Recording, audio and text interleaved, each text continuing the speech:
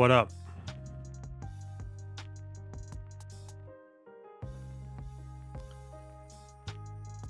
How we doing? I hope you've all voted.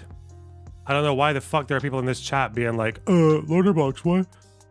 When does the polls close? You should know when the polls close, motherfucker. You should know. You should know the polls close at 10 p.m. They open at 7 a.m., they close at 10 p.m. And at 10 p.m., we get the projection, the exit poll.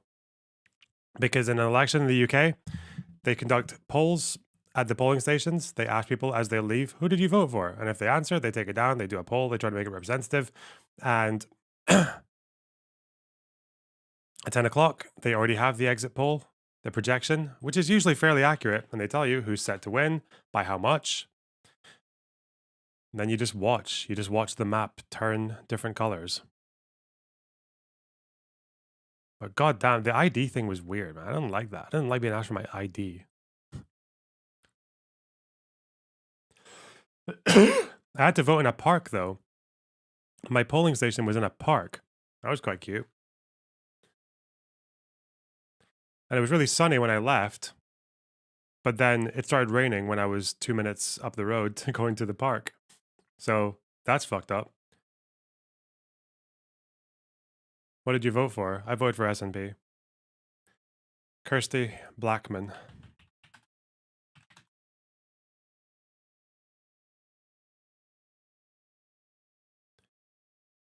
Like, I've never heard a bad word about her. She seems cool. Oh, anyway. Okay. My polling station is Salvation Army. Oh, yeah, they do that a lot as well. They use schools quite often. Yeah. My sister was out knocking doors for Kirsty today. That's good.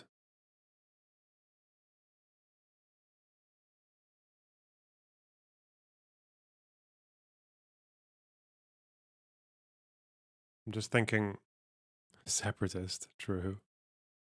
Massive separatist. Let's go. Anyway, I feel like, I don't know, I was okay doing the British election arc. I'm quite happy with the research that I did in the manifestos. I feel bad that I didn't have time to do the Liberal Democrat one because they're going to actually do really well, it seems. But kind of everything. Combination of bad internet, being between editors, being sick. Yeah, I don't know. It's just, it's what it is. Weren't the Farage fans happy with your review of the Reform Manifesto? Bro, I don't know where they come from. I didn't know this. I didn't know that because the Manifesto videos didn't do great. Admit, like, yeah, they did worse than I think any video I've put out on this live channel since the channel started. But that's not a big deal because, like, I understand that most of the audience is not British, so, and Americans don't care about the UK as much as Brits care about the US. But I wonder, I feel like if I'd done this earlier, we could have got reform voter debates. I've always found the problem with the UK is getting a hold of, because conservatives, like Conservative Party voters, are not easy to find on Twitter, like the kind of people who you would find to actually have debates with on Discord, because they're all boomers. Reform UK actually does have a rabid online fan base. They're really fucking busy. And I don't even know. I don't think this video got shared anywhere. Not that I can see on Reddit or anything, but it got like an extra boost. Like it's got like a few thousand more views than all the other ones. And it's got Reform people in the comments being very Reform UK-esque. I need to get a hold of these people.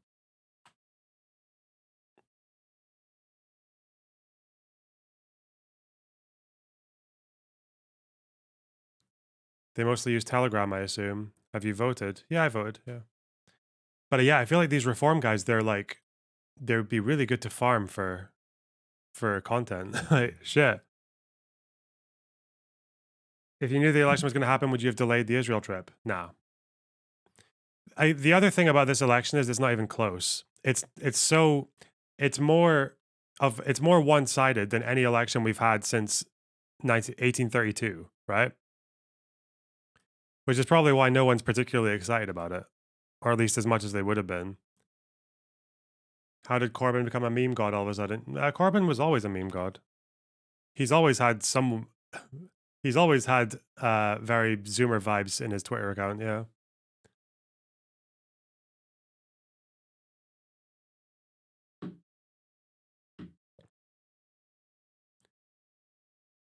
Didn't Farage make big use of TikTok? Potentially, yeah.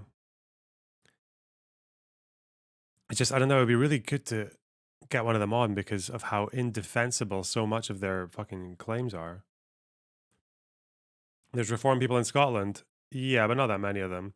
There was a candidate in my constituency. I saw their name on the ballot.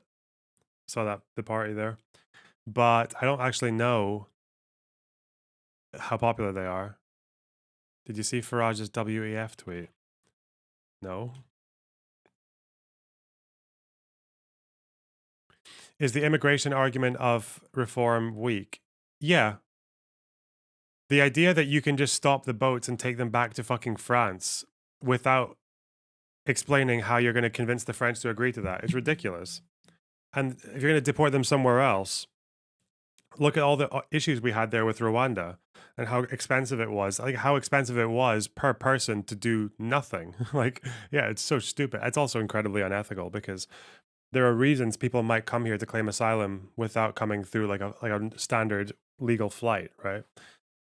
So the whole point in being persecuted is it's not easy to just go and grab your visa and fly over. Go to the fucking embassy. Wouldn't the French just look bad if they say no? No, they fucking wouldn't. To who? Who would they look bad to? The French are like, the French are currently dealing with the fact that their country might be fucking getting taken over by a fascist, like an actual fascist. I know left wingers call everyone fascist, but no, Le Pen is actually a fascist.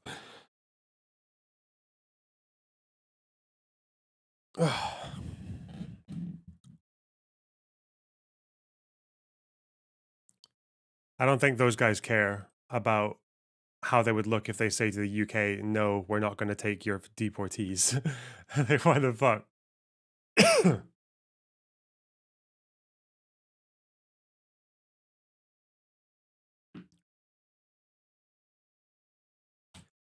Drop them into the... Okay, sorry. We have to... Okay, where's Twitch? Why is my fucking Twitch chat not here? Oh, God. Hang on. 1 second. That's maybe crossing. I only kept that David guy around because I was hoping to farm them for a debate, but they're not. They're just being retarded in chat. That's not worth it. No, no, no, no, no. No, no, no, no, no, no, no, no. Where the fuck are they? There we go. Bye, bye, bye, bye, bye, bye, bye. Ban. Goodbye. Mm.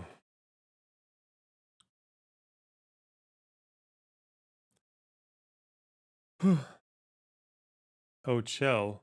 You should chill about immigration, clearly. I don't know. Fuck. Tony Blair is unique. He certainly is. He's a black sheep. I trust everyone in the UK here who is now registered as to vote has done so.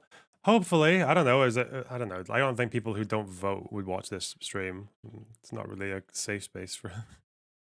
Oh God.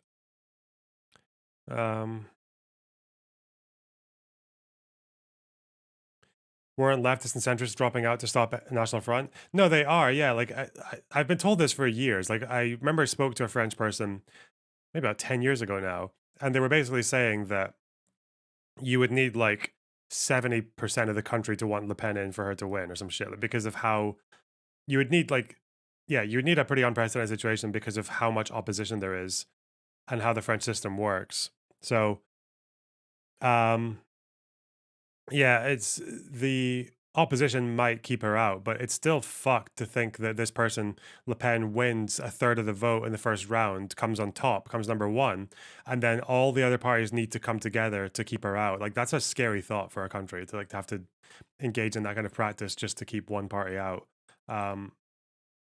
It shows you that their threat is not going away, right?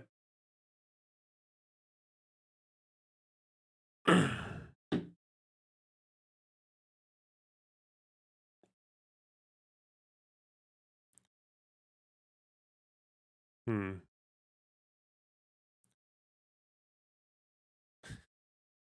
New York Times piece on why people don't vote or why someone doesn't vote. Is that shirt tie-dye? Yeah, certainly is.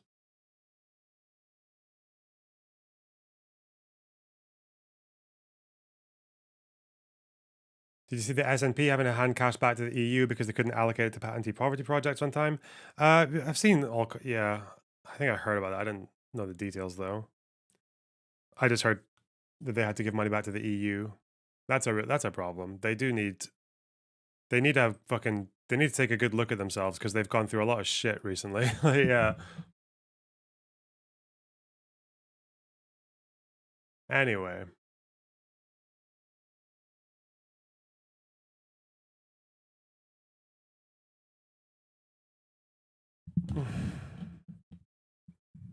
Any predictions on high-profile seat losses?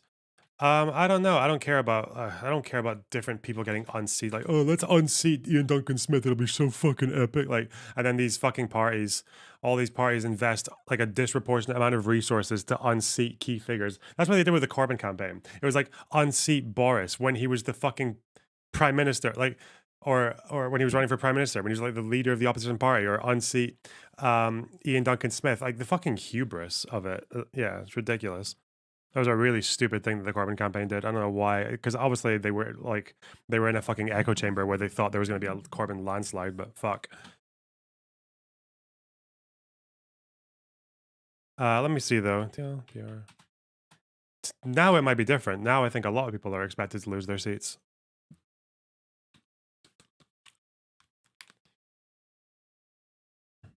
Sunak might lose his seat in this one. I'm sorry, I don't know. They might not even. They'll have enough seats to have a shadow government. I think that's basically decided. But the fact that that was a potential outcome that they wouldn't, that's very funny. Anyway. In the run-up to the 1997 general election, there was a widespread understanding that Labour were on the cusp of power. The incumbent Tory government was being outfoxed in the media by a young, popular Tony Blair, and many knew that the near 20-year-long span of Conservative rule was soon to come to an end. This prediction was proven correct, and on voting night, 133 Conservatives were unseated. Among them was the incumbent Defence Secretary Michael Portillo, a very senior member of the Tory party and someone who was tipped to succeed John Major. Labour Party, 20,500. Oh, this guy's a TV presenter now. He's kind of funny. Portillo. Get fucked. Like they have a fucking rose, the Labour shit. Damn. Thank you, ladies and gentlemen. And the shock of this moment in the 97 election made it one of the most memorable moments in recent political history. So much so... Doesn't that lad just ride trains on TV now? Yeah, he does. He's always on a train. He's always going somewhere, talking about the magic of some fucking rural area in buttfuck England. Yeah, always. The term Portillo moment is now used to refer to any senior figure who unexpectedly loses their seat. I didn't know there was such a thing as a Portillo moment. On election night. And, well, on election night, we're expecting a number of Portillo moments, specifically from high-ranking Tories. While this is definitely going to be an interesting thing to keep an eye on tonight, it certainly isn't the only thing worth paying. Did you vote yet, Lornerbox? No, I didn't vote, actually. I chose not to vote and to start a stream 4 hours and 15 minutes before the fucking polls close and the projection comes out. Because what my plan actually was that I start a stream and then I'm going to play fucking chicken with getting to the polling station at 9:59. I'm going to live stream it and it's going to be so epic. I'm going to do a real life stream just running to the fucking polling booth. And then I'll put it in all caps with the Mr. Beast face.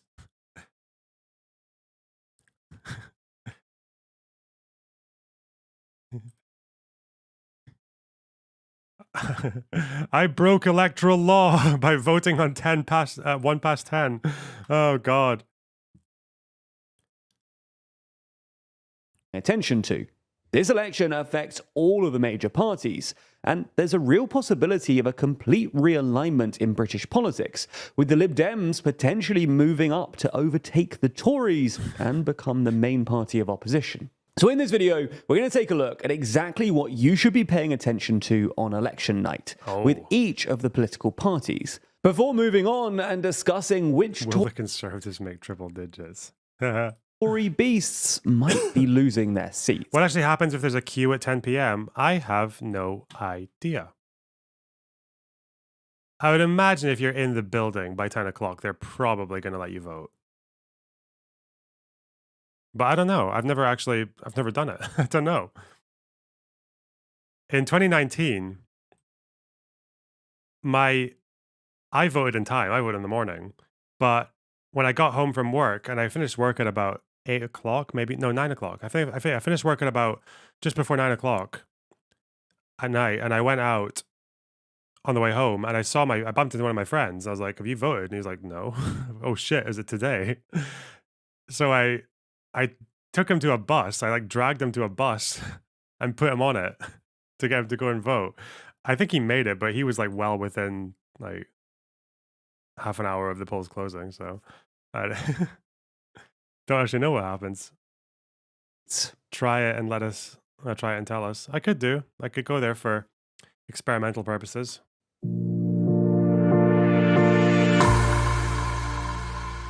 Before we start, if you haven't already... Doesn't this happen in the United States? When polling stations are so sparse that there are massive fucking queues and some people just don't get to vote because the polls close when they're still in the queue? Doesn't that happen? In the UK, it's really easy. Like, they open up new polling stations as well. Like, I used to have to walk from my old flat. I used to have to walk for 10 minutes to vote.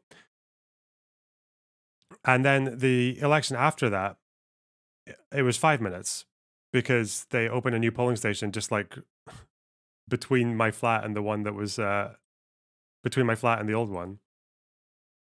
So they streamlined it pretty hard here. Like the polling, I've never seen a busy polling station. Never in my life.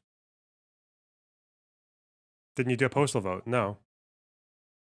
Please consider subscribing and ringing the bell to stay in the loop and be notified when we release new videos. Now, all we really have to go on right now in order to predict what's going to happen tonight are MRP polls. And while they all differ slightly in their predictions, on the whole, they're in agreement that it's going to be a particularly bad night for the Tories and SNP, and a good night for Labour and the Lib Dems. On the Labour front, the predictions range from the low 400s all the way up to the 500s mark. Now, to be fair, any number within this range would be impressive, and could well represent the highest number of seats ever won by the Labour Party. Currently, the record stands at 408. Longest queue I've had at a UK polling station is 3. 3 people or 3 hours? 3 people, right? It would be 3 people. 3 minutes? Yeah, it'd be 3 people. 18 seats achieved by Tony Blair in 1997. A record which could be beaten. The Conservatives may also set a record tonight, the lowest seat share ever achieved by their party. As things stand, this record was set in 1906, when the Conservatives achieved only 156 seats. And unfortunately for them, basically all MRP polls predict that they'll achieve fewer seats than this tonight. Anywhere between the 130 and 150 mark would be seen as a pretty bad night for them, but better than expected and not the end of the world. A seat share between 100 and 130 is essentially what most people are expecting right now, but will be seen as a pretty terrible performance from Sunak. Anything below 100, though, is Armageddon. Double digits in terms of seats will be deeply humiliating and exacerbate partisan infighting within the party, and questions would also start to be asked about whether the party could ever even recover. What makes this even worse is the fact that the Lib Dems are predicted to win between 40 and 80-ish seats, meaning that there is a world in which they could overtake the Tories. This would constitute a huge realignment in British politics, and would move the Tories even closer to extinction. For Reform, though, this could be the start of their integration into the British... The fuck is this suit? Better Call Saul. What the fuck? He looks like he's about to try and sell you a used 3-wheel car. What the fuck? British political system. Polls are predicting that they're on track for about 20% of the vote. However, because of the first past the post... He looks like a spiv. You know what a spiv is in London? See, it's mostly a London thing, isn't it? Like a disreputable street trader. He's giving me this kind of vibe. Like this kind of guy. Because didn't they used to sometimes have the stripes, like the pinstripes? Hang on.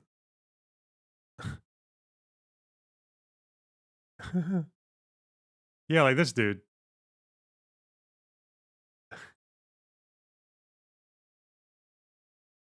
Have they ever been seen in the same room? It's uncanny.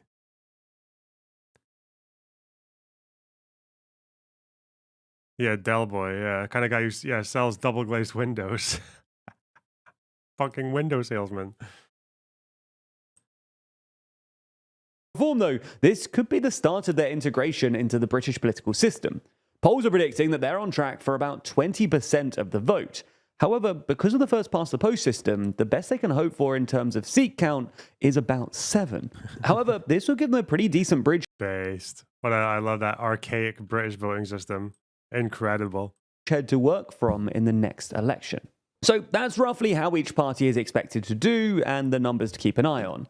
But what about individuals? Which Tories are expected to actually lose their seats? The biggest potential Portillo moment on polling night is, without a doubt, Rishi Sunak. If he were to lose his seat, he would be the first sitting Prime Minister to do so in British history, an accolade he's surely going to want to avoid. Right now, Sunak is sitting on a massive 27,210 vote majority, something that should be unassailable. It's worth noting, though, that an MRP poll from Electoral Calculus, the most recent of the MRP polls, predicts that Sunak will lose his seat. Similarly, another MRP poll from Savanta on the 19th of June also predicted that Sunak would lose his seat. However, Sunak is likely going to be reassured by the fact that all other recent MRP polls have predicted that he will retain his seat. Okay. Regardless, many of these MRPs predict a damaging election for Sunak, but not quite so bad that he's pushed down into third place. Ultimately then, whether Sunak is the first Prime Minister in history to suffer the indignity of losing his seat will all be determined by which end of the MRP poll spectrum ends up being correct. With that in mind, let's move on and discuss another key figure in the current Tory government, Chancellor Jeremy Hunt. Again, it's worth saying that no Chancellor in British history has ever lost their seat in a general election, and like Sunak, Hunt won't want to be the first.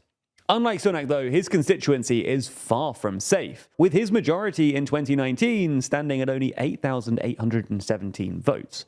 Considering that Labour and the Lib Dems have overturned much larger majorities in by-elections in the last couple of years, and with national Tory polling sitting so low, this constituency shouldn't be too difficult to overturn.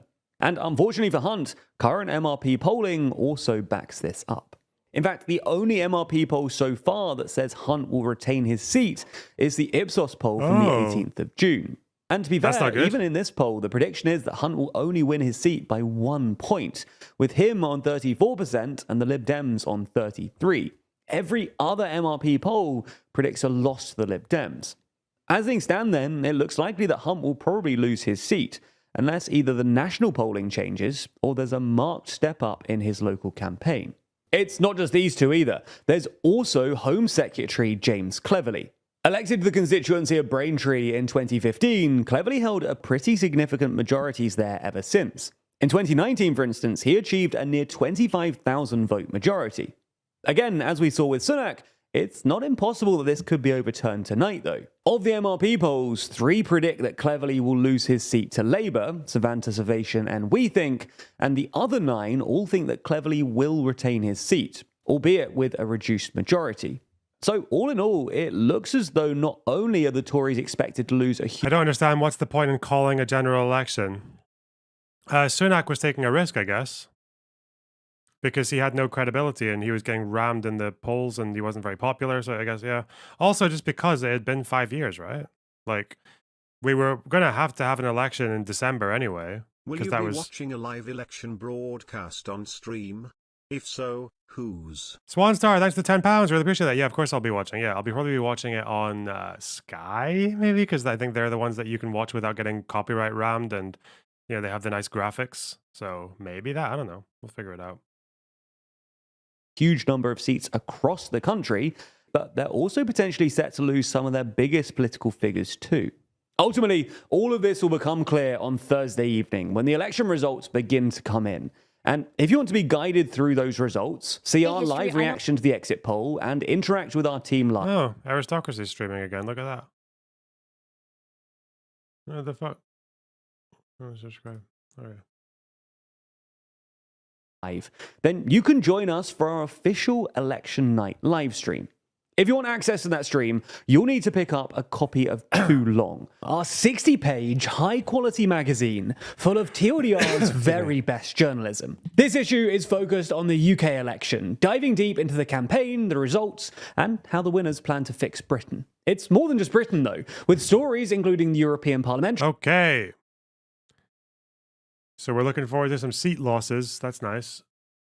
Jeremy Hunt losing his seat would be very cool. That would be very funny. Incredible.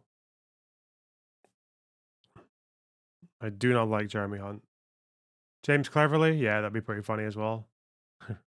I don't think Rishi's gonna lose his seat. There's no way. Come on. Sundowner, thanks for the tier 2 sub. Watching British politics makes me appreciate absolute monarchy.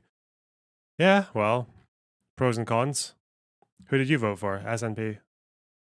Voted for Kirsty Blackman.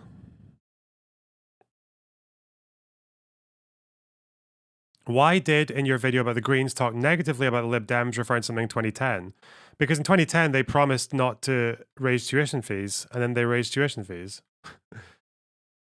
And they went into coalition with the Tories and oversaw fucking austerity despite being very much, despite courting a lot of left-leaning people through fucking Clegg mania before the election. They're not the same people anymore, but fuck.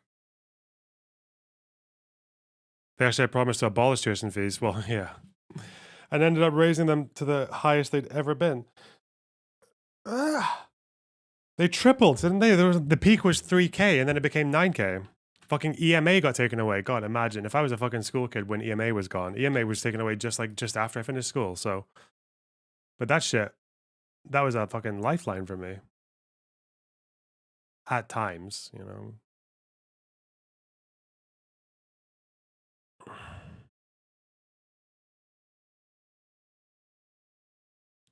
Will the SNP lose their majority? The SNP doesn't. Their majority is for the Scottish Parliament, not for the British.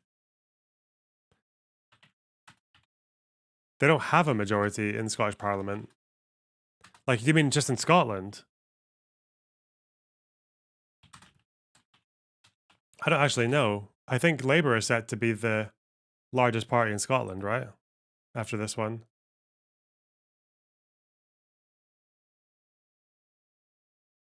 Or are they? Hang on.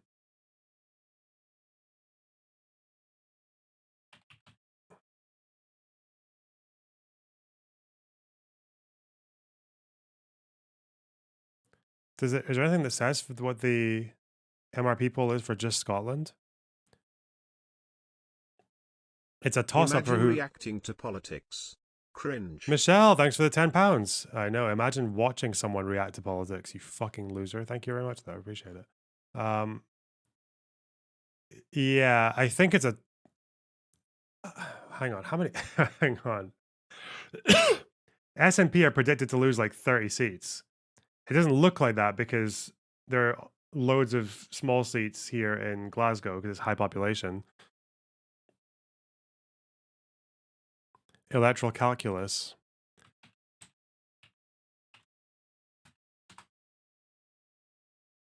The fuck are all these?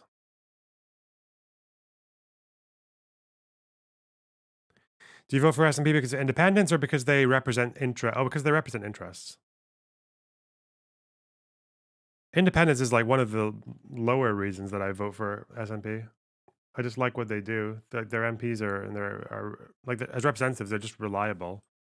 Even just like at a basic local level, make your prediction. What the fuck? I don't want to make I want you to tell me what the prediction is. You fuck. All right. Okay. Scottish Westminster seats. Mental. Yeah, Labour are predicted to get a fuck ton more seats in Scotland because of Glasgow, right? Glasgow and Edinburgh.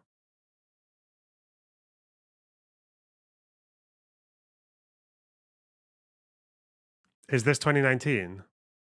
This is 2019, surely.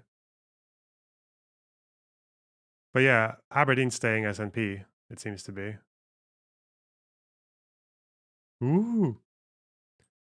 There's a reason I don't look at this website. It's fucking shit. What the fuck? Absolute trash. Make your prediction.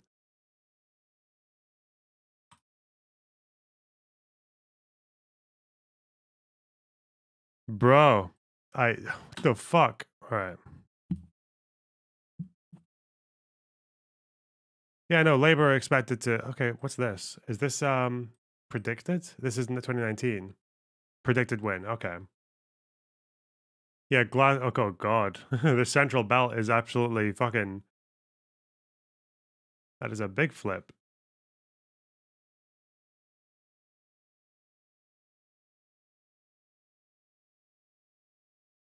Aberdeen South expected to stay. Yeah, Aberdeen North expected to stay. Yeah. What's the latest on Labour majority? It looks like it's going to be big. It looks like they're going to become the largest party in Scotland as well. Clearly, actually. Dundee Central staying SNP, obviously, because of their yes country. I think Dundee voted for independence by a higher majority than any other part of Scotland. I think they was like 64% or something. Falkirk. Edinburgh South staying Labour, obviously, because they always, well, they tend to. Oh, SNP are going to gain from Conservatives, though, in Aberdeenshire. We're not going to see any more of the C for cunts map. Where's the map?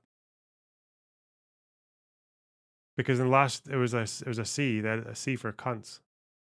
Little C shape.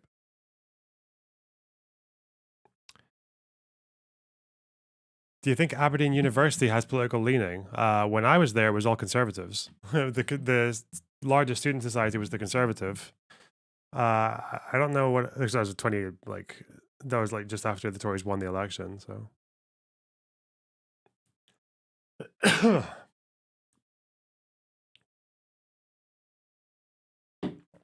Scottish Tories tend to tactically vote for Labour a lot, apparently. So I've heard, yeah. It's their way of keeping out fucking nationalism, like Scottish independence. It's the whole idea there. Anyway. Love me some young Tories. Yeah, obviously. What the fuck is this? You got a live view of 10 Downing Street. Why? What the fuck's happening? What are we expecting to see? Are we just expecting to see, like, fucking someone falling out of the window and people running in all different directions? Someone falls from the roof and splats onto the floor because of how bad the results are. What the fuck is this? What?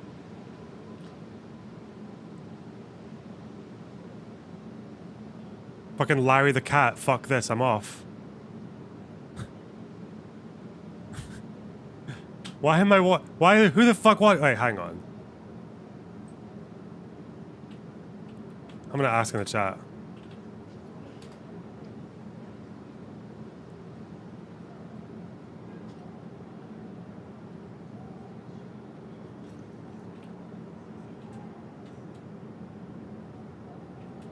Oh my god, a guy just. I'm just gonna engage with the chat and see what happens.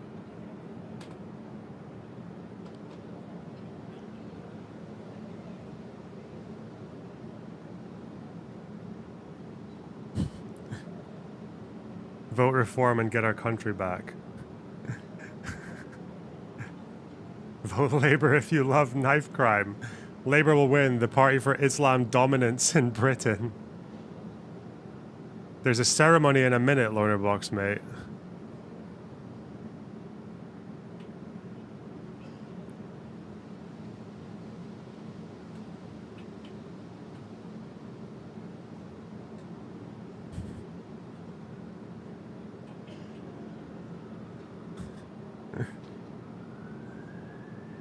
I'm edging for hours before the conceding.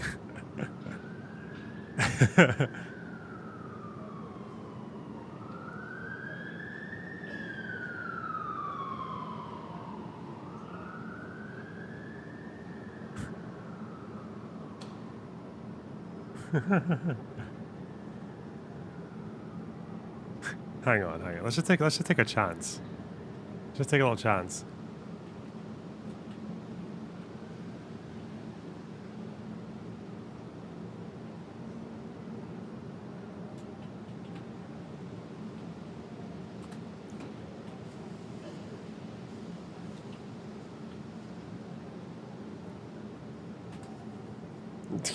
Just see if, I just want to see if anything happens. It's worth a pop. Okay.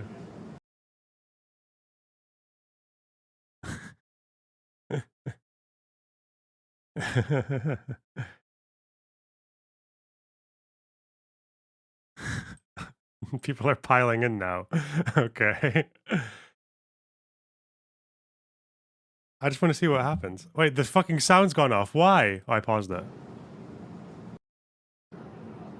Vote Labour for the glory of Allah Almighty. Oh, God. Jesus Christ. What a state. I don't think that's going to work. But it was worth a try. Wait, did someone actually join the Discord? I don't know.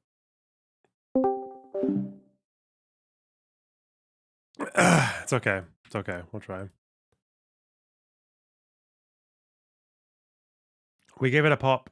Hezbollah says Israel strike killed another senior commander in Lebanon. And oh God. Now This isn't the first one, is it? Dropping like flies. turn to the Middle East, where Hamas says it sent new ideas to Qatari and Egyptian mediators aimed at ending nearly 9 months of war in Gaza with Israel. Israel confirmed it's evaluating what it described as Hamas comments on a ceasefire and hostage deal. Meanwhile, the Israeli military says it's killed a commander of Hezbollah in Lebanon in an airstrike. These images were sent to us by the news agency AFP, which says that they were posted online and that they show the aftermath of the strike. Mohammed Nimar Nasser is one of the most senior Hezbollah figures to have been killed in nearly 9 months of cross-border clashes. Meanwhile, Israel has also approved plans for what is being described as the biggest potential expansion of settlements in the occupied West Bank in more than 3 decades. Israeli officials have not publicly commented on the latest seizure of 12.7 square kilometres of land, which comes amid heightened tensions with Palestinians because of the Gaza war. Well, earlier, our Middle East correspondent Yolande Knell told us more about the deal. Well, this has come after weeks of very little public diplomacy. You know what? I don't care. British politics. Let's watch. I want to watch James O'Brien debating a Nigel Farage supporter for 21 minutes. I want to see what they're like. Because I have a feeling I know what they're like. Just there aren't that many of them kicking around online, unfortunately. At least not. They are, but they're just not in this proximity. It's the problem, right? Nachulu, thanks for €5. Do you think that the French two-round system would work for the UK better than first past the post? I have no idea. Never thought about it. And Theo Barfoot, thanks for the tier 1 sub. Really appreciate that. All right. Hang on, because I'm just teaching you how. I'm just teaching. James is in Durham. James, what would you like to say? I'm delighted that he's back. If I'm honest, I think it gives people another option because, quite frankly, looking at Keir Starmer and Rishi Sunak, I wouldn't really fancy voting for either of them. Well, I mean, you don't live in Clacton, so you already had a option in your constituency to vote for reform. Correct, yes, but it wasn't with Nigel at the helm. I think. So, what does that change? Do you think? I suppose he gives a bit of the Boris factor. I wasn't a fan of Boris at sort of the why later would you stages. why would you want the Boris factor then? Because he's backing Britain.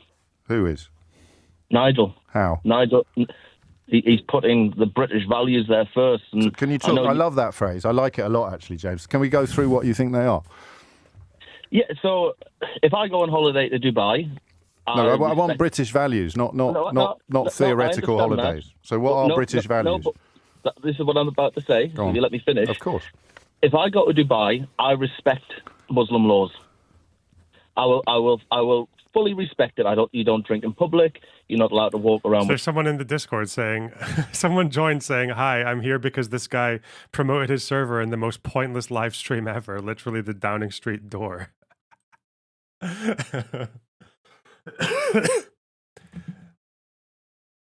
I don't know if that means they're a reform voter or not, but we'll see. We'll see what happens. If you top off, if you go through the hotel lobby. But I find it funny that you're getting a lot of people that are coming over here who don't want to follow the British values of respect, looking after the society, looking after your home. They're coming across and wanting to change our rules for example, how we live. Well, I think Nigel's pretty... And which rules? Give me an example of a real person trying to change a real rule. Well, you look at Sadiq Khan. He's implementing a lot of rules that a lot of his Muslim voters are wanting. Like what? The one in Sharia law. Sorry, Sadiq Khan has introduced Sharia law. No, he would back Sharia law. Where do you get that claim from, mate? He said it. You think Sadiq Khan has said that he wants to introduce Sharia law? He would back it. Okay, what do you think? If that was on the table. What do you think Sharia law is? I'm not going to get into that.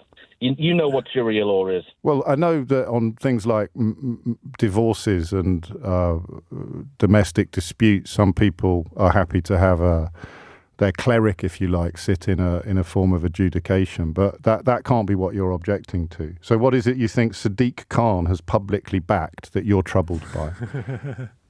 No, I'm saying that Sadiq Khan would back Sharia law. Yes, but what do you mean by the phrase, in that context, what do you mean by the phrase Sharia law? Because if you're saying that he would back something, I don't know, like chopping people's arms off for shoplifting, then you'd have to be able to provide some evidence, wouldn't you?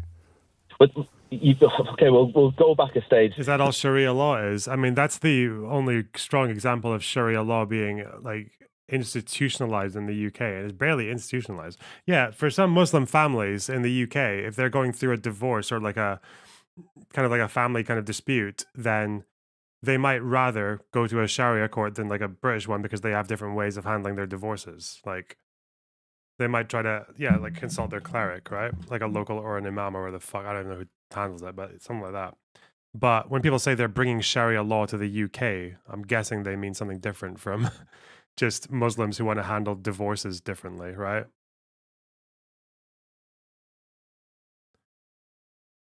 Grand Mufti Khan of Al Britannia, true. No, let's just pick off. Let's just deal with one bit of the conversation at a time. The claim that Sadiq Khan. I mean, all you've talked about is Muslims. So when you say British values, yes, you don't mean freedom of religion. No. Anyone can. You don't mean freedom of worship. You don't mean freedom of expression. Absolutely fine. And you don't mean democracy, because Sadiq Khan, of course, is the elected mayor of London 3 times. Which so what are the British values? Very odd in my opinion. Well, of course it's odd in your opinion, because your opinions are based on falsehoods and misunderstandings. For example, Sadiq Khan supports Sharia law. So let's just pick up on where that idea took seed in your mind or your memory. So Sadiq Khan is a Muslim. Yes. So, of course, he would want Sharia law because it acts as a code for living that all Muslims should adhere to. Oh, I see. Including so you've got so there is absolutely no recorded evidence of Sadiq Khan saying what you're saying. Well, no, he has but said... This is what all Muslims believe. Yes, but why? This is a Christian country. But that's freedom of religion then. But not only are we not a Christian country, we don't even have... I mean, I guess it can go 2 ways. We don't have one nation under God or any shit like that. But I guess we do have our royal family who are, depending on where you are, they're either Church of England or Scottish Presbyterian. Yeah. They're quite amorphous with their religion sometimes. God Save the Queen. That's a national anthem. But it's not, we don't have a written constitution. Not, you can have the right to prayer, but why should we introduce the king anyway? The Queen's dead. Sorry, rest in peace. A law, but no one is introducing that. This is the thing that you're going to have to, I guess, either stop saying this or provide some proof. I have. If you want to, I can. If I had the time, I'd find the clip of him. Take saying all the it. time you want. I'll send that clip in. No, stay on the. Don't go now. Just tell me when it was, what he said, what, and what you think he meant. One nation under God isn't in our constitution. Where the fuck is it then? Where's one nation? Is that just like the pledge? Oh, okay, I'm stupid. Whatever. By Sharia law, and what it is you're scared of. I'm scared at the fact that we are talking about introducing a Muslim law. No, but to a Christian country. James, only you were talking about that.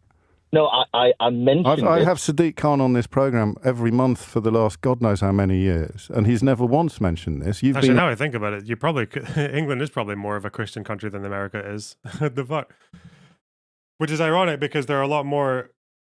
There's a much higher proportion of devout Christians in America than there are in the UK. I'm pretty sure most people in the UK are not like practicing Christians, like by far. What percentage of Britons are atheist? It'd be atheist or agnostic. I don't think that many people call themselves atheist, but there's a way you ask the question. Believe in God, that would be the question you'd ask. Because most people don't identify as atheists. They think that's like too much conviction, or it's like too hardline to say that. But I think for believing in God, Britons don't believe in God. I think it's like more than half, right?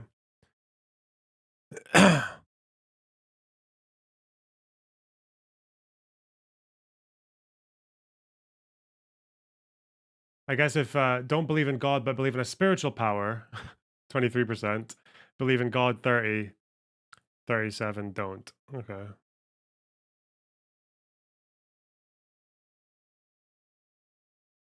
On for 2 minutes and you can't shut up about it. So where on earth are you getting you're this the one who's from? spinning this now. Mate, everyone, I just need to warn you that everyone can hear you. Absolutely. Right. So where is your proof, or where did you get the idea that, I mean, it's supposed to be a conversation about Nigel Farage representing British values. And that's what I was getting onto. So when you asking me about, well, no, we can't get onto that yet, because we just need to establish when and where Sadiq Khan spoke out. I mean, he's been mayor of London for years. Why hasn't he introduced it? Because I imagine he would have very great troubles introducing it. Well, that would be one answer to the question. The more obvious one is that he's got absolutely no desire to do so whatsoever, which is the point at which you proved to me that he does. It was a post that was going around social media, which had a quote alongside of Sadiq Khan saying that he quoted that they are trialling the law in 3 of London's boroughs right now. Yeah, and they will roll it out in the remaining 30 years. Did he actually almost say Shakira law? There's no way. Did you do? He quoted that they are trialling the law in 3 of London's boroughs right now. Yeah. And I just fought every reform voter in the UK. Wait, what? In that fucking Downing Street stream? Wait, what? Hang on.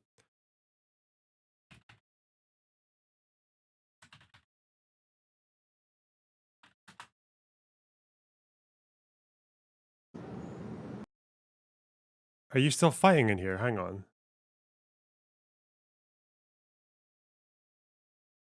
Oh god, this is every Sunderner gets banned from the Discord quite a lot.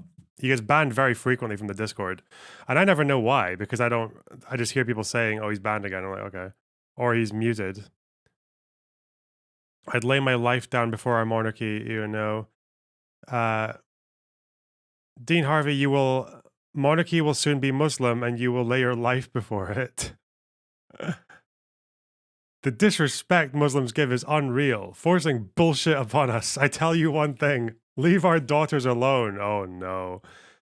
If your daughter likes me so much, there's nothing you can do about it. Oh shit. Oh no, no, no, no, no. That's really bad. That's really... I'm sorry. I can't. That's so bad. Holy shit. Roll it out in the remaining 30 years. What research did you do into that social media post?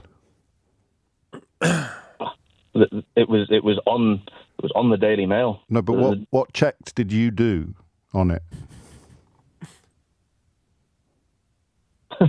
Well, how can you check something when?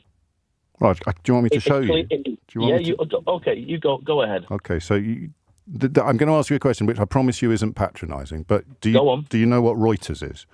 Yes, I do. Okay, so an internationally respected news organisation. Yep.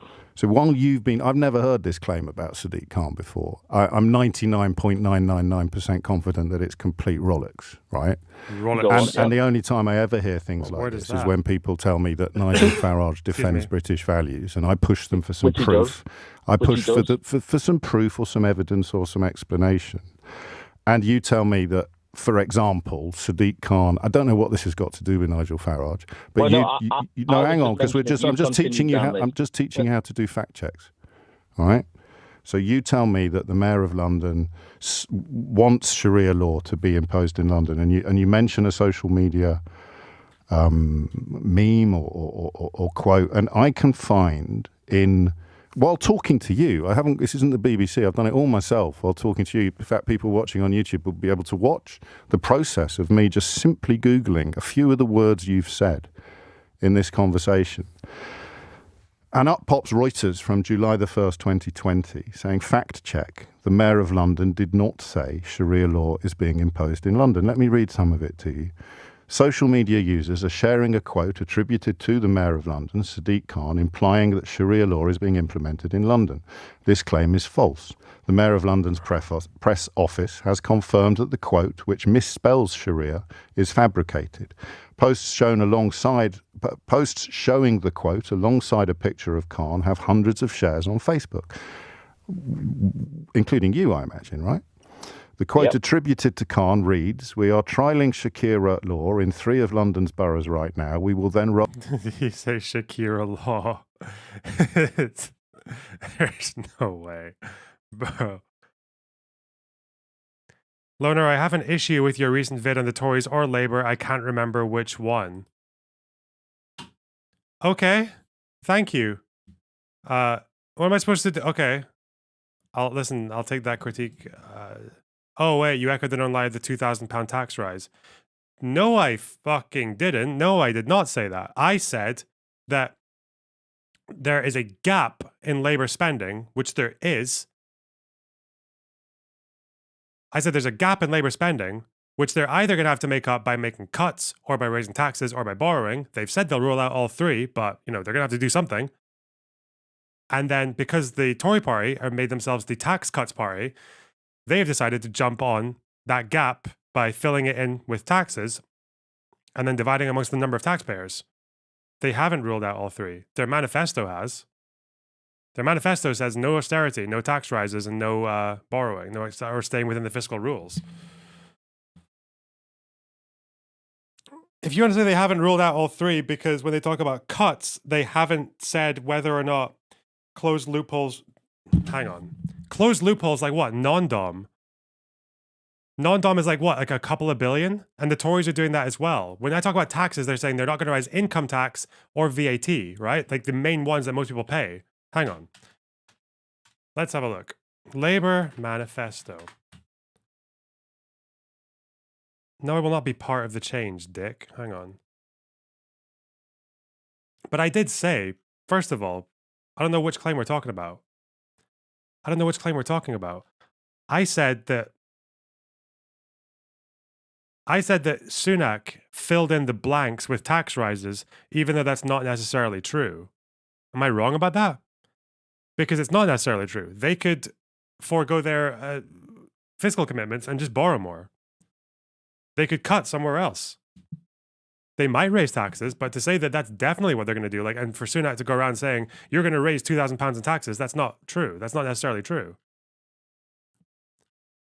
And even if he did do it with taxes, how would he raise it? That matters as well, right? Because it's not going to be income tax. I don't know why you'd say he's going to tax you all an extra £2,000, because that implies income tax or VAT, because that's what everyone pays.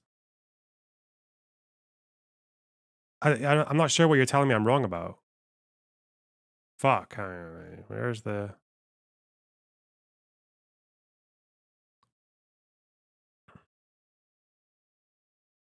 You didn't specify the 2K rise was denounced by the body the Tories cited.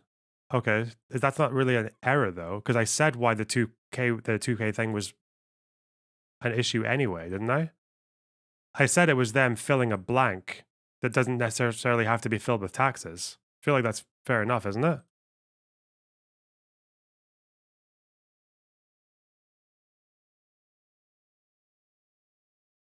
Hey, hang on.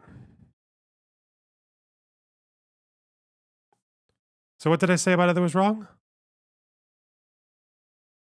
The 2K tax rise thing was debunked a few weeks ago. Yeah, I know it was. I feel like any mention of that number must include the fact that it's a complete lie. Okay, so you really have no problem at all with the fact that I pushed back on it, just I didn't do it in the way that you wanted me to do. Okay, fuck me. Jesus Christ. Okay.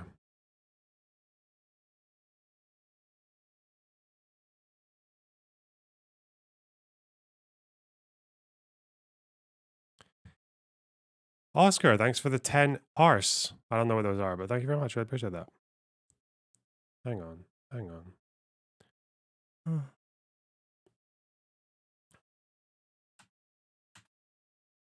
Let me see what I actually said.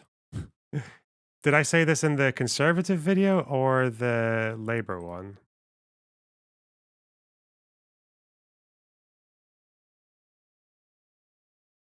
Let's talk about... Oh, it's in the Tory one because I talk about tax rise, tax cut, and a growth-based strategy. Let's see what I said. Tax. 2,000... What is it, 1,000? Happy 4th, go get some McDonald's burgers on me. Fuck me, raise.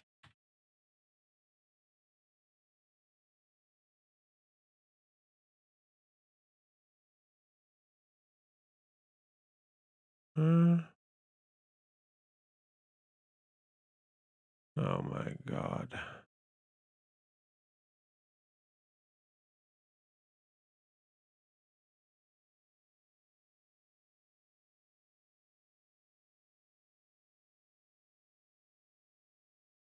So are they going to cut, or are they going to raise taxes, or are they going to borrow? We can just guess. We just don't know.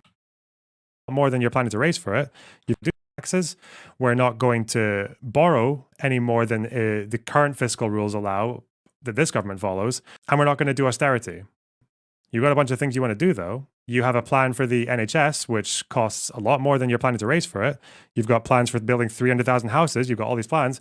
If you don't follow through with these, if you don't get the growth that you need or are expecting that might pay for some of this stuff, what are you going to do? And they just don't say. There are just some parts of the manifesto that don't even talk, that aren't even mentioned. Some parts of the economy that just aren't mentioned. So are they going to cut, or are they going to raise taxes, or are they going to borrow? We can just guess. We just don't know. Fully costed manifesto. And this is why economists have described this kind of wordplay or this kind of trickery as a conspiracy of silence, because these manifestos don't necessarily have the backing in terms of like, this will pay for this. Experts tend to not agree on what that could be explained by going to tax or going to cut taxes. That's why, though, the central emphasis for them is tax cuts. They are obsessed with calling themselves the guys who are going to tax or are going to cut taxes.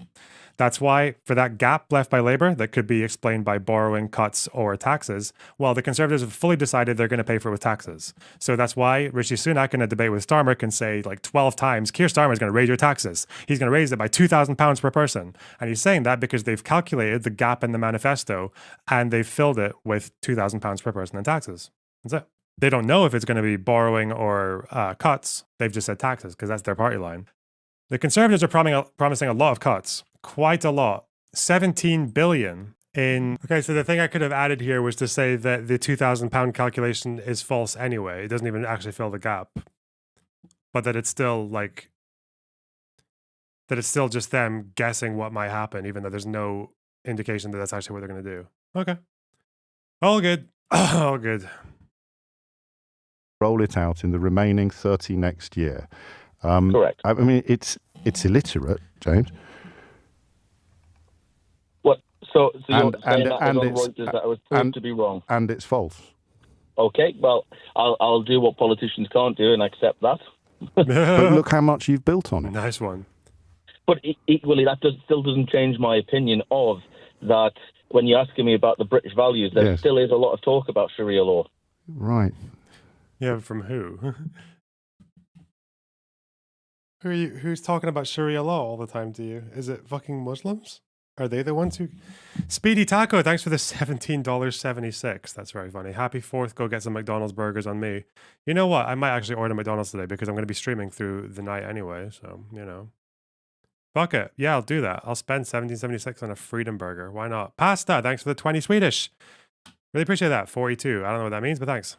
Well, there's a lot of talk about, I don't know, anti-vax rhetoric. Correct. There's a lot of talk about lots of things. That's freedom of speech, isn't it? It is freedom of speech. But you're not opposed to freedom of speech because you're in favour of British values. Absolutely. But just not all speech should be free.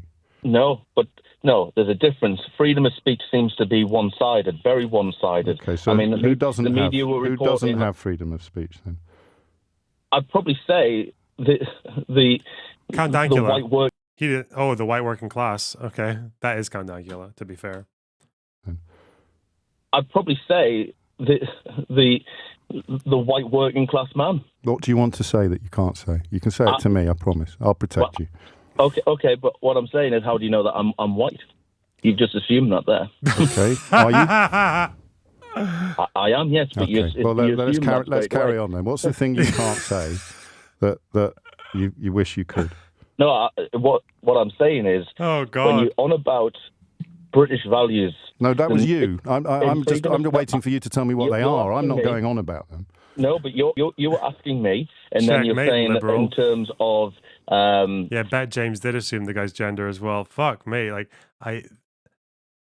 it's weird because when it comes to the conservative campaigning with Trump, there's a lot more disinformation, I think, from the Trump camp than there is from even like Reform UK or the Conservative Party. But somehow, I feel like Trump supporters, they managed to gather at least a little bit of sophistication towards this thing, right? Because a serious Trump voter can tell you every single name and detail and year and date, fucking in different countries as well, and company when it comes to the Hunter Biden scandal, right? They can tell you everything about that. Now, a lot of it might not be true. A lot of it might be a lot of conjecture, but they can tell you shit about that. With this fucking Reform, what's that equivalent? Like, who's the Rob Noor of Reform UK? Where are they?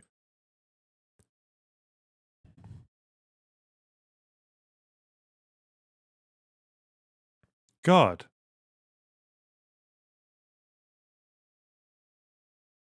How it's not sort of getting out there and free. Sargon, is that really the best we've got? What has Mr. Benjamin been saying about all this? Lotus Eaters, is that what it's called? Their podcast? Okay, they're doing all right. 400 subs. Ah! Saviors of democracy, the deep state is real. It's all just conspiracy theory. Let's not jump to conclusions. The UK election is terrible. Farage under siege.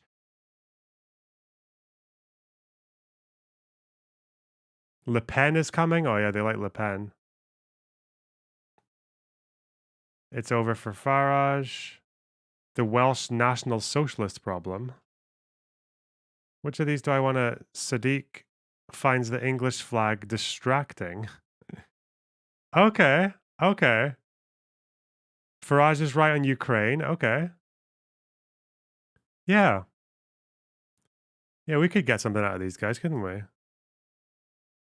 It is not long now until the most exciting election of my lifetime is going to happen. That's right, it is the 0-seat election, where we expect the Conservative Party to literally get 0 seats. And so we're going to be doing an all-night live stream. We're going to have loads of great guests. Is this the Tim Pool? Shit, what the fuck? Is this the 49-state landslide? I love that like the most exciting election for the populist right is the biggest Labour majority. A Labour majority that beats every majority since 1832. That's quite wild. What? We're going to have a prize giveaway. We're going to have exclusive merch. And if you would like to join us and send us video chats throughout the night, again, we're going to be going all night for this. Sign up to Gold Tier on loadseats.com using promo code 0 seats for 3 months at 50% off. And spread the word. It's going to be amazing. Exclusively on lotuseast.com and using Rumble. This is because I'm going to take a guess. Okay, this is a pure guess. I think this is because they saw that poll where Reform were 20 points and the Tories weren't 18, and they thought because that was on the rise that it was going to keep going and that every Conservative seat was going to get turned over to the Reform. I think that's maybe why they said that.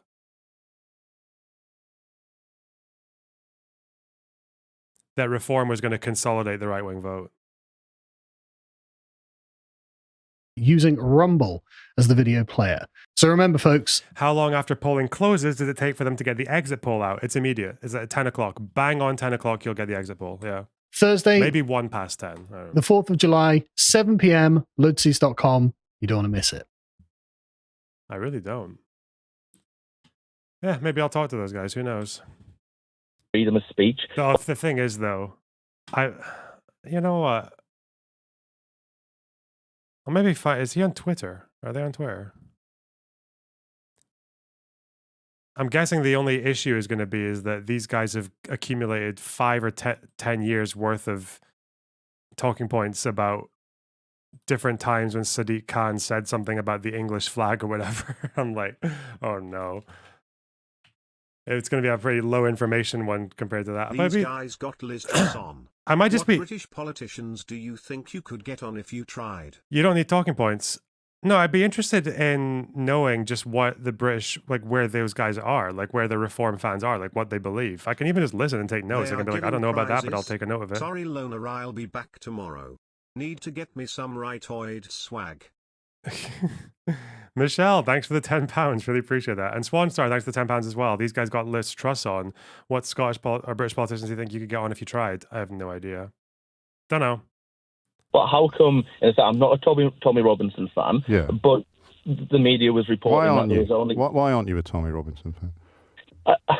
I mean, I agree with some of his points, but the way that. Why does Sargon always look so awkward and wooden? I think he looked fine in that video. He actually, I think in this video, looks... It is not long... fresher than he did when he started doing YouTube videos like 10 years ago, no? He's lost a lot of weight. He's, I don't know, whatever. But that's the least of his problems. He goes about it. It probably doesn't help. What points do you agree with? That we're losing societies. But we've just established that your main reason for being fearful of Islam is completely false. I never said that was my main concern. What's your main concern then? My main concern is that we, as working class British citizens, are losing a lot of our... Lots of working class British citizens are Muslim. And I haven't said anything against that. You're spinning words. I'm not. It's a bit like when Donald Trump I'm just saying, how can you be talking about Muslims and working class British people as if they're different? As if they're different. I'm not. Right. So what is the stuff you agree with Tommy Robinson about then? And I do want you to say the stuff you feel that... It's interesting. It's interesting that Sargon is now a big fan of Farage, because when Sargon, Paul Joseph Watson and Dankula went towards UKIP under that really fucking stupid leader whose name I can't even remember, the leader who I guess I saw, the leader of UKIP after Farage, who saw big numbers on YouTube and decided to take in Tommy Robinson, Sargon, Count Dankula, Paul Joseph Watson, because Tommy Robinson was their special advisor on Muslim grooming gangs.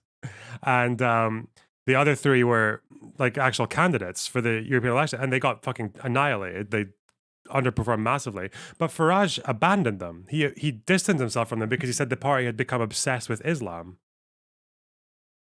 It wasn't Paul Nuttall, no. But I remember Paul Nuttall, though. Paul Nuttall.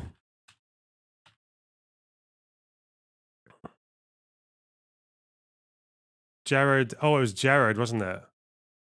Jared Batten, yeah. But Farage really distanced himself from this party. And I thought, actually, one of these people said that Farage had betrayed them. Was it Dankula or was it Sargon? I don't know. I guess they're being a bit forgiving there. I don't know.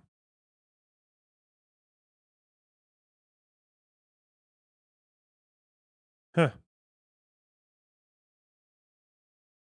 White working class people aren't allowed to say. What sort of thing are we talking about here? So I'll go back to earlier what you were saying about the boats coming across and It whatnot. would be an ideal punishment for tankies like Second Thought and Hakeem. I don't know about punishment. What are you talking about? Like, even in terms of the deplatforming, because obviously Second Thought supported the idea of like no Israeli being a civilian, which basically means they're fair game military targets. Hakeem said that Hamas did many base things on October 7th, so I'd imagine there could be like, I feel like you could deserve a temp ban for that. I feel like if you're gonna do shit like that, you get a temp ban. And if you do it twice, you're probably done. Yeah. Something like that. Temp ban, probation periods kind of thing. But, you know. No, I want you to tell me being made to watch Loner Box and Destiny videos. Yeah. You think you can't say. I don't know if there should be like a legal punishment or anything like that, though. No. I'm leading on to that. If you'd let me finish. So, it's 11:33. I do want to talk to you for a bit longer, but just move on to it as quickly as you can, James. No, absolutely. So, thank you. Tommy Robinson, he's obviously up there agreeing that we're allowing too many illegal immigrants into the country. We're allowing an army of men to come across. Right. An army. There's no and who's women not who's not allowed to say that then? People get branded different things if you say that. Yeah, but that's free speech. If you have a right to say that there's an army of men coming to the country, people have a right to call you retarded for believing that a bunch of unarmed migrant workers are an army. Has the election happened yet? No, we're not there yet. Go get a bottle of milk.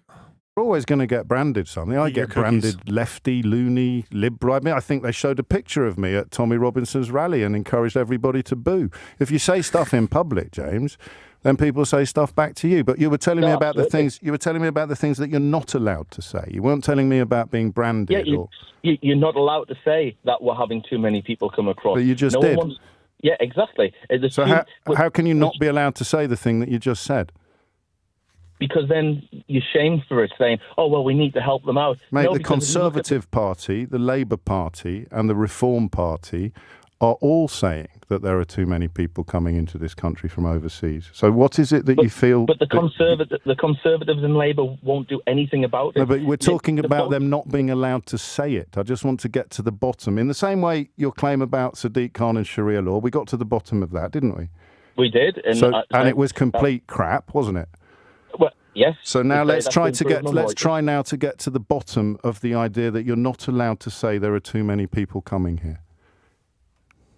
Because you have the left media who are saying, but we need to welcome them in. Yeah, but that's freedom of speech as well. So you're allowed to say there's too many, and other people are allowed to say, no, there's not. Just nail me where that problem is for you personally. Nail me, Jesus. Bro, I need a fucking Reform UK voter. Where are they? Where are they?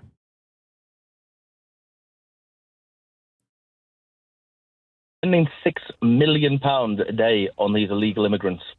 £3 billion a year. Yes, and what's the bit you're not allowed to say? They're coming across. Yes. They're getting mobile phones. They're put into 5-star hotels. Well, let's look at that then. Let's look at the 5-star. Shall we look at the 5-star hotel thing then? They're in 5 stars. No, let's look at that. Let's look at stars. that. Let's look at the 5-star hotel. The illegal immigrants in 5-star hotels. Where are they?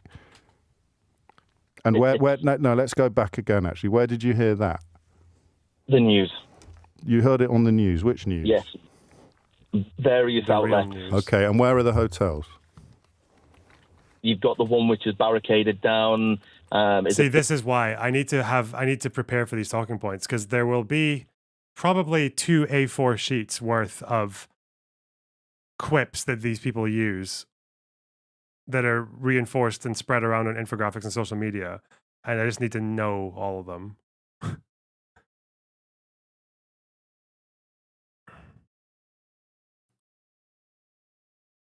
The thing is, though, is like, I feel like debating Trump supporters is at least a bit more stimulating because it's a country that I'm just not that familiar with. I don't really have the same kind of like background, so I have to do a lot of extra legwork. And some of their at least their conspiracy theories have the courtesy of being funny and interesting and like exciting, whereas this is brain dead. This is so stupid. This is like Russian level disinformation on like for anti-immigration policy. Like, yeah, it's fucked. He's not really trying to get the crux of the person's concern, is he? He's just trying to set the dude up for a gotcha. In what way, though? Because if the person says, I feel like Farage is standing up for British values, and then they can't explain why, I feel like that's a reasonable thing to do, right? Like, it might be a bit humiliating and all that, but like, again, it's for the audience in part. Maybe it's like different from how I'd approach it because I tried to be more fucking empathetic and all that. But then that also depends, because if someone is just being like obtuse with you, like this guy seems to be being, yeah. I don't know. I think it's maybe okay to do that, to just show them up in front of an audience. What's your issue with Tommy Robinson? He's a liar. He's a thug. He's a fucking criminal. Yeah, at least a lot of things. Yeah. He like turns up at the doorsteps of fucking journalists who write bad things about him. He incites riots.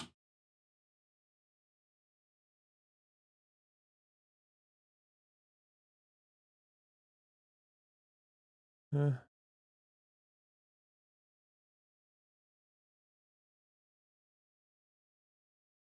because he's working class, that's true. I hate working class people. Hang on.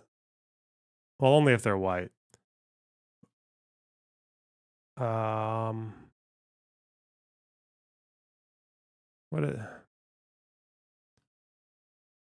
Sorry, there was someone in chat who said something triggering. When even Lonerbox calls you out for being too conservative. The fuck is that supposed to mean? What?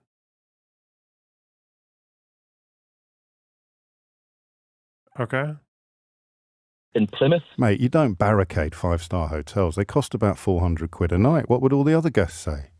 That can't be a 5-star hotel, can it? The government are booking up whole hotels. This is the thing. The barricaded by the police because of protesters. Yeah, but they cease to be hotels when they become asylum centres. They used to be hotels. It's just a name that's given to a building. But I want to focus on the 5-star bit. So can you name a 5-star hotel where illegal immigrants are accommodated? Yeah, let's have a... What's the Reuters article? Fact check. Posts shared online have claimed that about 6,000 UK veterans are sleeping rough, while 48,000 illegal migrants are being housed in luxury hotels. This comparison is not based on accurate figures. Over 6,000 homeless veterans who have given their service to our country will be sleeping rough on our streets tonight. Nearly 48,000 illegal migrants who haven't been given anything to our country will be sleeping in 3, 4, 5-star hotels tonight, the UK in 2020. It's not that this is the post he read because it's 3, 4, 5-star. Other posts can be seen here, and here, okay, whatever. Unlike illegal migrants who are not lawfully allowed in the country, asylum seekers are entitled to housing while their asylum applications are being processed. According to National Audit Office, 48,000 asylum seekers were under new accommodation contracts as of March 2020. Of these, around 1,000 are housed in hotels each night, see point 15. Most asylum seekers have been moved from initial accommodation into longer-term housing within a few weeks. Hotels sometimes serve as initial accommodation until a person moves to longer-term housing, though hostel-type accommodation is more commonly used than hotels. Isn't Lonerbox a Zionist, so he's a conservative with some liberal views? Yeah, if you use all three of those terms incorrectly, that's correct. Yes, Eric Person, yes. If you have no idea what a Zionist is, or a conservative, or liberal views, then yes, that is true. Yes, that's actually a very accurate sentence. Okay. The UK Home Office confirmed to Reuters by phone that the 48,000 statistic does not refer to the number of asylum seekers in hotels at any one time, but to those housed across a range of accommodation. The claim that there are 6,000 veterans sleeping rough is also unsubstantiated. Oh, really? Charity for Serving and Former Members of the Armed Forces told Reuters that although most estimates point towards a decline in the proportion of veterans who find themselves homeless over the last 2 decades, no definitive source which records the number of rough sleepers or homeless persons in the UK who have a history of service in the armed forces. Some indications of the number of veterans who sleep rough do exist, but are limited in scope. 2% of people in London are using outreach services with a history in the armed forces. That's a shame. 85 out of 4,266 people recorded sleeping rough each night were veterans. The calculation is limited in accuracy and does not recognize any regional differences. Okay. UK Homeless Charity Crisis reported that over 700 people sleep rough on a typical night in Scotland. God, imagine sleeping rough in Scotland. Ugh. The fucking weather and shit.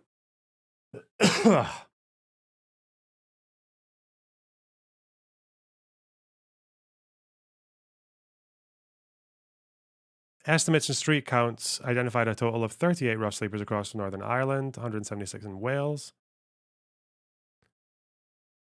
Although these figures offer some... Happy America Day, USA. Hey, thanks to the 1776, Dan. I really appreciate that. Although these figures offer some insight into the numbers of rough sleepers in the UK, a lack of continuity in how and when the data has been gathered means they are indicative at best.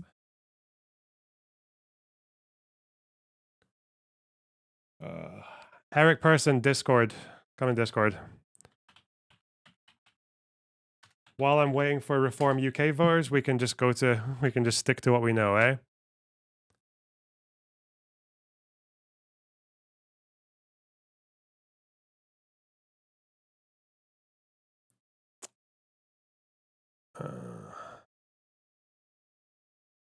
Is that the fucking Albanian flag? Okay. Nearly voted Reform, went with Labour instead. Interesting. How does that work? Huh. Do you mind if you say why? Was there a main reason? I know that happens. I know that a lot of like British voters are not like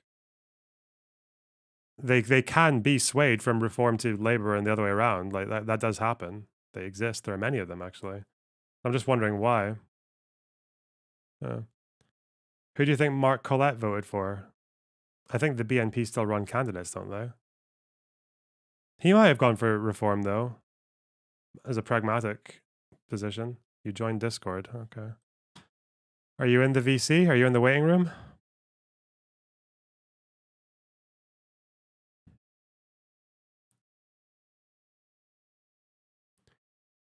We're about to have a riveting discussion on whether or not you can be left-leaning and still be a Zionist. Okay, what the fuck?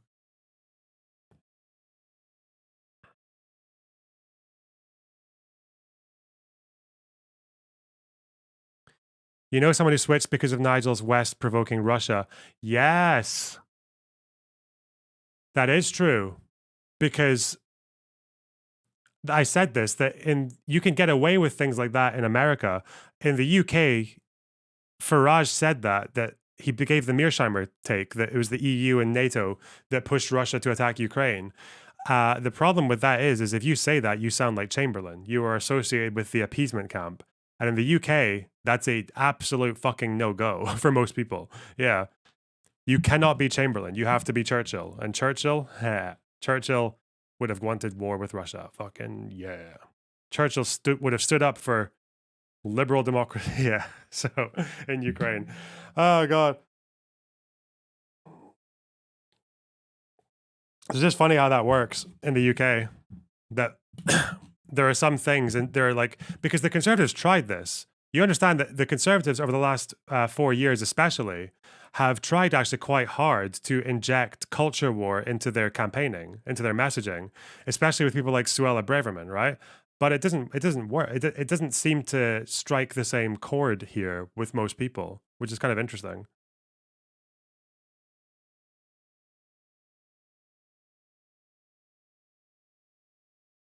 I think that's just been the trend, is that British voters are just like a lot more like moderate than most other like Western countries.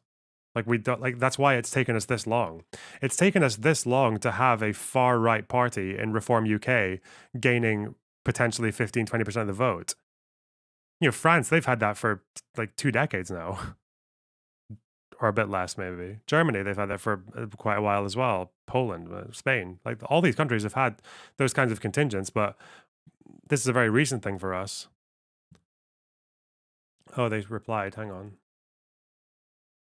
I think politically I'd say I'm more of a left-leaning centrist, but I'm put off by a lot more of the extreme lefty stuff. I guess it's almost a fuck you vote. Yeah. Well, I'm glad you didn't decide to do that. Personally, I think fuck you votes are just like, I don't know. I don't, yeah. There's a really, you run into really strange territory when you are like voting against or far against your ideological positions and what you want to see for the world in the name of spite. Because the thing with a fuck you vote is it might not hurt you, but it hurts other people, right? Like, can you imagine if enough fuck you votes got like reform into a seat and then they started like fucking abusing the shit out of migrants and like threatening them with deportation and shit like that? It's like, yeah, I don't know.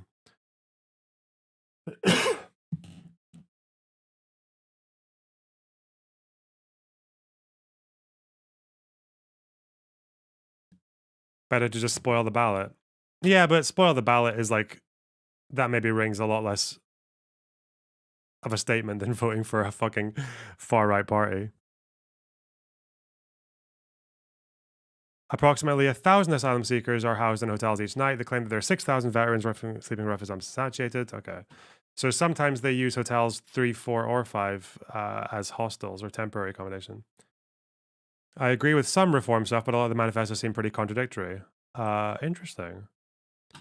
Well, I'm interested in talking to reform supporters or people who are convinced by some of Reform UK so I can get a feel for them. So if you want to come to Discord and tell me more, you're more than welcome. Otherwise, no pressure. You can just sit and chat. I don't mind. Okay.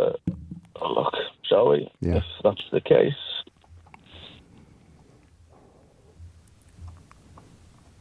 So, news article here. Thousands of asylum seekers and channel migrants are living in 4- and 5-star luxury at British taxpayers' expense. Where's that? One of the 4 hotels used to be a house. Where is the article? This is on The Sun. And where? Just finish that sentence there. One of the hotels used to be. One of the high-end, right in the top brackets, detonating class, and some high-end resorts nationwide are booked for months. Yes. Home Office officials are sitting refreshing. So the 5-star hotel we're looking for. So we've got a 4-star hotel, which is. And you think that is still a 4-star hotel? That is literally taking guests alongside asylum. No, because the government. So it's not a 4-star hotel anymore. If you stayed there, you'd be sharing a room. You'd be told what meals you were having. You wouldn't have access to the facilities that were put in place for guests because most of them would have been closed. It's a bit like, what's the nearest hotel? About that? That is literally taking guests alongside asylum.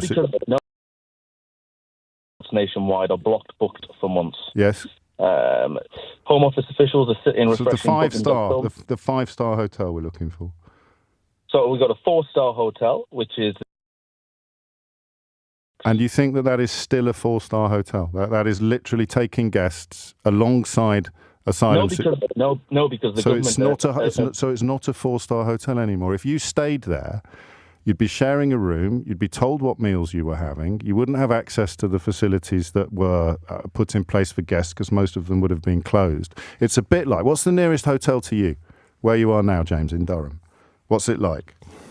That's probably the Premier Inn is probably the closest. Okay, well, I was in a Premier Inn at the weekend. So imagine that we took over that Premier Inn tonight and we turned all the rooms into dormitories. We put 2 sets of bunk beds in every room. We got rid of the menu and decided what we'd be serving up every morning and every evening. You'd have a very limited amount of choice, if you like, to what food was available. You certainly wouldn't be able to avail yourself of the bar facilities or anything like that.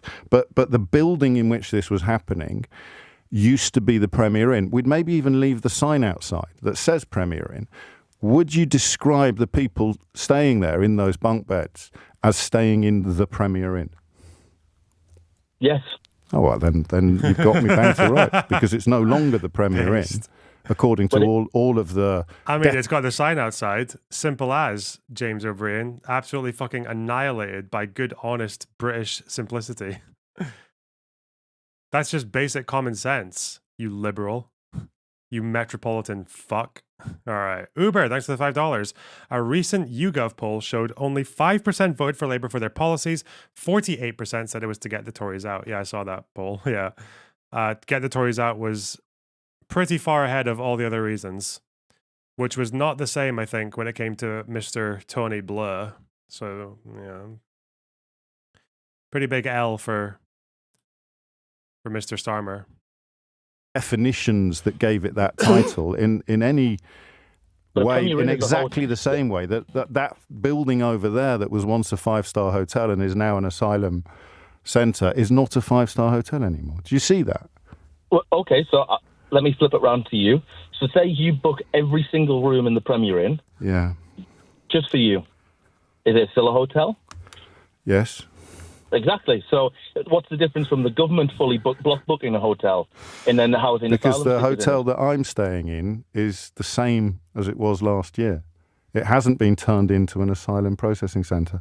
We're going to run out of time, and the hotel you've just described costs £48 a night, I'm told. So it's not exactly... It's probably a lot cheaper than what the government's paying. Yeah, maybe. So the question then becomes, if you know that the stuff about Sharia law was completely nonsense, you know that there is not a single asylum seeker in this country living in 5-star luxury. They may be, although we failed to find a single one. They may be in a building that used to be a 5-star. Yeah, a lot of these hotels are closing as well. Would this not have been during COVID when hotels weren't being used as often? Is that why?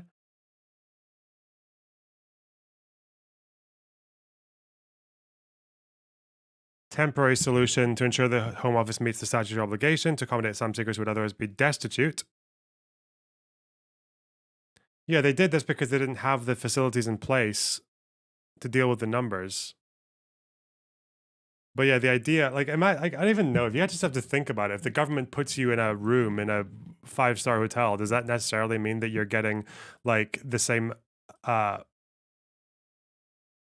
like it's the same number of people in each room, or that it's that they haven't like replaced the beds and made it into like a dorm room, or that they haven't like, does it mean you're getting access to the fucking breakfast and to the bar and to the spa and everything? It's so stupid. Oh God. Hotel. And we know that everything you've said about Muslims essentially or I haven't said any. No, you're spinning that. Okay, right. Scratch that last bit then. No. Just the stuff. Let's concentrate on the stuff about Sadiq Khan and Sharia law. And most of the stars is about the service. The rooms are usually nicer in higher star hotels, but yeah, service is definitely some of them matters.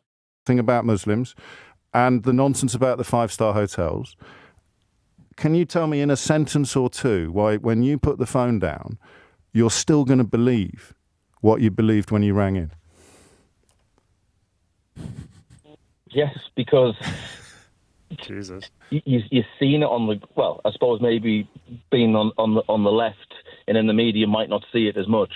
But we're talking about you. You're going to, because we've established 2 things you believe are not true, and now you're going to put the phone down, and we're going to say goodbye, and you're still going to believe what you believed when you rang in. And I just want, if you could help me out as someone on the left in the media who doesn't know what the real world is like, if you want to put it like that, that might be helpful.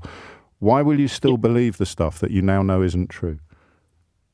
Because there's still areas of the United Kingdom that even the police are scared to go to. What are those areas? You've asked me in one sentence. Yeah, but just give me a couple of examples of those areas. Oldham.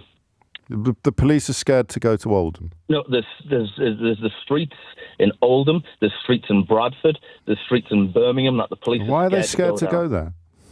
Because they're outnumbered. By who? The people that live there.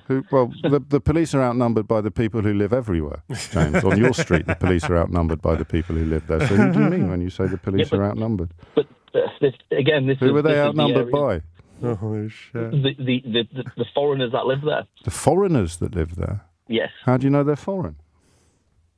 I mean, don't play that. You know they are. It's these areas where they've been swamped. They're not British anymore. They don't follow the British values. And this is the thing. And we're back to where we started. What were the British values that aren't being followed? And everything you said turned out to be false. But you're going to go away convinced that these tropes, these lies, these racist stereotypes are all true. But I've got to go to the news. Thank you. They're not stereotypes. No.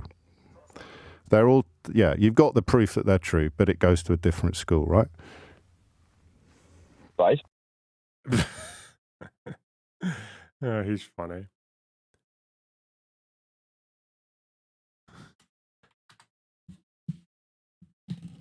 That British style debating is so fucking funny, man.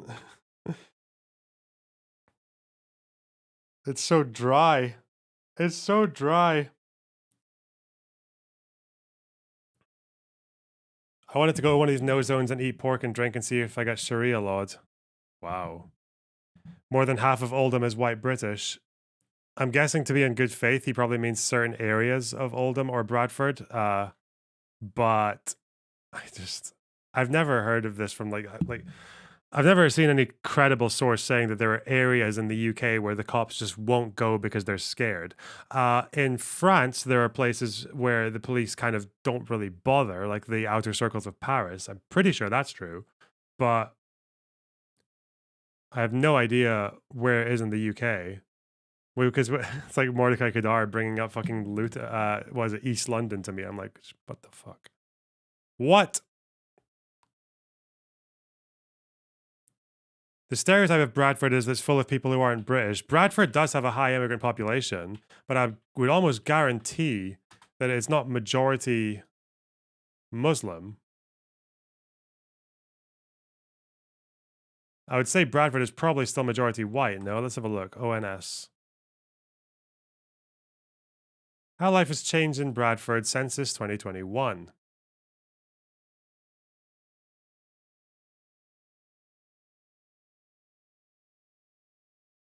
Densely populated, at least compared to the rest of Yorkshire. Okay. Median age, 34 to 36. That's still younger than the average British age. England is 40 years, yeah. So it's young, and young suggests high immigrant population because immigrants are younger than locals on average. 28% says they have no religion.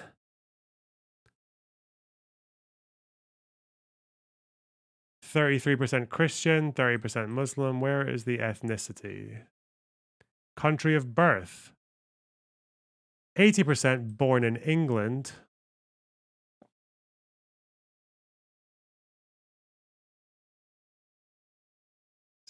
%8 born in Pakistan, up from 7.7 to 8.3 in 10 years.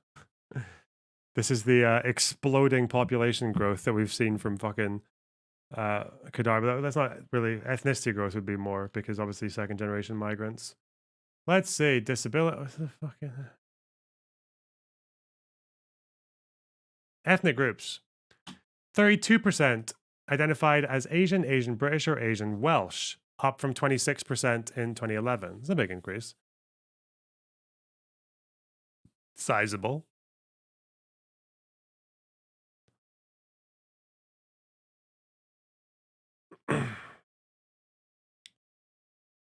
61% of people in Bradford identified their ethnic group within the white category, compared with 67 in 2011. 2.7%. This is like the one where George Galloway won. Let's see.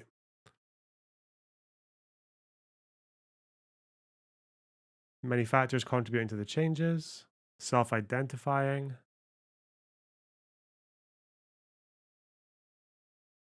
National identity.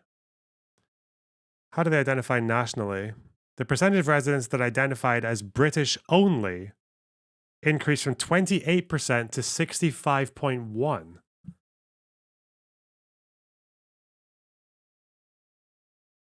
In the space of 10 years.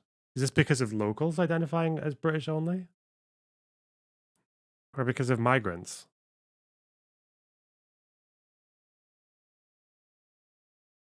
Huh.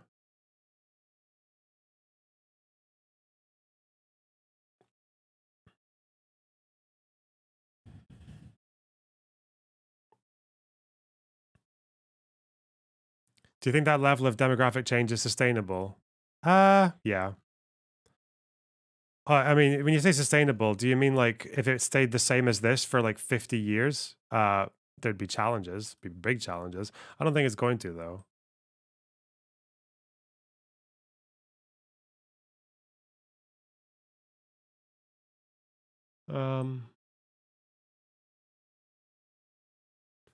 British only identity. It used to be English only, then it went British. Okay, that's interesting. Oh, wait. So British and English only adds up to 76%. English and British only. So that means that, hang on. So the number of people who didn't identify with at least one UK national identity. Okay. What's the number of people who didn't identify with even one British national identity? This is the idea of when people say that migrants don't identify as British. I think most of them do. This would suggest that. But where is it? Non-UK only is 8.8%. So this area has a migrant population, either first or second generation, maybe third, of what, 30+%, but only 8.8% of them don't identify with any British identity. And that's up from 0.8%. Yeah, I'm sorry. Fuck you. This is absolutely sustainable. What the fuck is wrong with you? Jesus Christ. Like, it might bring challenges every now and then, and those challenges come on both ends. One on one end might be cultural differences between people from the Islamic world and the UK. The other, on the other end, it's fucking racism, right? Like, people fucking fighting with these people and attacking them and rioting, and people getting murdered because they're accused of grooming when they didn't do anything and shit. Yeah, I don't know. Yeah, this is fine. Fuck me. Jesus. This is probably why all these people who talk about the fucking catastrophes of immigration always point to things that aren't true. Or when it's things that are true, it's fucking just people it's just someone with their fucking smartphone walking around Luton and looking at the people and saying, this is horrible. I can't believe this. This is not our country anymore. This is not Britain anymore. And there's just people walking around, and some of them are brown. Some of them are in hijabs. So I'm not convinced. I think it's stupid. I think it's just...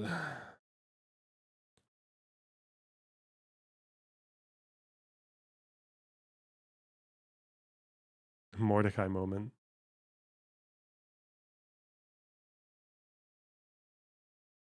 Caller hangs up after failing to offer a Brexit benefit. Okay.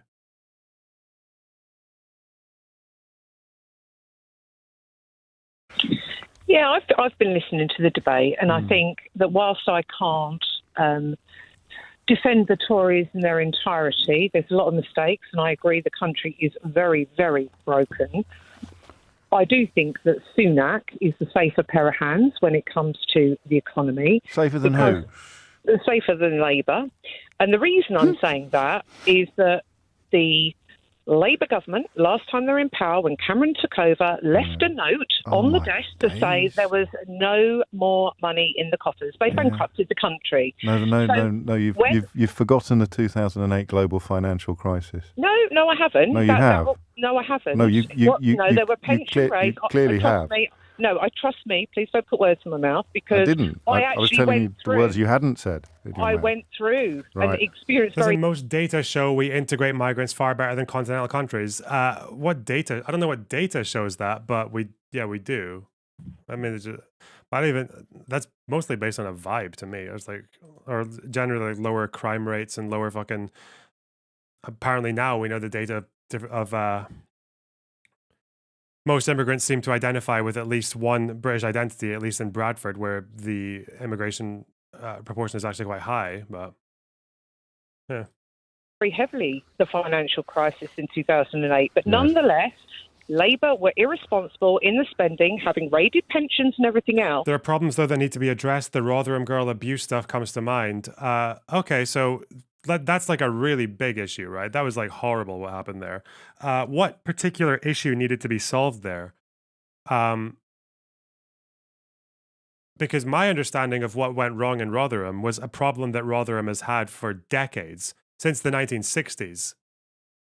There have been complaints about Rotherham and their failure to protect women from sexual violence and girls, right? Like that's the problem with like that's been a problem with the British police in general, but Rotherham in particular, probably because it's like a working class community and people just like working class youth are just not cared for as much, obviously. But yeah, I don't know what was so special about Rotherham, apart from that it was special to right wingers because the perpetrators were Muslim. But every other issue in Rotherham was something that would have happened, that happens just about anywhere, is that sexual abuse of children, especially if it's like, in a working class community, takes a very long time to get taken seriously, often years or decades afterwards, that police are incompetent at dealing with it, that police often snub the victims because unfortunately in British working class culture, in the last few, at least until, I don't know if this is still the case, in British working class culture, there used to be problems even like in completely all white communities where you would have like social groups of massively different age groups, and like older guys would often fucking try to hook up with like girls who were 14, 15, 16, and they would just get away with it. Like, yeah, that was a massive fucking issue. Yeah, I don't know why people think that Rotherham there was anything special in Rotherham about them being like Muslim, because in the UK we have like thousands upon thousands of cases every year where people get convicted of abusing children in a group, like as groups, right? Group abuse of children, but they're only guaranteed to get a headline if they're Muslim. We don't have headlines for every single case. It just seems to be that for like right-wing journalists and pundits, it's just more interesting when Muslims do it. But there's never been any strong evidence to suggest that there's like a disproportionate number of Muslims doing this compared to white people. There's never been anything to suggest that the police are extra negligent when it comes to Muslims versus white people. There's none of that.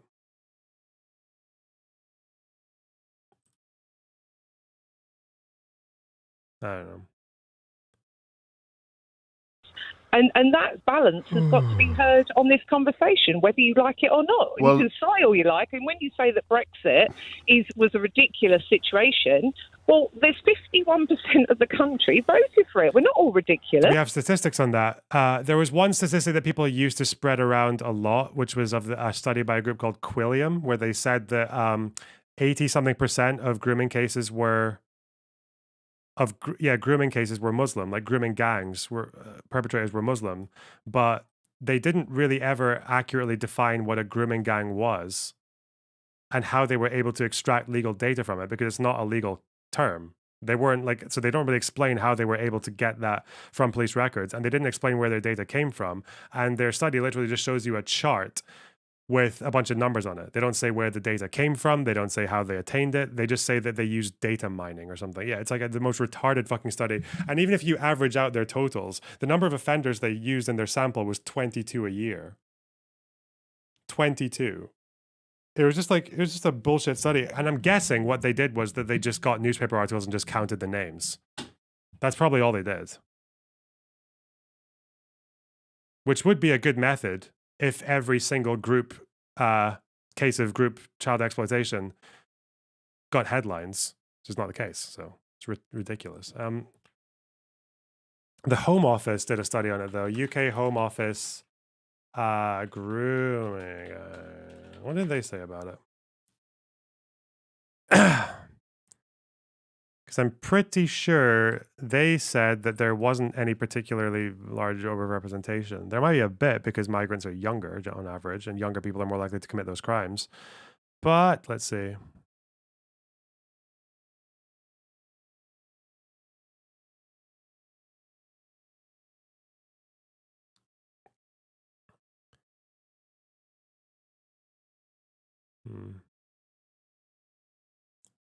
Pledged more data.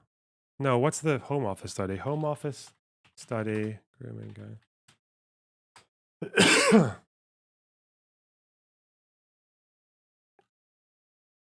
I'm trying to remember if I read this entire report or not.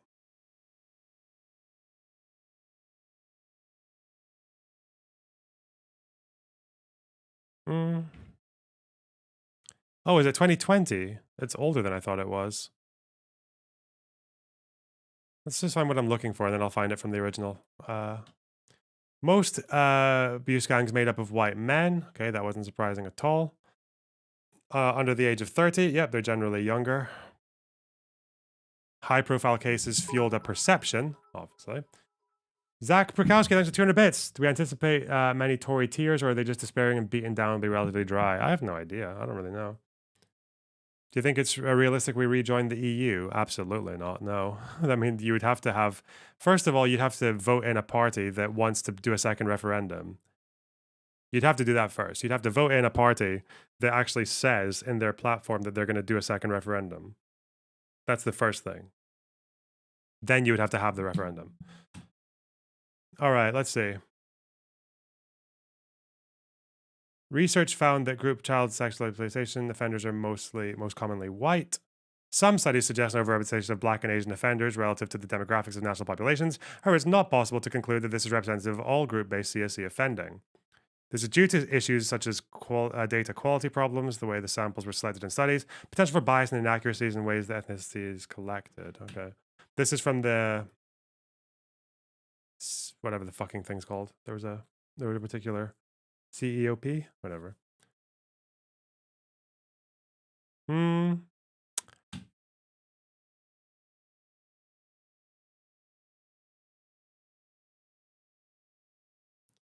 Okay.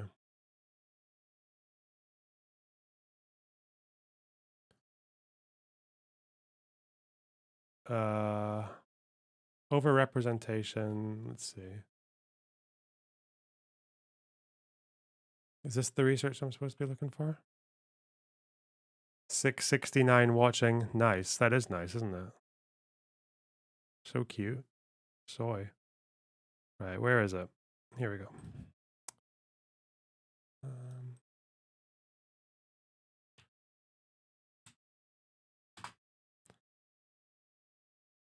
Number of high-profile cases, including the offending Rotherham investigated by Professor Alexis J. The Rochdale Group convicted as a result of Operation Span, the convictions in Telford, have mainly involved men of Pakistani ethnicity.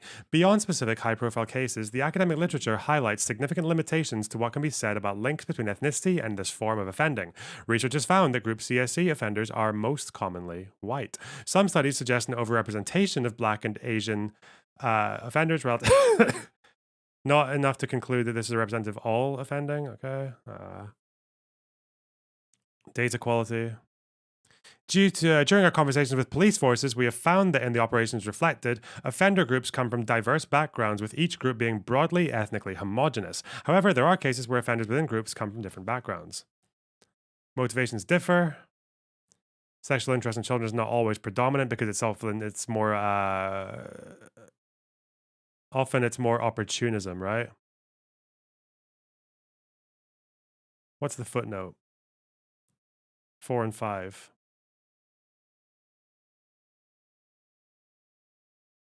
Oh, it's on the bottom of the page. CEOP. This is the one. Yeah, this is the one that I read as well. It's a small study as well. It's only from like a particular area. So it seems to be that in the last decade or so, like, the findings have been more or less the same. There might be a slight overrepresentation in some areas, but not enough to draw national averages from. Yeah, literally nothing changes. Okay. We're quite intelligent, quite informed. What's the best bit of it? What's the best bit of it? Yeah, what's the biggest benefit? I don't think that the full benefit has been executed by the Tories. No, but the bits that have been executed, what's your favourite? Because we've got independence. No, I mean as in something that we can see and something we can see and measure. So which law? Which is your favourite? What's various laws. Yeah, various laws. Go on, just name one. No, I'm not going to fall into that. I'm just saying. Well, you can't come on the radio and say there's loads of great laws, and then I say, could you tell me one of them? You have to tell me one of them, Anne. No, I don't. Well, obviously you don't. It's not the law. No, the law. Well, except possibly it is the law. So what do you like most? What do you like? However, what hasn't happened by the Tories, with respect, that's just ignorance. No, it's not ignorance. Well, give me an example then. Give me an example. What I'm going on to say is what the Tories have failed to do. Can I have one example? Brexit. No, I don't need to give you an example. You do, otherwise everyone's going to think you're very silly. The conversation. No, you have to give me one example. The conversation is really, really biased. It's not biased. It's biased in favour of evidence and examples. And they're all as bad as each other. So what's your example? Facts. What's your example? The straight facts. You haven't. You just used words like control with no proof. So what's your proof that we have more control? Go on then. I've got proof. Go look it go on up. then. Don't Google it. No, you can't say I've got proof. You can't say I've got proof. At the end of the day, go and Google it. You have got so give me some proof. Parties here that are all as bad as each other. Yes, except they're not all as bad as each other, because people on the other side of this argument, if we can use that word very, very loosely, they will point at things that have happened. For example, having to choose the 12 people that could attend the funeral of your 16-year-old son. That is not something that makes Labour the same as the Conservatives. But we're talking about Brexit. We're talking... let me speak, please. And then you go back to that note as well in the... in the Treasury, which actually nudged back to something that Reggie Maudling did when he was the Conservative Chancellor and left a very similar message. There's no money left, old Pip, or something like that for his Labour that's a long success. Time ago. But, well, you're talking about 14 years ago, so your point is ridiculous. No, it's not. It's a big event that has led to, along with COVID, and why do you think that every economy in the world, arguably, certainly in the free world, followed the advice of Alistair Darling and and Gordon Brown when it came to dealing with the global financial crisis?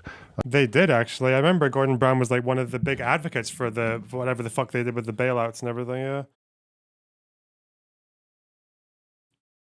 James O'Brien watching is the worst crime you've ever committed. Bro, like more than half of the content of James O'Brien is the guests, right?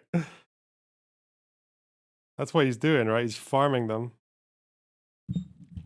Where do you get these people, though? Fuck, I want to do this. I want to debate fucking Reform UK voters. I need them. They found my fucking video and they're all in the comment sections and shit. But where are they? How do you get a hold of them? It's because they're not on fucking Twitter. I don't see them on Twitter. And the policy of quantitative easing. When Gordon Brown went to France, even though he hadn't actually been invited, and persuaded, I think, Sarkozy to let him speak to all the EU leaders, or the European Eurozone leaders, and Alistair Darling flew to Washington to speak. You think the commenters are bots? I don't think they're bots. No, they're not bots. Like, you can tell a bot, right? They use the same message constantly. They're not bots. I don't think they are bots. I think it might have been shared on like a Telegram or something.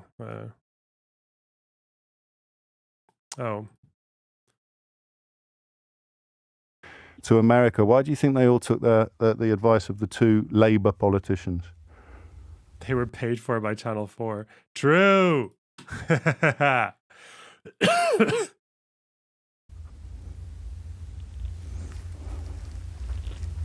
Anne? Sorry, say that again. Why do you think every government in the world, practically, followed the advice of Gordon Brown and Alistair Darling when it came to emerging from the global financial crisis of 2008? You tell me. Because they were brilliant. Really? Well, no, that's my answer. It's your turn. It's your turn now. Well, my turn is to say they weren't that brilliant because all they were doing was storing up a load of problems that got taken over in 2010. No, but those are just words. They don't actually mean anything. They were solving. They're not words. No, well, they are words, and we can at least agree that they're words that you said. God, he's very snarky. Oh, we've got the last MRP poll. An MRP poll, I'm never going to remember what MRP stands for. I've only just remembered that it's MRP and not NPR or PRM or the fuck. Anyway, because I'm stupid. But anyway, it's kind of like what's held up as the gold standard of polling per constituency. So this is from yesterday. Our final MRP model ahead of the general election on Thursday shows a large Labour majority and crushing defeat for the Conservatives. So here it is. Let's have a look. 22 central so these are central projections, which means they've got an upper projection, a lower projection, and then a central. So 22% for the Conservatives, 39% for Labour, 15% Reform. Keep these percentages in mind, because when you look at the number of seats, I need to get a fucking graph. You know, like, do we have any artists in chat?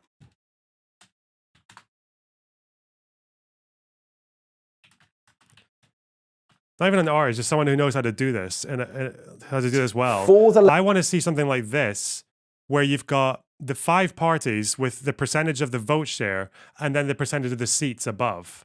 Because Labour are going to get like 431 out of 650 seats with less than 40% of the vote share. Reform, they get 15% of the vote and 3 of the seats. Lib Dems are going to get 12% of the vote, so less than Reform, but 72 seats. I don't know, I just think there'd be like the graphic to demonstrate first past the post and how it is not fit for purpose would be really fucking good. I don't know, I just want to see that. And I want it with the pictures of their faces and the colors and everything, like shit. Can anyone do that?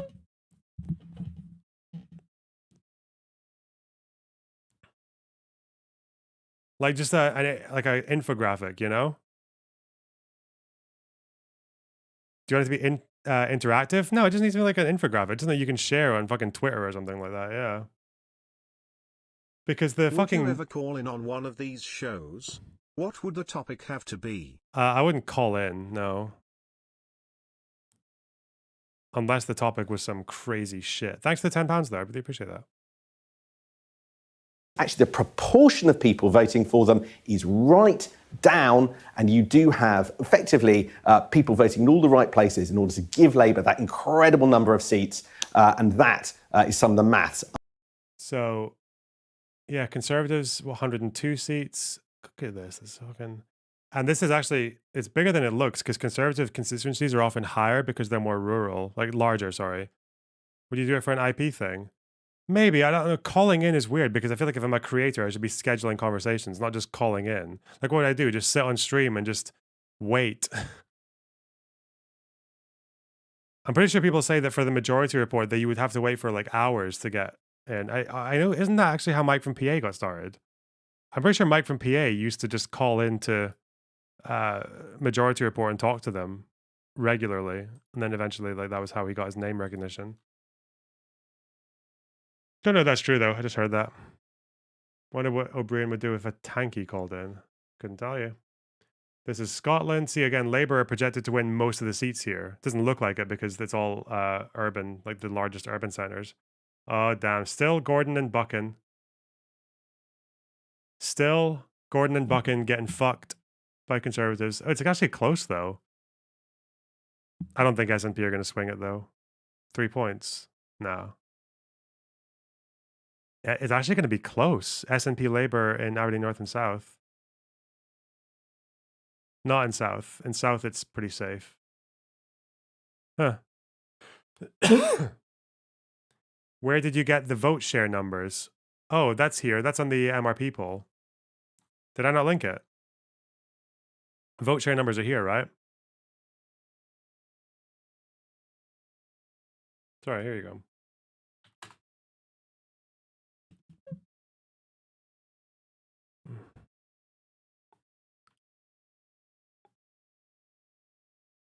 Why is Shetland so diehard for Lib Dem? You know what? I don't know. Couldn't tell you. It really is 41%. Oh, Orkney and Shetland. Why? Yeah, even the fucking Sutherland. What the fuck? Northeast Fife. This is St Andrews. This makes sense to me though because this is like posh wanker country.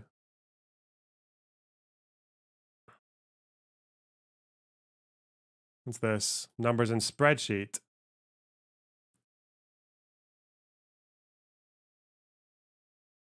What is this? Yeah. Jesus. This is something.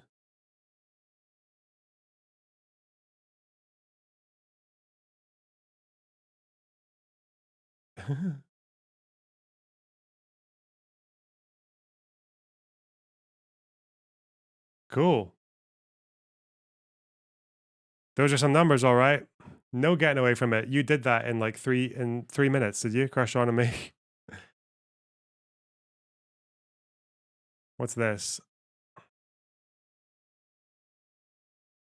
The winner margin. Is this projected winner margin? So these Labour gains. Some of these Labour gain margins are expected to be 20 points. God. Wild. The Conservative holds are all fairly precarious up here. Oh shit. Look at okay. Wait, are Conservatives, do they have any seats where they're okay? Here they're a bit safer.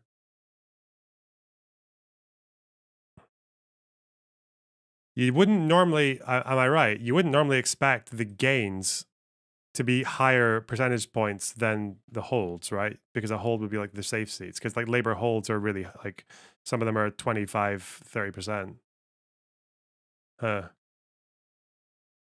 Like a Labour hold here would be 49% because safe seats. Nottingham East. Look at this. Fuck. Yeah, the holds are generally higher numbers. Look at this. But the Conservative holds are fucking... Look at this. Toss up. 3, 5... Oh my God. Some of these Conservative holds are 0%. What the fuck, man? That's actually insane. Oh God. Ah. Some of the Labour gains are smaller. Okay. Toss up. So what if they decided that Aberdeen... Aberdeen North? Aberdeen North is a lean SNP, so it's not SNP safe. The hold would be likely 5%. Could be. Could be bad for the SNP. Who knows? All right. Thanks for that. Really appreciate that. Beautiful. But it's 2010. There's no money in the budget. No, the 2010 as a consequence of the global financial crisis of 2008, and the direction of traffic in part at the time was positive. Alistair Darling was improving a situation that the Tories then came in and tried to address with austerity. And the fact that you have to cling to something as ridiculous as a 40... It's not clinging to it. Well, hang on, you don't know what I've said yet. How can you say it's not ridiculous? Go on then, finish it. You have to cling to something as ridiculous as a 14-year-old private joke between at least one person of whom didn't think it would ever be made public is evidence that you haven't really got anything substantive to say. Well, except, no, that's not fair. Except, of course, I've got loads of examples, but I can't tell you what they are. You're going to have to go and Google it yourself. No, I think there's some manipulation of what I've said, and I think 14 years... Feel free to remind me what the benefits are. It shouldn't be a joke to anybody. What are the benefits of Brexit? Money. What are the benefits? It's public money, and it should be important to everybody listening and everybody not listening. It's public money, and there was none left. So spending money that wasn't there. You can't run a business that way. Is the debt bigger or smaller today than it was then? Bigger. So whose fault is that then? COVID. Oh, I see. Right. So the global financial crisis had nothing to do with the state of the economy when Labour lost in 2010, but the failure of... So what was the figure before COVID? What was the debt before COVID, Anne? You tell me. No, you tell me, because you're the one that's insisting that Rishi Sunak is a safer pair of hands than the Labour Party. So you tell me. The facts speak for themselves. Inflation has come down, hasn't it? Yes, and it also went up. So your point is what? It did go up, and the reason it went up was in part linked to COVID and in part linked to the legacy issues, of which, yes, the Tories are part of it. Give me your favourite legacy issue. Why are you drinking water out of that? Because it holds more water than a glass does. Gives me everything I need. What's your favourite legacy issue, Anne? Well, my favourite legacy issue is what I've just said, which is that they were bankrupt. But I don't think we're going to get anywhere, so we'll agree to disagree. No, we won't. I never agree to disagree with people who haven't got any evidence to support their position. So what I suspect you're going to do now is just hang up.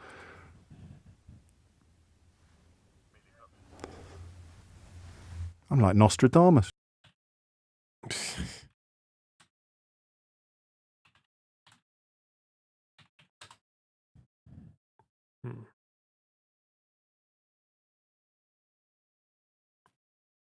Okay.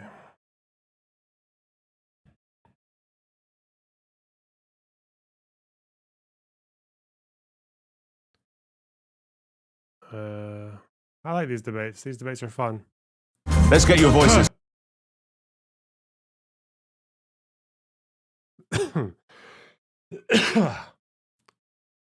MR peoples can't always be trusted. Okay.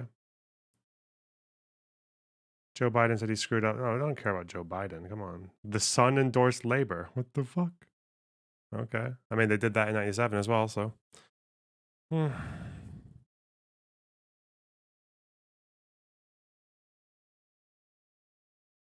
Tory party still streaming for Boris Johnson. Labour projections. God, the James segments really fucking dwarf everything else here, don't they? 197k? 151k? He's really the star of the show for these guys, isn't he? 127k? God.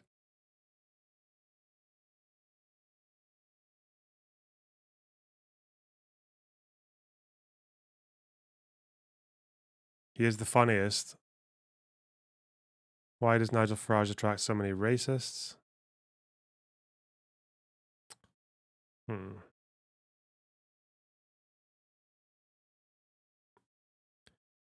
Let me see.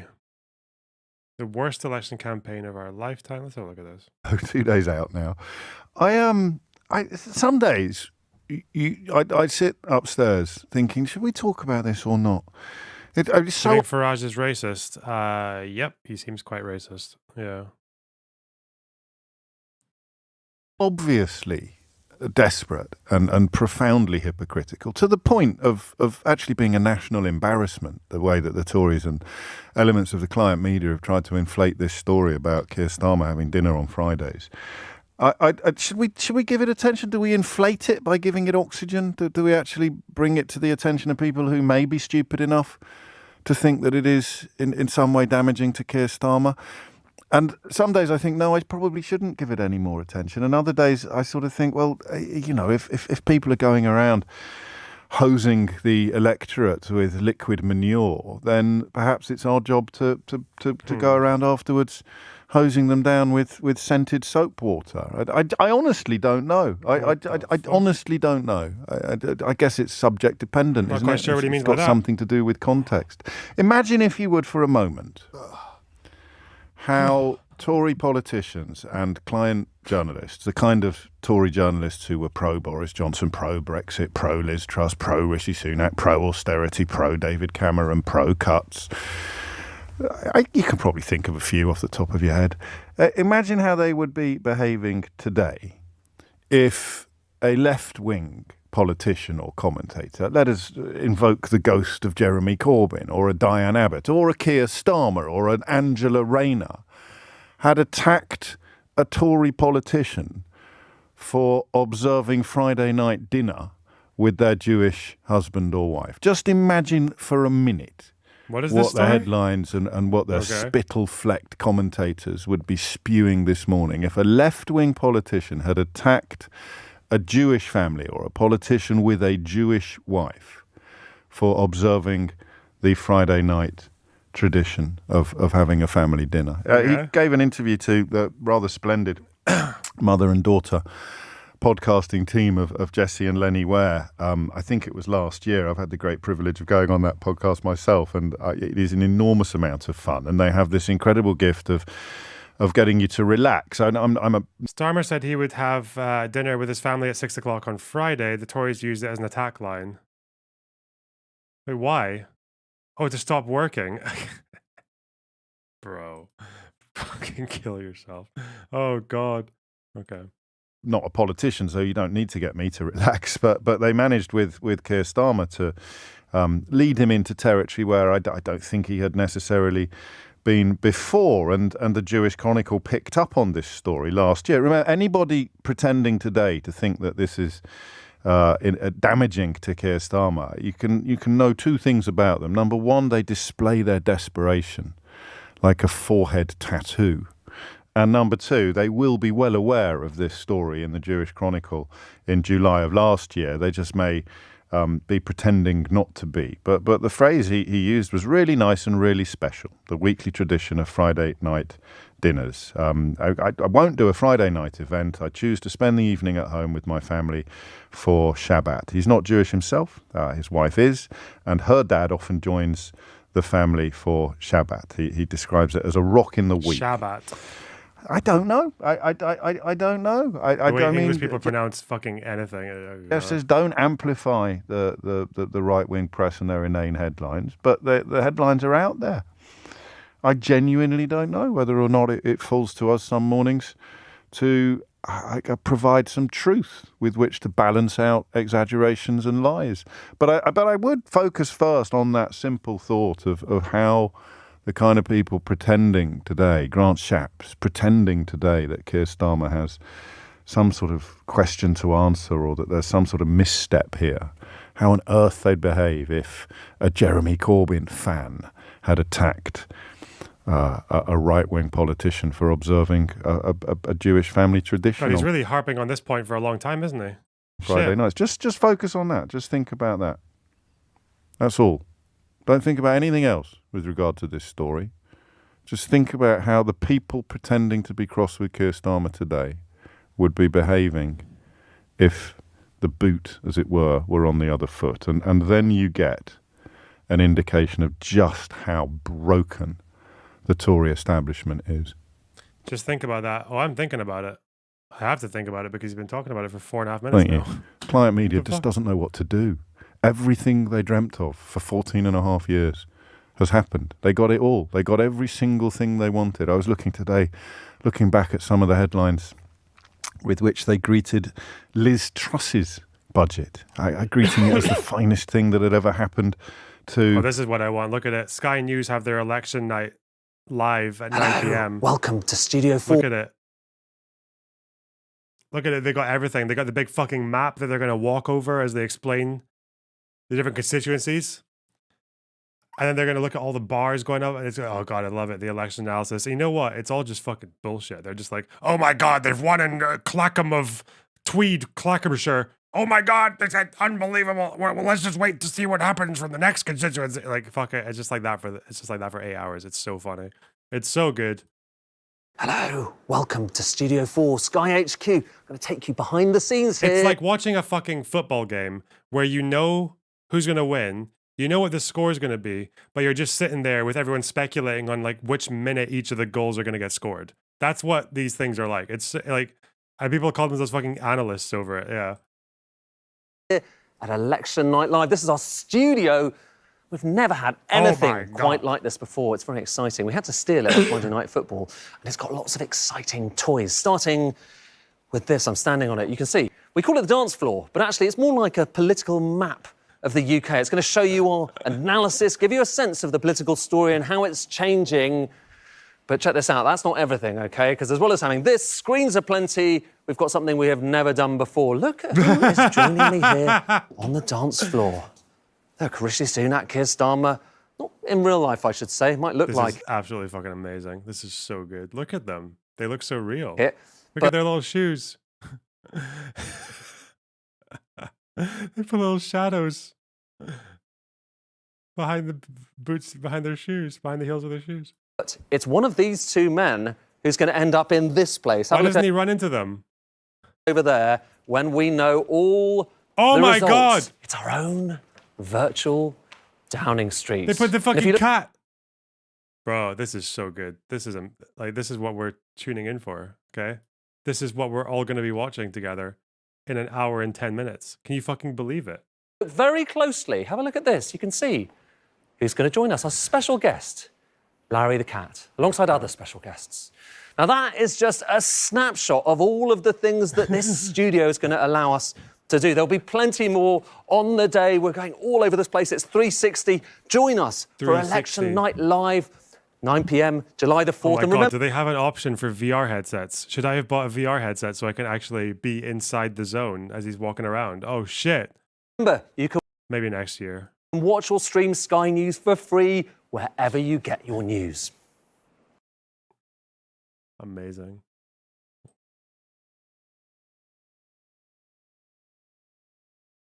To the British economy, queuing up to pour praise onto a woman who often gave the impression of having an IQ in single figures. Nigel Farage, today was the best Conservative budget since 1986, he tweeted in September of 2022. They got every single thing they wanted.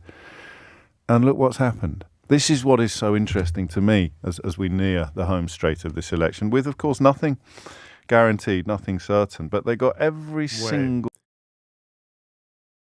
The BBC did this in 2005. Oh, no. and he's heading for 3-2-4. That's what he needs to win this election. Here he coming now. There's the line. He's well and truly across it. Let him celebrate. After all, this is the third successive victory for Tony Blair personally. There are his victories. It's the fucking wrestling games for PS1. Yes. Fuck. Wait, was that Tony Blair? No, fuck, that's not Tony Blair. He's well and truly across it. Win this election. Here he coming now. There's the line. He's well and truly across it. Let him celebrate. After all, this is the third success. You know what it looks like? You know what it reminds me of?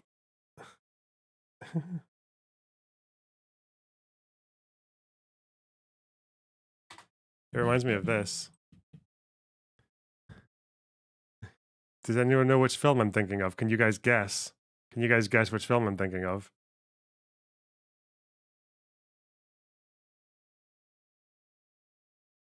I'm gonna wait and see when you guys get it. I'm thinking of a film, not a fucking, not a game. We've mentioned games, okay? I'm thinking of a film here. Lawnmower Man. It is related to wrestling in a kind of loose way. I can't believe you guys aren't guessing it. What the fuck? What's wrong with you guys?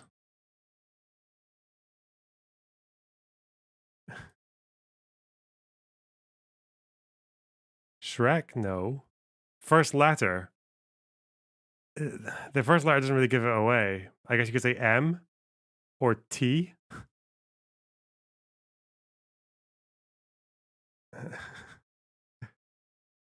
I'm thinking, you guys are retarded. I'm thinking of this. I'm thinking of this meme.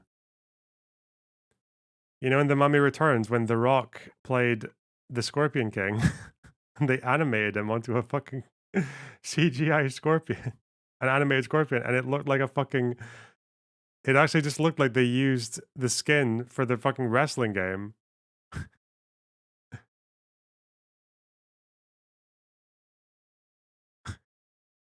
This was such a good, I can't fucking believe it. This was a film that they showed in cinemas. 3 people said The Mummy. Oh, I didn't see. Oh yeah, there it is. Okay, I can't read, whatever. Not enough of you said it. I was expecting a wall of text, okay? I wasn't focusing on individual chats. PS3. No, this is a PS2 character. Maybe, yeah, PS2. 2001. Maybe even PS1.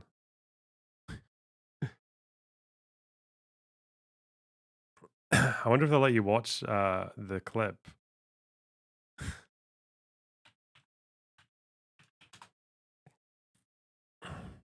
Yeah. It's so good. I don't even care. Copyright me all you want. Take me down. Destroy me, YouTube. Oh no. Here he comes. Oh shit.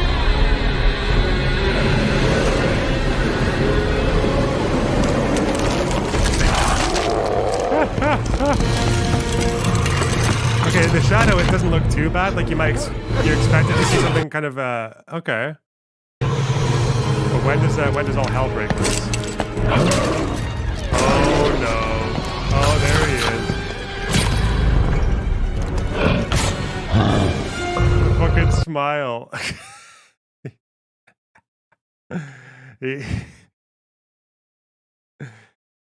It's like he's got nothing to do with the room that he's in. You know what I mean? Like, he just, like, the fucking lighting in the rest of the room and the fire and everything, it's completely separate from him. He's just been dropped in there like a photograph. Oh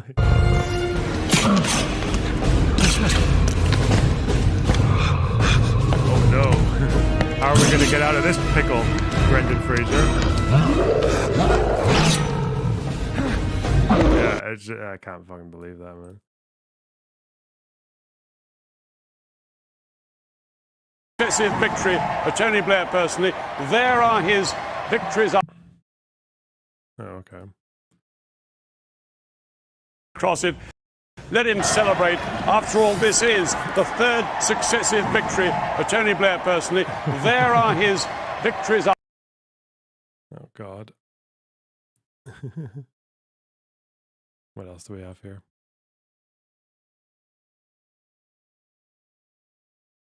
All right. The Tories' latest attack video. Okay, 1 hour left to stop the Labour supermajority.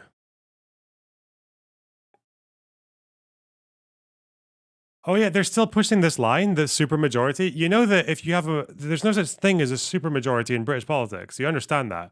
If you get a majority of the seats and your party is whipped, which it generally is for most issues, you can pass whatever the fuck you want. That's it. The Lords might hold you up. Supreme Courts might have issues, but like generally, you're good to go. So you can have 52% of the seats, you can have 70% of the seats. Doesn't make much of a difference here. Doesn't make any difference. Symbolic differences, yeah. You have a louder "here" rah, rah, in the House of Commons, but generally you're all set. The fuck.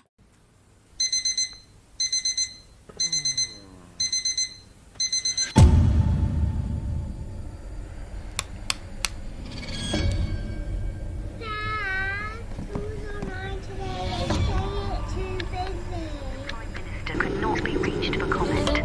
Power cuts are expected across Britain throughout the day as the country is hit by Russia's energy cutoff. Our special economic correspondent has more information. Sorry, 1 second. This is a supermajority. He's gonna do it. Okay, okay. That's the back of his head. I thought it was like a fucking corpse. Okay, hang on. So, Friday, okay. What's happening here?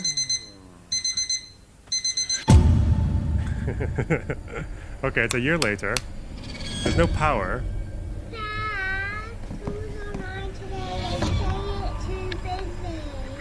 Could not be reached for comment.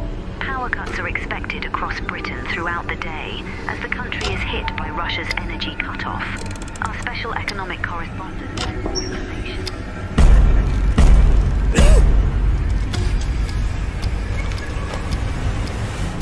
Queen of the tax hike. I think we're going to have to cancel the holiday. I know. We just can't afford it anymore. Angela Rayner bids for top job. Okay.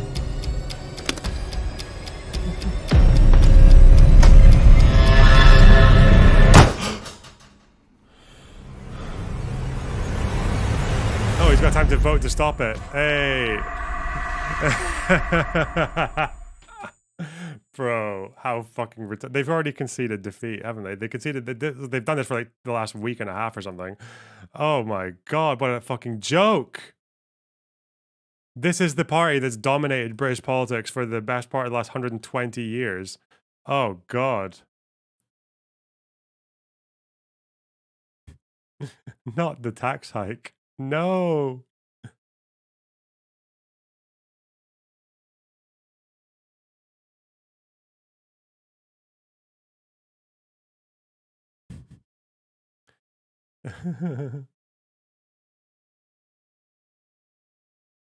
Jesus.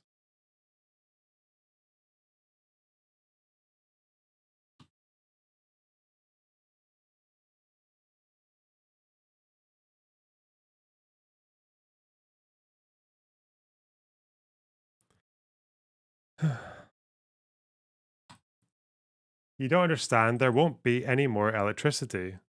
I'm pretty sure Labour's plan was to have that national Great British Energy Investment Group that's going to be investing in green to keep us away from Russian dependency. Wasn't that one of the things that they addressed in their... What's the Tory line on that? Huh. Why does Nigel Farage attract so many racists? Here's a really interesting story.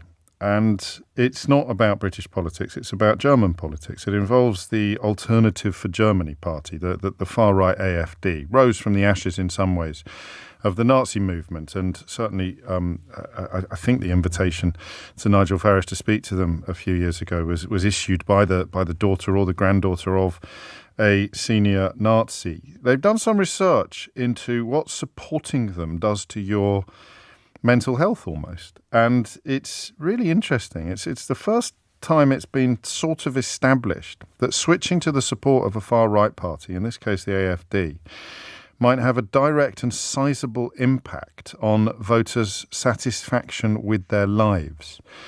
It is part of, I mean, in its simplest terms, the idea is that lurching to the far right makes you less happy.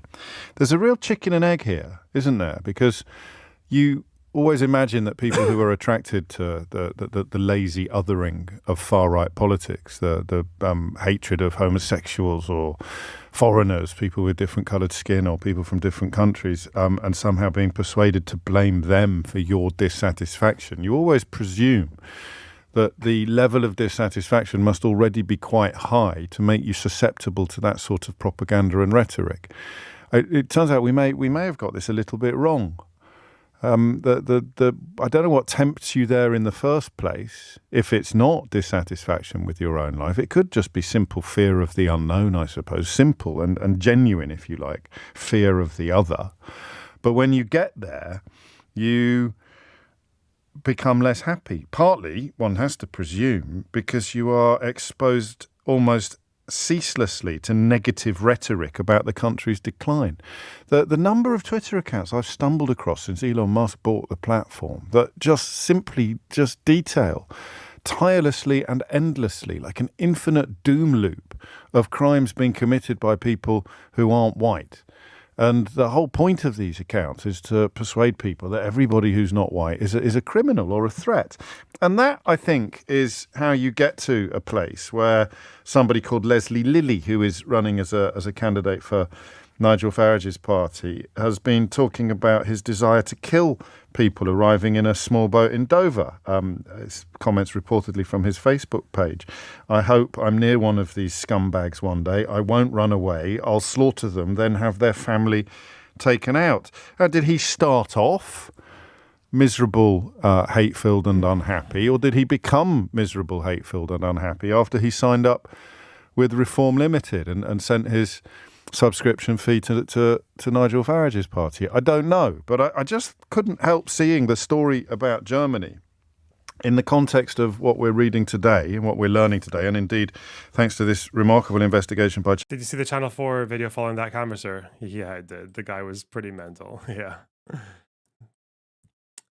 It wasn't just him though, right? Because UKIP keeps saying, Farage, keeps saying that he was just an actor, but he wasn't the only person saying that shit.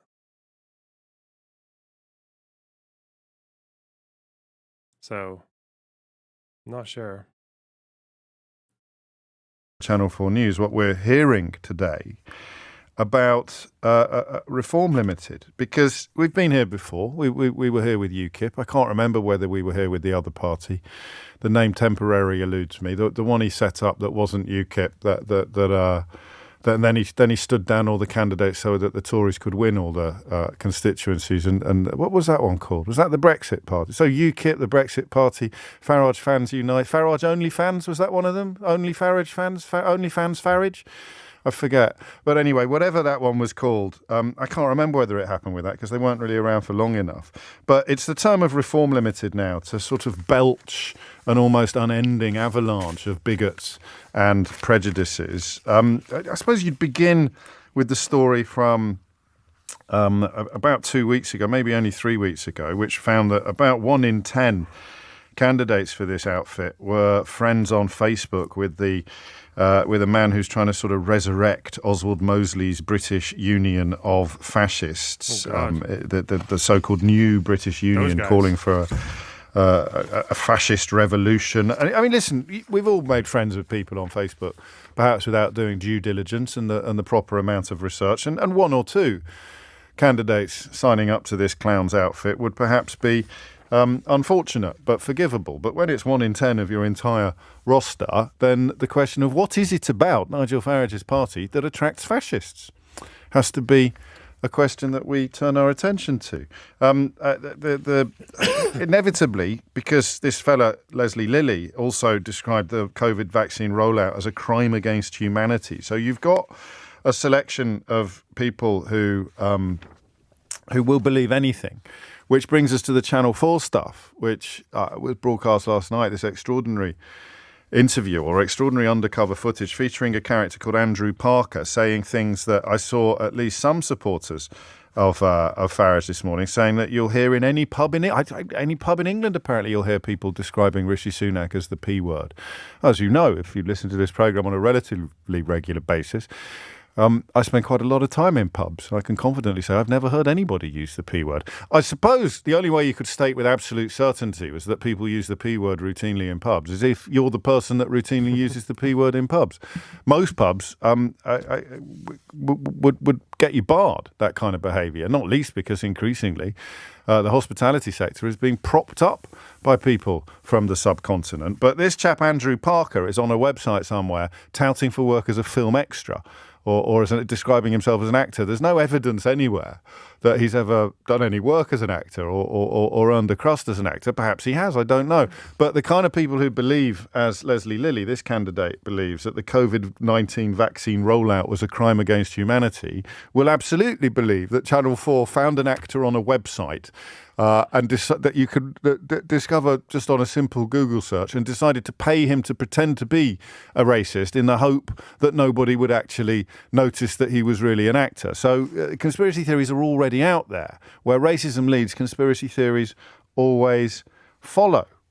And we haven't even scratched the surface yet, really, because we've got the bloke from the BNP who has been chucked out of the party, although it's hard to see what he subscribes to, that the 41 people who are friends with the fascist leader on Facebook would also subscribe to. This is a character called Raymond Saint, who was on that list of British National Party members that was leaked in 2009. You also had that attempt by Farage to pretend that somehow these are working class values or racism. Could Channel 4 sue Farage for defamation? No, because he's not actually accused Channel 4 of it. He said that they might have used a contracting company and might have plausible deniability. He knows very well not to actually accuse Channel 4 themselves of doing that because he would get sued. Yeah, quite easily actually for defamation in the UK. And he would have to prove, he would be the one who's expected to prove that they did actually do this.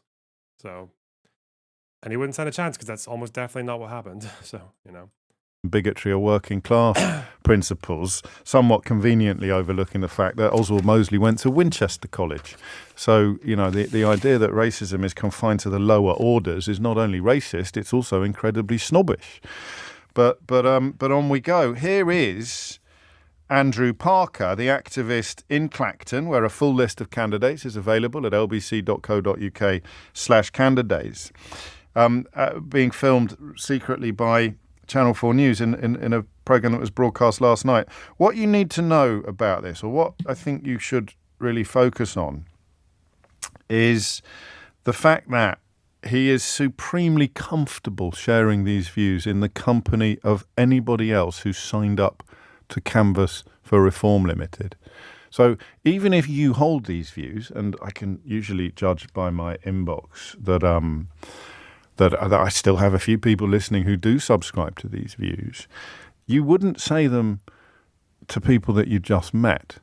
Even the days, and I love the London taxi trade, but the days of getting into the back of a London taxi and setting your clock by the amount of time it would take the driver to say something horribly racist, even those days are over now. When I first moved to London years ago, that was a relatively, not by any means tarring the entire cab trade with this brush, but it was a relatively common occurrence on the subject of immigration that a taxi driver would say something to you that was pretty grim, actually. Let's not beat about the bush. But these days it doesn't happen. You need to be supremely confident that you're in the company of people who will either share your prejudices or be untroubled by them. And I don't know what it is about Nigel Farage's various bandwagons that creates this atmosphere that allows people like this to think that because they're all wearing the same rosette, because they're all members of Nigel Farage's OnlyFans, they must also be perfectly comfortable with language like this. I know Nigel. Oh, do you? Right. Yeah, I met him in a restaurant in London. Yeah. About 2 years ago. He's rung me a couple of times, I've texted. I've always been a Tory voter in the Thatcher days, and always big time. They've just become the same as the Labour Party. There's we got in. What's good is he? All they're interested in doing is taking over, changing everyone to be a Muslim. You see, what the Muslim, what the Islamics want, it's horrendous, really. It is. Sick, mate, sick. It's a cult. I'll tell you what, if you don't know about Islam, it's the most disgusting cult out. Emphasise illegal, especially if you open the door as a bunch of D11 in a place near Dover, army recruitment. Get the young recruits there, yeah, with guns on the beach, target practice, shoot them. Someone said that Owen Jones interviewed someone who was saying this as well, to shoot migrants. God, fuck me. And then you have another character, this one called George Jones, who seems to be quite a close ally of Nigel Farage, sharing his views on, he's in fact described as a senior aide. He was in UKIP and the other party. He's been in all three bandwagons.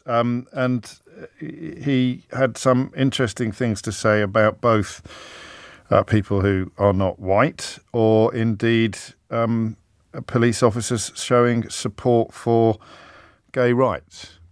You see that degenerate flag on the front bonnet? What the old Bill doing promoting that crap? He's about catching nonsense, not promoting.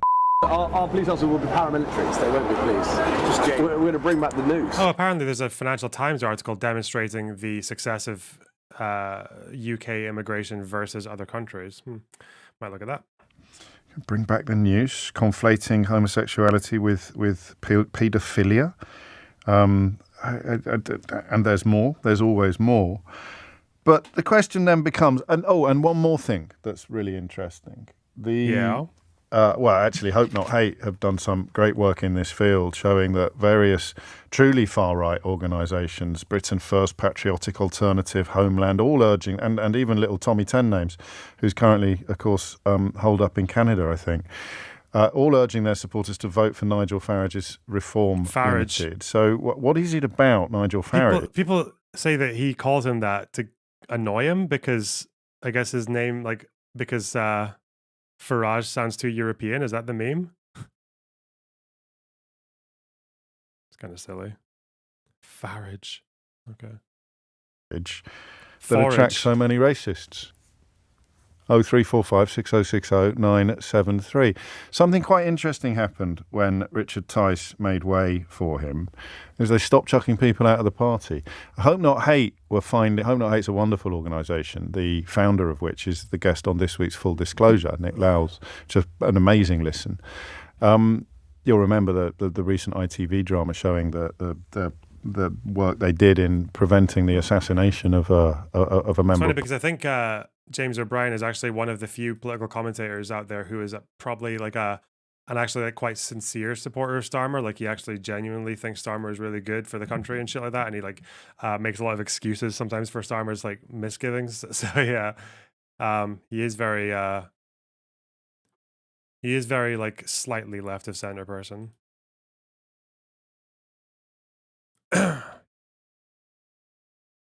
Parliament, a crime for which somebody is currently serving decades in jail.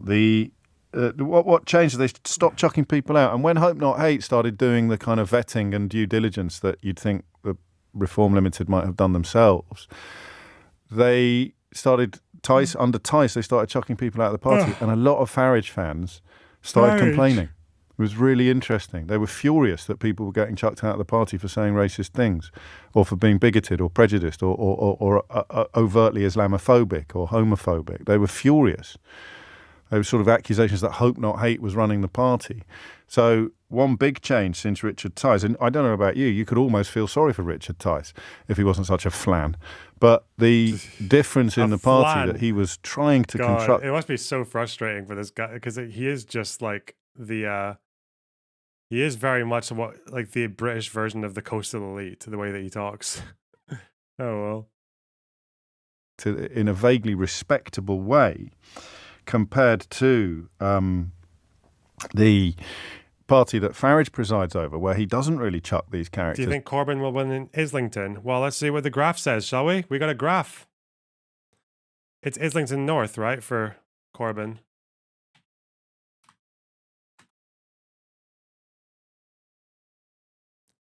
That's Islington South. Islington North. It seems like it's projected to be a Labour hold, but by 5%. It's going to be close. What can I say? What do you think is fueling the hate for immigrants outside of the doom loop? My theory is that in times of economic hardship, people look to scapegoat minorities in order to feel better. Probably something like that. Also, just that the United Kingdom never really dealt with its racism in a proper way. I got maybe after like World War II, there could have been more work done. I have no idea, but yeah, I think it's maybe you could argue. Oh, aristocracy! Thanks for the raid on Twitch. I really appreciate that. Fuck, hope you had a good stream. Damn, based. Yeah, I don't know. I think it's a combination of there is some truth in the idea that progressives and leftists just don't address any issues at all or any difficulties with immigration, even though there are some. And then that leaves a gap for the right wingers to fill. Otherwise, I think it's just the way immigration works in the UK is that immigrants tend to go to very specific areas, whether it's like inner cities or particular communities, because they obviously, like, once they're migrating, they'd like to go to places where immigrants already exist so they can feel safe and feel like less alien. And then the result is you get a lot of areas in the UK where people are just like, there are barely any immigrants. And the problem is that it's very easy for the impacts of immigration are often left to the imaginations of the people who are the most against them. So that does leave an issue where you have high immigrant areas and then areas with no immigration. And the areas with no immigration are only learning about high immigrant areas from voices in the media that kind of basically lie about it, or at least force a perspective of it. So that's kind of a problem. I think another problem with the UK is that people get away with believing and pushing a lot of opinions because everyone in the UK thinks they're not racist. Like in a sense that it's very difficult to detect racism amongst British people because there's so much subtlety to it. Yeah, I don't know. Can you steel man and then provide your counters the position that the current state of the UK economy makes Labour's underwhelming manifesto choices necessary? Steel man and then provide counters. Oh, I don't. The state of the economy. Okay, post-COVID uncertainty, which means that borrowing lots of money might make international investors and funds look at you funny, right? They might think it's a bit weird that you're borrowing a lot because people don't know what this economy is going to be quite like, and it comes to when it comes to international opinion, right? Because with COVID, there's a lot of uncertainty. The other situation might be that the tax burden on the UK is already very high, so raising it even more might be just like untenable. Those are probably the two reasons I could think. But I guess the counters to that is that one, the tax burden doesn't need to be higher in general on everyone. It needs to go to the right places, right? So I think even with the Greens, they said they were going to raise taxes on things like getting rid of the ceiling on VAT, which is currently at 50k. So your national insurance contributions are the same at 50k as they are above at like 150k, so or 200k, which I think is quite silly. I think it should be more progressive. Yeah, those are like the steelmans and the counters, I guess. It's just that, and also the counter to the international opinion thing and the uncertainty of borrowing more is that the Biden administration borrowed a fuck ton on their infrastructure plans and their economic revitalization, far more proportionally than the UK and than Labour are offering. And it was deficit financed. It was funded by borrowing, but it was so far been quite successful. Wages are going up in the United States. Unemployment is very low. So, yeah. I don't think that's actually the steelman for Labour doing what they're doing with being hesitant and underwhelming. It's not because of the state of the economy. It's absolutely not. It's the move from the 10 pledges at the beginning to now is because of how COVID changed everything. I would argue that's at least part of it. But the real reason they're not doing it is because of public opinion, because Labour have such a horrible reputation, a lot of which is not built on reality. They have a really bad reputation when it comes to borrowing and when it comes to taxes. even though Conservatives have fucked about with tax rates a lot more in the last 14 years than the Labour Party has in their previous time, especially with corporation tax. They've changed it like 25 times. So I think just like a very long campaign, like 15, 20 plus years of associating labor with financial irresponsibility has been successful. And especially Corbyn being in 2019 and the things he was offering in his manifesto that most people thought there's no way you'd pay for all this successfully. Despite saying fully costed doesn't actually mean that your numbers are entirely accurate and that there aren't unaddressed gaps, unfortunately. But yeah, because of, I think, the combination of the like propaganda campaign when it came to 2008, and also because of Corbyn, there is just like a lot of pressure on Labour to convince the public that they're going to be fiscally responsible, right? Which really means fiscally tight.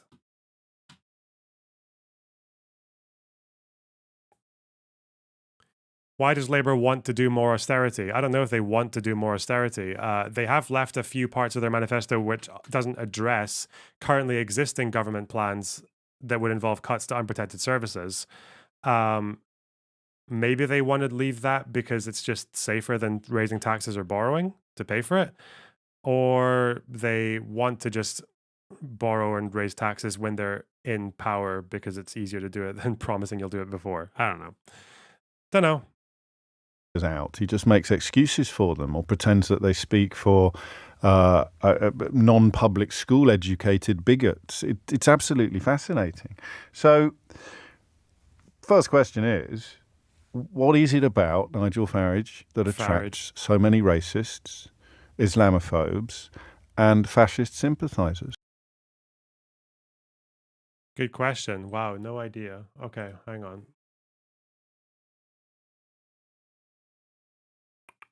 What problems will the next government have to face? Ooh. This might answer that question, actually. Let's see. Voters are going to the polls in the UK's general election. The opposition Labour Party is the overwhelming favourite to win and end 14 years of Conservative rule. Prime Minister Jezza was highly hateable and it affected everything Labour did. It's not just that, though. It's not just because of Corbyn. The British right-wing media very fucking shamelessly has just convinced most of the public that the 2008 recession and the difficulties that came thereafter were caused by Labour spending more money than we had. That's just a fact. They just lied about it for so long. They just sold this completely fucking dishonest cunt story that we were in the situation we were because Labour overspent and bankrupted the country. Yeah, that is the consent. That's like national consensus in the UK. And it was wrong. And the fact is that even now, well over a decade after 2008, we are still having to live in that world where Labour has this constant fucking pressure to appear fiscally responsible to people who don't understand what fiscal responsibility even means. It's a shame. Rishi Sunak made a surprise call for early elections, a decision that is projected to backfire. Recent polls show voters are deeply dissatisfied with his government. And Keir Starmer's centre-left Labour Party is on course for a landslide victory. The cost of living and this... Labour, and specifically Gordon Brown, who thinks James O'Brien is an economic genius. Oh, James O'Brien thinks this. Apparently did sell the UK gold reserves at the bottom of the market. Yeah, no, I'm sorry. In 13 years of Labour government, there were fucking failures. Of course there were. There was the pension funds raid, and there was the selling the gold at an all-time low. Yeah, those things did happen. But neither of those further the case that we got into the situation we were in 2010 after the recession was because of Labour being fiscally irresponsible and overspending. That's not actually true. It's just not true at all. It would be like me saying, like, blaming the Tory party for the recession after COVID and then saying, well, to be fair, austerity did actually result in a kind of like collapse of fucking or like a reduction in tax revenues, or the fucking mini budget from Liz Truss. That was really bad, but that doesn't actually neither of these things defend my initial claim. state of the healthcare system are among the key issues for Britons. Still, Sunak is hoping that he can sway undecided voters. Sorry, I remember that thing with the gold story so well, because I remember the thing that conservative, just like regular people, would say about it was that they would, when I got into arguments with people about that, they thought that an alarming number of people actually believed that the pound was still backed by gold. So people would say, you shouldn't sell the gold because, the country's wealth is backed by gold, not by... I was like, what the fuck? This is not the 1930s. What the fuck are you talking about? Yeah, I couldn't believe that. That was really fucking wacky. Anyway. Putting on a brave face. Prime Minister Rishi Sunak leading his centre-right Conservative Party in a political fight that he himself called for and is likely to lose. Many people may want to say the result of this election is a foregone conclusion, but Yeah. I believe in my bones that it is not, and I think you do too. He's referring to Supermajority. That's all he's referring to there. We do not surrender to Labour. We will fight for every vote. We will fight for our values, and we will fight for our vision of Britain. But this time, it seems that this vision is out of sync with what the British people want. After 14 years in power, the Conservatives are now facing a massive defeat. Keir Starmer's centre-left Labour Party is now 20 points ahead in the polls and is on course for victory. Changed Labour Party. Imagine a Britain moving forward together with a Labour government. That is what we're fighting for. Let's continue that fight. If you want change, you have to vote for it. And this change is what the British population seems to want. Surveys indicate voters are most concerned about the cost of living, a strained healthcare system, and migration, which has increased in recent years. And this last issue plays into the hands of Nigel Farage and his anti-immigration Reform UK. What the fuck is this? Why are they such a meme? Why are they such a fucking snake oil salesman spiv fuck party? Why? What is this? Party. The party has seen a surge Why is he in a support. tank? Is this him ready to fight the migrants on the beaches?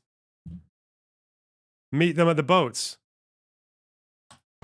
And while it's not likely to get a significant number of seats in Parliament, it could still change Britain's political landscape. My first promise to you. But whoever gets to form the next British government will That's have how much airtime they gave him. That was 90% memes and like half a sentence of him saying my first promise. Banging.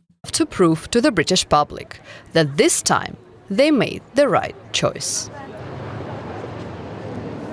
And joining us now from London is our correspondent Birgit Maas. Birgit, Prime Minister Rishi Sunak called this election just a month and a half ago.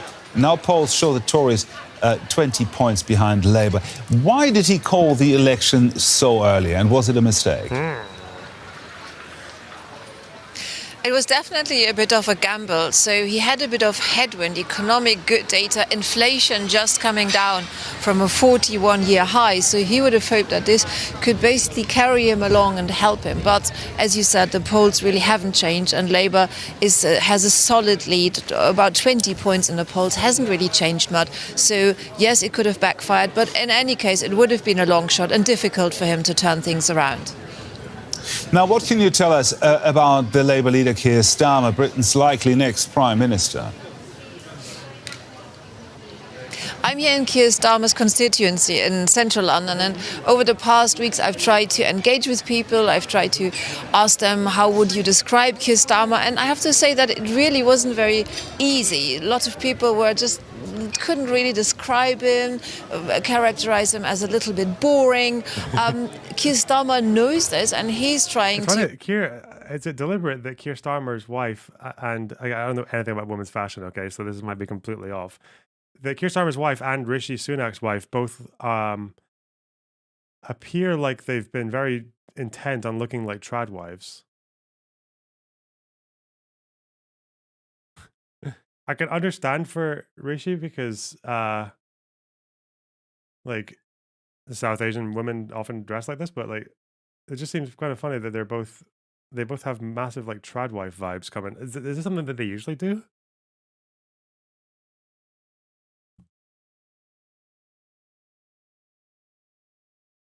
Whatever. A lot of people couldn't really describe him, characterize him as a little bit boring. Keir Starmer knows this, and he's trying to basically... It's just a dress. Oh my God, thank you so much. Fuck me. Use it to his advantage. He's Sorry, saying... just ignore everything I said. Ignore absolutely everything I said. That's true, actually. Yeah, I'm reading way too much. I'm actually sexist. That's what I am. I'm actually objectifying them. And probably subliminally telling you guys that they don't even deserve the fucking vote. Because fuck off. I'm not your candidate to be the circus director. I'm your candidate to be the next prime minister.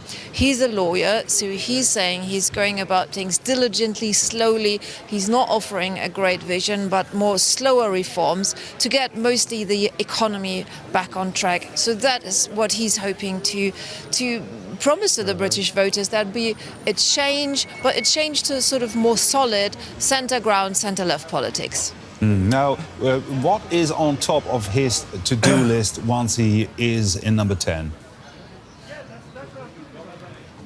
I think really one of his biggest tasks is to... Ever notice how their husbands are such trad husbands, always wearing trad suits? Well, I imagine politicians always wear suits, yeah, so that they can look traditionally respectable. Yeah, that's why I was asking about the fucking wives as well. That's why politicians tend not to go casual, yeah. Apart from Keir sometimes tries to, because he tries to counteract the boring accusations by wearing, like, button-down fucking shirts with no tie and all that nonsense, right? Gain the trust of voters. Trust in the UK of politics, of politicians, is at an all-time low. That will be very difficult to turn around. But when it comes to very concrete policies, I think it's the cost of living crisis is the most defining issue for most of British voters. And Keir Starmer has promised... So wouldn't their wives be expected to look traditionally respectable? Yeah, that's why I'm fucking asking. I'm just wondering if it's intentional, like if they're actually intentionally going for a kind of like trad wifey kind of look, because that's what it looks like to me. I don't know. You guys are so annoying. Okay.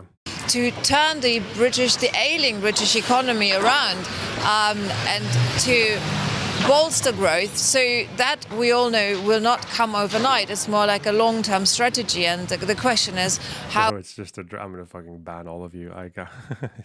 Okay.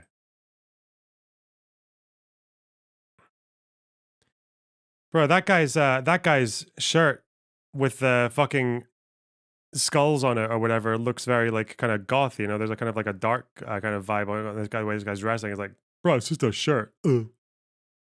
Sorry, hang on. You know that like that the things people wear have meanings, right? So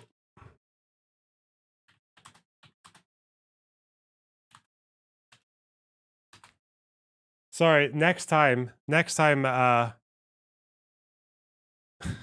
listen, I don't even know what you're upset about, bro. It's just a fucking hat. Bro, it's just a hat. People what's wrong with wearing a hat? Stop being so fucking racist.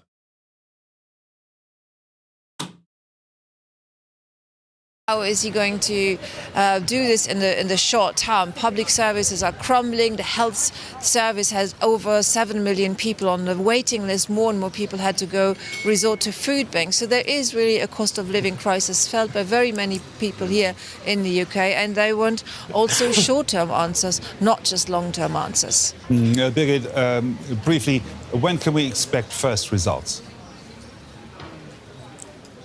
We have the exit polls. That's 10 o'clock UK time, just after 10 o'clock. They're usually pretty reliable, so they will give a direction of travel. And then overnight, the results will come. Not all clothing is equal, Lonerbox. Actually, yeah, it is. What are you talking about? All hats are just hats, apparently. And all dresses are just dresses. And you should be more normal.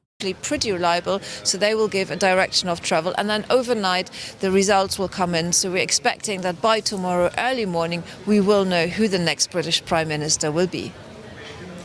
Birgit Maas there in London covering the British parliamentary election for us. Thank you very much, Birgit. And for more on that, I'm now joined by political scientist Professor Nicholas Allen from the Royal Holloway University of London. Professor, what have been the defining moments of this election campaign for you? Were there any?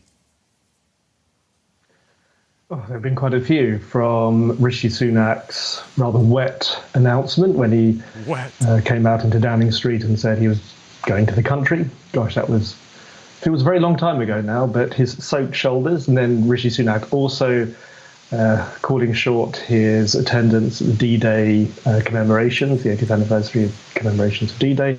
Nigel Farage announcing that he was going to run after all, having said he won't. I mean, it's the things that stand out have really been the negative aspects, particularly from the point of view of the Conservatives, things that have really just sort of hammered home their troubled recent years in office.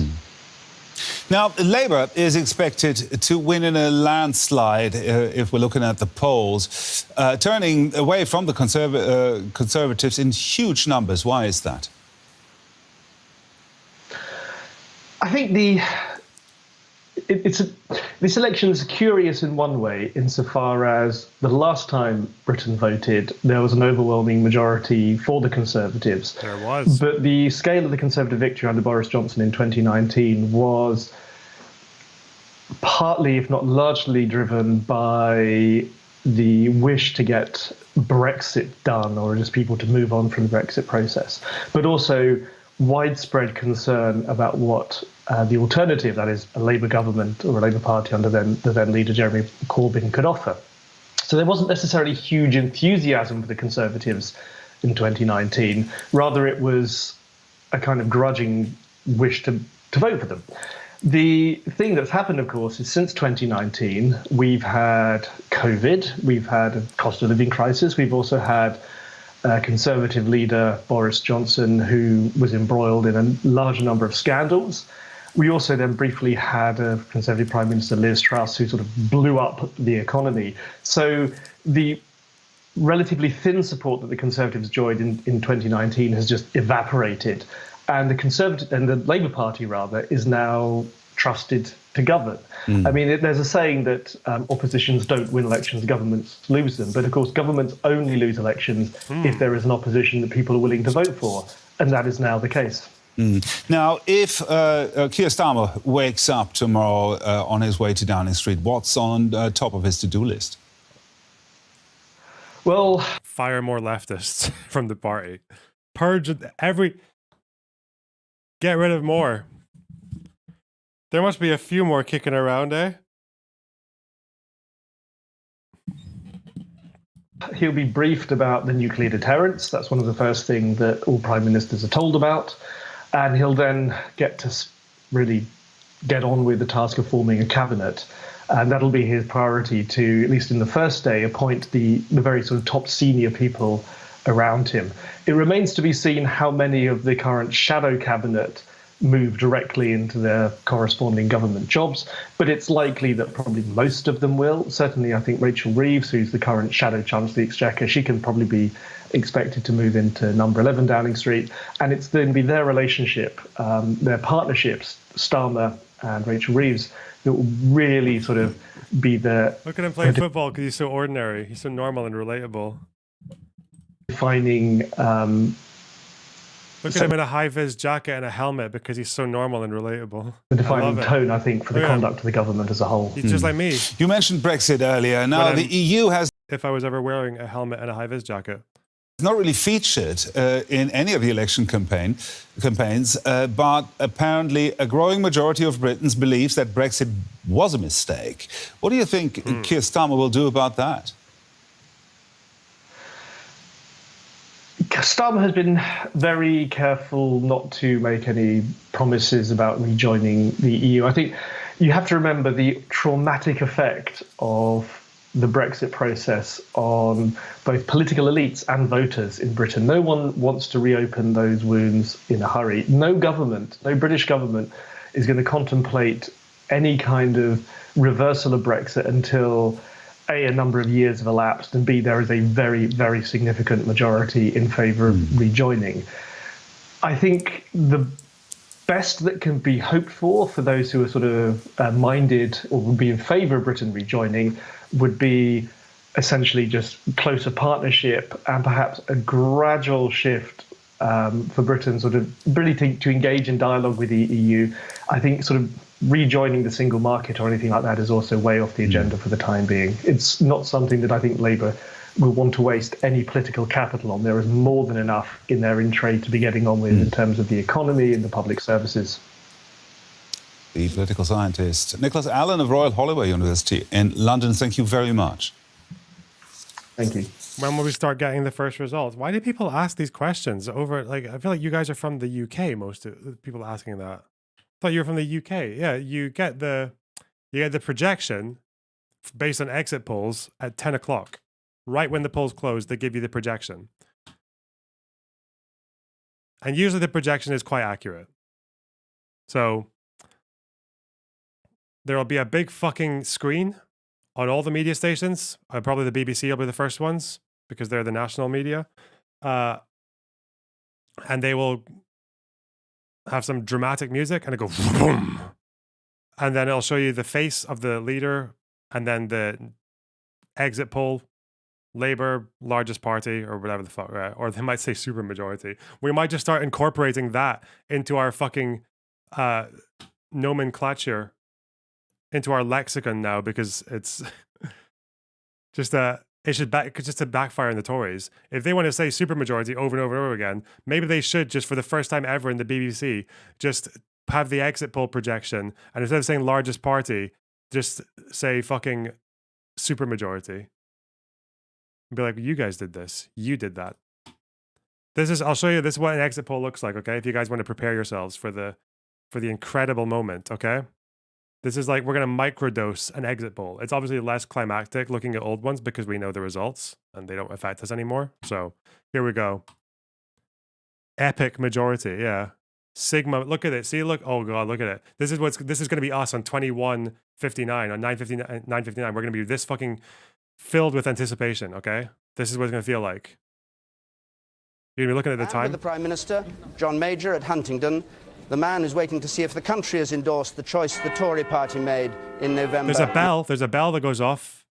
Forgot about the bell. How can I forget the bell? 1990.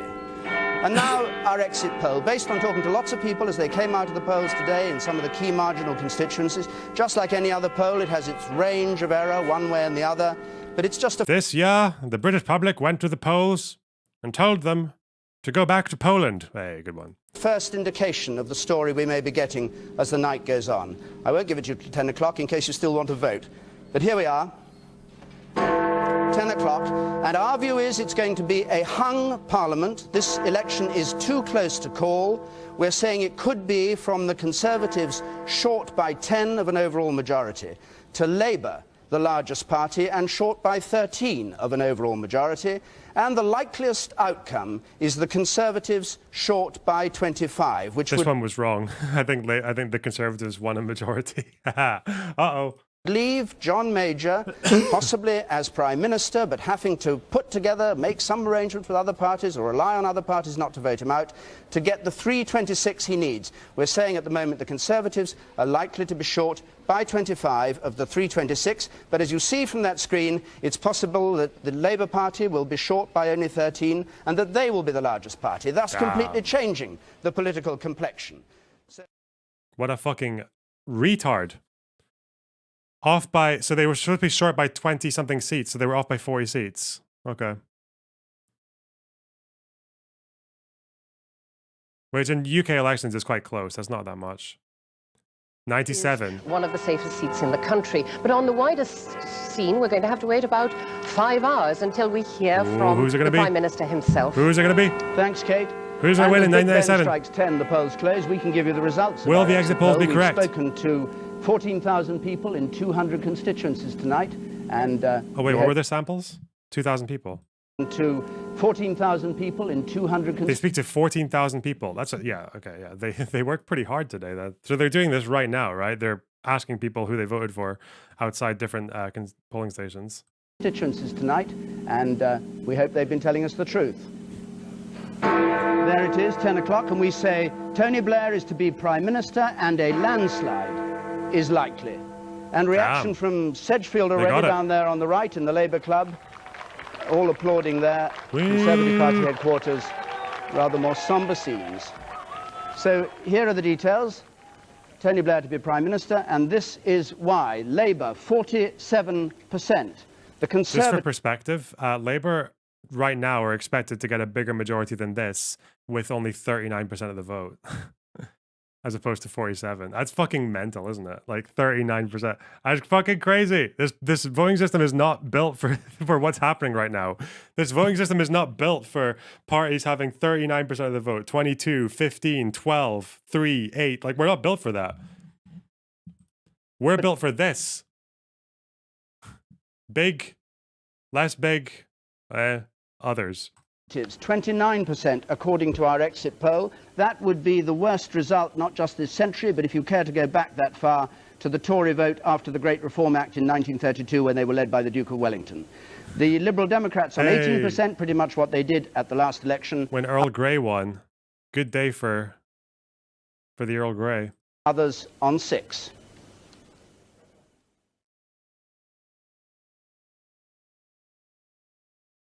So this was accurate, more or less. 2001. Who's going to win? And once Big Ben strikes 10 and the last vote is cast, we'll have our exit poll predicting the result. The famous exit poll, the last poll of the election, sometimes right, sometimes not quite so right. NOP this time have asked 18,000 voters in constituencies across the country to fill in a simulated ballot paper outside the polling station just after they've voted. And fingers crossed, if they've been filled in truthfully, we won't have egg on our faces when the real results start coming through in 3/4 of an hour. Damn, David Dimblby's traumatized by 1992. He's still referring back to it 9 years later in the 2001 election about when they got the exit poll wrong. Poor guy. It haunts him to this day, some people say.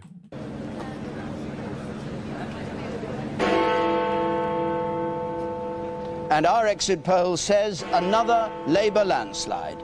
Tony Blair has won that second full term for Labour that was always his ambition. Slow motion. We are saying a Labour majority of around 160.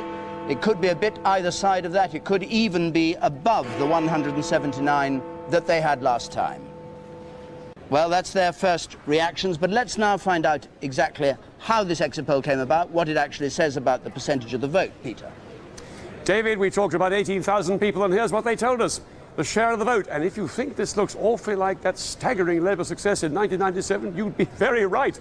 44% the Labour Party, 32% the Conservative Party, 17% the Liberal Democrats, and 6% the others. Mostly, right? Margin of error? Okay. Well, now, the first event of election night is the exit poll. It's our first clue to what's happened today in the vote. It took me ages and it looks like sin, but I made a rough version of the vote share versus seats won graph. Let's go! Moment of truth. It's all right. Solid and thin equals... Okay. That's quite funny, isn't it? Look at this. So actually, first past the post is hurting the Conservatives here. It's helping the Lib Dems a little bit. SNP helping the Greens. Wait, no, not helping the Greens. Definitely helping Labour.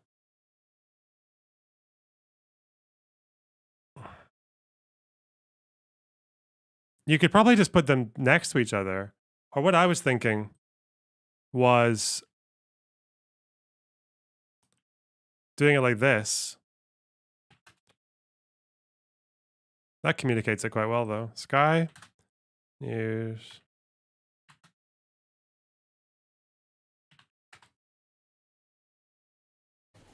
Mark, thank you so much. Like, couldn't you just have, like this, the row of 5?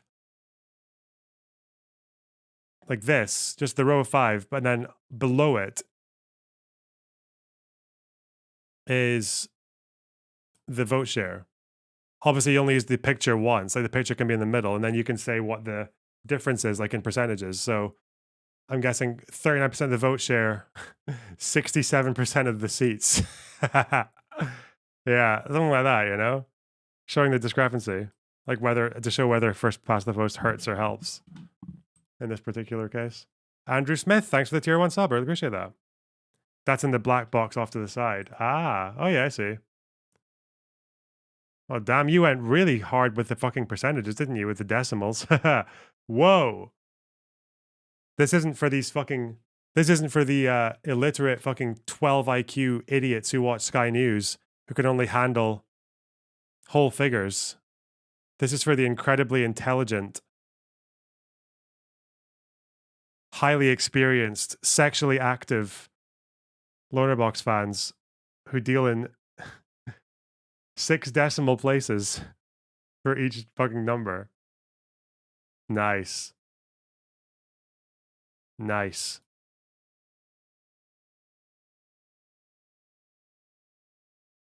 Voting. And this year we've joined forces with ITV for this poll. It's an NOP Mori poll.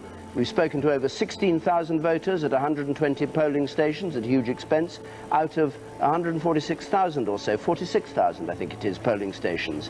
So what credence are we going to give to this when it comes through in just a moment? The exit poll is an absolutely fascinating clue, no question, but it's no more than that. Usually the clue is right, but famously in 1992... Why is this guy radiating? Why does this guy have a fucking corona above his head? Why? What's... Is he dead? Completely wrong. The exit poll said a Labour government. The voters said a Tory government. As Big Ben strikes 10, the polling stations will close. It will be too late to vote. And I can give you the result of our exit poll, which is this election has been won by Labour, but with a majority down from 160 to 66. The Conservatives. Thank you, Iraq War. Thank you, Saddam Hussein, for being so fucking invadable. Are on 209. That's a gain of around 44 seats. A disappointing night if the poll is right for the Liberal Democrats. They're on 53. They gain around 2 seats. So there is the exit poll.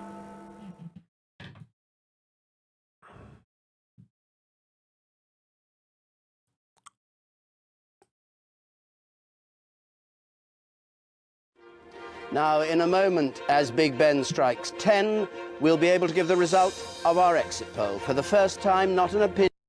Ah! What the fuck? Why is it frozen? What the fuck? Why did everyone click to this particular one? Everyone really wants to see. Huh? All right, I guess we'll try again.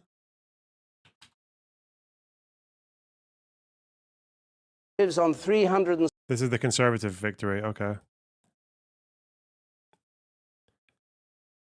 Oh, the video just freezes for 20 seconds. Now, in a moment, as Big Ben strikes 10, we'll be able to give the result of our exit poll. For the first time, not an opinion. Oh yeah, it's still going. That's so fucked. What the hell? That's why people keep clicking around here, because they're not sure what happened. Okay.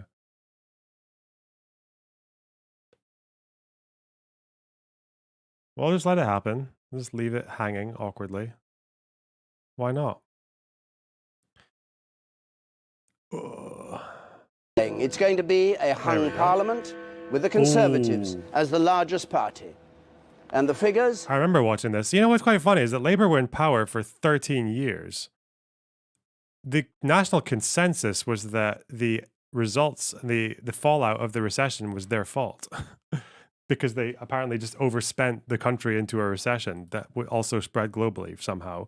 It's kind of mental that that happened, but the Conservatives still didn't get a majority. I think it's...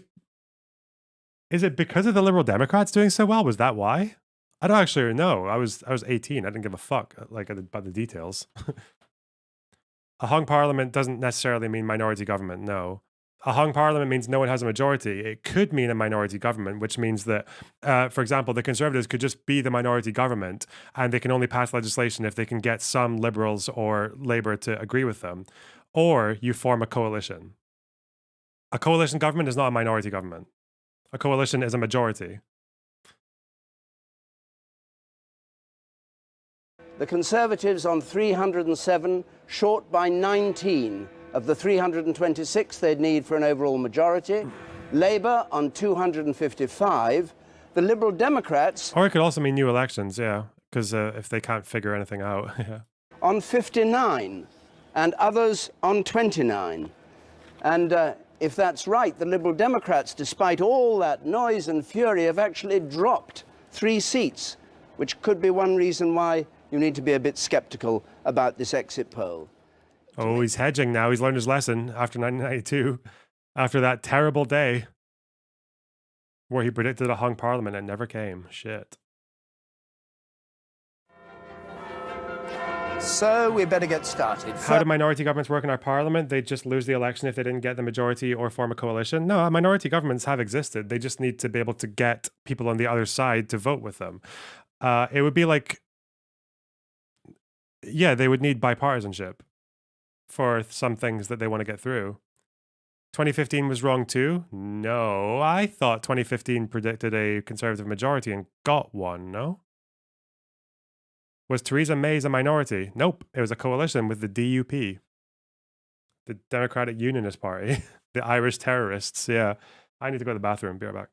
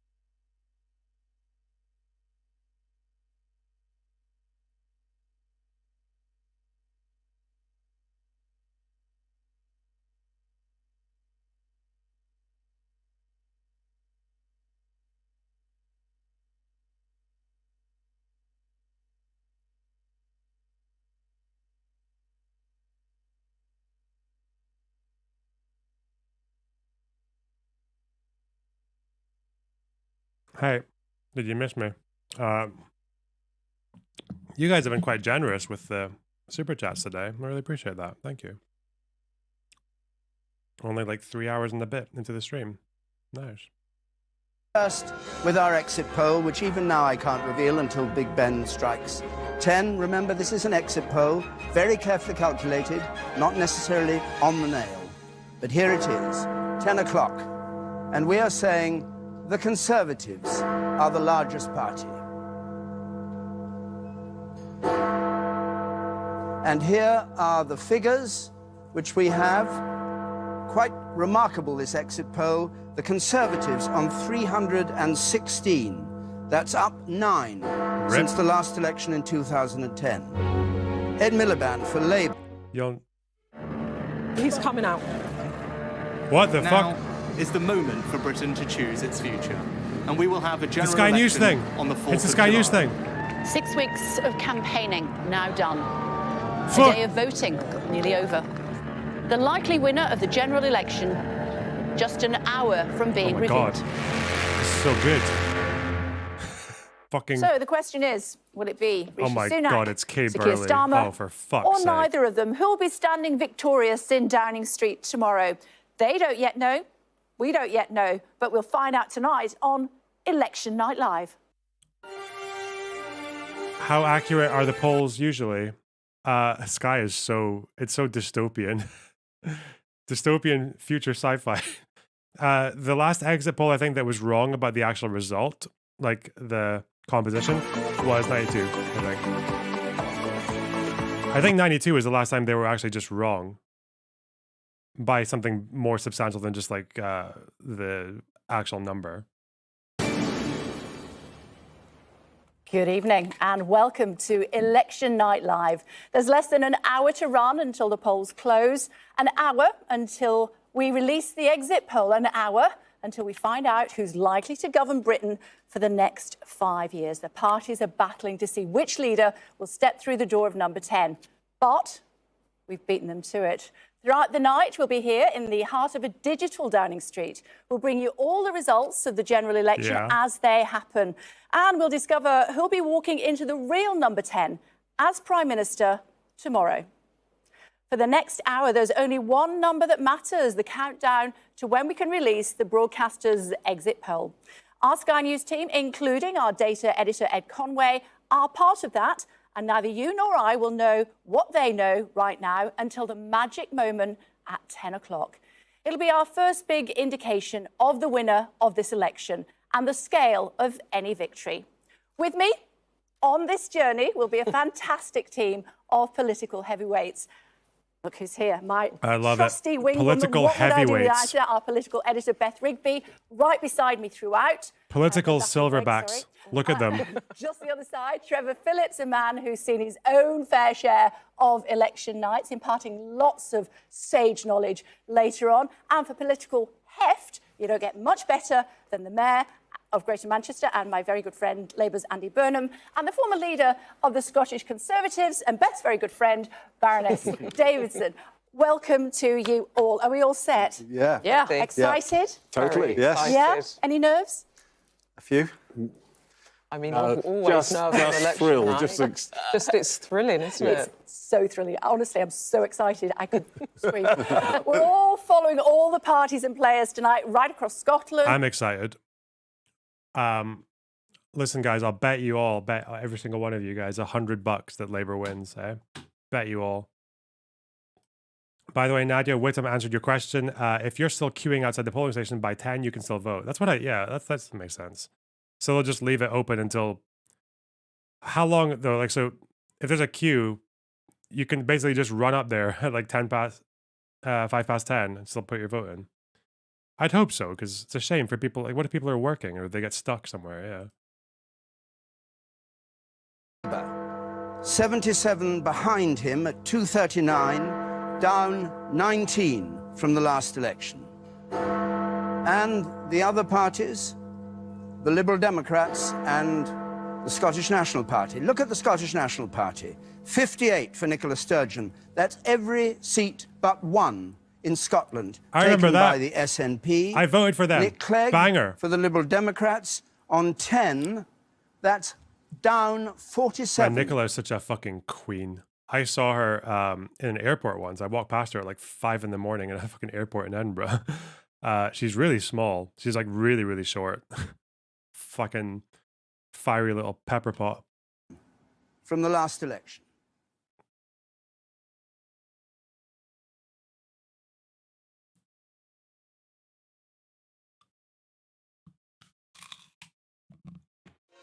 There are just over 20 seconds to go till Big Ben strikes 10. Then I'll be able to reveal the results of the BBC, ITV and Sky joint poll. over 30,000 people. Sturgeon is doing the ITV coverage with Ed Balls and George Osborne. Jesus Christ. That's embarrassing. 144 polling stations were questioned today, and by the magic of psephology, we're able to predict what we think has happened tonight.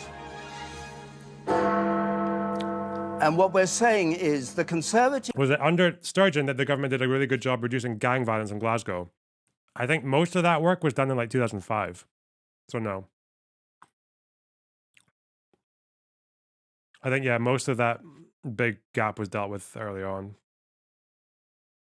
I don't think the SNP made it any worse. I think it just kind of like kept on dropping under SNP as far as I remember. I could be wrong, but I think it's that. Anyway. Conservatives are the largest party. Note, they don't have an overall majority at this stage. 314 for the Conservatives. That's down 17. 266 for Labour. That's up 34. The SNP... Have a pizza on me. Andrew Smith, thanks for £20. I really appreciate that. I love that you guys give me your donos and you tell me what to order as well. It's not 2 for Tuesdays. Why would I get pizza? I could. It's tempting. Fuck. Her husband was the party leader who was charged with embezzlement of party funds. I know. It's really sad. It's really, really sad. I mean, maybe they're not fucking found guilty or whatever, but... The Scottish National Party, 34, down 22. Treat that figure with a bit of caution for... He's hedging again. Yeah, this is when the Conservatives had to form a coalition with the DUP, the Democratic Unionist Party, the Irish Party, the Protestant nutters. The reasons about the exit poll, which I don't know. How do exit polls work? They say they have between sort of 10 and 15,000 people who are polled outside the polling stations after they vote, where they say, who did you vote for? They take a log of it, and then they just put it all together, and then they try to make sure it's representative roughly of the whole country, and then they just say, project. I've never actually seen them, though. I've never seen an exit pollster. I guess they don't make time for northern scum like me. People up way in the little bumpkin. Small town fuck. Need to explain right now. The Liberal Democrats on 14, up 6, and the smaller parties, Plaid Cymru stays on 3, the Greens on 1, none for UKIP, and the others 18. Well,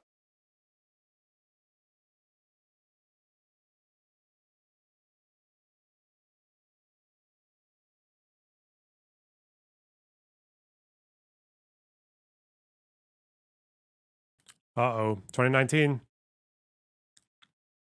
I remember being so let down by this one. Fuck, man.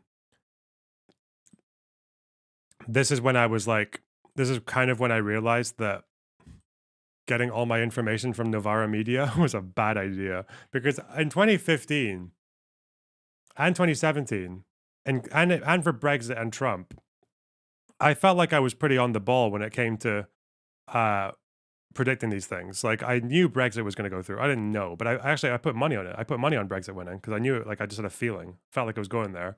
I put money on Trump winning. I had that as well. I put money on the hung parliament in 2017. I had that. But then when I was kind of like watching further left media from like 2018, 19 onwards, and watching a lot of, for British politics, it was all Novara Media, I seriously just had the impression that like most people in the country were supporting Corbyn. Like I thought they were going to be the largest party. And they did as well. And I was like, fuck, man. That was when alt media destroyed my brain. Like that was the closest I ever had to the Tim Pool 49 state landslide. But here it is. There was one poll. There was one poll by, I don't even think it was a very reputable agency that did have Labour like 1 point ahead or something. Yeah. So here we are. We are just seconds away from the result of the exit poll. Our first prediction of the potential outcome of this election.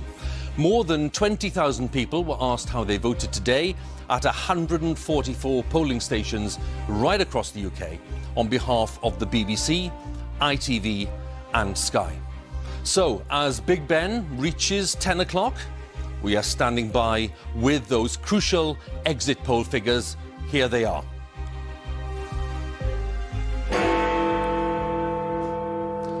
Our exit poll is suggesting that there will be a Conservative majority when all the votes are counted after this election of December 2019. The Conservatives on 368 seats and Labour way down on 191. I can still, I still feel it now. Like, I just sank. I fucking died, man. I was like, there's no fucking way. What the fuck? Yeah. Now, on those figures, we are looking at a Conservative majority of 86 if the votes actually tally up with this prediction. Let's look at the wider picture. And here we have the figures for all the parties. The Conservatives, we are suggesting on 368, that is a rise of 50 seats in this election, as suggested by the exit poll. Labour on 191, suffering as many as 71 losses. That's the suggestion of the poll. And the SNP on 55, making some 20 gains. The Lib Dems on 13, up just 1 seat. Plaid Cymru on 3, losing a seat. The Greens on 1, no change. The Brexit Party not winning any seats, according to this exit poll. And the others, most of those in Northern Ireland, making up 19. Well, there it is.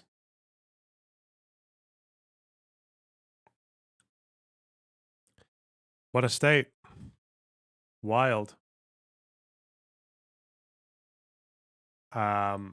So that's what it looks like, okay? If you guys know what to prepare for. That's what an exit poll feels like. Feels like watching it. You can feel the anticipation. I bet you guys felt it. Even though it's old news, you're like, whoa, what's going to happen next? God damn it. You guys were shitting yourselves for the entire fucking process. Just join stream, Tory win jump scare. Yeah. Do you think if Boris runs right now, if they swap him out with 48 minutes to go. What is wait, can you get the BBC projection on YouTube? I don't want to watch it on Sky, actually. The projections come from the BBC. That's the tradition, isn't it? They're the national media. They're the heart and soul of the United Kingdom. As Big Ben strikes 10, yes. Yes! Hang on, where is it? Damn, we actually got quite a few viewers in here as well, despite it being like peak time for streamers. Huh. Thanks, guys. Glad you want to watch this shit with me. All right. You can watch the BBC News site? I mean, yeah, because obviously I've got my TV license, obviously. Can you stream that? Can you stream BBC? On where you are. You know, if you're They didn't even fucking ask me for TV license. That's weird. Okay, I guess this is what we'll use then. 51,000 viewing. Correspondent there's a certain amount of guesswork going on. You know, you're watching the votes piling up. You're looking at who's smiling, who's sweating. You talk to the agent if you can. You do your live into the studio with the presenter saying, well... Novara restreams BBC all the time. Yeah, okay. Oh, because it's a free program. You know, it looks like it might be getting closer, but we're still not quite sure. Of where things are going in that constituency. Often for sort of mundane local reasons, you know, they will know that the ballot boxes that have just arrived in a van outside are from a certain part of the constituency, and then they'll watch the piles piling up for a certain party, and then, you know, sometimes they'll be able to say to you, oh, well, this part of the seat is looking actually less good for us than we thought, or better for us than we thought, and so actually the sort of local campaigners, you know, as you would expect, given they've been campaigning in that seat for 6 weeks or whatever, are often the best barometers, sometimes even if they're not being candid, as Rita says, simply by looking at their faces, you start to get a sense of where things are heading. We've got this great tradition on TV of students in trainers carrying ballot boxes in Sunderland so that local authority can win the title of first just looks declaration. How much does it just look like organised crime? It's Sunderland or Newcastle or Northumberland. Imagine being an American looking at this. Last time round, you could make so many documentaries about electoral fraud with this shit. Look at it. Didn't quite make it. I don't know if they're in the running again this time. But That's like a fucking school project. Changes will also again make a difference. You know, it might make some constituencies bigger, and so there are more votes to count. So maybe we'll see a recalibration. Rita, you've done a few of these all-nighters. Henry, this is your first general election as a broadcaster. Rita, any tips for snacking, stamina, napping, power napping? Oh, I mean, there's no power napping. Are we expecting much information right now? Election day isn't about information. You understand that, right? Election day is not about information. The exit poll, you get that at 10 o'clock, okay? Then you can honestly just go to fucking bed and wake up and just look at the map and you're fine. The only reason people like doing this is because there's just something that's really pleasant and really enjoyable about being, oh my God, Clapham on Buxbury has just gone Labour. Oh my God. Oh my God. Okay. Wow. What's going to happen next? I don't know. It looks like a very strong night for Labour. That's crazy. They got 100% of the seats so far. Wait. Oh no. Fucking Oxfordshire of Horsefuckerstonshire. Oh no. They got Conservative. Oh my God. It's neck and neck. The election stands on a fucking knife edge. That's, yeah, you just do that for 8 hours. It's funny, right? For 5th of July until 8 a.m. That's why we, but otherwise, like, there's no point really. There's no like actual logic behind sitting up and watching it. It's just entertaining. That's all it is. Anyway.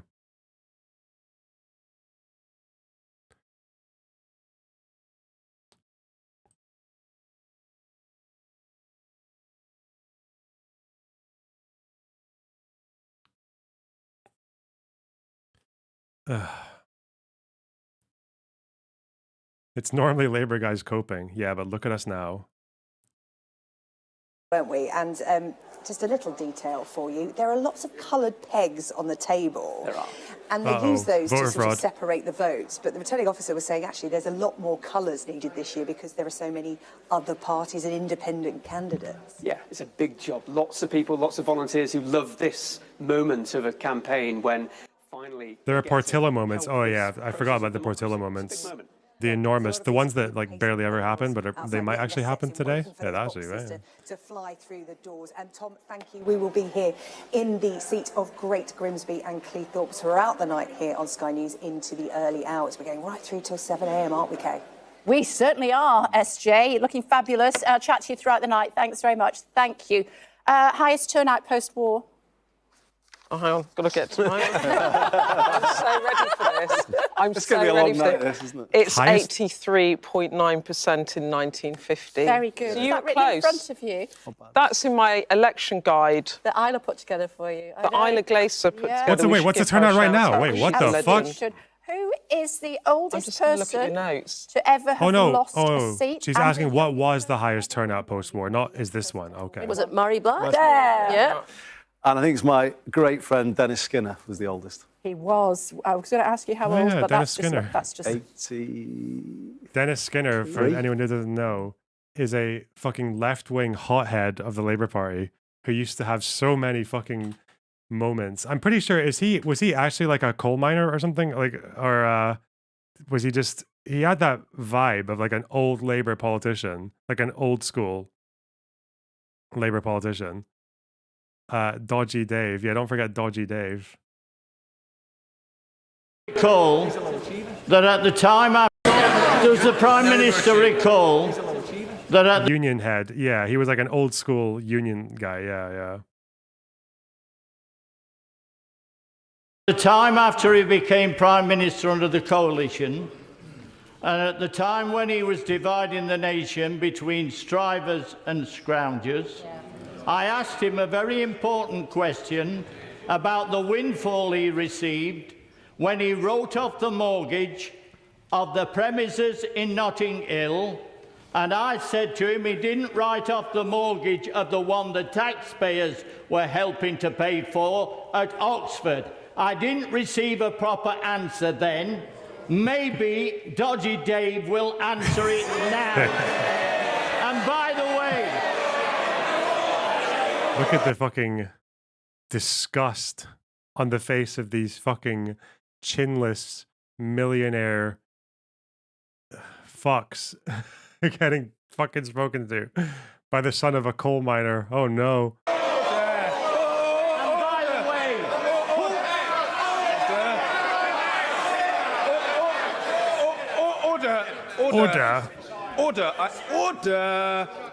Order. I must ask the honourable gentleman. Oh, they throw him out, don't they? Don't require any assistance from some junior minister. An absurd proposition. I invite the honourable gentleman to withdraw that adjective that he used a moment ago. He's perfectly capable of asking his question without using that word. It is up to him, but if he doesn't wish to withdraw it, I can't reasonably ask the Prime Minister to answer the question. All he has to do is withdraw that word and think of another. Sorry? Think of another. I think he knows the word beginning with D and ending in Y that he inappropriately used. Davy. I can't believe this is how our country functions. It's so fucking weird. It's so bizarre. He's the only one who's not smiling here. Withdraw. I know what you're talking about. Very simple. Withdraw. This man has done more to divide this nation than anybody else. He's looked after his own pocket. I still refer to him as Dodgy Dave. Right. Do what you like.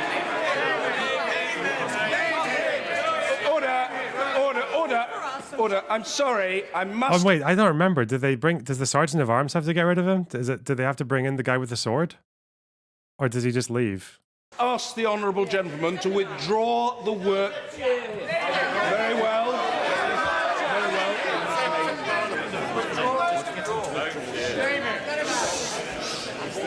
Under the power given to me by Standing Order number 43, I order the honourable member to withdraw immediately from the House for the remainder of this day's sitting.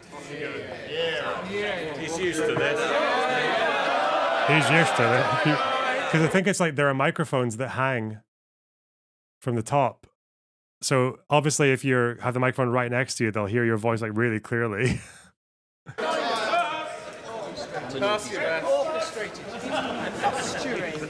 Very well.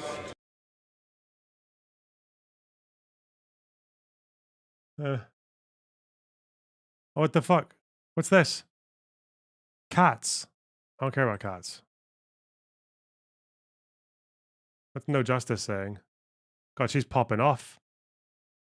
Oh, she's watching the... Line there, but look at this. David Cameron scraping through with a thin majority. Oh, she's watching the history Overall, stuff. Okay. though, it's worth saying, it has been very close historically. I want to just show you 2010. Look at this. That's what the... Actually, instead of graphics, they should just do it in burgers. They should just Nick Robinson to come out and like demonstrate what the Commons is going to look like with burgers and Lego bricks, and then the idiots can understand, like Nick Robinson must think that the entire electorate are. True. Wait, why is she not watching the same thing I am? Is she behind? To see when we'll know the result. Last time, the first declaration took place at 11:27 for Newcastle Central. That meant they pipped rival Sunderland by 2 minutes. Tonight, we're expecting Sunderland to still be battling to declare first, but they could be pipped by another northeastern constituency of Blyth and Ashington. Other seats which could declare early tonight are Basildon and Billericay. That's interesting. We'll tell you why. And also in the south... We're betting on fucking... horses, which bunch of fucking student rugby wankers can shuffle the votes in quickly enough to be the first one to declare. In Wales, it was Who's it gonna be, guys? Who's it gonna be? Is it gonna be fucking Cunthorpe? Is it gonna be Basingstoke? Is it gonna be Bunsbury? is in one of the biggest contenders, and that is Blyth. Hi, Gillian. Hi, Kay. Yes, I am. Blythe and Ashlington. They're hoping to take the crown, to be the first to declare this evening. But there are 3 other counts where I'm at this evening in Northumberland. That's North Northumberland, Cramlington and Killingworth, Hexham, and obviously Blythe and Ashington. Now, North Northumberland is a new seat, became a new seat after the boundary changes in the last Parliament, and it's one of the largest seats in the country, very rural, sparsely populated, a population of about 72,000. Cramlington and Killingworth, that's an ex-mining area. Fun fact for you, the pop star musician Sting, he was once a school teacher in Cramlington town. I think his subject was history, if memory serves me correctly, and it was at the St Paul's Road. Blythe or Sunderland aren't posh rugby students, so whoever the fuck they are, those kids in the fucking hoodies running around throwing boxes. Whoever those guys are, okay? The bedwetter box thrower brigade. Those guys. That's who we're betting on right now. We're betting on which unit can fucking throw the boxes fastest. Apparently. First, purpose-built prison, and there are also some Roman ruins, some remnants of Hadrian's Wall in this constituency. And finally, Blythe. There's no one posh in Sunderland, mate. Oh, sorry. Let me clarify, okay? Welcome to the show, okay? Welcome to episode 12 of I don't give a fuck about your shitty fucking bullshit English retarded hick redneck white trash town that you come from, that you think I should care about the fucking demographic composition of how posh they are.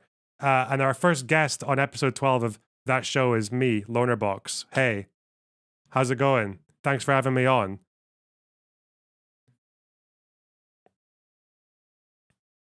And Ashlington, again, a new...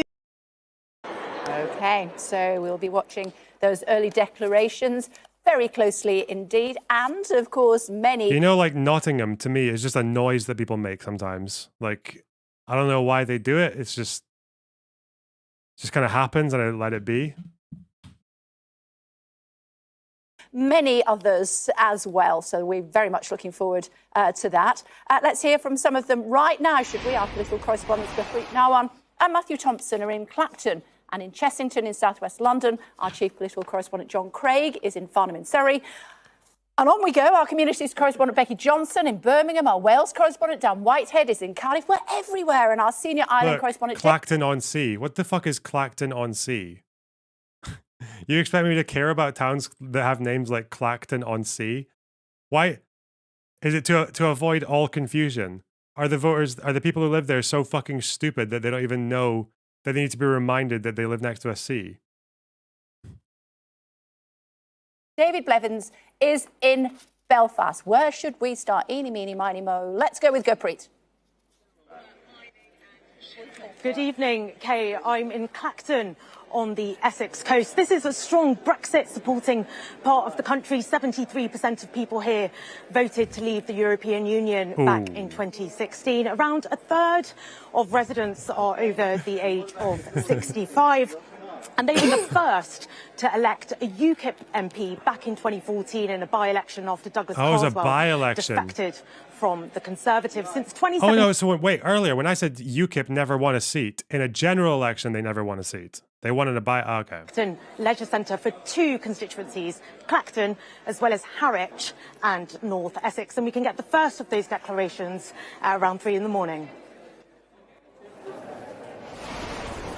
Welcome to the King's Centre in Chessington. Now, it's not quite a world of adventures, but it is the venue at which the count for the constituency of Kingston and Surbiton will take place. The constituency won, at least at the last 2 elections, by Sir Ed Davey, the leader of the Liberal Democrats. Now, will he pick it up again, or will any of his no less than 7 challengers have done enough to unseat him? Sir Ed himself voted here in the constituency earlier this morning and then spent some time with his family, but we're not expecting him here at the count for a few more hours still. Now, back in 2019, the result here was declared at just after 3:10 in the morning. And again tonight... Carswell won in 2015 as well. Wait, there was a UKIP seat in the 2015 election? Hang on. Wait. In general. Why do I seem to always remember there being 0 UKIP seats in the general election? Hang on. 4D Chessington. Listen. Chessington is on land, by the way. That's why they don't say Chessington on sea. It's a land city as opposed to a sea city. Founded in the year 1200 AD by Mr. and Mrs. Chessington.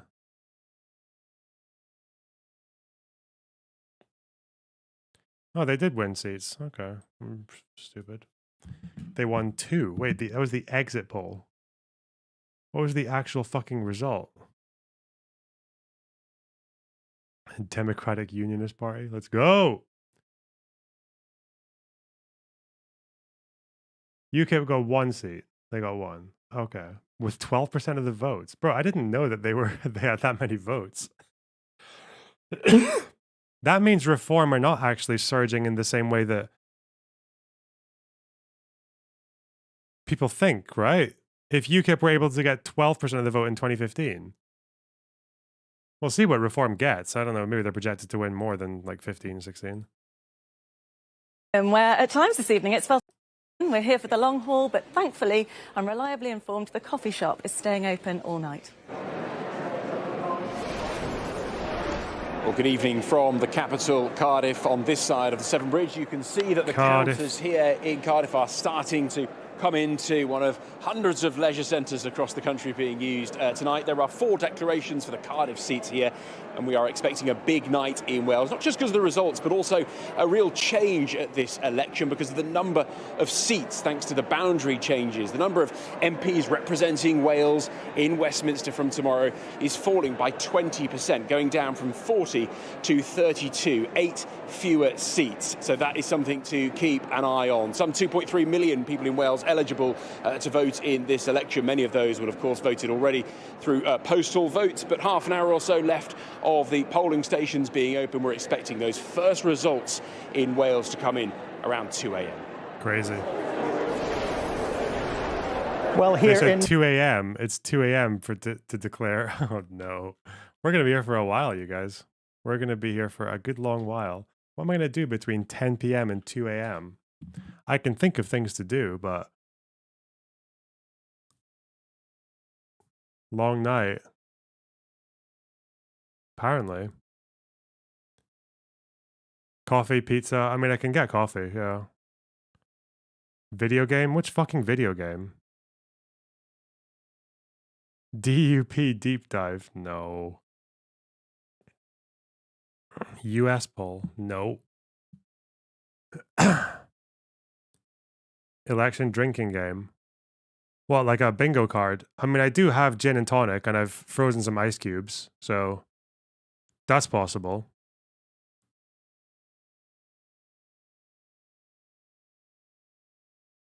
Give us some chess, please. Why the fuck do you guys want chess? Okay, okay.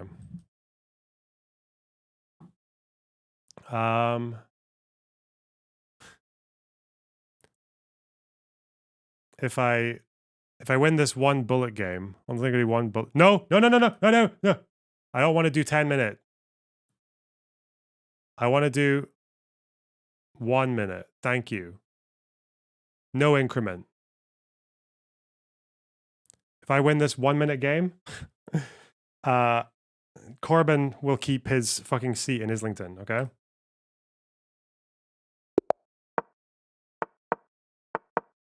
I'm doing it for you, Jezza. What the fuck is this person doing? What a stupid fucking opening. It's actually distracting me. God. Okay. Jesus. Oh, you want to do that? Let's play that. Huh. Ooh. I do this? Tricky. This.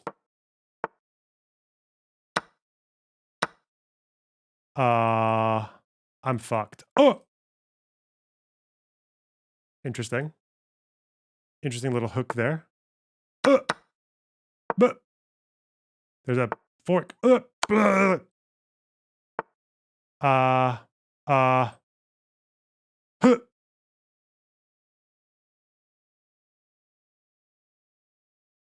This is a pretty funny little trick, isn't it? What do I do next, though? Huh. I have no fucking idea why. It just seems cute. Huh! That's why. Get my bishop out, hopefully? Oh my god. I lost my fucking queen. I'm so stupid. Oh well. I missed that move. Ah! What we got? Huh. We're so fucking dead. Huh. Can I pull something off? Fuck! Huh.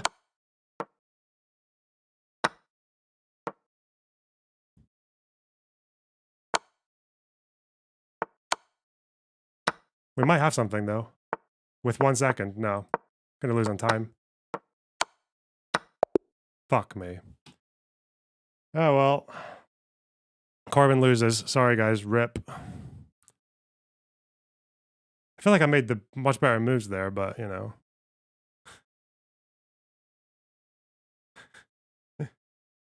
Missed pawn on... You miss a million things in these. Okay. What other predictions do we have? Unseating the fucking Chancellor? That's boring, but okay. Well, Rishi gets unseated if I win this next game, okay?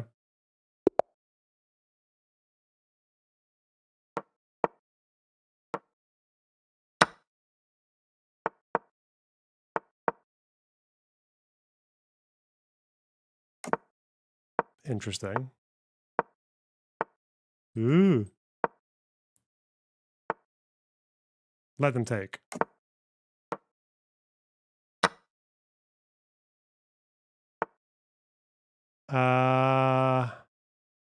Okay.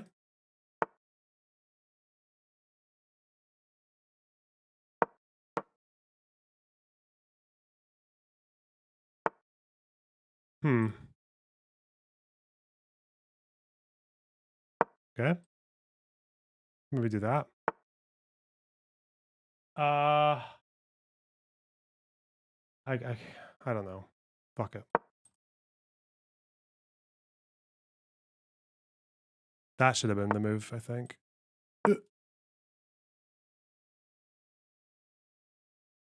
That bishop's gone. Bishop's dead. Okay, funny. They want to do the discovered attack, okay. No problem.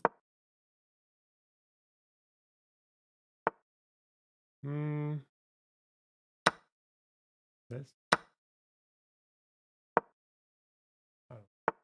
Oh. Okay, this is okay. I get to go there.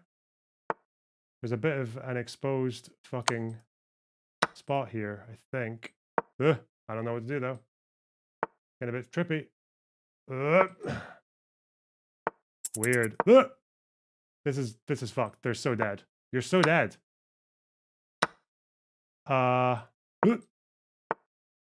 Oh god. Fuck. Fuck.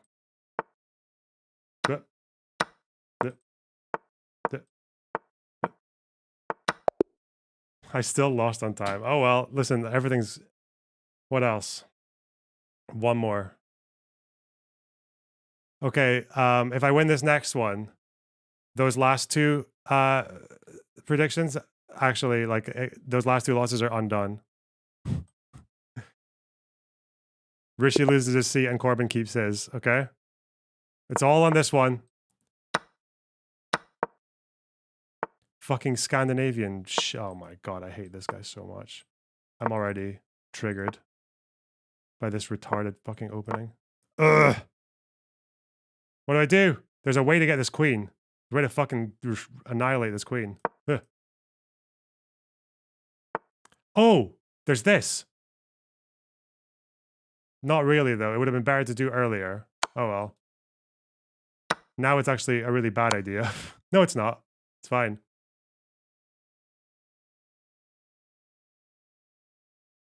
How do I capitalize on this, though? I feel like I could have done that in a much more effective way. Oh well. Fuck, man, we're really ruining this right now. I've actually made it worse for myself. Okay. Okay, they fucked themselves now. Okay. 20 seconds. Gotta be quick. Huh. Ooh. Huh. This. It's just a question of time. Mm. Mm. Mm.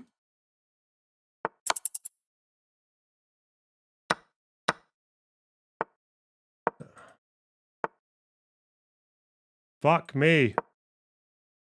Why am I so fucking slow?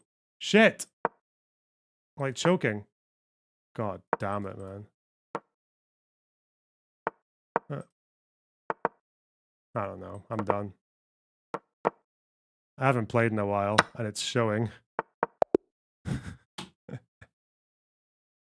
Oh, God. It's okay. It's okay. I just need to win one more to undo the last 3 losses. Jesus. What an aggressive person.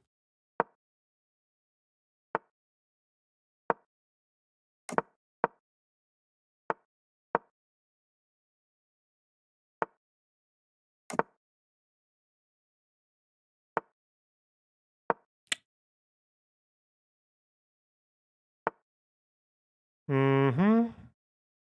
I'm okay with that.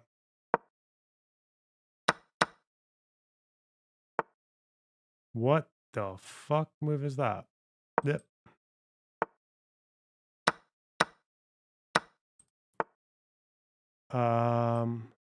Interesting. Huh. Remember the Holodomor? Thanks, Merc. Thanks for the sub. Appreciate it. Blech. Oh, that's a... Fuck you. There we go. Okay, that's Corbyn's going to keep his seat and Sunak's getting unseated. And I've actually won 1 game and lost none. There we go. Good. Beautiful.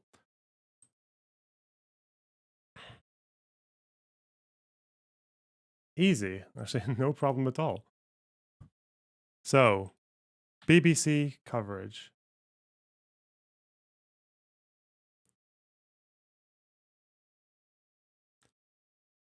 Including the leader of Reform UK, Nigel Farage. Farage. The polls are open until 10 o'clock. You'll need to show an accepted form of photo ID, such as a passport, driving licence, or an older or disabled person's bus pass. If you've asked for a postal vote and it hasn't turned up, you can go in person to your local council to ask for a replacement ballot paper before 5 o'clock. Damn. And if you've got a postal vote but haven't sent it back, you can still drop it off at the polling station today in England, Scotland and Wales, or ask someone else to do it on your behalf.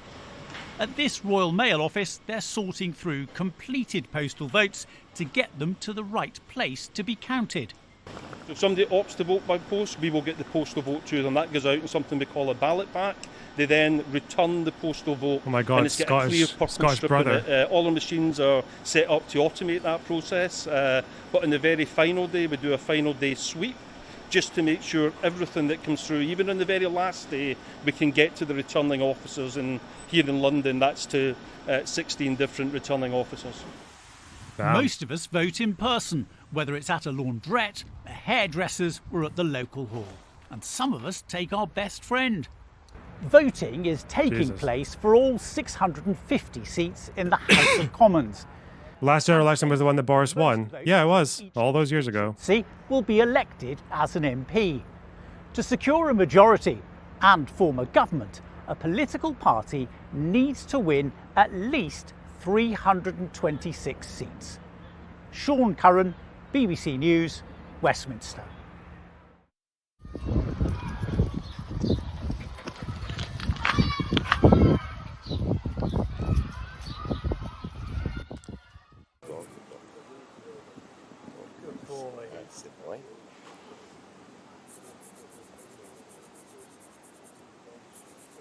Okay.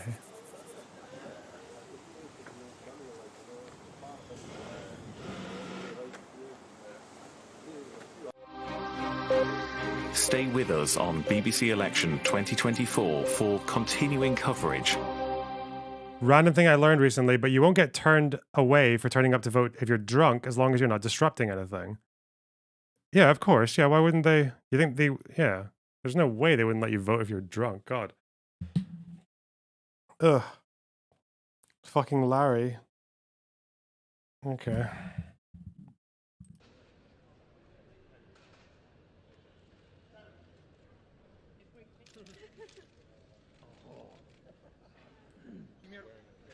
God, they must be so bored. What if you're high on meth? Bro, I don't know. Try it. Tell me how it goes.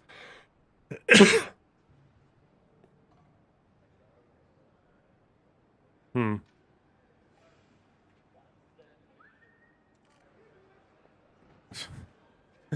just filming the fucking cat. Okay. Wow. What a mess. Channel 4's main coverage has started? I don't care about Channel 4. It's BBC only, okay? This is a BBC supremacy stream.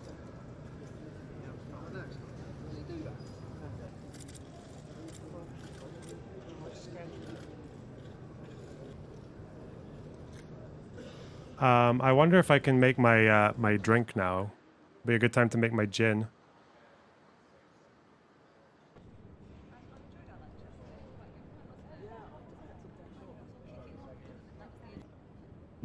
Damn, he's like attacking the cop. That cop just got fucking mogged by the cat.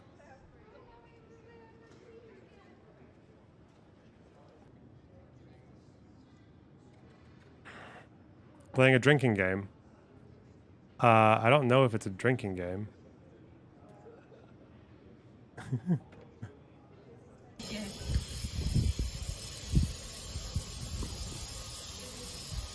This is peak content. Yeah, it is. I'll tell you what, I'll just leave you guys with it while I go get Let's take a look at the workings behind the scenes at a count on election day. Once polls close, staff deliver the ballot boxes containing postal votes and the votes from polling stations to the count venue. Results are declared throughout the night, and since 1992 it's been either Sunderland or Newcastle that declares first. Here we go, let's see where this ballot box is going. Let's follow it. I don't know if we can run quite that fast. Each ballot box will have been allocated a specific number and will be checked on arrival. Once all the boxes have been checked, count staff begin counting the ballot papers. This involves emptying each ballot box onto a table and then comparing the number of ballot papers that were in that box against the number recorded at the polling station. Ballot papers not marked with an X next to a candidate are passed to the returning officer or a deputy to check. As long as the voter's intention is clear, their votes can be accepted. Once all the votes have been counted and checked, the returning officer will share the provisional result with candidates and their agents. Then, if they're satisfied and there is a clear decision, the returning officer will declare the result.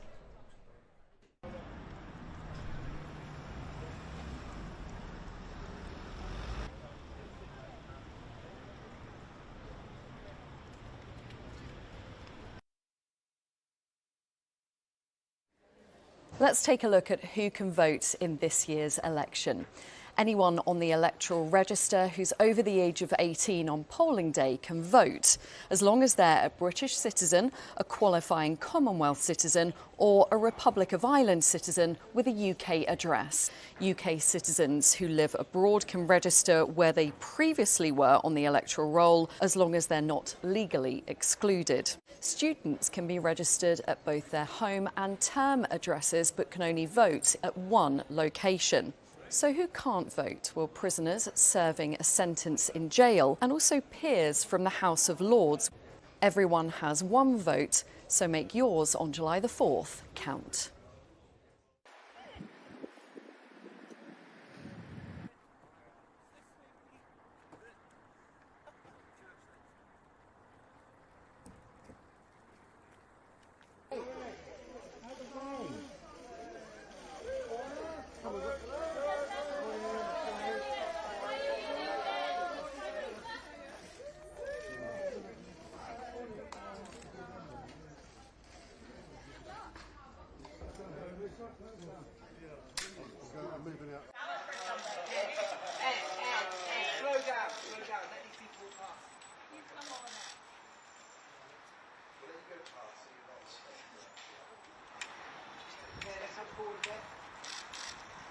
a good day for the Lib Dems, Mr. Davey? How many seats do you think you'll win, Mr. Davey? Wait, like Let's do it very us. quickly. It'll pass. There we go.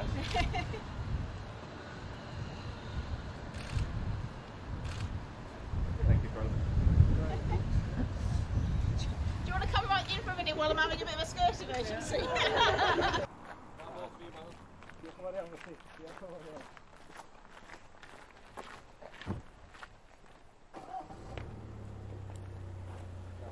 Oh, 10 minutes to go. 10 minutes. Oh, God. What's happening? Look at, it's just regular voters. Regular wankers. The fuck am I looking at?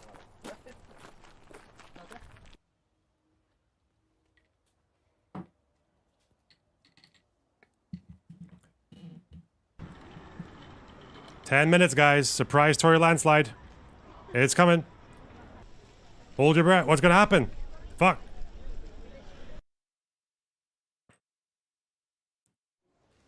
Let's look at how the election will work this year with one thing that's changing. Since May of 2023, voters have to show a valid form of ID at polling stations to vote in person at a general election. You don't, though, need to show your polling card. So what forms of ID can you use? Well, there are 22 different types, including a passport, a driving licence, a blue badge, older or disabled person's bus pass, and you can use out of... You know what? I don't like it. I don't like having to bring a passport to the polling station. Piss me off. Novara have 10,000 viewers right now. I haven't actually watched one of their streams for a long time. How are they doing? That was a little interesting vignette there. Well, you know what? Like, let's just talk about Ed Davey for 1 second, because I have found it a bit frightening that I go about my daily life and I don't know if Ed Davey might just pop up, like leading a Zumba class. You spend a lot of time like, on water slides. Oh, Zumba classes, I see. A Zumba class, or he might be like driving my Uber, or I might open my fridge and he's in there handing me a block of camembert. I mean, I just feel like he could be anywhere at any time. But it was a smart campaign.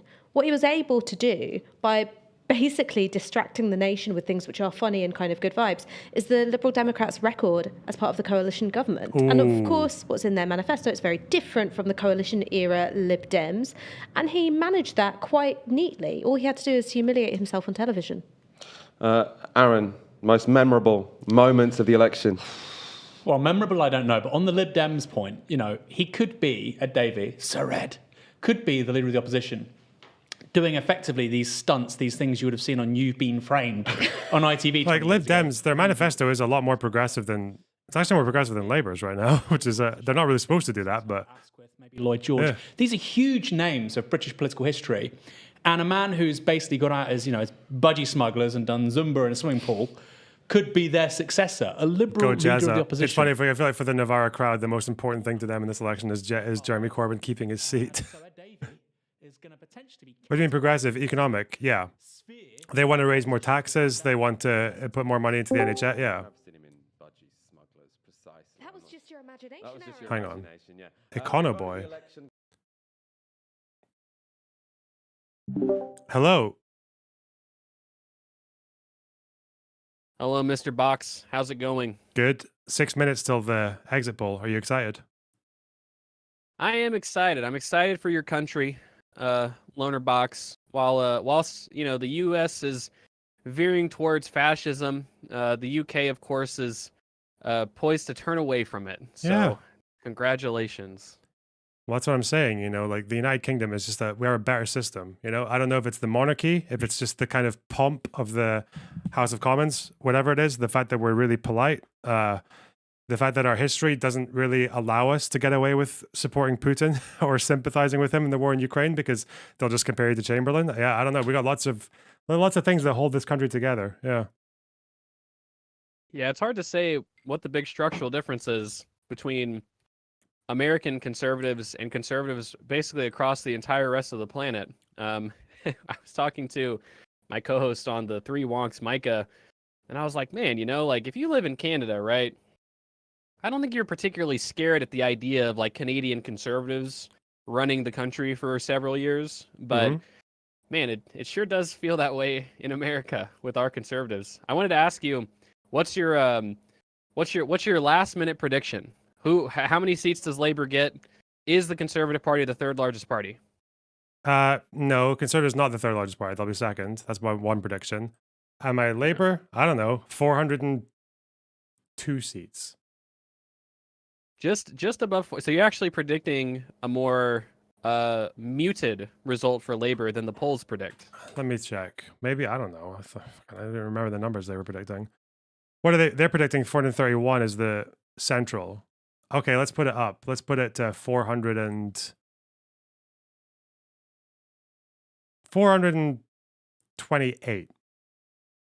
428. Yeah. I'll be more optimistic than you. I'll say 450. And I'll say that the thing is, my mind says the Conservatives will be the second largest party, but my heart says they won't be. So I'm going to go with my heart, LB. I'm going to predict the Conservatives come in third place just for the memes, you know? Okay. There you go. Are you like a Lib Dem sympathizer? No, I just think it'd be really funny if the Conservatives lost control of the opposition. I mean, you could explain this better than me, but my understanding is that being the third largest party is like actually significantly worse than being the second largest party in terms of your power and ability to set the agenda and, you know, your media coverage and things like this. And so it would just be really embarrassing, would be my understanding, for the Conservatives to come in third place. It would be insane. Yeah, it's like otherworldly. Yeah, because when obviously it happened to the Liberal Party until the 1920s were the second largest party, and then or the main party, and then obviously Labour overtook them, and then they just got they became completely defanged for the next 80 years. Yeah, 80 or 90 years until 2010. Really. I feel like a British realignment in politics where you go from like the world where the stable opposition is the Lib Dems over time is probably a better political environment, right? Because they're not as right wing as Conservatives. So if you have a world where you can trade between the Lib Dems and the Labour Party, well, that seems like a more left of center world overall, which is probably good. Yeah. But I don't know. I just wanted to get your quick thoughts. Have you been watching the news or something? What's the best place to get the exit poll results? I have a Guardian. Oh, it's always BBC. And I think the BBC are doing a free showing tonight, so you can just go into their website and there'll be a watch live button. You just watch it. Like, I don't think you need the TV. I don't think you need a TV license to do it. So, yeah. Just go to bbc.com and there's a live. Oh, I see. Okay. Yeah. Well, I guess we'll right start now, you'll watching see that people counting, like old footage of people counting ballots from 2010. Beautiful. All right. Well, good luck, LB, with your country. I'll be watching as well. It'll be a fun one. Yeah. All right. Take care, man. What the fuck is this?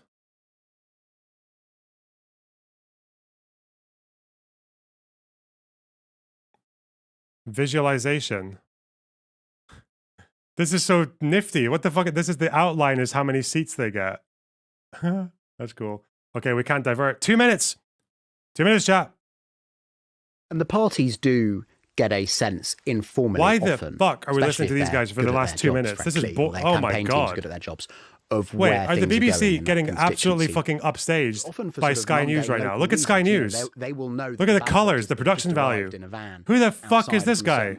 This fucking and they'll watch the piles first episode for a certain party, and then of the Rugby Lads podcast. Oh, well, this part of the seat is looking actually less good for us than we thought, or better for us than we thought, and so. 1 minute to go. Sort of local campaigners, as you would expect, given they've been. What you're watching on BBC is completely different. Oh no! Oh fuck! Are often the best barometers. I'm the wrong. Even if they're not being candid, as Rita says, simply by looking at their faces, you start to get a sense of. I can do this. 30 seconds. We're going to Sky. We're going to Sky. Great tradition on TV. Fuck this. We're going to Sky. 400. This is what's happened, ladies and gentlemen. The exit poll, 2024. Get ready. 1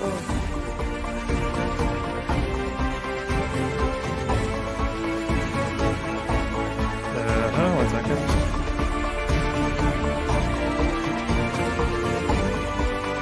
Whoa. So where we're expecting a night of high drama. We got it. BBC. The results We got the BBC. Fuck you. For or against independence. I'll be joined by the country's senior politicians, advisors and commentators to react to the big stories right through the night. Ready for an avalanche of information and reaction? Our political editor, Chris Mason, An avalanche of information. In the studio. So, we're seconds away from 10 o'clock and the exit poll, a first indication of how the night might unfold. More than 20,000 people took part on behalf of the BBC, ITV News and Sky in this first July election since 1945. 326 seats I needed to win. Who's going to be? Here we go. What's up there?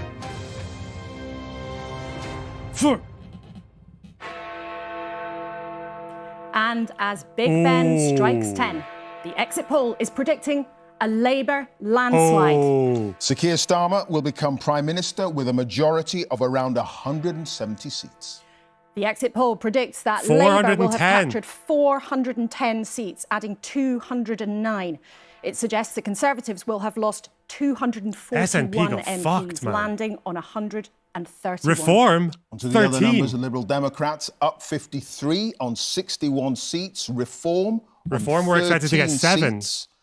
The SNP down 38 seats. According to this exit poll, on 10. Plaid Cymru are on 4. They're up 2. Plaid, hey, go Plaid. 1. Green, woo. All right. All the pointers tonight 13's big for Reform. That Sir Keir Starmer is taking Labour back to power. Only the 5th Labour leader to win a general election. These are the first indications of what may unfold. That's weird, but isn't a moment it? of history beckons. Labour doesn't Chris. tend to win general elections. Blimey. They're quite bad Just at it. take a look and take in those numbers. The Conservative Party, so often an election-winning machine, looks pulverised tonight, taking in those numbers. Fuck you. And I the said last general 402, election, and Econo Boy Labour gaslit me. that was Fuck him. pulverised, reduced to its smallest I was number of closer with seats my since 1945. with my 402 estimate. At Fuck. the time, there was talk that Boris Johnson might serve as Prime Minister Well, we'll see. into This is the just the exit poll. 2030s, and that for Labour to win by just a smidgen would require a Himalayan climb on their part. And yet you look at those numbers and they have won by a mile. What does this tell you? Himalayan tells climb. us a lot about voter volatility. Like never before, more people in more places, more often, are more willing to change their minds about who they support from one election to another. That's why it looks like we went from a landslide last time for the Conservatives to a landslide for Labour this time. It is going to be quite the night. And Chris, we should remind viewers there's a high degree of scepticism we should apply to this exit poll. They have a very good track record, but it's only over the next few hours that the results will come in and will tell us the real verdict of the British people. But it does seem, as it has done all the way throughout this campaign, that Sir Keir Starmer... What did Tories get in 2019? Tories got 360 something to 190 something. The Labour numbers, given where they were... This is much bigger. This is much bigger. How long are you staying up for? What the fuck? Hey! It's 5 to 10. What are you doing? A decade. And yet you look at these numbers, and of course we should insert the caveat, shouldn't we? But given the margin of that Labour lead in the exit poll, there is plenty of scope for that to be out by a reasonable margin and Labour still to be heading for a very sizable, historically big majority. Where we should insert a few more caveats, shouldn't we, is around some of the smaller parties, not least the Scottish National Party, by dint of the SNP merely standing in Scotland. There are fewer... I don't think Reform won seats in Scotland. So there's a bit more caution I think around that. Scotland, Similarly around, SNP lost more seats well. than they expected So to lose to some Labour. things That's to what I think sort of happened mark there. our card in terms of But caveats. that would have been In terms accounted of the for. big story. It's not least the Scottish National Party, by dint of the SNP merely standing in Scotland. There are fewer data entry points into that exit poll, so there's a bit more Who do we caution think around Reform that. got the seats Similarly from? around Reform as well. So some things to sort of mark our card in terms of caveats. But in terms of the big story, it looks very clear. And we overuse words like historic, don't we, occasionally in journalism. I'll plead guilty to that. But these numbers, if they are broadly in line with where we find ourselves by breakfast time, warrant that label. Yeah, historic, seismic. Yeah. What a shift in the political tectonic plates. No question that the polls have been all over the place in terms of measuring the size of a potential Don't talk about Labour polls like that. majority. Polish people. But if this exit poll, for early indication, if it is right, we're talking about potentially Labour being in power into the 2030s. Well, or not, because who knows if the equal and opposite might happen at that Exactly. as a next election. And the recent electoral history tells you that things can swing in all sorts of directions remarkably. Guys, Labour have completely ruled out anything to do with joining the single market, to do with rejoining the EU. It's not happening. This government's not doing that. Stop. Clearly they are bleak and point to a long, long way back if that's how the numbers stack up as the hours come. You know, the number of Conservative seats worst in a century. Labour broadly similar in terms of where they are majority-wise and indeed seats-wise, according to the exit poll from 1997. So to just give you some sort of historical metric, that's the zone we're in. OK, Chris, thank you. We're going to be getting much more from you throughout the night, of course. We will, and through the night we'll be joined by a parade of political guests. Some of them will be in jubilation. Some of them will be very much at the other end of the scale. We're joined initially by Lord Mandelson, who is, of course, one of the architects of the 1997 new Labour victory. And Steve Baker, the Conservative, who doesn't know yet whether or not he is held onto his seat in Wickham. And we will come to them in just a couple of minutes. But I want to remind you of these numbers as they have been revealed by the exit poll, showing Labour on 410 seats, having gained 209. The Conservatives crashing down to 131, losing 241. 61, the Liberal Democrats, an incredible performance for them if they are correct, on 53 seats. The SNP crashing down to 10, Plaid Cymru gaining 2, the Greens gaining 1, and the Reform Party gaining 13. You can just about see them coming onto the glorious prow of Broadcasting House here in the heart of London. But as Chris was saying, particularly when it comes to the smaller parties, we will insert lots of grains of salt at this stage. Small errors, small margins of errors in the exit poll could end up with very, very different tallies for them by the end of the night. So bear that in mind. Yeah, health warnings will be the order of the night until we start getting the real results coming in. Hopefully the first result, possibly in the next hour, hour and a half. Oh, it's the next hour. Fingers crossed, we'll be able to get that to you. Of course, if you're going to have a majority to Labour, according to the exit poll of 170, then that means a number of Labour gains, quite clearly. Right around the country, we're going to have a look at some of those that our psephologists suggest could be changing hands to Labour with a 95% level of certainty. Swindon South, Darlington, Rutherglen from the SNP. We already had the exit poll suggest the situation in Scotland there. Wrexham, Conservative, now potentially gone, according to our exit poll. Leon Atherton, Middlesbrough, Swindon North as well. Carl of Swindon, Moulding. Well, Carl said that it was going to be 0 Conservative seats, but I fucking guarantee you, bet you my entire life, he's going to be celebrating the reform thing now and acting as if the Conservative thing never happened. Right? Yeah. Let's have a look. He is going to be eating very well with that 13 number, I think, right now. Where are they? Are they not live? I thought they were live. Where the fuck are they? Hey! Labour Party and putting forward a programme for government that I'm hopeful that people have got behind. The numbers are a bit more than encouraging, though, for the Labour Party. I mean, you will have had thousands of activists out on the stump today, banging on doors, doing their own research with their clipboards, getting busy. Do your numbers at Labour HQ broadly match with what we've seen tonight? Well, if you look at where we were in 2019, just to get a majority of one, we'd have had to have a swing greater than Tony Blair's in 1997. So we know a number of seats were on a knife edge from our own data. But I also know that all of our activists and our candidates have been going out there, not taking anything for granted, and speaking to the electorate about what they believe matters to them and the concerns that they've had. And I think that the thing that kept coming back to us was that the 14 years the Tories have been in power and the chaos that they've had to tolerate is that they wanted that change. And we'll understand tonight why you're at this stage a bit reluctant to crack a smile. It's been Keir Starmer's watchword all the way through, is to tell you all you must not be complacent.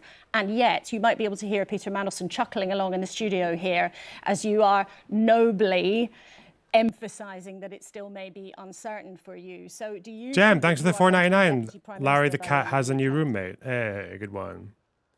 Love the cat memes. Never go Look, old. it'd be an absolute honour and a privilege to be re-elected, first of all, as the MP for Ashton-under-Lyne, but then to be in government as the Deputy Prime Minister. And the 9 years I've been an MP, I've not been able to affect change because we've been in opposition. So the ability and the opportunity to serve the British people and to bring about that change that they're desperate for would be an absolute privilege for me. But I'm not counting my chickens until we've got those results coming in.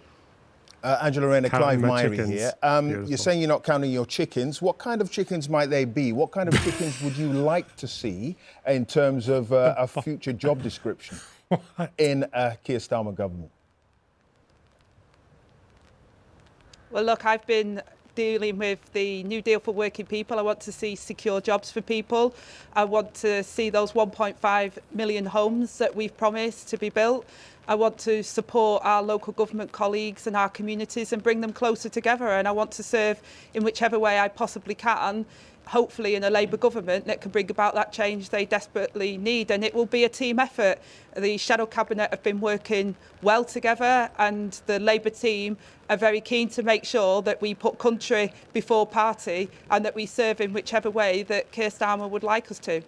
Angela Rayner, thank you so much. Bravely standing in the rain there in your own constituency. Thanks very much indeed for joining us. Bit of a smile at the very end. At the very end. We all caught that. We all caught that. It is an exit poll. It's an early indication. But it is suggesting a landslide for Labour. We're waiting for the results to start coming in, and we have correspondents at more counts right around the country than any other broadcaster. So stick with us. And analysing the results, getting a sense of how the evening is going to progress, is my colleague Rita Chakrabarti, who'll be feeding all that statistics and all the evidence into her giant screen there. Exactly so, Clive. And I can bring you some of those forecasts. They are forecasts at the moment because it's an exit poll, but it is based on a balance of probability using data from the exit poll that we can calculate the probability of victory or loss in individual seats. And there will be some very well-known Conservative faces who are faced with a brutal night. They include Ian Duncan-Smith, former Conservative leader, of course.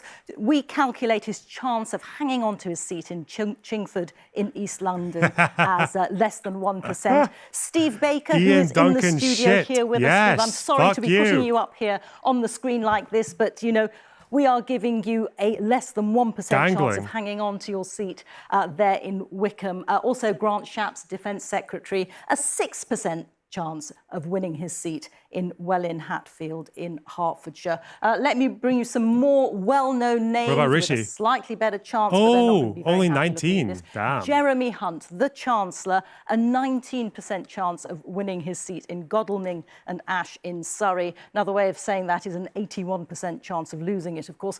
Penny Mordaunt, Leader of the House of Commons in Portsmouth North, her chance of winning at 25%. This is all on the balance of probability given the exit poll. And Jacob Rees-Mogg, arch-Brexiter in North East Somerset, his chance of winning is 47%. Imagine if Moggers gets out. So there are some of the big names that there's not even any fucking there's not even any consequentialism or anything. That's just people you don't like getting hurt. That's all that is. Hang on. If I win this game, if I win this bullet game, Moggers gets unseated. Okay?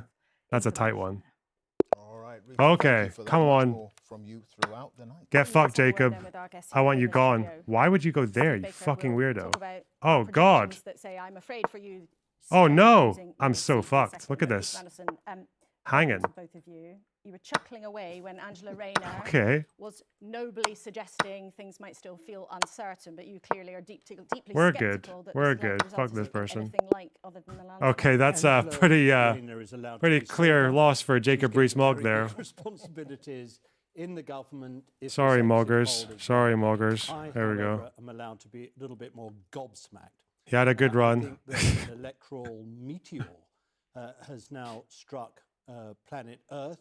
Jacob Rees-Mogg. It's not surprising, given everything the country's gone through over the last 10 years. I think it would have required Superman as leader of the Conservative Party to lead them back to some sort of victory, and Mr Sunak is not Superman. But I would have to say this. This is an extraordinary achievement for Keir Starmer and his team. Nobody in 2019, nobody would have imagined that this was possible. And they and the team and all the people who have run this campaign deserve absolutely every piece of credit that's coming their way. Steve Baker, do you think you've lost? Well, I came into this campaign knowing I was widely expected to lose. I do think the dynamic in Wickham is slightly different to what's generally expected in the polls. I know how the constituency works. Happy to talk about it if you like. So I think my chances are quite a bit better, but I could easily have lost very heavily. It is just possible that as a Do you think Labour will ever be run by a woman? I don't know. It's kind of funny that like the Conservatives were able to get a woman in the 70s, but Labour just haven't even come close to it. Yeah, don't know. Couldn't tell you. Mixed Lydian, thanks for the $2 New Zealand dollars. Rishi is getting covered in red Labour poo tonight. Pasta, 21, thanks for the 20 Swedish. Chess prediction is the best prediction. Yeah, I think so.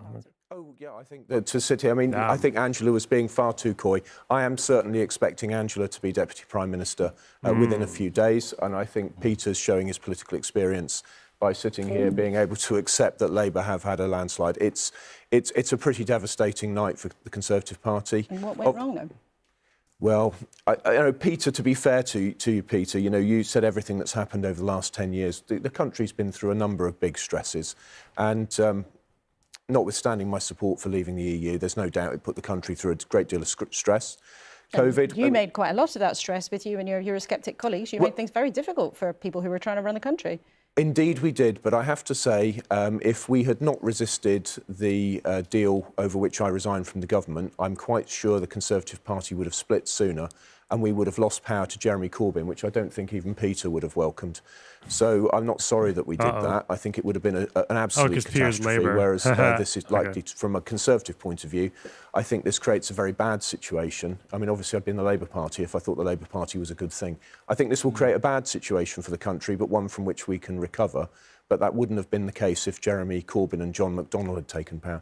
But, you know, I'm very conscious if 241 Conservative MPs lose their seats, it's going to be a very, very painful time for them, for their families, for their staff, for the Conservative Party. And obviously, all of us are very worried about the future of the country under a Labour government, even, of course, Peter's entitled to relish it. OK, highly unlikely that Rishi Sunak can stay on as leader if all this comes to pass. And if he does go, you're going to run, aren't you? I don't want to get into that tonight. This story only emerged because there was a recording of a private speech that I gave, and so as a result, it ended up in the press. But you did not say it. What's said is said, but the situation for me is that I've got a great deal of respect for Rishi Sunak.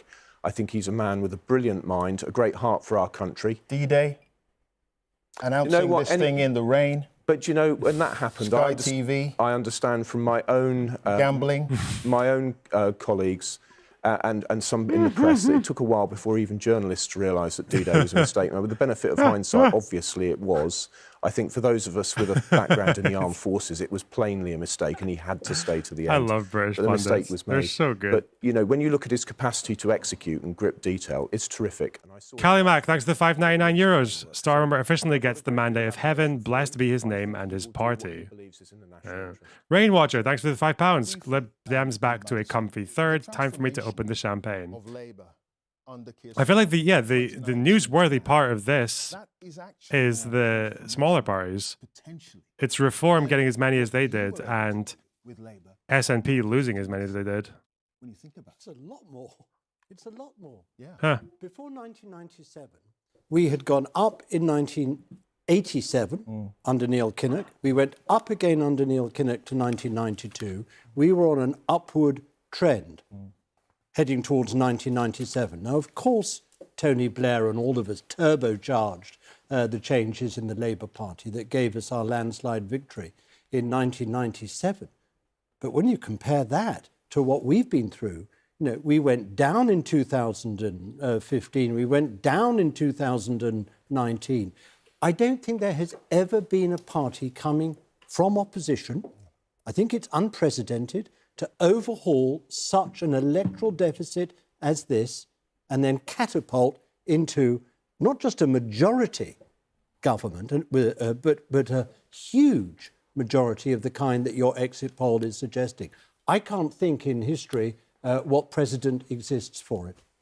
All right. We're going to have to end it there for now, but do stay with us. Peter Mandelson, Steve Baker. I know you're going to go off to your own camp, me the but fuck stay out. with us I don't for a know. while. Now, as we've said, we are right around the country. He's supposedly the kind of like mastermind who got Labour elected in '97. But he's weird.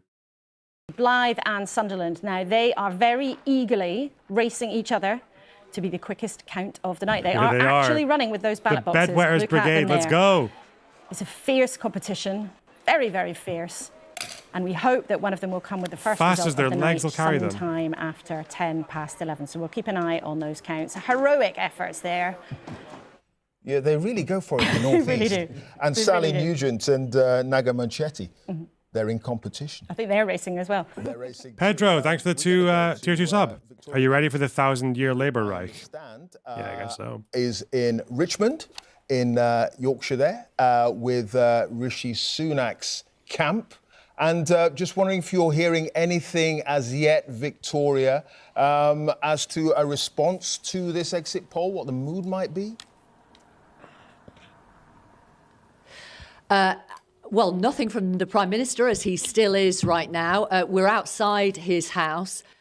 Chesil prediction for whether Sunderland gets results out first. Yeah, sure, Laura. Okay, yeah, let's do a chess prediction for Sunderland and whether or not the Bedwetters Brigade world champion flower arranging team is able to be the first to declare. Okay, let's do it. Let's do it, okay? It's all on us, okay? Sunderland.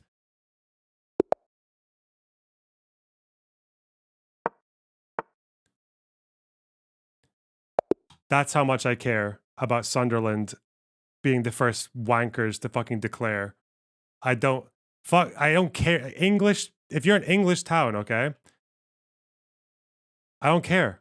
You're nothing to me, okay? You're just the name of your town is just a noise that people make sometimes. I just have to accept it.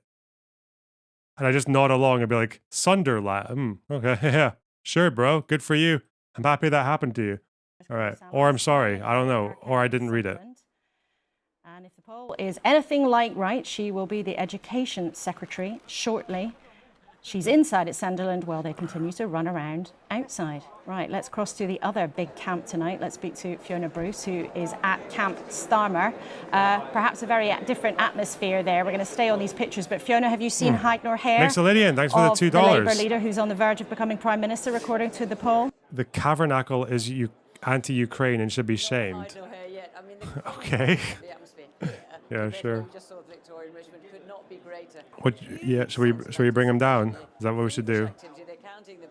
Keir Starmer, I'm told, was watching the results of that election poll with friends and family.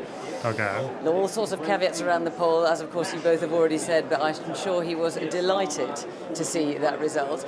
So this is clearly a very important count, and this is where he is coming to, Holborn St Pancras. We're expecting the result about between 2 and 3 in the morning. He will arrive probably 45 minutes before then. He'll have a chat with the people who are already counting the votes, wander around, see what's going on, and then, of course, we will hear from him. I'm not expecting to hear from him before then. As to where he goes after that, at the moment, we're not sure. Is he going to go home? Unlikely, I would have thought. Will he go to Labour HQ? Will he go somewhere else? My job tonight is to try and follow him wherever he goes. But at the moment, the count has started, and as I say, there is a huge sense of anticipation here. OK, Fiona, thanks so much. Keep a close eye and give us a holler if you see any movement. We'll get straight back to you. Give us a holler. Yeah, interesting, the exit poll numbers on Scotland, but lots of health warnings there because we don't have as many areas that are counted as in the figures for the exit polls. So who did you end up voting for? SNP. So, yeah, whatever. So, I think they'll probably win in my seat. Oh, they were expected to, but fuck knows. I think they were projected to win, like, what, 15, 20 seats, but not. Yeah, I'm the only one, apparently. Who is the Cabinet Secretary of the Scottish Government and the former SNP Westminster leader, and Ian Murray, the MP for Edinburgh South so far, and the shadow Scottish Secretary that might... Lord Box, you should take Tabernacle down a peg. Sorry, Chode Tabernacle. Bro, I've done one video reacting to him, okay? And a bunch of people from this community went into his fucking replies and were like, you should debate Laura Box. Why don't you have a conversation with Laura? And then he was like, why loner box wanting a conversation? Yeah, I don't know. It's fucking cringe. Like, what do you want me to do? Take him down a peg? The guy's fucking, yeah, he's kind of dumb. Yeah, he's basically a tanky, or he makes tanky arguments. He's like, yeah, he's very ill-informed, and he likes to fucking. We watched that video about him talking about Palestine, and he spends half the video just talking about how informed he is and how much he knows about this stuff, and then just says a bunch of shit that was like not even true. So, yeah, whatever. Like, but I did a video with that, so yeah, whatever.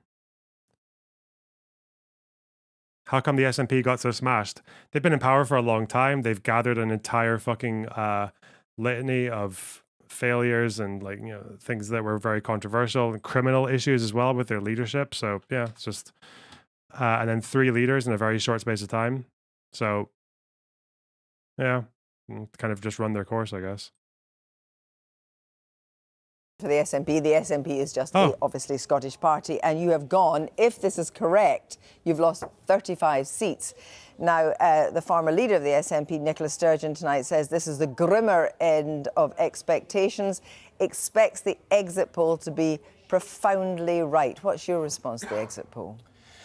Well, obviously, I'm disappointed, and congratulations to Ian and colleagues. I think it's in line with recent polls over recent weeks that was predicting a Labour victory both at a UK level but also in Scotland.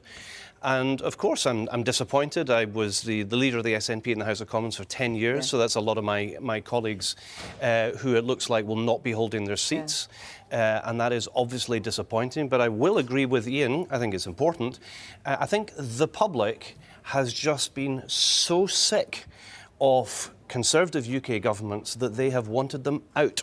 And I think the Labour message of vote Labour, vote Keir Starmer for change, I think that has resonated. And I think the Scottish doorsteps. And on the Scottish doorsteps as well. The idea of soft SNP supporters vote for Labour to get the Conservatives out. However, it could just be a straightforward verdict on actually what the SNP has been doing in government in Scotland, because after all, you've been there since 2007. That's a very long time. And people, by and large, the support for independence is kind of sticking where it often is, in the late 40s. But actually, maybe they just feel that the SNP hasn't delivered for them. Well, if it was as simple as that, the SNP would be getting nearly 50% of the vote. It's not the way that Scottish politics work. This was a UK election where people had the opportunity of kicking out Rishi Sunak, getting rid of the Boris Johnson nightmare, getting rid of the Liz Truss government, and the record of total Tory incompetence.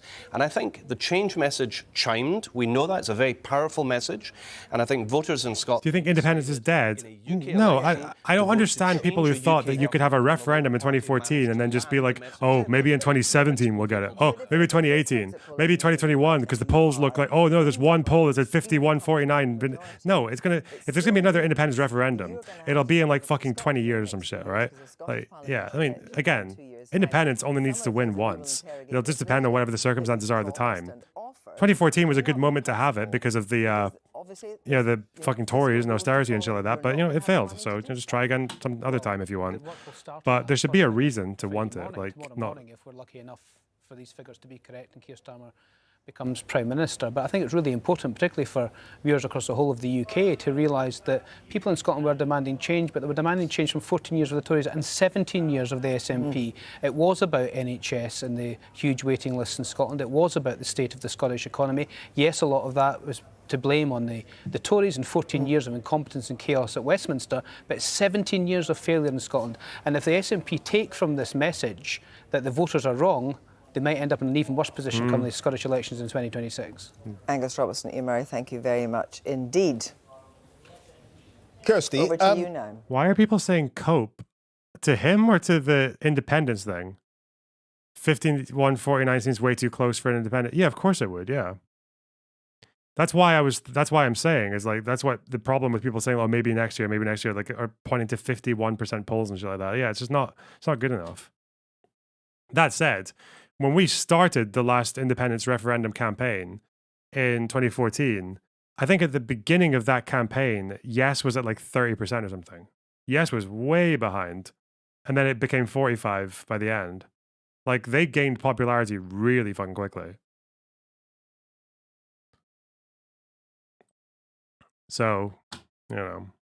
What the SNP's record in devolved things like the NHS, like education is. So actually it's a much more complex Rubik's Cube in Scotland. It's not just one chamber of power, it's a second chamber of power as well.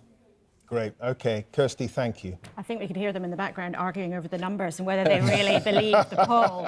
But tonight there will be no arguing with Jeremy Vine's numbers. He's in Cardiff for the... Independence aside, wasn't the SNP very popular for progressive policies? I don't know if that's why they were popular, because you would sometimes have this phenomenon where people would be voting for Conservative in the generals and then SNP in the regional. The entire surrounding area of Aberdeen was like that, and I never understood it. So I don't know.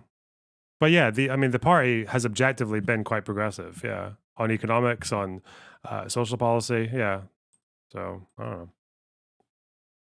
Then Leon Atherton, new seat, 293 majority. Really slender majorities. High peak, 590. And then you've got the twin seats of Bury South, Bury North, etc. As we go down the board, the seats gradually get better defended and the Conservatives have a better chance of keeping them. This is the best day of his life. Now let's show you what the exit poll is telling us. Every 5 years. The results we put up, of course, are not results yet. They are going to flash because they're just predictions. But you can see this board. Most of the blue has been washed off this board, except for, interestingly, listening to Kirsty there, the Scottish... I don't think the SNP are popular. Their existence relies on the unionist vote being split by Labour, Lib Dem and Tory. You're absolutely fucking retarded if that's what you think. I don't know. Did you see, I don't know if you ever saw 10 years ago the kind of cult of personalities surrounding the SNP. Like the party that wins fucking every seat in the country, bar one in the general, and then after that in the fucking regionals, even last time in 2021-22, in an electoral system that is designed to avoid majorities, to make it very difficult to get a majority, they come like within fucking inches of one. No, the SNP were very popular. They're not anymore, but they were a very popular party, right? You're coping. Until we get to Exmouth, a seat outside Scotland. If you look at all the seats, okay, look, well done. Okay, look, this is your problem, okay? Yeah, if you look at the seats and you add up the unionist vote against SNP and it's higher, that works if you assume that the only political issue that Scottish people care about is independence. You realize that if you ascribe any kind of agency to Scottish people and just remember that they actually believe in more than just independence or not independence, then you'd probably understand that people vote for the SNP for reasons other than independence. What the fuck are you talking about? Did the SNP just suddenly lose 30 seats because of independence? Did people just change their fucking minds about independence? No, they fucking didn't. They changed their minds because of corruption, because of failures, because of 3 leaders getting fucked out of the party in a row in a short space of time. That's why people changed their mind about the SNP. The position from the SNP on independence has stayed the same all the way throughout. So your theory completely falls fucking flat in its face, just like the SNP have in this election. I'm sorry. Conservative country. Bassett Law reform from the Conservatives. Tunbridge Wells, Bicester, Chelmsford. You're starting to see the Conservatives defend a seat here and there, but this is around about 180th, 190th target seats. Welling, Hatfield, Grant Shapps. Looks as though that one's gone under our prediction as well. Let's see the next board, shall we? Now we're 201 to 250. And again, even seats that are 200 down the target list, Labour are taking. Rochester and Strood, Isle of Wight West. Yes. 100%. I'm in Edinburgh and so many people are pro-independence but voted Labour. Oh, they see you know, Laura, you know. I'm sorry, there's something about, who is that person who said that? Steinlar, yeah, I don't know. That comment about adding up the fucking unionist parties, that just sounds like the most English thing to say about Scotland. I don't know. Oh God, that set me the fuck. That just sounds like, you know how I'll bet like Israeli Jews get really annoyed when they see Western Jews who have never been to Israel and don't speak Hebrew talking about, as a Jew, I feel this way about Palestine and all this shit, and being like, what the fuck is going on here? Yeah, it feels like that. I don't know. Shit. Like, we're not Israelis or Palestinians. We don't view our entire political identity isn't based on our fucking eternal war against our neighbors, okay? Mine might be, because I fucking hate English people, because they say shit like this about, oh, if you just add up all the unionist votes, it can't possibly be that people would vote for SNP for any other reason than independent. Come on. God damn it. Only in their safest seats. And even then, you've got Labour taking Cannock Chase, which had a huge Tory majority. So the You're whole from Inverness. Oh, God. I knew it. This is why. Look, okay? I was taught from a very young age to hate Invernessians, and now I know why. I never really understood it until now, but there's something fucking wrong with you guys, okay? You're too... Yeah, we talked to Victoria Derbyshire outside Rishi Sunak's home in Richmond in York. It's okay. I've been to Inverness, okay? I've seen what you guys have to deal with, okay? He is tweeting, and he's put this out to fucking Scottish people. Of Conservative candidates, thousands of volunteers, and millions of voters. Thank you. For your They ruined Scotland. I'm just saying. For your support, and thank you for your vote. Keir Starmer has also begun to have his say. To everyone who's campaigned for Labour in this election, to everyone who voted for us and put their trust in our changed Labour Party, one of his favourite phrases, thank you. So neither man either conceding or claiming victory at this stage of the night. You wouldn't expect them to do any less, but they both are there with a message to their supporters. And when eventually we get their counts at various times through the night, we will hear from them directly on the stage. Yeah, their count's likely to be later on in the evening. We're looking for the first count. We are. We need the first count. And we're hoping that it's going to be one of these counts. Naga in Blythe and Sally, who is joining us as well from Sunderland South. Now, Naga, first of all, how's it looking there? Hey, evening. It's looking really, really busy. A record's already been broken.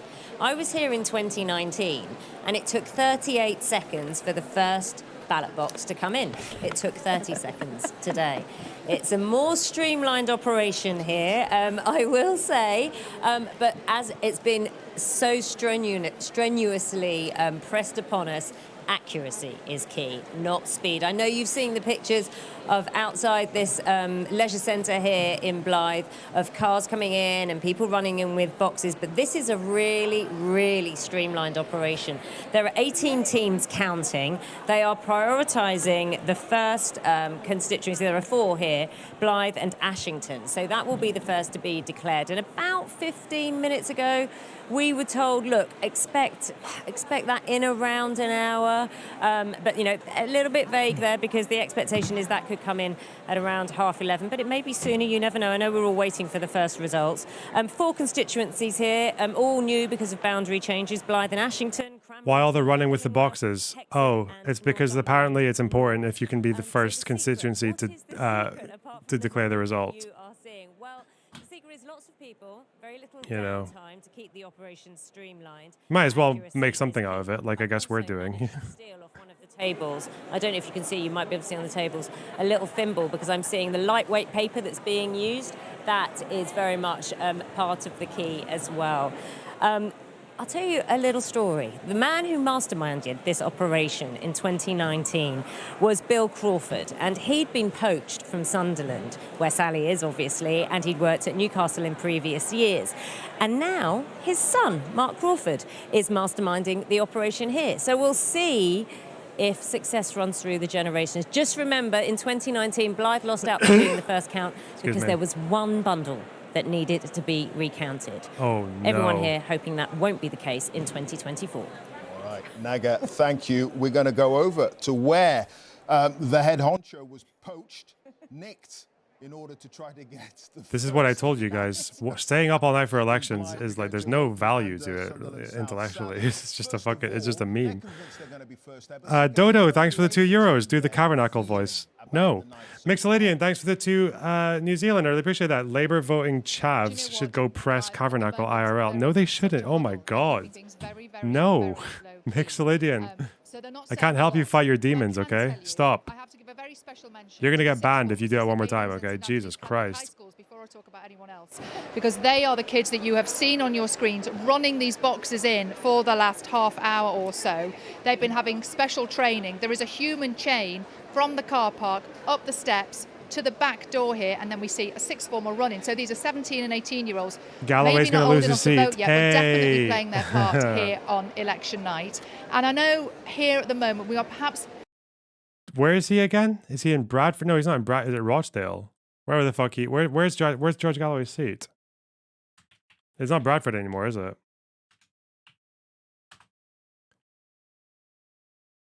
Rochdale. Damn. Rochdale votes in favour of genocide. Confirmed. Tell you, they are confident. Jackie told me they're going to win.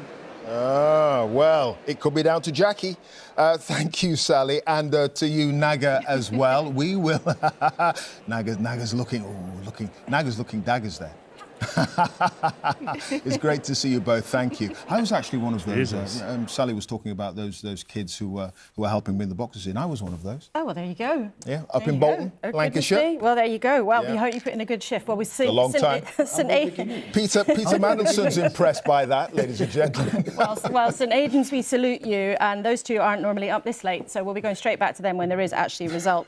As the night goes on, so much is going to come in. One of the things that will come in, Steve Baker, is your own result in Wickham. Yes. We need to let you head off to that count shortly. But before you go, before you were diplomatically saying you were sure that Rishi Sunak would do the right thing by the party. No, by the country. And by the... Well, I just want to be clear. What do you mean by that? Do you mean he's going to have to resign? Well, so I think obviously this is an extremely difficult moment for the Conservative Party. Clearly he'll be handing power over to Keir Starmer.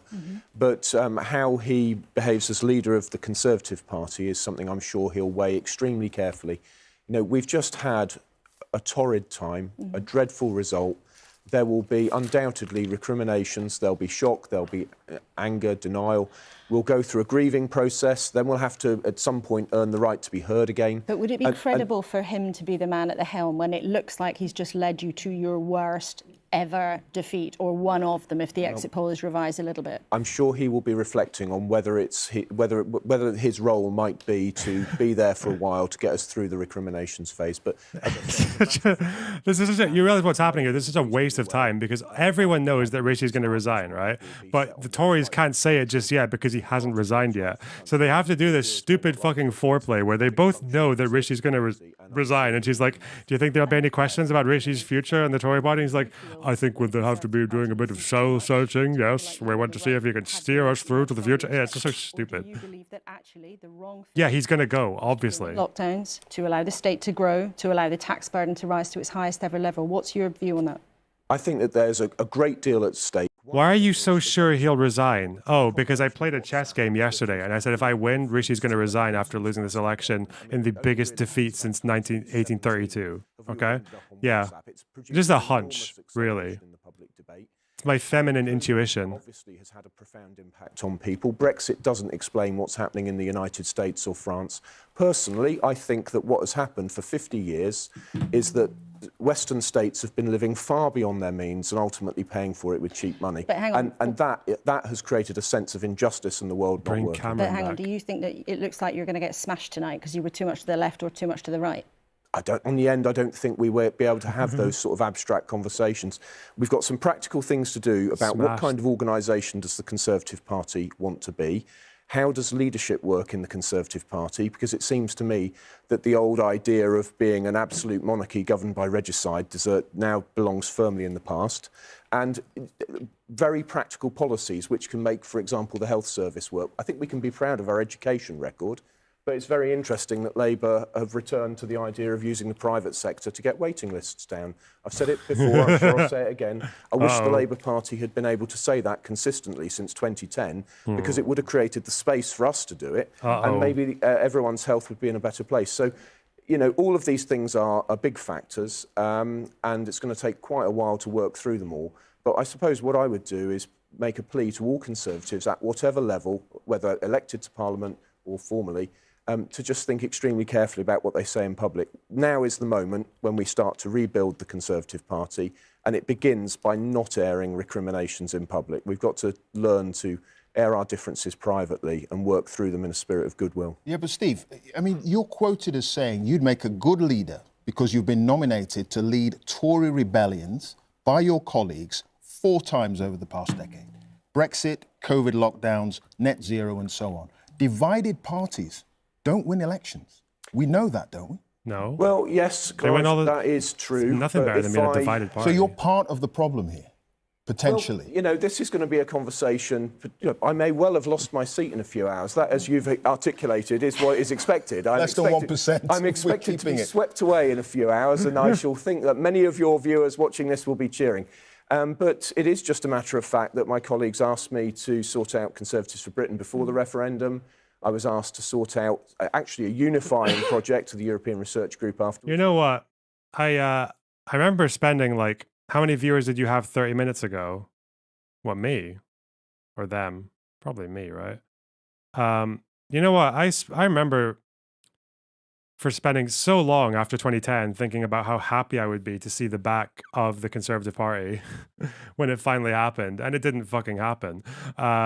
And then I remember thinking, maybe like a month ago, just like, I'll actually just feel kind of underwhelmed by it now. It just feels like, you know, it's been 14 years and they're getting replaced by someone who is probably the least progressive, well, definitely least progressive of all three of the last Labour leaders. He's definitely less progressive than Corbyn. He was also less progressive than Miliband. But it is actually quite nice that they're finally on their way out. Like, it's actually quite good. It's also good for quite a lot of people in the country. Like, if you're an asylum seeker who's been dreading the next time that the Conservatives try to send you to Rwanda, that's most likely not happening anymore. Even just that on its own is like something. That the 45 government inherited wasn't due to the failures of a Conservative. How do you pronounce Plaid Cymru like that? Plaid Cymru. How many viewers did you have half an hour ago? Sorry. About the same as I do now, actually, I think. Yeah, I had about 905 on YouTube. Plus Twitch, it's over 1,000. So we're doing all right tonight, despite the last few streams being very low for viewership. So yeah, we're doing all right. Yeah. Blown many holes in our finances. But we have also brought this upon ourselves. We brought it upon ourselves with Brexit, not just the act of Brexit. I'm going bathroom. Many years of divisions and indecision over how we were going to implement it. Do we know if Corbyn is predicted to win? Yes, I think, but it's very close. It's very close. That one will be watched. Yeah. Confidence in our country, and then to crown it all, the calamitous Liz Truss and her crashing of the economy as a result of her mini budget. So yes, all told, we have an incredible legacy, and that means that whilst there are early, important first steps that can be taken to put things right, turning the whole picture around is going to take years. And I think that Keir Starmer was absolutely right to be sober and honest and responsible in what he said to the British public during this campaign, and I would expect him to continue to be so. OK, Lord Madison, thanks very much. Steve Baker, we have to let you get off to your count. I'd love to miss my count to rebut that. Shouldn't you have stayed in Greece?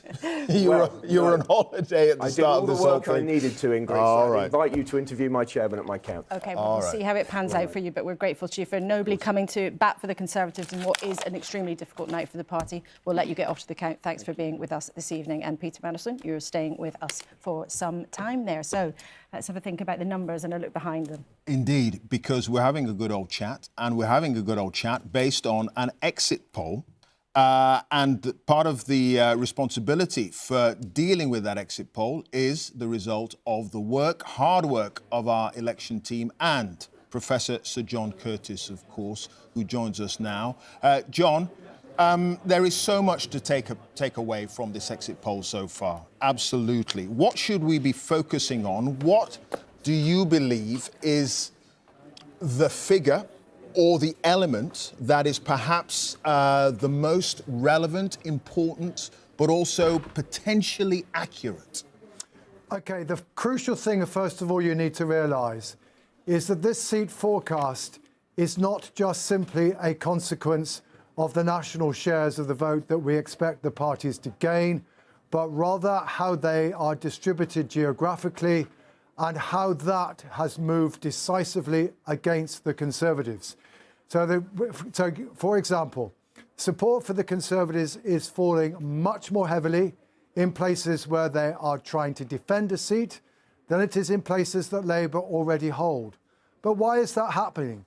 It's not because Labour are doing spectacularly better in Conservative-held seats. It's because Reform are. Much of the damage to the Conservative Party tonight is being done by Reform, even if it is the Labour Party that proves to be the beneficiary. That point two then, however, the second thing that's making life difficult for the Conservatives is where are Labour doing best? Well, they're doing better in places where they're starting off second to the Conservatives. Oh, and by the way, also places, they also seem to be doing quite well in the battle with the SNP, which I'll come back to that. But equally, why is the Liberal Democrat figure so high? It's not because we're anticipating some spectacular rise in Liberal Democrat support, but rather that Ed Davey's hopes of doing particularly well in seats where the Liberal Democrats are the challengers to the Conservatives, it looks as though that hope is going to be realised. So there are two things that flow from that. First, an obvious health warning. While we are pretty convinced that this pattern will exist by the end of the night, whether we've got it exactly right is much more uncertain. Whether we've slightly overestimated or underestimated these patterns could make quite a lot of difference to the seat outcome. The second thing that flows from this is that although this looks like an election in which Labour are going to get a landslide in terms of seats, it does not follow, I will repeat, it does not follow that this necessarily means that Labour have got a landslide in terms of votes. So that's point number one about the broad picture we're presenting this exit poll, the health warning that goes with the I wonder how Navarra are taking this Labour win. They're probably happy to see the Tories gone, I'd imagine. I don't know what they're saying. The left generally, but certainly in my own opinion is, change never came from above. Change comes from below. And our job will be to link in to all those movements which will begin to emerge and already there, demanding justice for whatever their particular cause might be, to give voice to those concerns in the House of Commons. It does make me wonder what the people who keep saying that it's left-wingers who can keep fascism at bay, right? If you vote center-left or liberal, like you're actually enabling fascism. I wonder what they would say to this, to the win that Keir Starmer just had. I wonder what their answer is to that, especially given how Corbyn fared against, you know, someone who's quite fashy, or is considered quite fashy by left-wingers.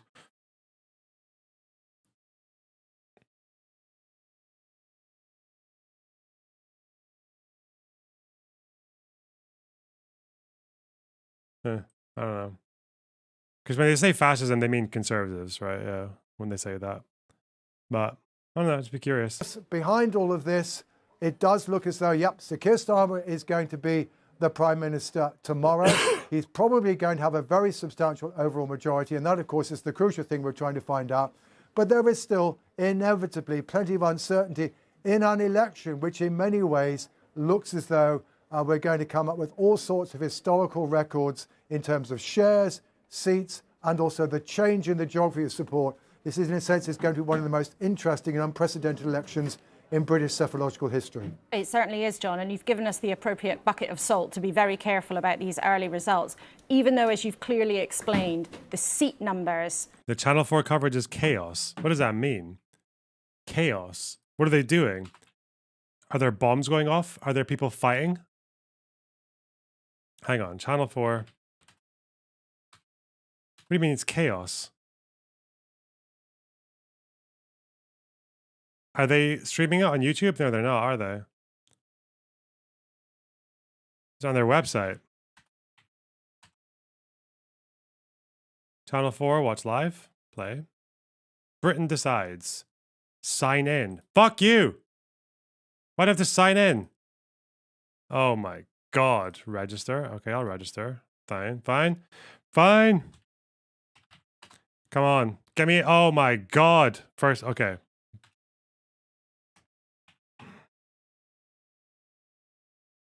All right, let's make an account really quickly, okay? Come on. Dress. Fucking bullshit. Ugh! Huh.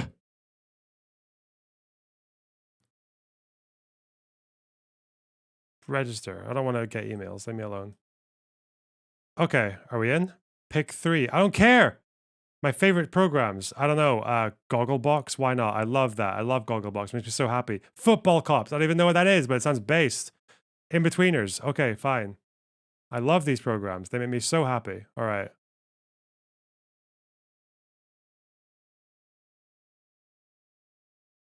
What fucking food should I order?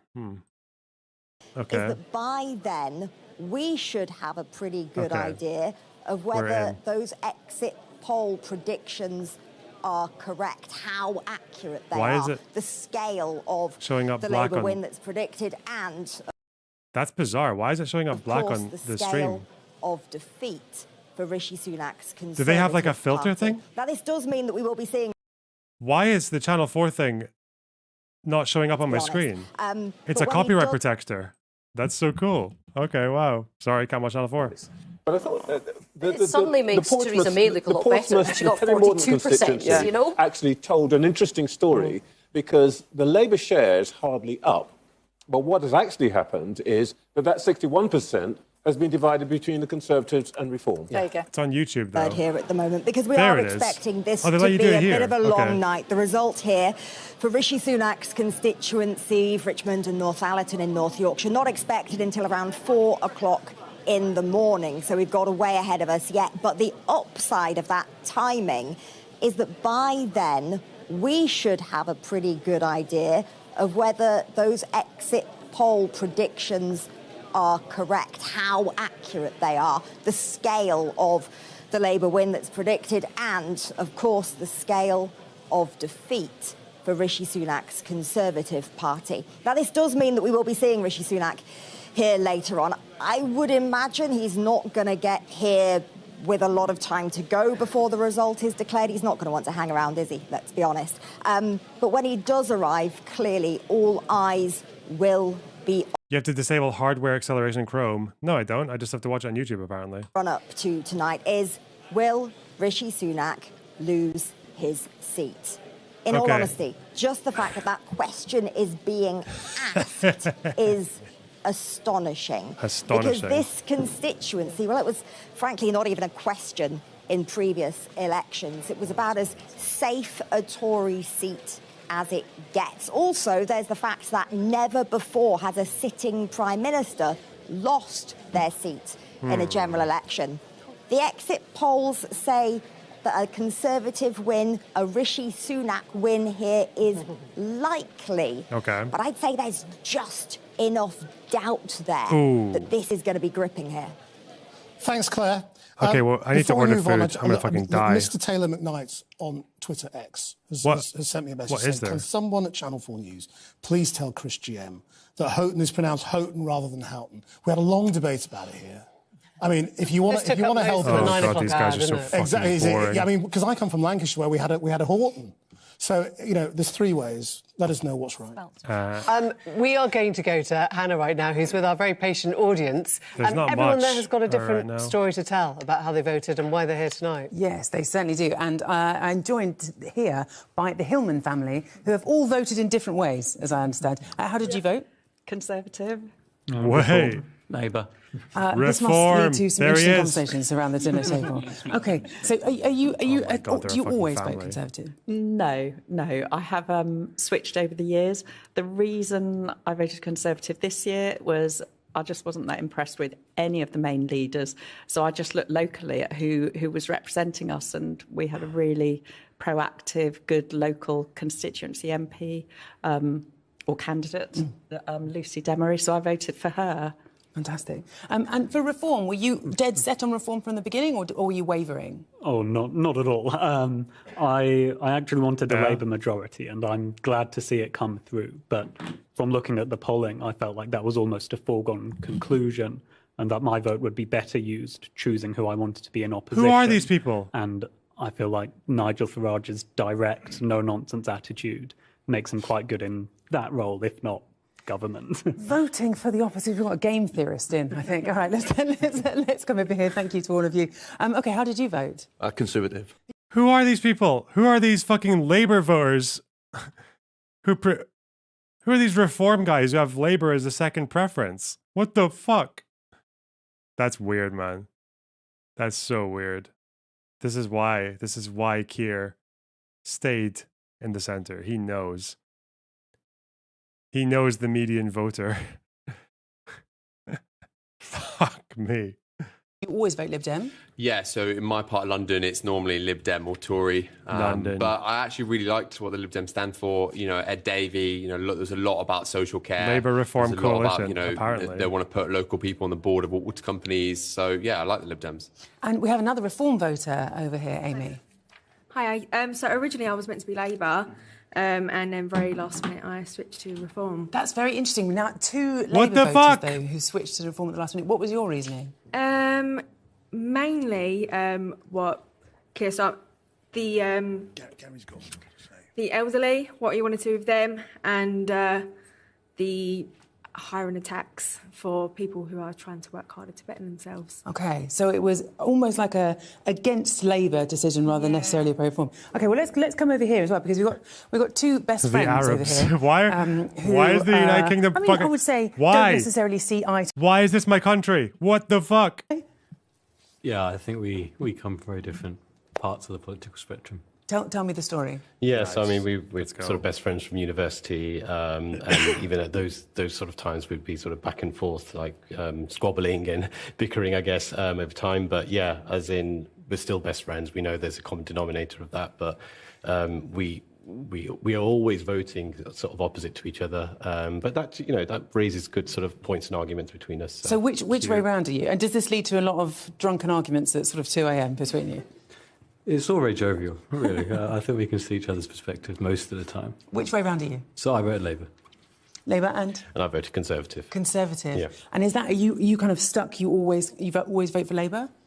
Most of the time. I'm in a very marginal constituency where there's a few hundred votes. Now he votes fucking And Conservative, is that an easy choice for you? BNP the other times, because apparently that's what British voters are like. Lady said over there, my local sort of representative is a Labour constituency. Sorry, a Conservative constituency, and he seems more proactive. OK, well, we will come back for more opinions from the audience later on in the evening. Emily. Thanks so much, Hannah. There are so many numbers here on my right. Gary, you look like a sort of Dickensian actuary setting up shop here for the nicest things anyone's ever said. Delving into this exit poll a bit more, a couple of things become clear. We thought at the very beginning this was a landslide in seats, not in votes, and that does seem to be coming across, because there is an estimate, you think, lurking inside this exit poll of about a 36% Labour vote, something of that order. Another thing to point out, the Lib Dems on 61, if that is their final number, have achieved that extraordinary leap without actually increasing their share of the vote at all. That's another...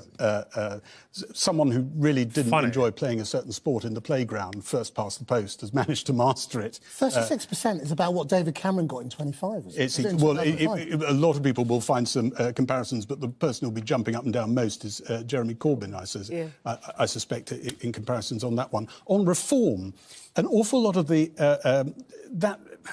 that prediction of 13 seats in the exit poll. I don't think they do it. They say that with an enormous amount of certainty. In one of those 13 seats, they actually project that reform is behind, but they think the margins are so tight they're just not sure. They're also not confident at all about that really low SNP number. They haven't got as many sampling points in Scotland as probably they would like. We said at the beginning this has had to be done at speed, and it's a more difficult election than others to count, so it would be worth keeping an eye on that one. But they do seem 99% certain that Rishi Sunak is keeping his seat.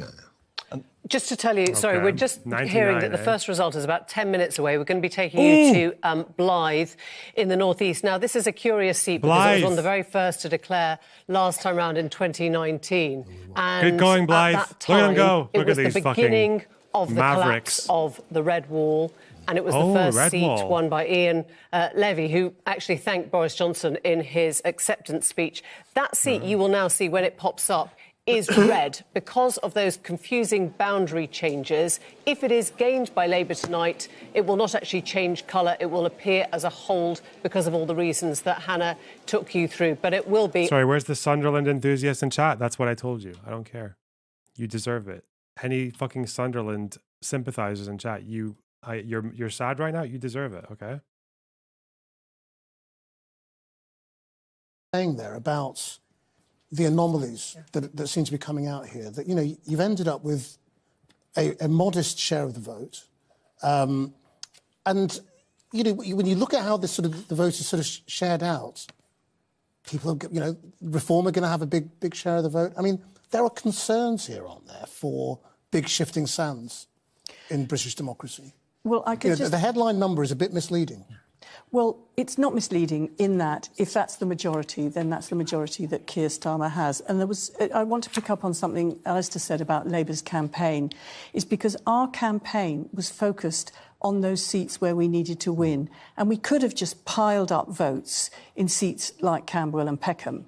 But we didn't do that. We took all our campaigners out and all our investment in terms of social media advertising, we put in the seats which we needed to win. So we were not looking to build up just numbers of votes. We were looking to win numbers of seats. And that was an effective organisational approach. And that's what we did, and we won it.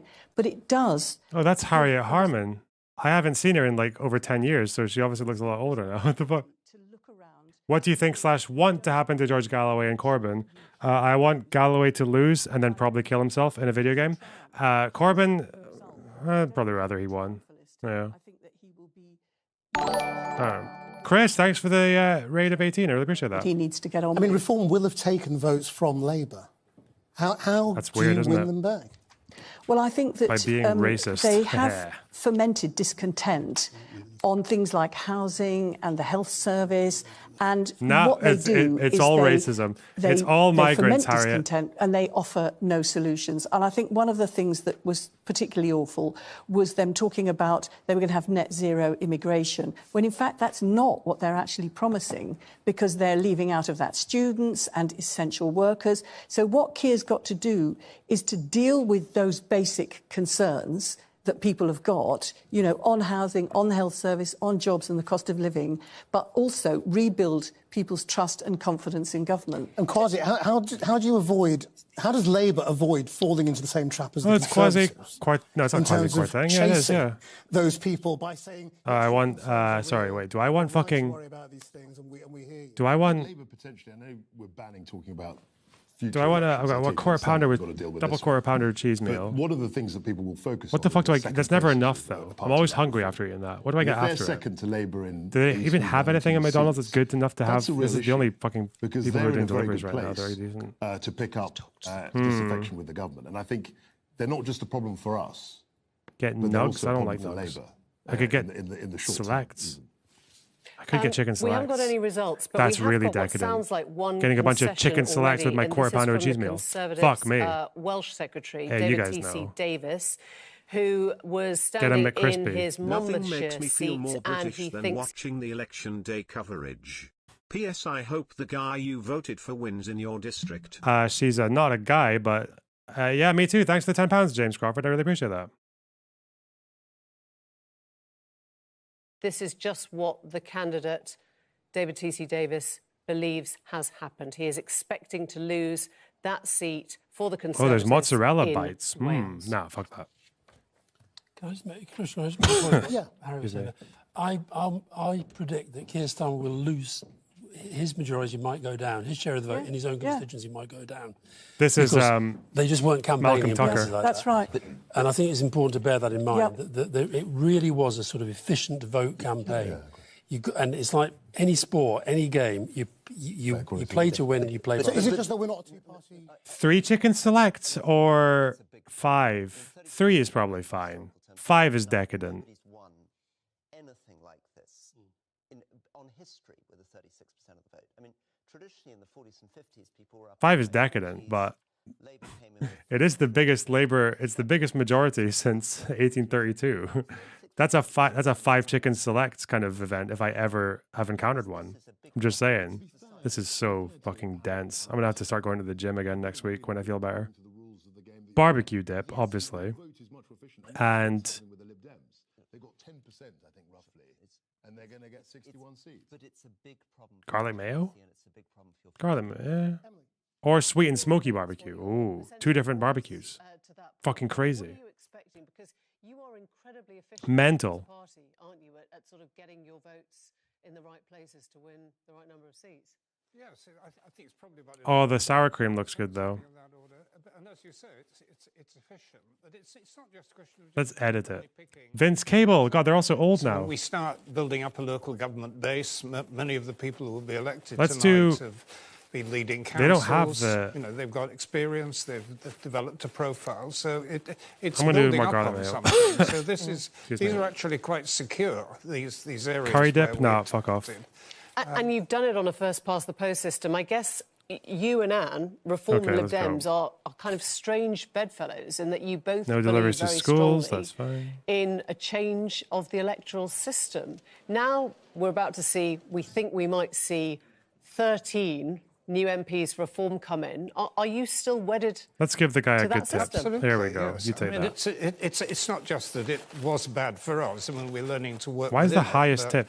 It's actually a very unsatisfactory system, produces unrepresentative government. I mean, this is why, in a way, the whole issue about reform of the House of Lords becomes important. And it presents a dilemma, because if we moved over to an elected House of Lords, which would be a better system, it would probably have more legitimacy than the House of Commons with its very skewed distribution of seats. But yeah, the simple answer is we continue to believe that we need electoral reform. And you, Reform, would too. Again, we're at the exit poll stage. Rainwatcher, thanks for £5. Sometimes I forget that you still have some of that Corbyn brain rot. Can't win them all. Still love you, though.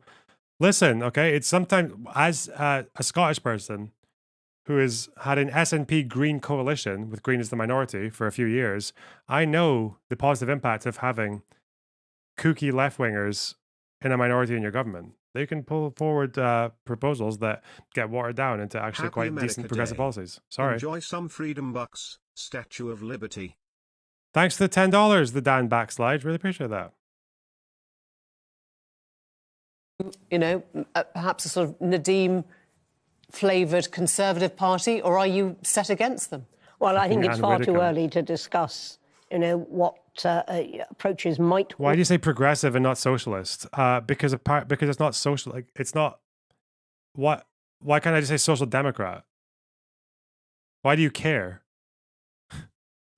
Because the problem is that socialist apparently can mean anything from increased taxes to pay for welfare, all the way to fucking abolishing any kind of private companies. So just it's social democrat or progressive. It's like, it's broad.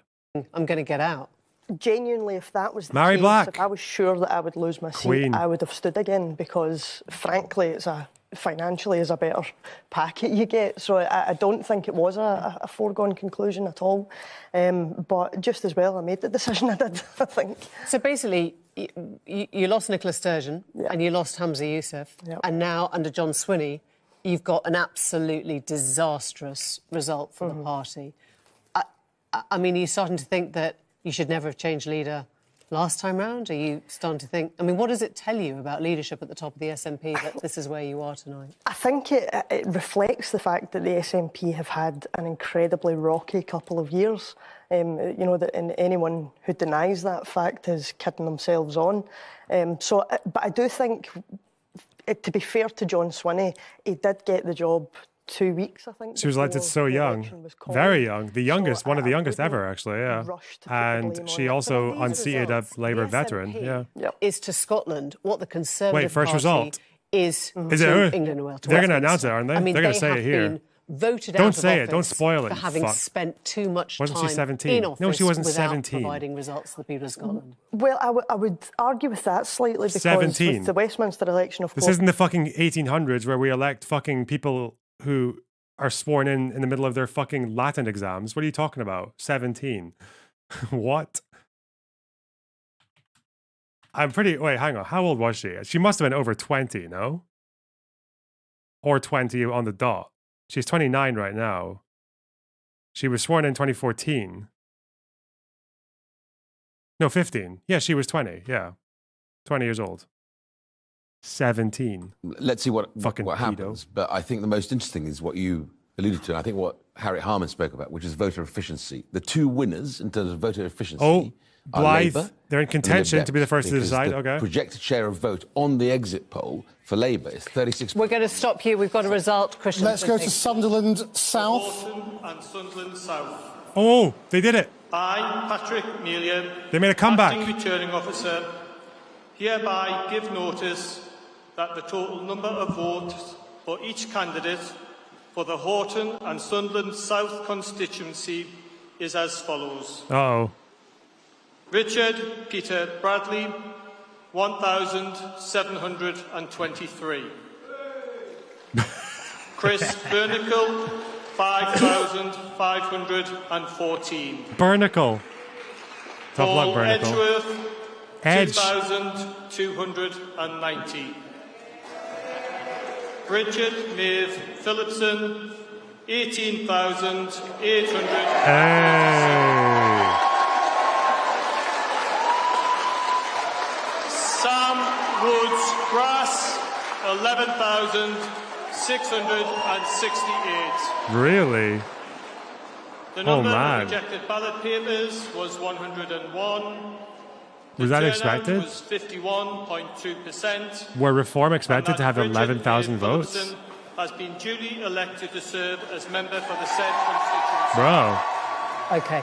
So there we are, Bridget Phillipson, the Shadow Education Secretary, probably the Education Secretary tomorrow, becomes the first Labour minister to win her seat, the first result, and she will now make her acceptance speech. I don't know if Sunderland's like, I think you owe Sunderland an apology. I owe Sunderland nothing, okay? Tonight, the British people have spoken. And if the exit poll this evening is again a guide to results across our country, as it so often is, then after 14 years, the British people have chosen change.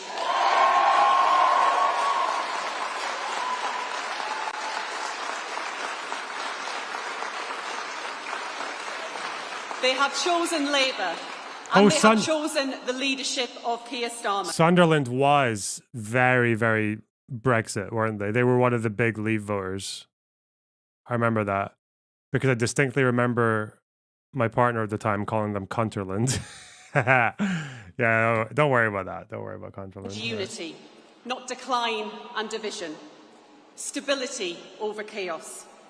A government powered by hope, by the belief that tomorrow can not just be different from today, That was almost 10 years but ago. better. 8 years ago, A yeah. government of service, a government with purpose, above all to change our society for good. A government determined to build a Britain where background is no barrier, no matter who your parents are or where you are born. Leaver doesn't equal Tory. Well, definitely not, right? Because that's like the red wall, isn't it? Too many of our children. That is Labour's purpose. And the result today speaks to the trust the British people have put in our changed Labour Party.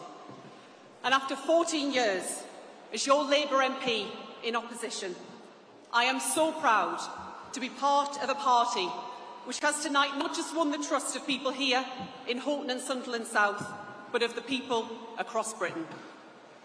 Labour will honour the trust that you have placed in us. I will honour the trust that you have placed in me. And I will work every day to deliver the promises that Labour has made and the better future that we, each of us and all of us, deserve. From the bottom of my heart, thank you. There, her speech, and she becomes, we can assume, the first cabinet minister. Now, I just want to take you through that result because this is very, very safe, red Labour territory. Bridget Phillipson, last time round, got less than 50% of the vote. This time we think she's got around 47%. But the figure that you will not get over is the party that is in second place there. Nearly 12,000 votes for Reform. They have shot above Conservatives. Well above. That is an extraordinary figure, isn't it? I mean, I think the Brexit Party did take about 5,000 votes. Did Reform get more votes than Tories? Yeah. So we were never going to expect any other result from this seat. Let's talk to Anne Whittaker about very that. quickly. Oh, yeah. Because she's desperate to get in.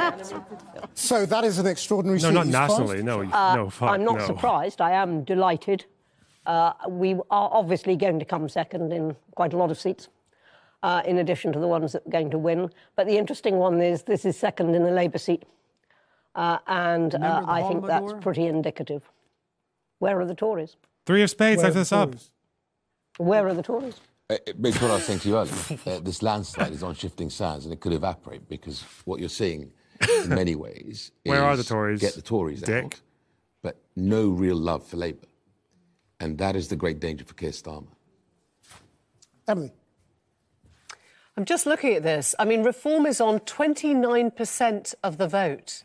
29% of the vote, and that's one seat. It's the only result we've got in so far. But Rory, no, it's going to have a big effect. So on things like immigration, if this is repeated with many Labour seats, the point that Kwasi was making, with reform coming second, then the Labour MPs naturally, looking at their opposition, are suddenly going to be looking at that whole reform agenda. Yeah, and that's going to have a big impact, not just on what happens the next election, but on the way they govern over the next 5 years. Can I just ask Harriet that? Are you going to now have potentially the same problem with how you talk about immigration or you talk about Brexit or any of the issues that have so divided and frankly screwed up the Conservative Party?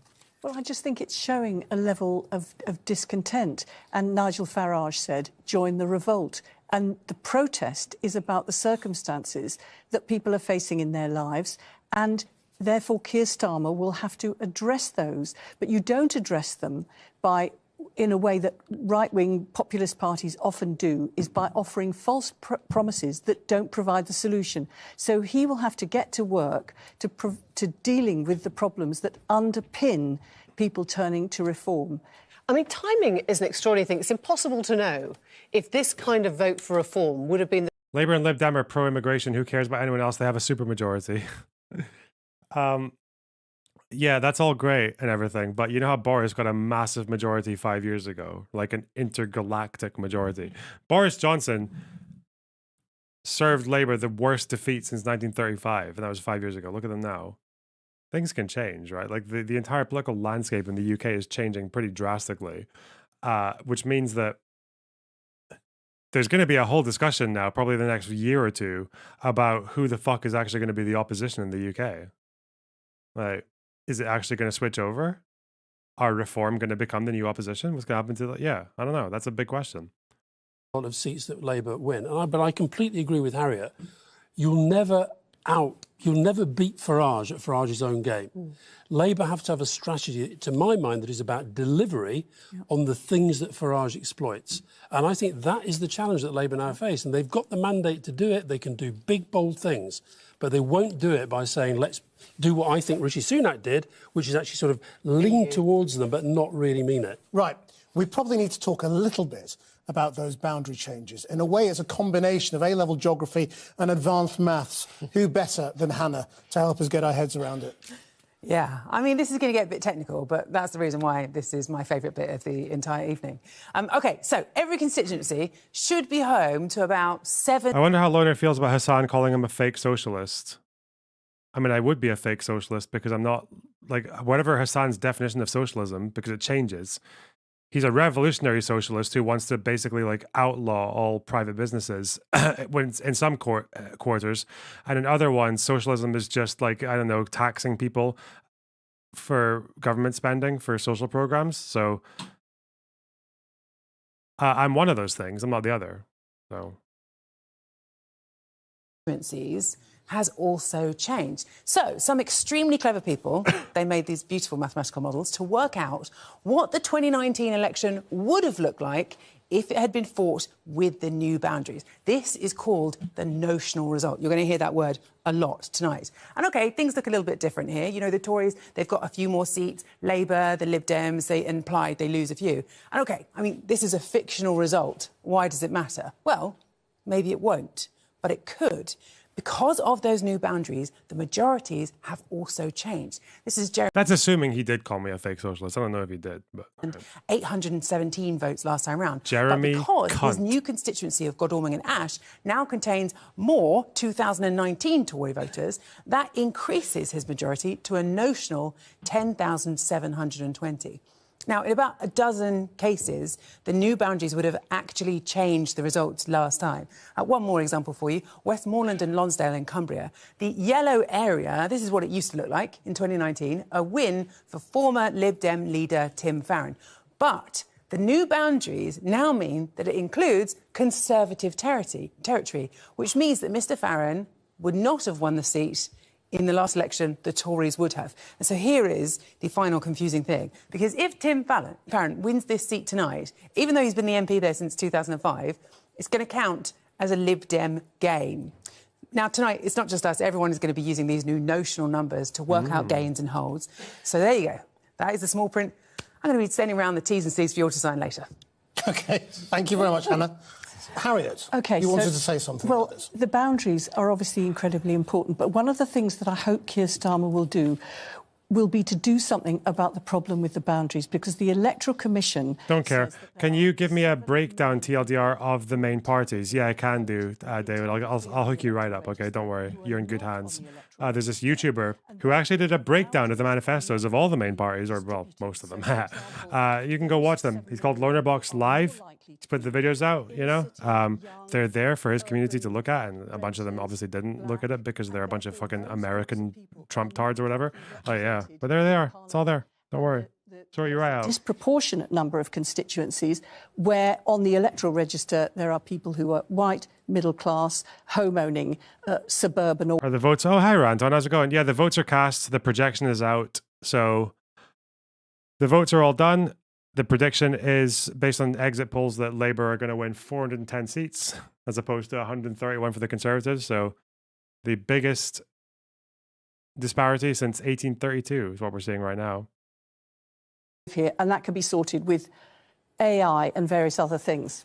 Gary, just briefly, I mean, we've already had a concession from David T.C. Davis. Apparently, the exit poll is suggesting Grant Shapps will lose his seat.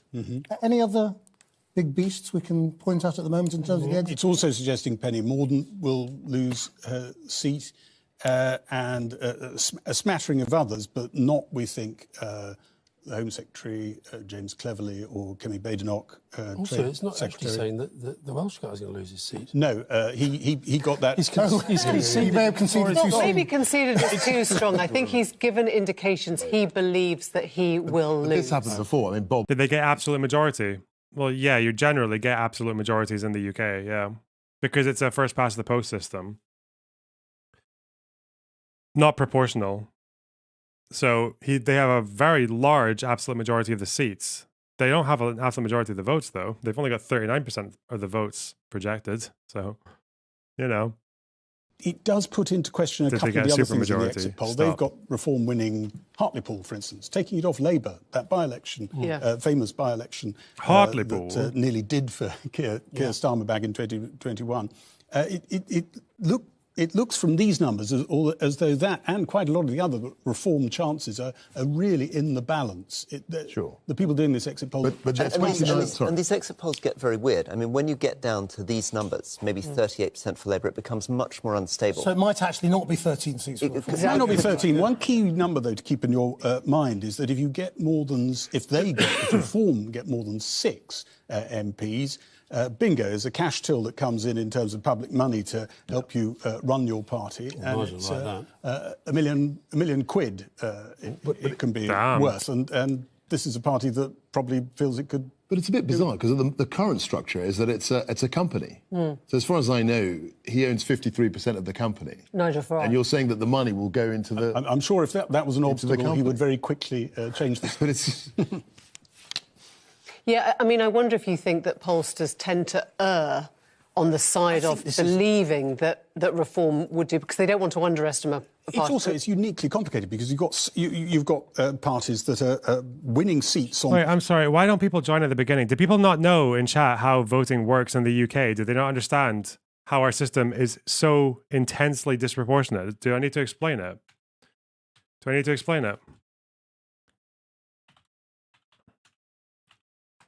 Give you the really quick TLDR of how the voting system works in the UK, okay? All right, here we go. Let's go. So the United Kingdom is divided into constituencies, okay? You don't ever vote for your prime minister in the UK. There's no ballot that says Tony Blair for Prime Minister or Keir Starmer for Prime Minister. What you have is constituencies. So you have these areas that are broken up. They're different sizes because obviously the higher populated ones are smaller to keep it roughly a bit less disproportionate. So when you vote, there are a number of candidates in your constituency. So if I live in Aberdeen North, you see there is the Conservatives, Labour, Lib Dem, Green, Reform, and they're all wanting to be the local representative. So I vote for them. Whoever wins becomes the MP, and then they sit in the House of Commons in London and they vote on legislation. Okay, for who wins an election, the idea is that there are 650 seats, and the first party to get 326 seats becomes the governing party. They have the Prime Minister, they form a government, and they pass legislation because they have a majority of seats. And usually the parties in the UK are whipped, which means they're generally in line on what they vote for. So once you've got 51% of the seats, you can just pass whatever the fuck you want unless you have rebels in your party, right? That's how you do it. The problem is that because of the way these seats are divided up, that also means that the proportion of the popular vote is not the same as the proportion of the constituency vote, which means you can very easily get over half of the seats, well over half of the seats, without getting anywhere near half of the votes.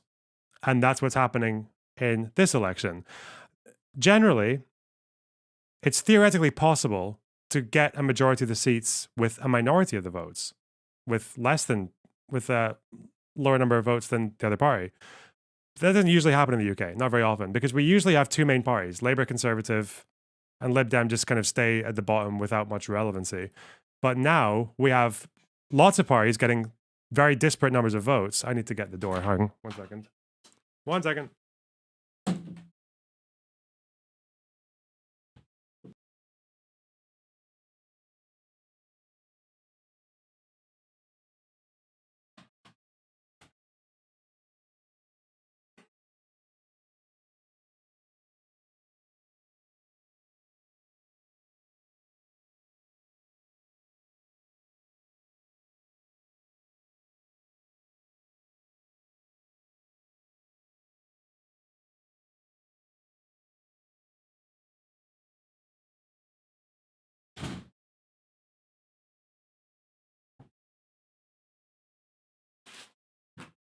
Okay, anyway.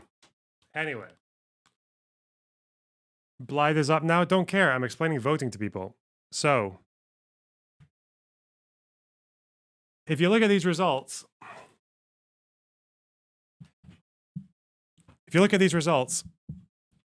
Labour are winning, projected in this poll, a fuck ton of seats. 431 out of 650. Conservatives 102, Lib Dem 72, SNP. Now, look at the vote share though. For the vote share, this poll, which produces this result, only gets 39% of the vote for Labour. 22 for the Conservatives, 15 for Reform. So the thing is that Labour can have this many seats, this far above the threshold to pass legislation, but 61% of the voters voted against them. They voted for someone else, and that's how the system works. The idea is that it's supposed to encourage decisiveness, stability. It keeps extremist parties out.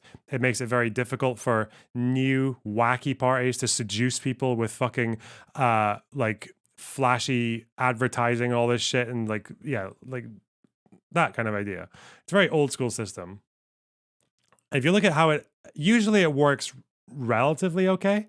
Usually it works by producing the popular vote party getting the most seats. Usually that's how it works. Not always, but usually. It's not quite like America where you can quite often have, and even when it does happen, it's quite small margins. It's like a few 100,000 votes. We don't really have the same situation where like Hillary winning by 3 million votes in the popular vote but losing the election. We don't really have it like that.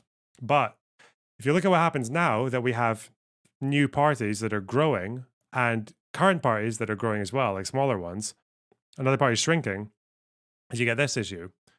The Conservatives got 22% of the vote, only 100 seats, less than a fifth of the seats. Reform UK gets 15% of the vote, and they're expected to only win 3 seats because they're a new party. They haven't managed to consolidate a presence in most of these areas. Liberal Democrats have 12%, less votes than Reform, but 72 seats because they've been around for a while. They've been able to establish strongholds, etc. The Greens, 7%, 2 seats. Scotland's an interesting one because they're only in Scotland, the SNP, the Scottish Nationalists, which means they kind of get like a bit of a monopoly almost disproportionately because they are only expected to get like 3% of the vote in this, but 18 seats. Same with Plaid Cymru in Wales. So yeah, that's a first past the post system.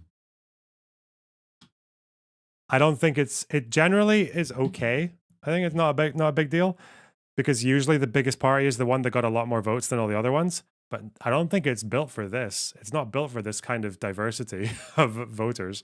So, apparently Blythe went Labour. Okay, that's wow, guys. Hold your breaths. What's happening in Blythe? Oh, it's this guy. Labour. What's his name territory. again? Ian Lavery. He's been around for ages, though. And let's just look at the swing on that.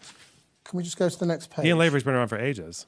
Oh, we don't have the swing yet. Okay, but sorry, how are you going to All right, my food. Precipitate the civil war in the Conservative Party, which means that they won't be an effective opposition, and therefore we're going to have to be very careful not to look as though we think it's all right to be governing without an opposition, because they will be a shambles, and people do like to see a government challenge. So we'll have to find a way to show we know there's a challenge. But I think they are going to be in a civil war because of these results. I mean, this guy, Sam Woods-Brass, I think is a mental health nurse who actually called the Labour policies in his constituency a disease. That was one of the quotes. So he has fought, presumably, a very local, specific battle against the Labour Party there. I mean, does that mean, Gary, I guess, that you can't start sort of reading across in the same way? Or do you think people don't vote like that anymore? They just see the light blue? Well, we've got one Reform candidate who the exit poll is saying has won Barnsley North of Labour, and he's actually been disowned by the party. So all sorts of things seem to be happening here. I don't... That's extraordinary. That's... Well, because people aren't looking, it means they're not looking at the candidate, right? They put a very high percentage chance on it, and a lot of people will have been aware of what he said because it was heavily publicised in the constituency, and they were still happy to vote for him. I don't think we should underestimate. I mean, one of the things we talked about in the podcast, and I did underestimate it, I wasn't convinced that Nigel Farage saying he wasn't standing and then standing would shift the dial quite as much as it did. I think he really has shifted the dial. We can't Let's just stop you there and go straight to Blythe. We're just seeing the returning officer there. That the total number of votes given to each candidate was as What follows. the fuck is she wearing? What the fuck? Ian Lavery, Labour Party, 20,030. Maureen Levy, the Conservative Party candidate, 6,121. Steve Leyland, the Green Party, 1,960. Mark Peart, Reform UK, 10,857. Stephen Anthony Salidas, Liberal Democrats, 1,433. And that Ian Lavery is duly elected as the Member of Parliament for the Blythe and Ashington constituency.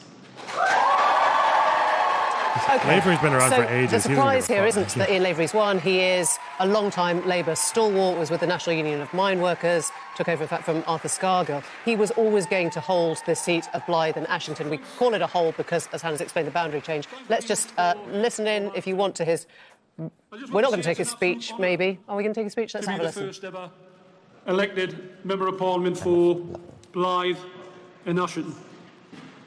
This is for Ronnie. This is for Ronnie Campbell. I wanted the seat to be called South East Northumberland because it does cover Newbiggin, Ashington, Stakeford, Guidepost, Shorberton, Bedlington. Sometimes the top line of the result is not where your attention should be. We knew Labour was going to keep the seat at a safe Labour territory. But just look at that Reform vote. This guy's accent is place incredible. On 27%. This is an 8% 27%. swing from this Labour is like a very to Reform. like Northern It is an England working 8% class swing area, from isn't Labour it? to Reform. It is exactly the same kind of pattern that we've just seen in Hordern and Sunderland South. We might be wondering whether half of these Reform seats, if they materialise, are going to come from Labour votes rather than... Is this because of the Northern England, the working class England thing being economically left, culturally right? Is that phenomenon? Is it like America where you've got those people who vote Democrat, but they're also like, they wouldn't vote for a gay candidate kind of thing? Like... of the vote there, and UKIP got 5.7%. She's now dropped down into the 40s since that 2017 election. The UKIP success has dropped up into the 20s. I mean, these things are shifting dramatically. This one's more difficult because this is a new constituency. Well, I mean, what I'm looking at, the way it's breaking down is that the Conservative vote there is... Yeah, they're like, they like socialism, but only if it's for us. So like they like National Socialism. Yeah, exactly. That's not as a joke, okay? I don't think these guys would vote for Nazis, but it's pretty worrying. It is bittersweet, like you said, yeah. Bit problematic. Hasn't gone Labour. Has simply just gone for the reform vote. That must be what's happening. To explain And the reason for that is that we dropped policies like the Brexit, what we did following Brexit, the Windsor Framework Agreement, levelling up. Those policies were dropped by Rishi, and they were the policies which people in the red... Well, no, he started the Windsor Framework. That was actually his policy. Let's just go to Christian, because I think you're going to get a response. Well, yes, I mean, the same thing has happened. Again, I'll come to you in a second, Dan, but I actually want to hear from Vince and Mari about what you think about this quite extraordinary shift to reform in these seats that we're seeing. Well, I think the greater concern for the whole of the UK, and I mean, we had this conversation not long ago, that the centre ground of British politics has shifted to the right over the last 10, 15 years in particular. And the question is going to be that if reform are doing as well as is expected, is whether the parties that are in power, presumably Labour, will try and placate that side and that more right-wing rhetoric, or whether they'll try and take it head-on. So I think we could be in for quite a scary next Parliament, if I'm being honest. How worried are you, Vince Cable? Well, very worried to see the populist right doing so well. But I think what this indicates, is that we're going to see a civil war on the right. 120 Tories, if that's what we finish up with, maybe 30, 40 of them will feel comfortable with reform. You're going to get people fighting at the grassroots. Every time there's a by-election, a council election, they'll be tearing strips of each other.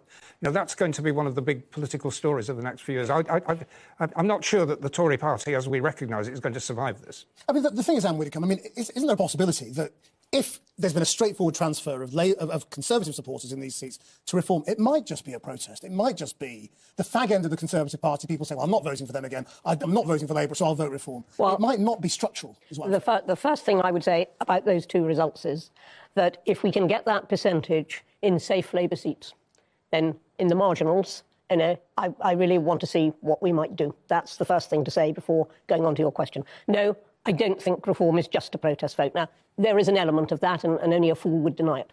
But from the canvassing that I've been doing up and down the country, people have positively said, they like what we say. They particularly like the social stuff. They like the anti-woke stuff. What proportion would you say are true believers? Anne Widdecombe's not even that old. This is just what racism does to you, okay? Wouldn't really care to put a figure on it, but I would say, genuinely say, not just because you'd expect me to say it, from what I've met up and down the country, I think the majority certainly... Is it true Mary Black puts on the accent? I've heard she's secretly posh. You can be well off in Central Belt, in Paisley especially, and still talk like her. No, that accent's definitely real. I don't know. Yeah. There is a very positive mood. It isn't just a protest, though. There will be an element of that. There will be an element. I mean, obviously, you and the party are going to be very excited by the number of seats you get, even, regardless of what it is, because these are all new seats. But if Gary's, the concerns he's raising about the exit poll are right, and it's not quite as dramatic as 13 seats, if it's 5 or 6, how do you think all these people who come to you on a promise of changing British politics, of being the new opposition, are going to feel when they look at you as this tiny little bunch of people in an overwhelmingly Labour parliament? You can't do anything in there, can you? They have known that was what it was going to look like. Everybody I've spoken to has said, supposing you only get 6 seats, what's going to happen? They know that is happening, but what they're hoping is Farage is probably much bigger than his number of seats. Well, let's go to our reporter who is in Clacton, Amelia Jen, where she's waiting for Nigel Farage's result. Are these results rippling down there amongst the reform supporters, Amelia? Well, actually, the Reform supporters are few and far between here at the moment. Nigel Farage and his entourage haven't actually arrived yet, but no doubt they will be elated by that result if that bears through 13 seats. Nigel Farage said he wanted a bridgehead, and that would be a strong bridgehead indeed. But really, the jewel in the crown for him, if he wins, will be here in Clacton. He's tried to stand for Parliament 7 times in 6 seats over 20 years. But tonight, this is looking like a tight race. A few moments ago, I went downstairs and spoke to a Conservative activist. I asked him how he was feeling, and he simply said the words, not good. But what's interesting is before the exit poll, the Conservative campaign here were quite bullish. They were banking on Labour voters coming sort of unwillingly, if tactically, into their arms to stave off a Reform win. Labour, meanwhile, don't see this as a target seat, and they haven't from the beginning. And a Labour source told me earlier, it's good that people can vote for us, but our focus is on nearby target seats like Colchester. So we're looking at a 2-horse race here tonight. But there are 2 other seats that will be interesting to follow. Boston and Skegness, the party's former leader, Richard Tice, will be standing there. In 2017, that was seen as one of the Conservatives' safest seats, but tonight that could flip to Reform. There's also Ashfield, where Lee Anderson, who was a Tory MP who defected to Reform after being suspended, he could be voted in for the first time as a Reform MP. There are, of course, lots of other seats to be looking out for, but the vote here will deliver a result around 4 a.m. Amelia, we'll be back to you. And it's worth saying that the exit poll is suggesting or giving Nigel Farage a 99% chance of victory in Clacton. So he has almost certainly won his seat. Nadine Zahawi, do you think the Conservative Party made a structural problem in not taking Reform head on from the beginning? You know, time and time again, we saw Conservative supporters refusing to criticise Reform policy, refusing to criticise Nigel Farage, suggesting, well, maybe there's some sort of deal to be done. Jacob Rees-Mogg inviting him into the Conservative Party one day in the future. That's led to this, hasn't it? Because you've signalled to the voters. So I'll tell you what they're fine. No, I'll tell you what I think is. There are 2 stories tonight. There is the interest rate story, which is happening around the world. Every incumbent is under pressure all over the world because people just don't feel that the household budget stretches to where they need it to. The other story tonight is for Labour, if they're going to walk into number 10, the big message that Alistair Campbell, if he were there, would be putting up, it's immigration stupid, right? And unless Labour has a really good answer of how they're going to deal with immigration, what's happened to the Conservative Party... Well, up to a point. Just remember, Labour's won a landslide victory. I hear you. It's only a minority who are I don't disagree with you, but it's on voter efficiency. Labour, according to the projections, got 36% of the vote. Why the fuck is this guy talking? Why? After 14 years of saying, what was this fucking strategy? Let's promise to bring immigration down to the tens of thousands, or even 10,000, whilst it goes into the hundreds of thousands, 300, 400, 500,000, like every fucking year. Why? Why does this guy's opinion matter? Oh, let's just put them all to fucking Rwanda. Oh, actually, it turns out there's only like fucking 18 people who can maybe go here, and we're going to struggle to get them there. It's going to cost like £500,000, and then none of them can go anyway because our own Supreme Court thinks it's fucking illegal. Fuck you.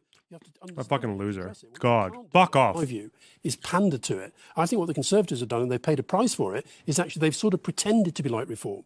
But they haven't, and this is Nadine's criticism of Rishi Sunak, he hasn't gone the whole way. I think the Labour Party have to show that they can address these problems through policy and through actually having genuine, honest debates with the public about the nature of the challenge. And that does mean challenging some of the prejudices, Alistair, challenging some if Labour are going to take away the deterrent of removal, then how are you going to deal with it?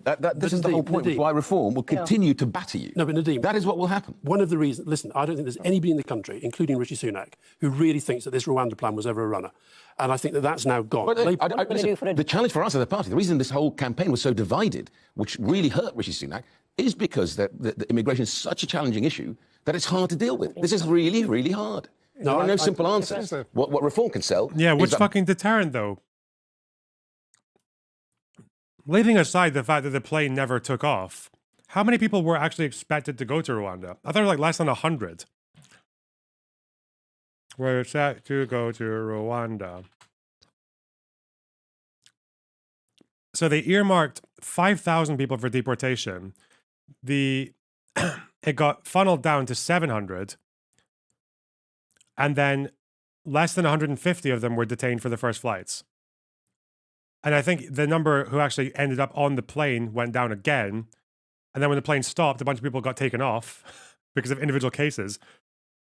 Well, what a fucking massive deterrent, dude. Jesus. While politicians standing up and saying, no, the problem isn't the asylum seeker coming to the country. The problem is your government's not building enough houses. Your government's not investing enough in the NHS. Before we buy into this immigration stupid stuff, I mean, immigration is not an issue in Blyth, Ashington and Sunderland. I mean, it may be in parts of the country and it may be part of the Reform Party's appeal, but this is not explaining the protest vote in areas which are, consider themselves left behind. True. They're white as fuck. As Mari explains it, as she puts it, it's a very stark choice for Labour. Either you end up saying we're going to take on reform head on, or else you have somebody of backbone to say there isn't a problem. We actually need people coming in. Keir Starmer doesn't sound so far like he's doing either of those. Well, there is a problem, and we need to address that problem. And I'll just give you one example. Wait, a problem with too many or a problem with too few? There's a problem that, for example, I met this woman who wanted to be a midwife. She'd had her own kids and she wanted to go back to work, retrain and be a midwife. But she couldn't afford the training, so she was working in Tesco. And therefore, and what we have is midwives coming in from other countries, and we should be very grateful that they do, because otherwise, you know, our midwifery services in many areas just wouldn't manage. But it's about... What's the solution to the problem of immigration? There is no solution. What are you talking about? There's no solution.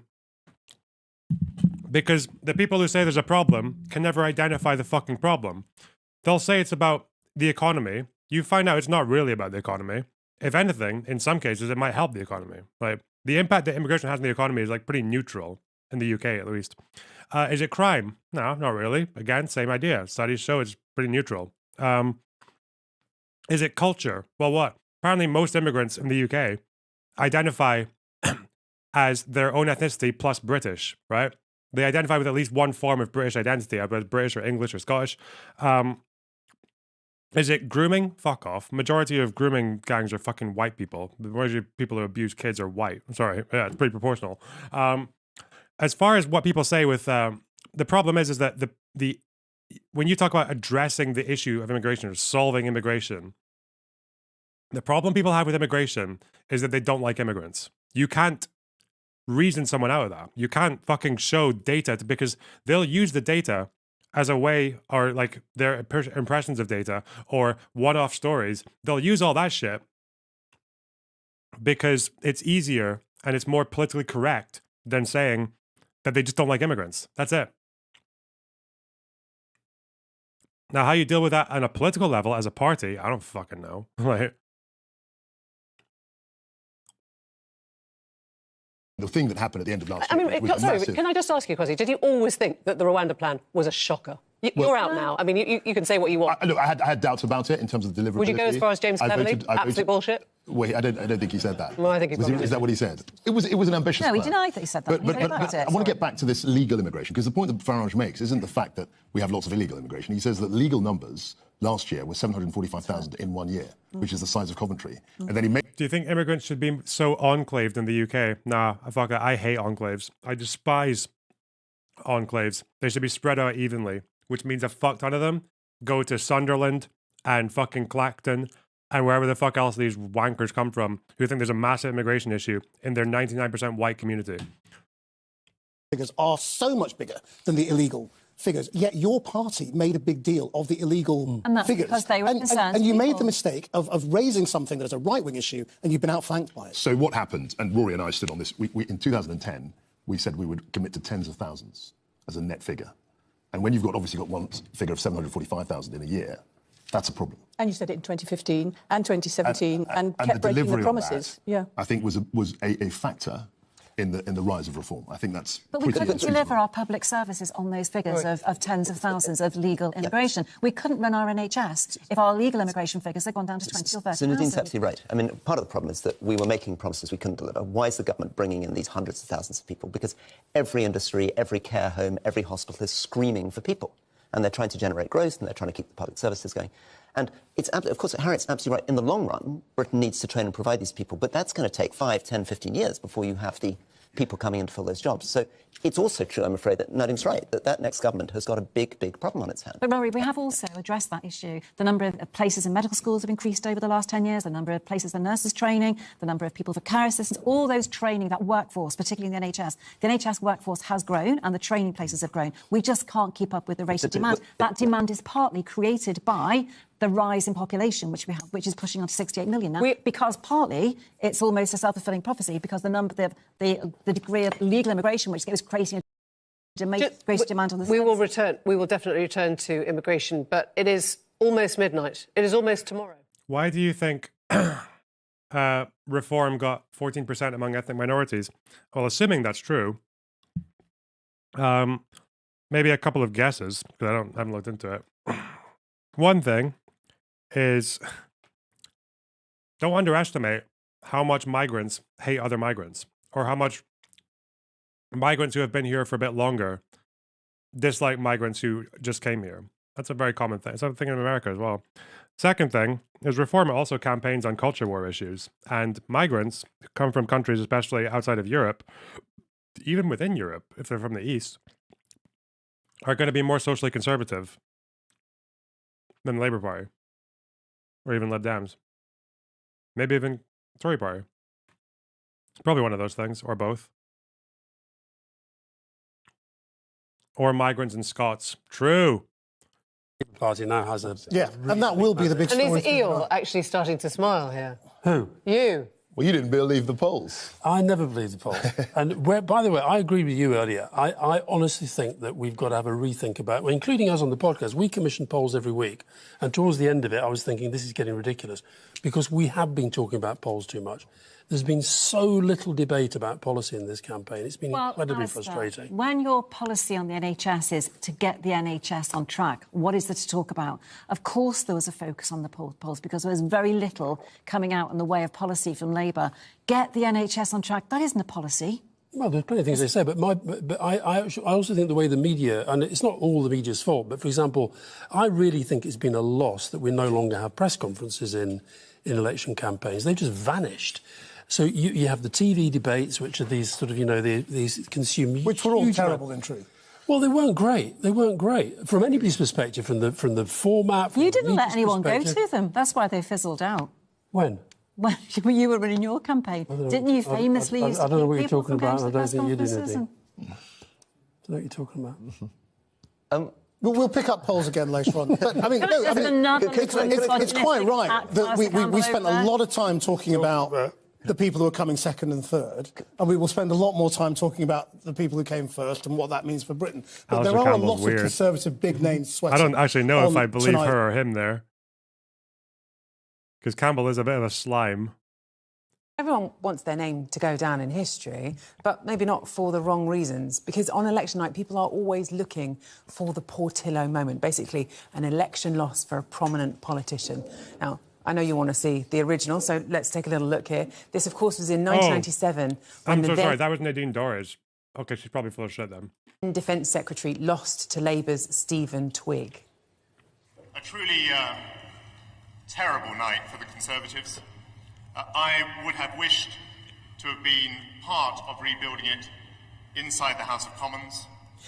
Now, a cabinet minister losing their seat is very rare. There's only been 3 that have gone in the past 6 elections and only 13 in the last 50 years. But there are a lot of high-profile Tories who might be in potential trouble tonight. Let's start with Justice Secretary Alex Chalk. Now, he has a majority of just 1,400 in Cheltenham. The Lib Dems want to try and take him out. Not in cabinet, but former leader Ian Duncan-Smith, he also looks potentially in real trouble. A majority there of just 1,600. He has held that seat since 1992, but it could end up going to Labour a bit later on. Next, 2 very prominent cabinet ministers. Defence Secretary Grant Shapps in Welwyn Hatfield. He's defending a majority of nearly 11,000, but could be on course, perhaps, to lose to Labour.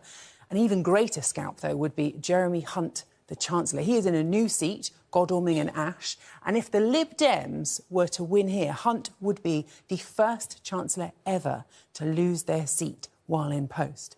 Over in Wales, the Chief Whip, Simon Hart, he could lose his new seat, the new seat of Carmarthen, and there is a significant chance that Labour could topple Welsh Secretary David T.C. Davies too. Down in Plymouth Moorview, meanwhile, we have got a battle between the Army and the Navy. Veterans Minister Johnny Mercer could lose to Labour's candidate Fred Thomas. And a bit further down the list, I mean, who knows, this could be a night of calamitous absoluta for Jacob Rees-Mogg in North East Somerset. And meanwhile, the Lib Dems have Culture Secretary Lucy Fraser in their sights in Cambridgeshire. And in the Forest of Dean, Transport Secretary Mark Harper is in jeopardy. If we get down to this level, I mean, we're talking really seismic results here. But could Penny Mordaunt be at risk tonight? She has a 16,000 23,000 majority in Portsmouth North. This seat, by the way, has been won by the Victorious Party ever since 1974. There's Gillian Keegan, too, the Education Secretary. Is the maths going to add up for her this evening? But she has got a very big majority, nearly 20,000 there. And the Conservatives have held Chichester for 100 years. There's also Richard Holden, the party chair, who was parachuted into what should have been a safe seat. He's got a very similar size majority, as does Esther McVeigh, the Minister for Common Sense over there. And if these names start going, then we are in uncharted territory. You've got Deputy PM Oliver Dowden, nearly 23,000 majority there in Hertsmere, and the Home Secretary James Cleverly in Braintree. There's former PM Liz Truss too. She has a huge majority in South West Norfolk, but might she even be in trouble? And it couldn't happen, could it? Wait, was she the Prime Minister at one point? Yeah, she was, wasn't she? In Richmond and Northampton. I completely forgot. 24,000 majority for him. She was the Prime Minister. I mean, he's safe. What the fuck? Isn't he? Yes. We think he is. We're going to go to Cathy in 1 second, but we've had a quiet competition between Alistair and Nadine they don't even know about, which is to see whether Tony Blair has texted you before Boris Johnson texts you. Have you heard from Boris Johnson so far tonight? And? It's running commentary. What, you want the time? I want to know what he said. Well, can you tell us? Sweet to hear. Yeah. No. You're not going to tell us what he said? No. OK, that's no use. Is he talking about coming back? Is he watching you on Channel 4? Is he watching Channel 4? Why don't you talk to Alistair about Tony Blair? Well, because he's obviously not got over him yet. So why don't you curious? We know that you're about to leave us. So What do you expect? Do you think that Boris Johnson will come back into the Conservative Party in any shape or form in the next incarnation? Well, so... You know, I'll just make the same point again. Reform on 3%. Wait, don't make the same point again. Just tell us about Boris Johnson. It actually is, and it's important in terms of the context of what happens in the future to the Conservative Party. I happen to think that the rise of the Reform and the rise of the right in the UK is a really dangerous prospect. He hasn't said anything, has he? And he hasn't said anything, has he? What, about him coming back? Yes. Not about coming back, no, because we're talking about the results and the percentages. OK. And the fact is he that saying, God, get me away from this party, or is he saying, they need me, here's my cape? That's not the discussion. Do you think he is the person who could actually bring it back together and bring people back from reform to the Conservative Party? Why is he so fucking awkward? I think reform and the rise of the right and some of the behaviours that we've seen from reform over this campaign, what's happening in France and other countries across Europe, I think it's, and in Canada, I think it's alarming, the rise and the right. And I know the point's been made that we are... Well, Emily, if everybody else is allowed to make their speeches, and so could I just finish what I'm going to say? Well, I'm not making a speech, but could I just finish what I was going to say? Briefly. So I think that the fact that there is a rise on the right, we may not be far behind it. And I think that it's indicated if reform comes second in a large number of seats, Nadine, I just then want to we bring will a stat need to you. someone called Boris Johnson who can take on Nigel Farage and take I want to bring a stat to you, which is sort of emerging now, which is quite clear that the Conservative vote is Why is falling he leaning like that? What the much fuck? more sharply in Leave vote areas than in Remain vote areas. But that doesn't argue against what she said. No. In other words, people are deeply dissatisfied with the way Brexit was enacted under Boris Johnson and everything that's happened since then. I think levelling up has had a huge part to play in that. Why do they hate you then? So I think what's happening with a lot of the Conservative, we've yet to see, but I think what is probably happening is that a lot of that Conservative vote is staying at home.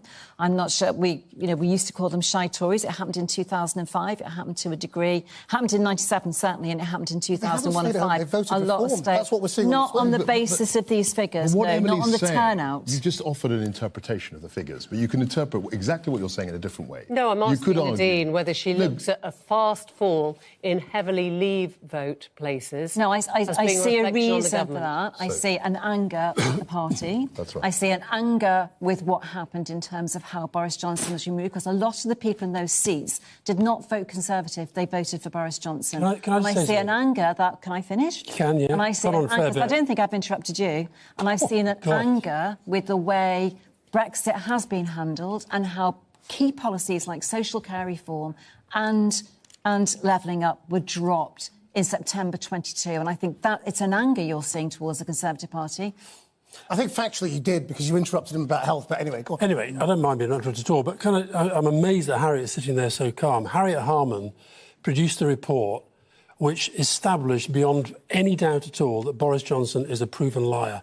One of the reasons why your party is in such trouble... We're going to get into that. One of the reasons why your party has lost so badly tonight is because you keep defending a liar and because other people keep defending Liz Truss, who crashed the economy. This is a story of 14 years and 5 prime ministers who run this country into the ground. If you seriously think that bringing those people back is the way to sort your party out, Are you the bring it author on. of the sex dossier and the war in Iraq merchant? Are you actually throwing these allegations across the table? Because you're a proven liar by a parliamentary account. Boris Johnson, your mate. Well, weren't you proved to be a liar by your sexed-up dossier in the war in Iraq? Weren't you proven to be a liar, Alistair? Rory, why don't you make a grown-up point from the right? I'm not going to... Well, they were voted out, to be fair, and you've been voted out. Sorry, Rory. No, I think...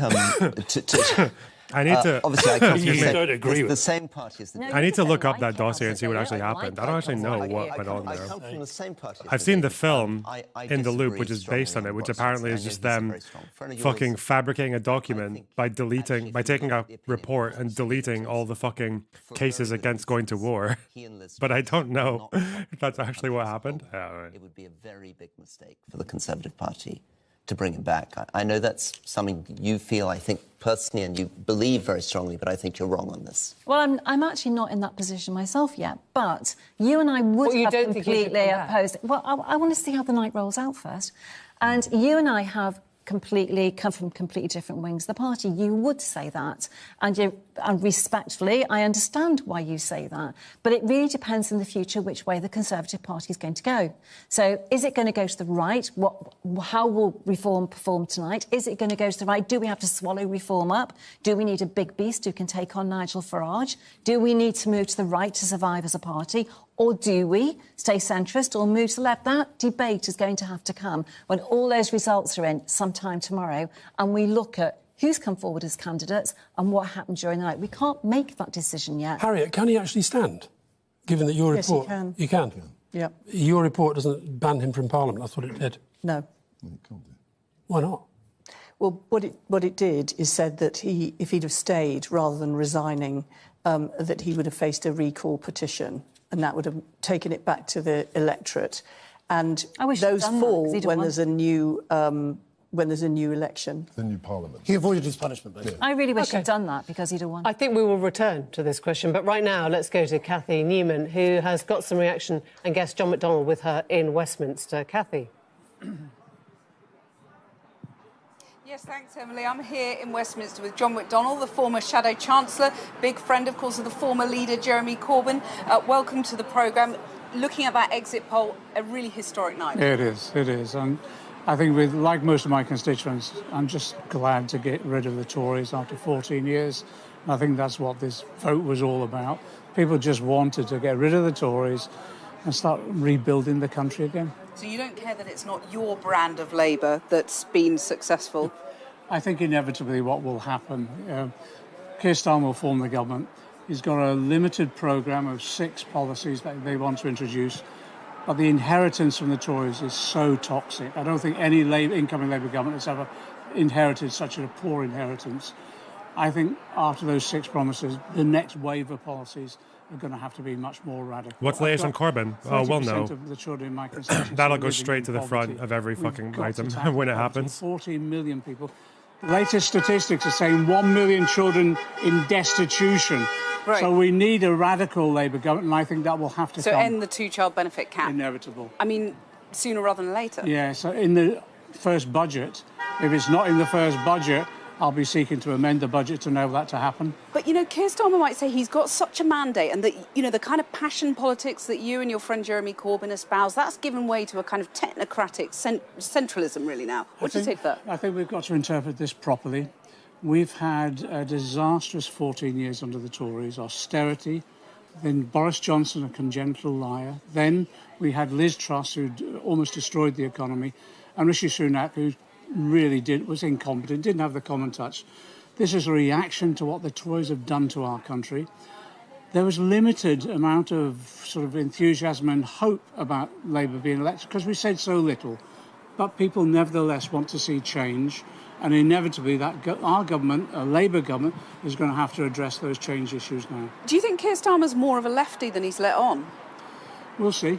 We'll see what You happens. hope so? Well, I certainly hope so, but there'll be a number of us in the Labour Party who'll be saying, look, if we're going to tackle these horrendous problems our society faces, or on the doorstep.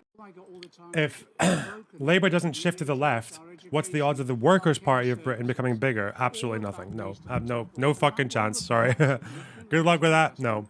Radical policies, and people would expect that. And I warned Keir and others before this election. If we win this election, we'll need to address those problems, and if we don't, disillusionment could set in. And the people who benefit from that will be the right wing, just as we've seen in Germany and France and Italy, unfortunately. Right, so you're worried by the forecast about reforms? I am worried about reform. I am worried about reform. I believe they're a right-wing, almost semi-fascist, proto-fascist party, and we've got to recognise the threat that they have. I mean, they deny that, of course, and they just say they they're would. the mirror image of the kind of politics that you and Jeremy Corbyn espoused on the left. And Jeremy Corbyn, meanwhile, is struggling to win his seat as an independent.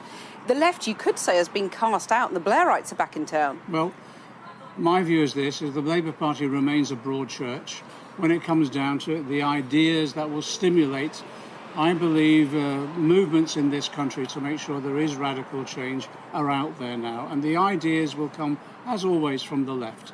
Inevitably, this incoming Labour government will have to look at the magnitude of the promise they face, and they'll have to recognise they have to be more radical than they've portrayed so far. Well, you mentioned the two-child benefit cap. What else will you be pressing Keir Starmer to be radical on? I mean, when it comes to taxation, for example, if they don't get the growth, you think there's going to be a raft of tax rises, and they've got to be honest about that? There will be some growth, of course there will, because the business cycle is turning in that way, and there will be investment. I'm hoping it's public investment, because private investment comes at a heavy price usually, as we saw with the PFIs. 5 chicken So there will slides was be very some growth, decadent. but there will be some Confirmed. element of redistribution that's required if we're going to lift people out of poverty, but also if we're going to fund our public services. And so in the next raft of conversations about the next wave of policy, I think it... Who is this bloke? This is the guy who ran alongside Jeremy Corbyn. He was the second, the number 2, running alongside Jeremy Corbyn in 2019. Do you really see reform growing quickly enough to challenge the government in the next 4 to 8 years? I have no idea. Could take them 12 years, could take them 2 years, could take them... It might never happen, I have no idea. 2008, 2009. So inevitably there will be public sector pay rises. Some of that will come from the growth money, of course it will, but some of it will inevitably come from redistribution. And you're going to be agitating, aren't you? Not agitating. What I'll be doing is what I've always done, advocating in my usual calm manner and winning the argument, I think, because I think I reflect the bulk of the membership of the Labour Party about what they want from this Labour government. Are you going to be at the victory party later? Haven't had an invite, strangely enough, but what I'll be doing is I'll be going back to celebrate the victory with rank and file members of my party who worked so hard for us today. John McDonnell, thanks very much for joining us now. Back to you in the studio, Krish and Emily. Thanks, Kathy. Well, let me just update you on our ever-changing table. So Nadine has gone off to talk to some other people, and she'll be back later on in the morning. And Kwasi has also taken a break. And so Nadeem has joined us on the main table, as has Anne. But we should talk a little bit about another Labour win in Sunderland Central, which is a Labour hold. Yeah, this is Lewis Atkinson taking over from Julie Elliott for Labour, and as you can see, he's held that seat very safely. Oh, look at that reform vote. It's coming out. 42% of the vote. But again, you're now looking at Reform, that party coming in second place on 27%. It's the same pattern that we've seen now in 3 of those northeastern seats. And I guess the... Oh, I'm sorry. I meant to ask this while I was eating. Why are they acting like... Is this supposed to be indicative of some kind of like shock rise to fucking prominence? Because as far as I know, the 3 constituencies that they've done so far are all quite heavy Brexit communities that you would expect to get won over by Reform. No? Or do they think this is going to happen across the entire country? Like there are going to be Labour holds in fucking like London central areas or whatever the fuck, but there's also going to be Reform coming second? Or is this just like... Or is this actually a trend that we're expecting everywhere? Or is it just that the first seats are in places where you expect Reform to do really well?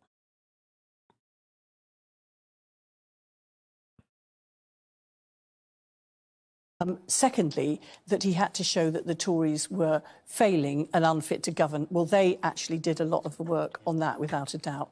And thirdly, he had to set forward a plan which would show we had a new direction for the future. And he was very strategic and held to that course and wasn't swerved from side to side. And he's also built a very strong team, I would say.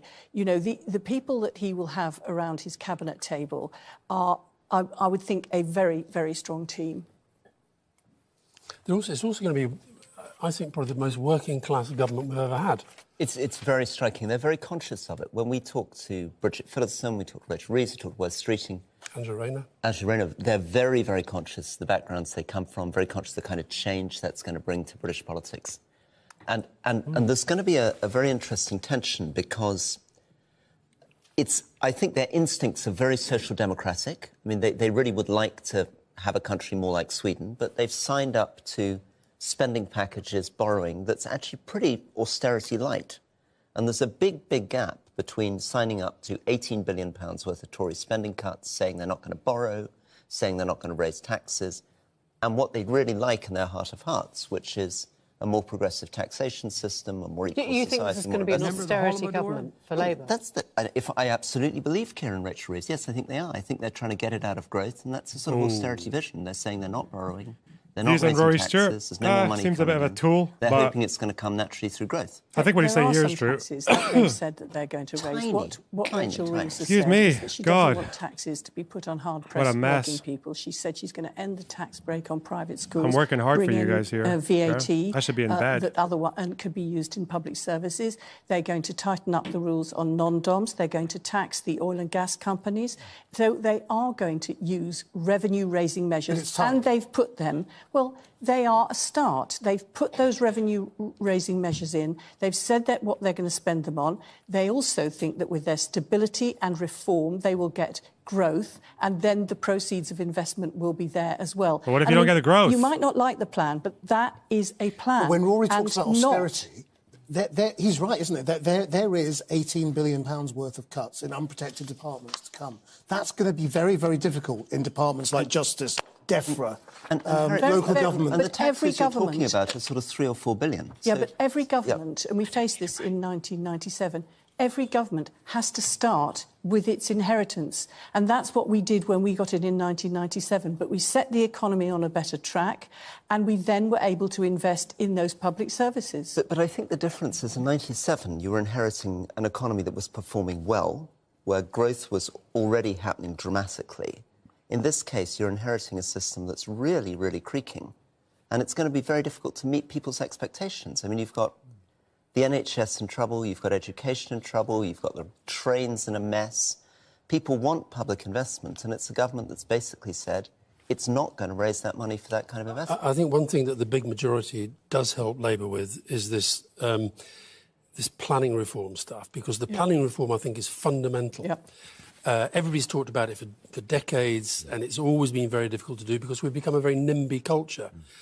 That is a majority big enough to say, do you know what, those changes are going to happen. He said that. He said and some of the MPs, well, a lot of the MPs won't like it, and some of them will be in Labour seats. But that, I think, is a good thing. And that's the thing, I think, what Harriet's talking about, the sort of tough thing that Labour are going to have to do, because ultimately they have put all their eggs in the growth basket. And that, you know, that's what they're going to have to show from day one. I suspect that will be the message from the First King's speech as well. Yeah, well, you talked about what people are actually feeling about all this now, and as promised, the Gogglebox gang have been keeping their eyes on the election over the past few weeks. One fun fact, a former Gogglebox star, Josh Tapper, is standing for Labour now and has a chance against the Deputy PM, Oliver Howden. We are just going to bring you a result from Swindon South. We haven't got the count. Swindon. But we understand Carland. that Land of the Carl. Robert Buckland may have lost his seat, former Solicitor General and Justice Minister as well. A shock, this, Gary? He has, and it's not an enormous shock. It's completely in line with the exit poll. Spending so the government can nationalise Wensleydale production? What? Oh, God. Yeah, he's very much a Wensleydale kind of personified. Thanks for the £10. James Crawford, 2011, we had a referendum for getting rid of first past the post, but over 60% said no. Yeah, you know what? I voted for alternative vote, AV. I still don't actually know how it works. Never did. Daniel Menzies, thanks for the $5. Hello, American here. What is Labour's stance on Russia, Ukraine, and foreign policy? How will this affect decisions in NATO in the case of Trump? It's the same as Biden's. Labour's current foreign policy stance is basically the same as Biden's. James Crawford, thanks for £5. Your favourite show? Yeah, I love Gogglebox. My favourite. Swindon wasn't on your map? Oh, no, Swindon was on the map because we used to have both seats in Swindon and then we lost them both. So we'll have in Heidi Alexander, very good MP there. I think Harriet just said it. I mean, I think it felt to me that this is the first time I've seen John McDonnell say anything in this campaign. Labour have been so disciplined that even John McDonnell has not stepped out of line. It is extraordinary how disciplined you've been, clearly because you've been out of power for so long. There's the result right behind you. Heidi Alexander, 21,676, 48.4%. Robert Buckland is second on 27%, 12,000 votes. It's quite a fall for him. And let's have a look at the swing. 16.5. 16, yeah. Wow. There we are. So when we started looking at this campaign and what Keir Starmer needed, everyone was talking about this bigger than 12% swing. Now, obviously, a national swing has sort of, gone the way of the dodo. Nobody really believes in that. But when you are starting to look at a swing over 15%, then the possibilities of tonight are really quite stunning, aren't they? Well, if you look at the gap between Heidi Alexander and Robert Buckland's vote, then... Low turnout. That is a thing, isn't it? People just don't give a fuck. People don't give a shit. Well, that would be to the Lib Dems, I guess, wouldn't it? But I'm just trying to think... The other Swindon seat is worth looking at. That'll come out pretty soon, I think, and you'll see there that's a much bigger Tory majority. That's Justin Tomlinson, majority of over 10,000. Right. And I think... Who's the man who thought he could be Prime Minister by 35? Oh, the ID requirement. I wonder if that's why. What we'll see, though, I think, is that the figures we're looking at the moment suggest that seats with Tory majorities up to about 15,000, 16,000. Yeah, he had 16,000. Yeah. So there's going to be some big names going. Every seat so far, turnout down. Okay. Let's go back to the view from the sofa and a warning. Well, I mean, we've already had some strong language from you-know-who. There's probably more in this. I'm fed up of all this politics on telly. Fed up of it. You've been saying for ages, we need an election. We do. And now there is one, and they're talking about it on the news. You're going, I've had enough of this. I need to take just like me. Pain relief. Why? Haste. Not hours of bloody politics. I need something to get me through it. It all began on a wet Wednesday in May, and the BBC were live outside number 10 for a surprise announcement. Good evening from Downing Street, where we learnt this afternoon that a UK general election will take place in 6 weeks on Thursday, the 4th of July. It's about time they called a bloody general election. They've been putting it off for ages. Oh, fasten your seatbelts, Jenny. Earlier today, I spoke with His Majesty the King to request the dissolution of Parliament. Why did he announce it in the fucking rain with a wet jacket? Bro. The King has granted this request. You weren't in a hurry. You had like 6 months to do this. On the 4th of July. He's a bit wet, Simon. I know. Oh, look at his lapels are saturated. He looks kind of sad getting wet. He looks a bit pitiful. Yeah. You must choose in this election. Who has that plan? Listen. Things can only get better. And with a clear plan and bold action, will deliver a secure future for you, your family, and our United Kingdom. That's it. Go and dry off. What's wrong with coming out and putting the coat on if it's raining? That's the brains of this country there now. That's the leader of our country, stood there without a coat on in the pissing rain. And it wasn't long before the Labour leader got his lectern out. Now, it will feel like a long campaign, I'm sure of that. Here we go. A little bit more organised, isn't it? It's dry. You've got a bit of a soft spot for Keir Starmer, haven't you? Don't know where this has come from. All we ask now, humbly. Humbly. You might as well just replace that G with a C and just call it chance, because that's all you get here, really. Yeah. Just take your chance with us. Is to return Britain to the service of working people. My mother, Mary, had a very odd thought. These guys are fucking weird. I agreed with her, but she said that he looked like a sausage. And then I questioned her further, and I said, which part of a sausage? The middle of a sausage or the end of a sausage, where it's all puckered? Yeah. and she wouldn't be drawn on the subject. Oh, for goodness sake. A few days later, one of Rishi's bright ideas was making the headlines on ITV. Good evening. It was the Conservatives' first major policy announcement since Rishi Sunak fired... What the fuck is this footage of people in the living room? Is it a bit? This is one of the most popular TV programs in British history. Yes, it's random wankers watching shit on TV and you watch them react to it. Yeah, that's what it is. Yeah. Some people still gather around every evening and sit around a TV, all their sofas pointed towards the TV, and they watch terrestrial, which means they have to wait till 9 o'clock or 8 o'clock or whatever the fuck their favorite program comes on. They just sit there, they wait, they sit through the adverts, and they say shit. That's how they get along, you know? Yeah. Tap gaming. That could include helping the police, fire service, NHS or care sector. I tell you what, you won't be saying that when they're helping the NHS and you've got an 18-year-old that's been in there since Saturday doing a brain operation on you, will you? What is an 18-year-old going to do in the fire service? They'll be there with a vape hanging out their mouth on the phone while the building's on fire. Well, they can wash the truck. As the third week of the campaign got underway. Whereas this is much more sophisticated, you know? We can just change and chop whenever we want to.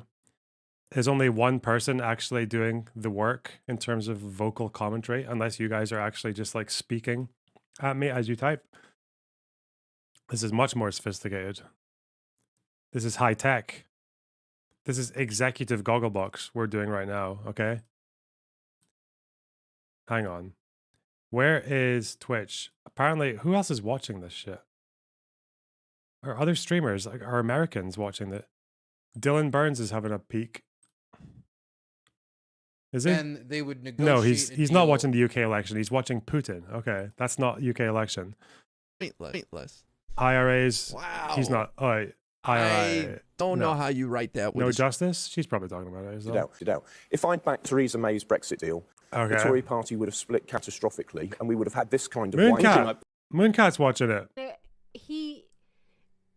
He is in a quite... She'll be absolutely fucking bleezing right now. I'll bet she's really drunk. Wickham district was bigger than Wickham constituency. I'm afraid this has been one of the banes Why is it so of the quiet? conversation. Why is she so quiet? What the fuck? Extract Wickham constituency's result from the figures. But this really is OTOs because we... Ah! Everybody understood that if they voted that Am I watching too many things at once? the European Union, then we would go outside the structure. Look, she's hammered. So, yeah, it's been very painful, but I still would maintain that even for my angriest Remain voters, if I'd voted for Theresa May's deal and allowed it to go through and split the Tory party in front of Corbyn and McDonnell, everybody would have been... As opposed to not split, you did split the Tory party. Well, hang on a minute. Hey, wait. Someone came into my chat and made a joke about the 1,000 Keir Reich, and now someone's making it in Mooncat's chat as well. Look.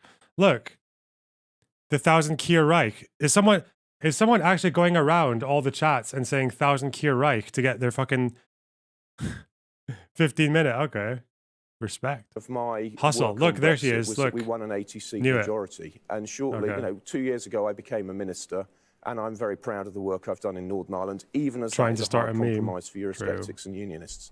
But it's just a matter of fact that the So she's main watching result Sky. of my work on Brexit Okay. was that the Conservative Party won an 80-seat majority, and the main reason that was squandered was COVID. Washington and Gateshead South just UK returned Tory a Labour Independence Day. hold on that seat. Trevor, you wanted to come in. If I can take you back to tonight. Are you ending? No. Sorry, Trevor, one thought. Reform second. I'm going all the way. I'm going until it's decided who's in government. It has become a bit of a scapegoat, hasn't it? Like the whole, oh, well, COVID happened, so we couldn't. I'm staying until Keir Starmer says, Her Majesty the Queen, no, His Majesty the King, sorry, has requested that I form a government. That's what I'm looking for. That's what I'm staying for. That's the moment. Now that's bad. No party is immune from dickheads. No. Dickheads. Did he just say, look? So I guess my goal...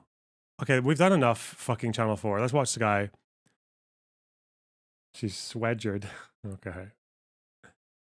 My goal is to get more smashed than Mooncat. Apparently, that's the joke. Okay, that's the ambition right now. I'm trailing. Several times. We've ended up not standing for Oh, freedom. look at We've that. stood Hey, for look, reform behind the Conservatives. That's crazy. It's almost as if we're not going to expect every fucking seat to be rammed by reform and the Conservatives purge into irrelevancy. It's almost as if we started with 3 famously Brexit-heavy seats in fairly working-class communities where you expect people to be economically left-leaning and culturally leaning towards parties like reform. And these fucking retards just went like, oh, look, oh my God, can you believe it? Is this really the surge of the Reform Party? Are they going to be the official opposition? Shut up. Thank you. They're just taking the content time to brains. join us. They Thank know you. this. Washington and They're just making Gateshead content out of it. Washington and Gateshead Right. South, 1 in 10 adults are in poor health. Almost a third of adults in Washington and Gateshead South have never worked, which is well above the national average. So that's the demographic for you in Washington and Gateshead South. Heading up to Glasgow in just a second. But before that... Headless Chicken, thanks for the raid. Really appreciate it. Hope you had a good News, the stream. headlines for you so far. The broadcaster's exit poll has predicted a landslide victory for Labour. Keir Starmer is expected to win 410 seats. Phillipson, 18,837. Labour's taken the first seats of the night, with Reform coming second in many of those seats. Bridget Phillipson there taking her seat. And it's looking like a bruising night for the Conservatives, who are predicted to win just 131 seats. So Robert Buckland becomes the first Conservative to lose his seat to Labour in Swindon South, losing to former Labour MP Heidi Alexander. And Sir Ed Davies' creative campaign appears to have worked wonders for the Liberal Democrats, who the exit poll says will take 61 seats in the House of Commons.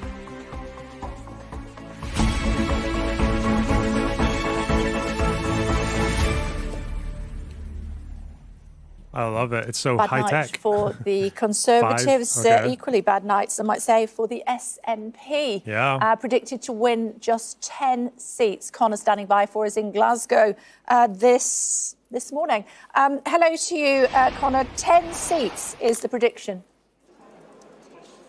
Kay, this is a grim night for the SNP if the exit poll is to be believed. Let's remember the SNP has been huge my God, it's in the King of Scotland, the most Scotland. dominant political force north of the border for more than a decade, has won every election in that period. And this will be the first time, if the polls are to be believed, that will not happen for the first time in a very, very long time.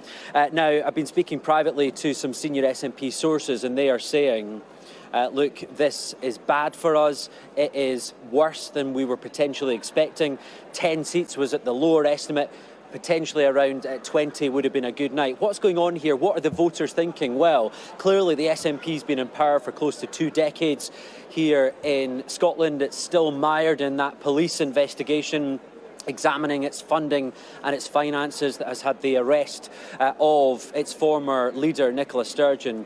She was released without charge as well. And clearly it is not really pushing the case forward for independence. It's been in a really tricky position, not able to further that cause because both Labour and the Conservatives at Westminster have said no, they will not enter any more negotiations on that.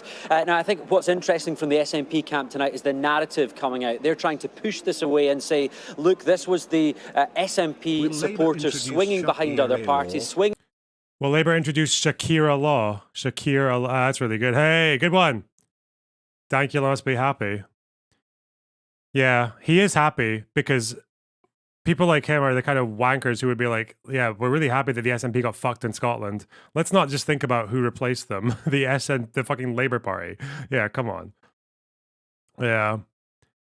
I don't know. If I was Count Dankula, I would be like, oh no, one bastard leaves, another one comes in. You know, that's probably... Oh no, they kicked the communists out to replace them with other communists. Shakira law. Nice. Daniel Menzies, thanks for the $5. Not going to lie, as an American, seeing this caliber of political discourse on election night brings a hefty tear to my eye. Yeah, I told you, America's a really fucking stupid country. And what does this mean for the question of Scottish independence? Another final thought from me, a senior source from within John Swinney's inner circle has said, look, we may only be getting 10 seats potentially here in Scotland, but we'll revert back to this so-called mandate from the 2021 Scottish elections at Holyrood, where the SNP was the biggest party. So already there's a bit of manoeuvring around the question of independence and where that debate will go next. OK, thanks very much. And Rutherglen likely to be the first seat to declare north of the border. I know we're going to go to Ed in just a second, but I know, Ruth, you want to come in. SNP could lose seats to Tories as well as Labour, and the exit poll suggesting Labour could become the largest party in Scotland for the first time since 2010. Yeah, I mean, I think from the poll, and we'd certainly seen particularly the way the votes stack up across the Central Belt, which is where most of the seats are, that even if there had been a tie in terms of vote share between the SNP and Labour, you would see Labour getting a lot more seats, so they would move into being the biggest party. It looks from this as if they've actually got quite a sizable vote share increase. I would just give one caveat, though. One of the authors of the exit poll that happens is the psephologist Sir John Curtis. He is saying that there is some uncertainty about the poll forecast for Scotland and some of the numbers that are in it. So we might just have to take that with a little bit of a pinch of salt. Okay. And members of the party in Scotland, the Conservative Party in Scotland, spokespeople have said that it is, quote unquote, and this is a direct quote, bollocks, that the party in Scotland is going to put on a number of seats, doubling their seats in Scotland. My analysis would agree with that. We're not going to be winning seats like Aberdeen South, which are projected. We're probably going to come third there. We're not going to be winning Stirling. Hey, stay the fuck out, Dick. That would be a good result for us Aberdeen there. So mention. Just in terms of the Scottish picture... Oh, God, I'm going to tell you about I don't live in Aberdeen South anymore, but I used to, okay? Let me tell you about a story about an MP from Aberdeen South, okay? Because we usually go Labour or SNP. We were a Labour stronghold for ages until 2015-ish, and then the SNP took over. We've been SNP since. Let me tell you a story. Because in 2017, we got a Conservative in Aberdeen South, a guy called Ross Thompson, okay? This guy was the most glaikit fucking cunt I've ever seen. His surgery was not that far from mine.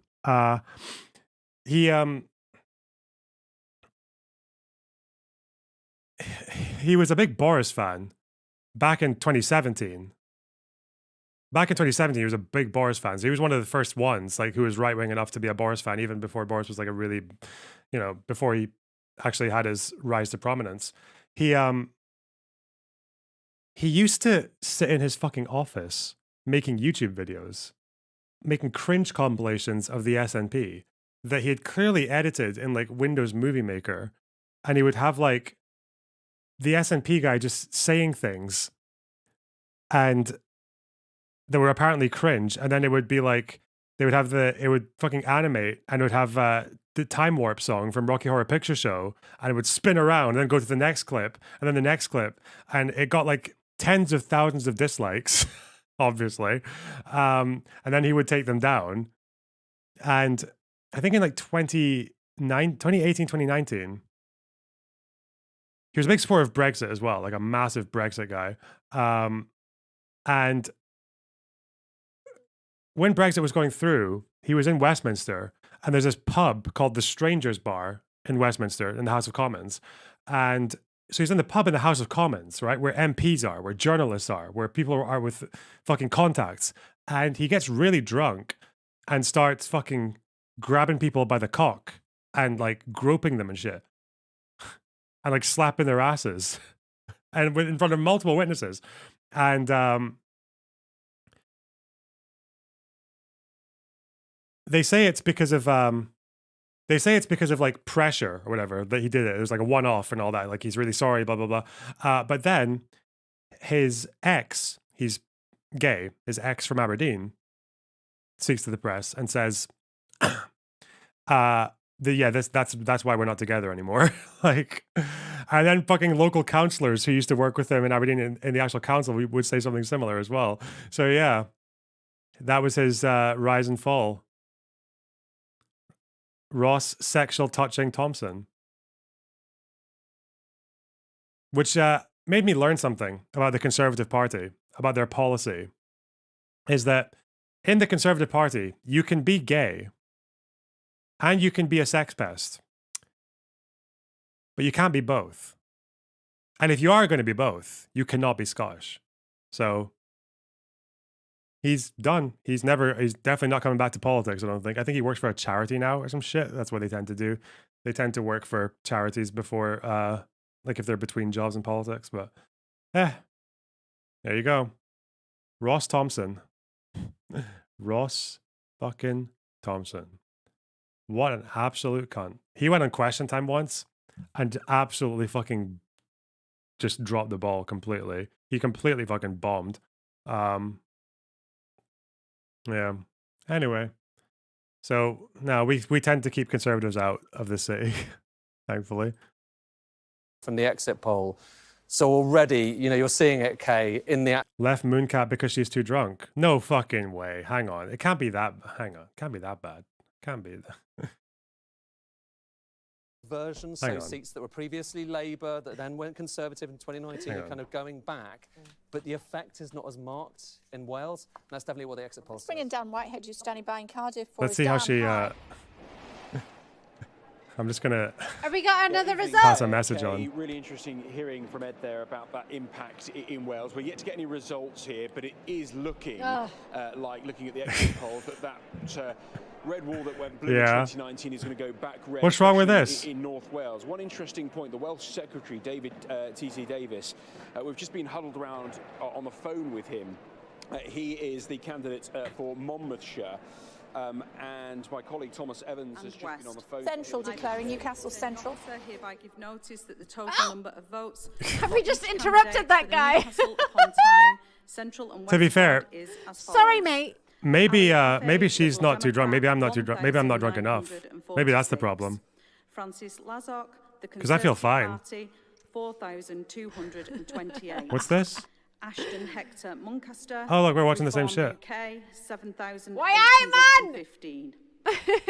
Oh no. Labour Party, 18,875. Oh, like reform. God, I hate how much reform I'm getting. Green Party candidate. Yes, Labour winning. Oh, Newcastle. Another Northern England kind of red wall area. Is Newcastle red wall? Central and where? I think what it reflects is people who... I'm not certain. My fucking Geordies. Of course Geordies are going for reform. In 2019, feel Geordies are fucking mental. I think, Anyway. I think a lot of people who are voting for reform in the north of England are doing so for that reason. They kind of feel like they don't maybe have a political home at the moment, and obviously Labour's job is to win those voters back, which I believe we can do. I think the opportunity that we've got now is to do real levelling up. We didn't see it in this Parliament, but with the government absolutely committed to growth. Well, it is, but look at that. It's a good win. It's a 10,000 plus majority. That is a good win. Just on reform, we've got a real opportunity with the government. We've got a lot of wiggle room, don't we? We can afford to lose 10,000 votes. Bring that growth to all parts of the country, particularly the North East, which, to be honest with you, is the most neglected part of the country. And this is again the point that Ruth and I were talking about. It's that, I think, that people feel really angry about. The North East doesn't have the infrastructure. It doesn't get the fair treatment. You've got highest levels of poverty in the North East of England. I think they feel more aggrieved at the government we've just had than anywhere else in the country. Yvonne Ridley, I'll come to you in a second. Yvonne Ridley, Gaza question there, independent. Just on this is coming through from Labour sources that their data is suggesting reform will not win as many seats as the exit polls suggest. They're saying they'll get less than 13 seats. So that's from Labour sources who less than 13 are crunching their own numbers. That might be right, but the thing about this is that Chiomura last time had a 57% share. This time it's 46%. Reform is up from about 7% up to 18%. I mean, the point here is that this is a northeast pattern. I think I have a feeling it's quite specific. Yeah. The point is that people are leaving the Tories, but they're not coming to Labour. They're going to reform. I think that's a very clear certainly pattern, in these early stages. And that should tell us something. OK. Mick Lynch is here. Everybody would recognise you, of course. We saw you in the wide shot. Even in a wide shot, they'd know who you were, Mick. It's great to see you. Thanks for taking the time. You sat down. Hey, you said, Mick how's it Lynch. going? You said, well, it's looking better. It's looking better than the Tories winning. I'm just determined to see the Tories crushed tonight. That's what I want to stay up for. There's particular favourites that I want to see go down. I've got no shame in saying Have you got that. a list? I've got a long list, yeah. Go on. Yeah, you do. Mark Harper will be one of them, yeah. Mark Harper and a few others, because I think they've done the country a disservice and they need to go. And I think that's what the public's going to do. But I think your points about Labour's fairly flat vote in the North East is because the manifesto and the offer is not bold enough. It's a fairly vanilla proposal that we've been put. People have been getting away with this Ming vase stuff, but you can't carry a Ming vase through 5 years of government. You've got to be bold. Mick, do you not think that God, I love him so much. part of the reason that they're getting as big a majority as it looks like is precisely because it was a Ming vase? They didn't do anything too radical and bold in the manifesto in order to try and build a wide coalition of voters. It could well be. I accept that point, that they ran a very careful campaign and didn't want to get offside with anyone's views. So if you don't displease as many groups as possible, you may end up garnering a few votes. But in traditional Labour heartlands, they're not harvesting 60, 70% of the vote, which you'd think you'd be getting if people were really behind your programme. Now, that doesn't mean they won't be able to do anything. I'm hoping they will do. They're making good offers on the future of the railways, for instance. But on big issues in working class areas, council housing is what we need. They keep going with this term, social housing. I want people like Andy to be able to build tens of thousands of council houses under direct council control. Ooh. I think an offer like that would have been very bold in areas, traditional working class areas such as the ones you're seeing coming out. That's simply not appealing to people. Do you think that Labour, if they do get this sort of size of majority, should become more radical and bolder in government? Who's winning? Well, right now, if you just looked at that frame, Labour have 6 seats confirmed, Conservatives have 0, SNP 0, Lib Dems 0, others 0. And there are 650 seats up for grabs, okay? It's anyone's game. We're only just starting. It might look like Labour have a good head start, but we've got all fucking night, okay? Anything can happen. This is how people talk about it when they're doing live reactions to these things, by the way. Yeah. That's what you know why people were talking like that? It was English people, English pundits from the BBC who were covering the Scottish independence election, the referendum. They just reacted like it was a fucking horse race. Like, because they didn't understand the country well enough to know what one constituency meant or what the other one did. So they're just sitting there going, oh, Clackmannanshire went a firm no. Okay, it looks like no are ahead. Oh, God. Oh, no, Dundee said yes. Oh, God, it's a fucking knife's edge. Ah! Like, yeah, they just didn't fucking, Yeah, there's enough time for a Reform 644 sweep. And I learned that from the Lotus Ears podcast. But you've got to keep being bold, otherwise it will swing against you. So is your message to Keir Starmer tonight, to bring in Margaret to be more Hodge. bold. if that's your majority, be more radical? Be as Let's radical just bring as in you Margaret can, Hodge, and then we'll come back. She's standing by. She's been very patient. She's in the studio. There she is. Hi. Hi, sorry I couldn't be with you, but I'm listening to the conversation. It's good of you to join us. Thank you very much indeed. What's your view? What's your analysis of what we've seen so far this evening? Well, let me just say something about the what's emerging on the results, because we are seeing a lower turnout, and we're seeing a bit, Labour is doing brilliantly, and I'm obviously really excited about that, but we are seeing a lower turnout and a little bit to Reform. And I think it'll get me to Mick's point, because I think what that reflects is how there really is no trust in politics. We've known about that for some time.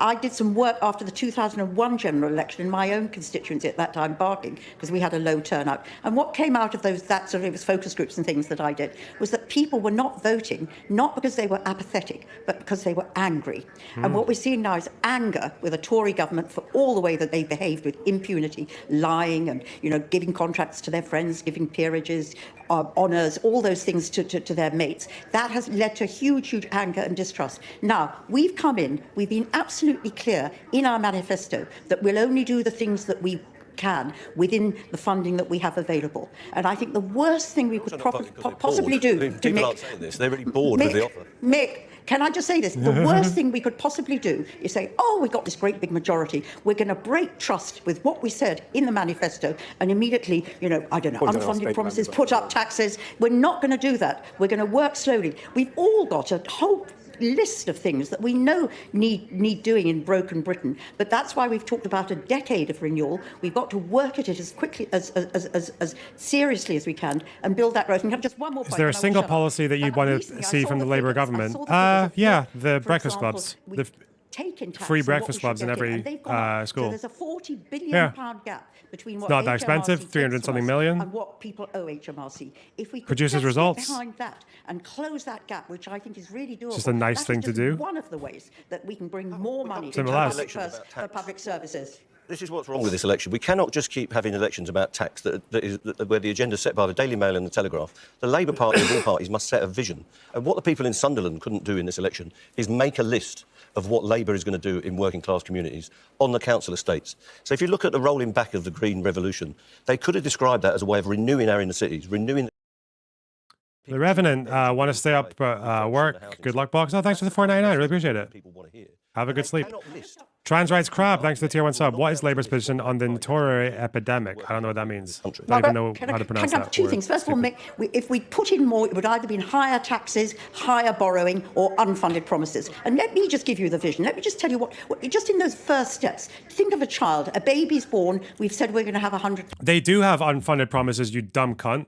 An unfunded promise is saying that you're going to commit to the NHS workforce plan. That is an unfunded promise. You said you're going to pay for it by increasing NHS funding by what, $2 billion?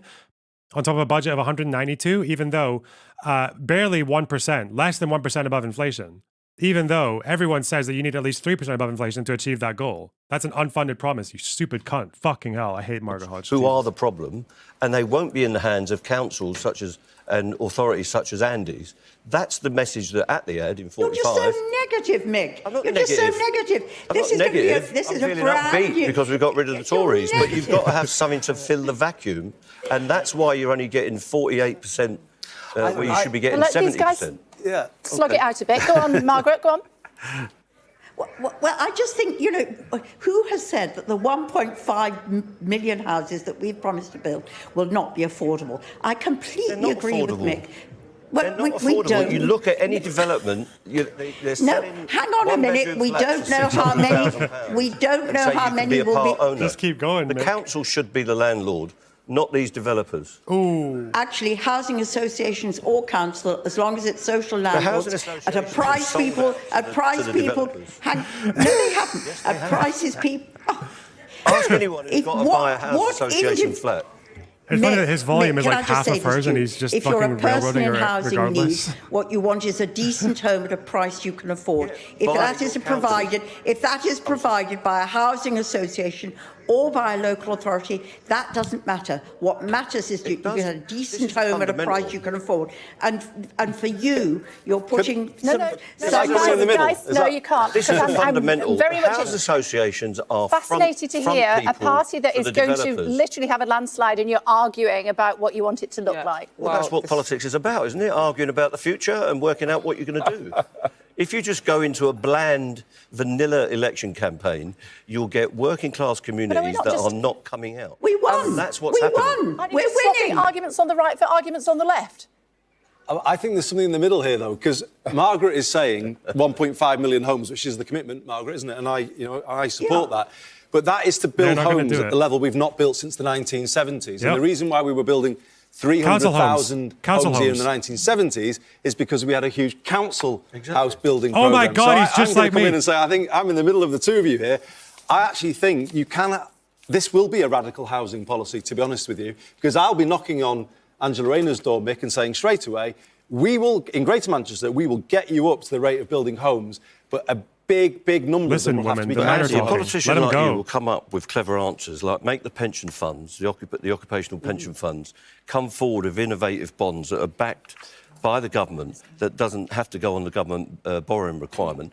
Nobody is coming forward with bold plans like that we are going to restructure our towns and cities in favour of working people, rather than putting them in the hands I'm saying, Mick, is I think commercial it's developers. implicit in the huge ambition that they're setting in the manifesto around housing. And Angela's talked of an ending homelessness unit in the Cabinet Office. We're really ready to get stuck into all of that. So the truth is in the middle of both. Somebody who's keen to get stuck in even more than all of the rest of you is Rachel Reeves. She could well be the Chancellor by tomorrow morning at number 11 Downing Street. There she is. Can't take the smile off her face. Good evening. Thoughts when you saw the exit poll drop? Good evening, Kay. Yep, well, if the results unfold in the way that the exit polls suggest, then Labour are on course for an historic victory. But it's still early hours yet, and we'll see how the results unfold as the next few hours go by. It might be short-lived, the celebration, though, because by all accounts, there's no money. I'm under no illusions about the scale of the challenge that I will face, that Labour will face if we get the opportunity to form the government tomorrow. The severity of the inheritance from the Conservatives is truly awful. But we will get to work in starting to rebuild our economy, returning stability to the economy, once you start to appreciate improving our for health what service and our you know? schools after 14 years of chaos, division and decline. We will get started in that work. Stephen Flynn might lose his seat. Oh no. Oh no, not Stephen Flynn. Not Stephen Flynn. Anyone but, I don't even, who the fuck is Stephen? Hang on. Am I stupid? Who the fuck is Stephen Flynn? Is he in for, hang on. Why does it say he's a former MP? Oh, he's a Scottish dude. I don't know who this guy, whatever. Will be under far more pressure to be more radical than perhaps you would have been had you had a much smaller majority. Do you, one, recognise that this will be a lie? The SNP. Listen, the SNP are old news, okay? We're under Shakira law now, okay? You know, I voted SNP. I gave them my best. They didn't, you know, wasn't good enough. Well, they're long gone, though. We're quite a few hours thenceforth from the SNP being a party that mattered, unfortunately. Oh, God. But I think everybody recognises the huge scale of the challenge that will face any incoming government after the damage done by the Conservatives. Debt at almost 100% of GDP, taxes at a 70-year high, the first parliament on record where living standards are lower at the end than they were at the beginning. We can't promise to turn everything around straight away, but we will get to work in starting to rebuild our economy, bringing growth back to our economy, and starting to turn around public services that have been so neglected by this Conservative government. How much time do you think that the electorate will give you to try to start to turn the supertanker around? Well, let us get started. We still don't have all the results from the elections. Let's wait to see how that unfolds. But whoever forms the next government, whatever composition it takes, the scale is huge. But we are ready for it. Yeah, but my question remains the same, Rachel Reeves. I am ready for that challenge. Yeah, my question remains the same, Rachel Reeves, which is how long do you think you have? Well, look, we've said that when we are looking for a decade of national renewal to reform our public services, to bring the growth back to our economy, to improve living standards. But we want to get started work straight away. Our first steps on bringing stability back to the economy, 40,000 additional appointments every single week in our National Health Service, recruiting 6,500 teachers into our state schools. Those are the first steps that we will take if we are privileged enough to form the next government as we start to turn our economy. Why is reform polling so high? Combination of things, disillusionment, the rise of populism. I think mainly the Conservatives thought they could placate the right wing to get into power by saying that they would reduce immigration to tens of thousands, and then obviously didn't. So they basically raised right-wingers' expectations of immigration to unrealistic heights. And now, when your expectations are raised to unrealistic heights, do you know who you are very susceptible to? Populists. Fucking spivs. Scammers. Snakes in the scallywags, like Nigel Farage. And also racism. That's why reform's polling really high, okay? A couple of weeks ago, and you've seen how we're bringing a town like that to life. Can you see the Greater Manchester model kind of going further, deeper, and going to other parts of the country? Well, it was great to see the work that you're doing, Andy, with the Mayoral Development Corporation in Stockport, building that new housing that we desperately need, the commitment from an incoming Labour government to build 1.5 million homes in the first term of a Labour government, Good but luck, also the Queen. investment that you're putting into transport as well. So we want to work with our mayors, with you, Andy, also with Tracy Brabin here in West Yorkshire, and the other mayors right around the country to make sure that we are starting to turn our economy round. And I want to work in partnership. I want to I thought you were going to ask her for money for unity, not division. I nearly started bidding for money, but I think I'll leave that a couple of days. But I just think there's an interesting point, actually, that means election. Why do you think the turnout is so low? Because everyone knew the result, right? Because everyone knew who was going to win. Because the second largest party admitted defeat like a week ago. So, yeah, probably that. A combination of that and none of the leaders being particularly inspiring. Rachel, but at the same time, there's also a big infrastructure in the city regions that are ready to build the homes for you, ready to reform transport, as I'm doing in Greater Manchester. So there's a big opportunity to drive delivery and growth very quickly indeed. And as you rightly say, all the mayors are ready to do that with you. He wants money. Rachel, he wants money. Monday we'll come to that, not today. Rachel, are you going to be... Well, I know what Andy wants: a partnership, a partnership approach with mayors, local governments and central government working in partnership to start rebuilding our country, build the homes we need, the transport infrastructure that we need. I've been in opposition now for 14 years. I'm ready to get going in the huge task that we have ahead of us, and the missions that we set out in our manifesto are now national missions, and we want to work in partnership with the whole country to start delivering that reform. Okay, Beth and then Ruth. Just quick question, Rachel Reeves, just on getting ready. Are you ready to become the first female chancellor? And if you are, what should the public, what should viewers expect from Labour in the first couple of weeks in terms of kick-starting this growth agenda that you say you so desperately have to get in order to improve public services? We're going to see a new house building plan before the month is out. Can you give us any idea of what you're going to do in your first few days? Well, we sought a mandate at this election to grow the economy, and that is what I'm going to get started on doing. Reform of our planning system is clearly essential to build the housing we need, the transport infrastructure, the energy infrastructure. And on a personal level, if I am appointed by Keir Starmer as the Chancellor of the Exchequer, I will be the first female Chancellor of the Exchequer. Yeah, I think that's and I see with that both the huge privilege but also the responsibility to ensure that our economy works for everybody, including women who have borne the brunt of austerity, who are paid less, earn less than men, and our policies like the free breakfast clubs, the additional breakfast clubs, closing the gender. Another strong political woman come in, Ruth Davidson. Yeah, I was going to ask Rachel. I mean, one of Keir Starmer's mantras throughout this campaign has been, I have changed the Labour Party and now I'm going to change the country. Actually, one of the bigger changes has been with the business community, and that has largely been down to you and your team in the Shadow Treasury team. In terms of when you started as Shadow Chancellor, not long after we finished with John McDonnell and others, I mean, how much work have you had to put in to gain trust of the business community, and how much do you want to continue the journey that you've done? Because I personally, from an outside perspective, from an opposition perspective, would say you've probably done more than anybody, including Keir, to change the view of the Labour Party in this country over the last 5 years. Praise indeed. Well, we've campaigned as a pro-business and a pro-growth party, and that's how we intend to govern. The partnership approach to try and unlock that private sector investment, which is crucial to improving our productivity and growth performance. So working in partnership with business to ensure that we bring wealth and prosperity to all parts of the UK with more good jobs, paying decent wages right across Britain. That's what I want to do. And of course, we have to work in partnership with business if we're to achieve that.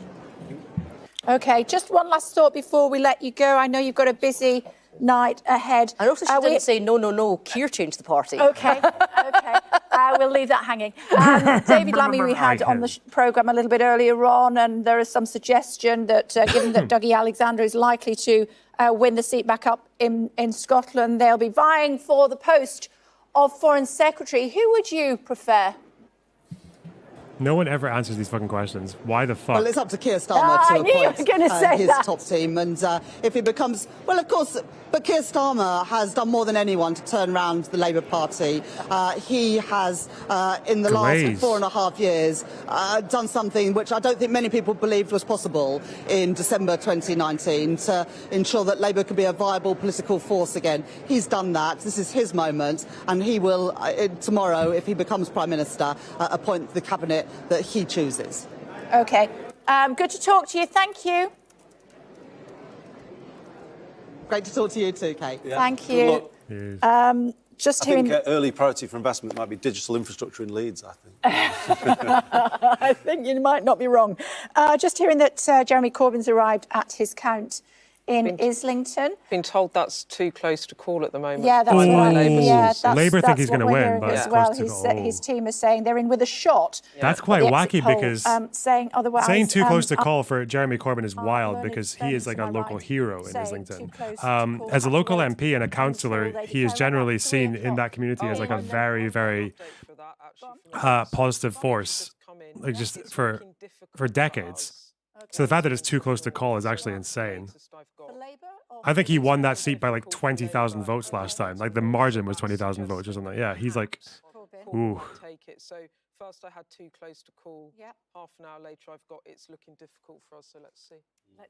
We'll see. Somebody who is feeling pretty confident. I thought Corbyn was leader of Labour. Farage, this is what he said.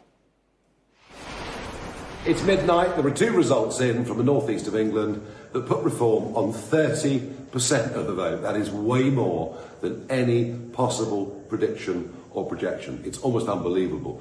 And what does it mean? It means we're going to win seats, many, many seats, I think, right now across the country. But to watch the TV coverage, it's almost comical. There's not a single representative on there from Reform UK. Mainstream media are in denial just as much as our political parties. This is going to be 6 million votes plus. This, folks, is huge. Just to clarify, Mr. Farage, if I may, and I'll be chatting to you later on and I will correct you then, you said no Reform people have been interviewed by the media this evening. I think you'll find that we did we not? We did. What did he say? He's such a fucking liar. He does this all the time. Thank you. He's a spiv. Thank you. He's a fucking spiv. Hello. He is a slimy, fucking, dribbling, slithering fucking scallywag. He is a scumbag. He is a bag of scum. An enormous bag full of scum. I think there's a very clear You can take the scum out of the bag. Lots of people who certainly... Oh, I hate him so much. I've been around Fuck. the country. Well, Fucking victim complex. This guy, that Nigel Farage used to, when UKIP were getting fuck all, when UKIP had like, what, 1 seat, maybe 2? Like, Farage would be on Question Time all the fucking time. I think he was like one of the most frequent guests on Question Time. For what? In proportion to how popular he was in the electorate? No. The fuck? But always the fucking victim. Oh my God. Like, Jesus. Fuck. Chance at government again, but here we are just 5 years on and the people have spoken and it's great that they can do that and there's a smooth transition of power as there will be. What does not being Conservative enough mean? Coming to you in a second, Trevor. So, you know, there's lots of things. People feel we've not dealt with the issues that concern them. Migration, I think, has been a big issue, something that the Reform Party has benefited from a lot. People are worried about the sharing of scarce resources, the cost of living, the number of people they feel are arriving unfairly to this country. There's a lot of people who have concerns about frankly, the turnover of leadership in the Conservative Party. I think a lot of us will agree that that kind of turmoil is not helpful to government. But also, I think, you know, since 2010... We've got a Prime Minister who's a Brexiteer who also wanted to put people on planes and send them to Rwanda. Yeah, absolutely, but it didn't happen. And yeah, no, I completely agree. He's a Brexiteer. I'm a Brexiteer too. But the fact is, government is very difficult. We've had some incredibly difficult issues to deal with over the last 14 years. And actually, in a lot of areas, you know, we've got higher employment, 4 million more people are in employment now. We've got huge achievements in net zero. We've got fantastic, over 5.5 million new apprenticeships for young people. people, Andrea. 2.5 million new homes. You're So there's a lot reeling of these things things to be off, but the proud country of. feels broken. And feels I like don't you've disagree. feels like Conservatives have broken the country, broken the railways, broken the water system, sewage everywhere. That's how it feels to people. They wouldn't recognise you reeling off those achievements. And Everyone just feels totally this country's agree. gone backwards under the Tories. I agree that's how people feel, and that's why, And they're as I wrong. say, They're we need retarded. to regroup and rethink. And it's very clear that in this great country of ours, the people will speak, and I think we will see much more frequent turnover of governments because government is increasingly difficult. OK. Trevor and then Beth. Yeah, I mean, let's not be too abstract about this. You say the people have spoken, and they've said one thing: we don't fancy Tories much. Yeah, yes. And the other thing they've said is we like look of reform rather than going to Labour. I mean, it's possible that actually the combined Labour and Tory vote this time will be the lowest for more than a century. What do you think is going on there, and what do you have to do about it?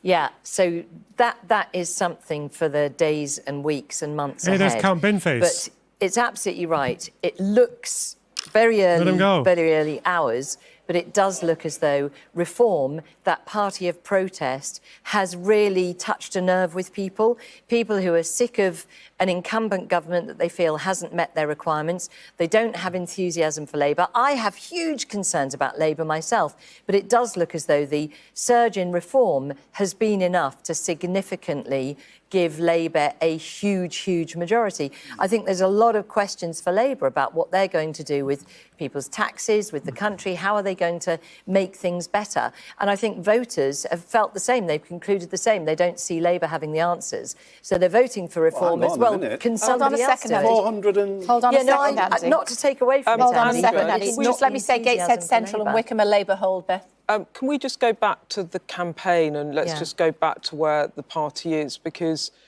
on these projections, it's the worst performance. Devastating, yes. For 2 centuries plus. You were furious about the election being called when it was called, weren't you? Personally, I was, for very good reasons. As a health minister, I just launched this dental recovery plan, which is way better than Labour's offer. I was about to launch a progress update on the family hubs and Start for Life, an absolutely integral part of what I see as a way to really improve our society. So for me personally, I felt there were some things I was desperate to get out the door. So yes, I was angry, but equally, I do completely understand this is a very personal decision for any Prime Minister. The timing has to weigh up all sorts Andrew, of different you considerations. wanted to put in a resignation letter, didn't you? Didn't you want to ask him to... I'm not going You're not there, going to say it on... Have a look at this, Gateshead Central. I mean, look at the 21% down, Nicholas Oliver, and look what's happening with Reform. This is Gateshead Central and Wickham. Labour's vote down a little bit as well. That's quite Tories are fourth there. fucking Look at that. shit. Tories are fourth in Gateshead Central and Wickham. More than just regrouping, you're going to have to give serious thought about what you're going to do about Reform. I totally agree. I mean, that is for the days and weeks ahead, is to consider how is it that, in effect, we have led to people voting for what is a protest party. It's come out of nowhere. There've been all not sorts really. of... It's the Brexit by any other name. Yeah, well, possibly, except that what we have seen is some pretty horrible comments and views expressed by some Reform candidates. We also had a Reform candidate just in the last couple of weeks reverting back to the Conservatives, saying that they wanted to back the Conservative. Oh, the absolute cope, exactly, one. But nevertheless, the fact is that their vote was not a hard vote. It wasn't a very clear manifesto. There's all sorts of pledges that, a bit like the Lib Dems, people think, well, we can safely vote for them because they're never going to have to... I agree with you, Andy, what you've just said. I do agree with what you've said, but shouldn't you, therefore... Why isn't the Green Party doing well? They're doing better than they have done ever. I don't know what you mean by not doing well. They won 2% of the vote in 2019, and now they're up to, what, 8, maybe? 9? They're not doing as well as Reform because the far left is not as popular as the far right. That's it.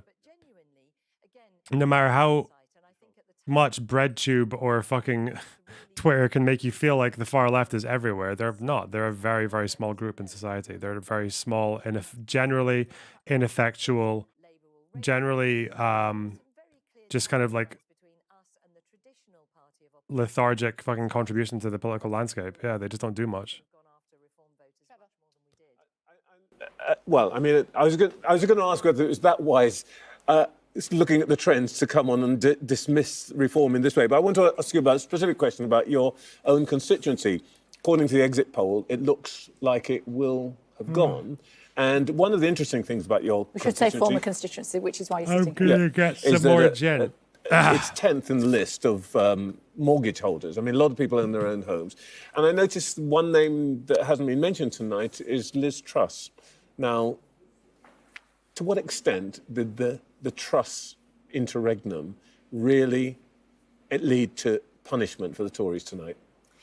So, first of all, my hopes are very high for South Northamptonshire. It's a fabulous constituency. We've been very busy this weekend. We've got the British Grand Prix there just coming up. I was talking to some constituents and their friends in the pub just this evening, having just voted. And people there were saying, you know, we're sticking with the Conservatives, but you do need to change. So that is very clear to me. I have high hopes. We had a great candidate there.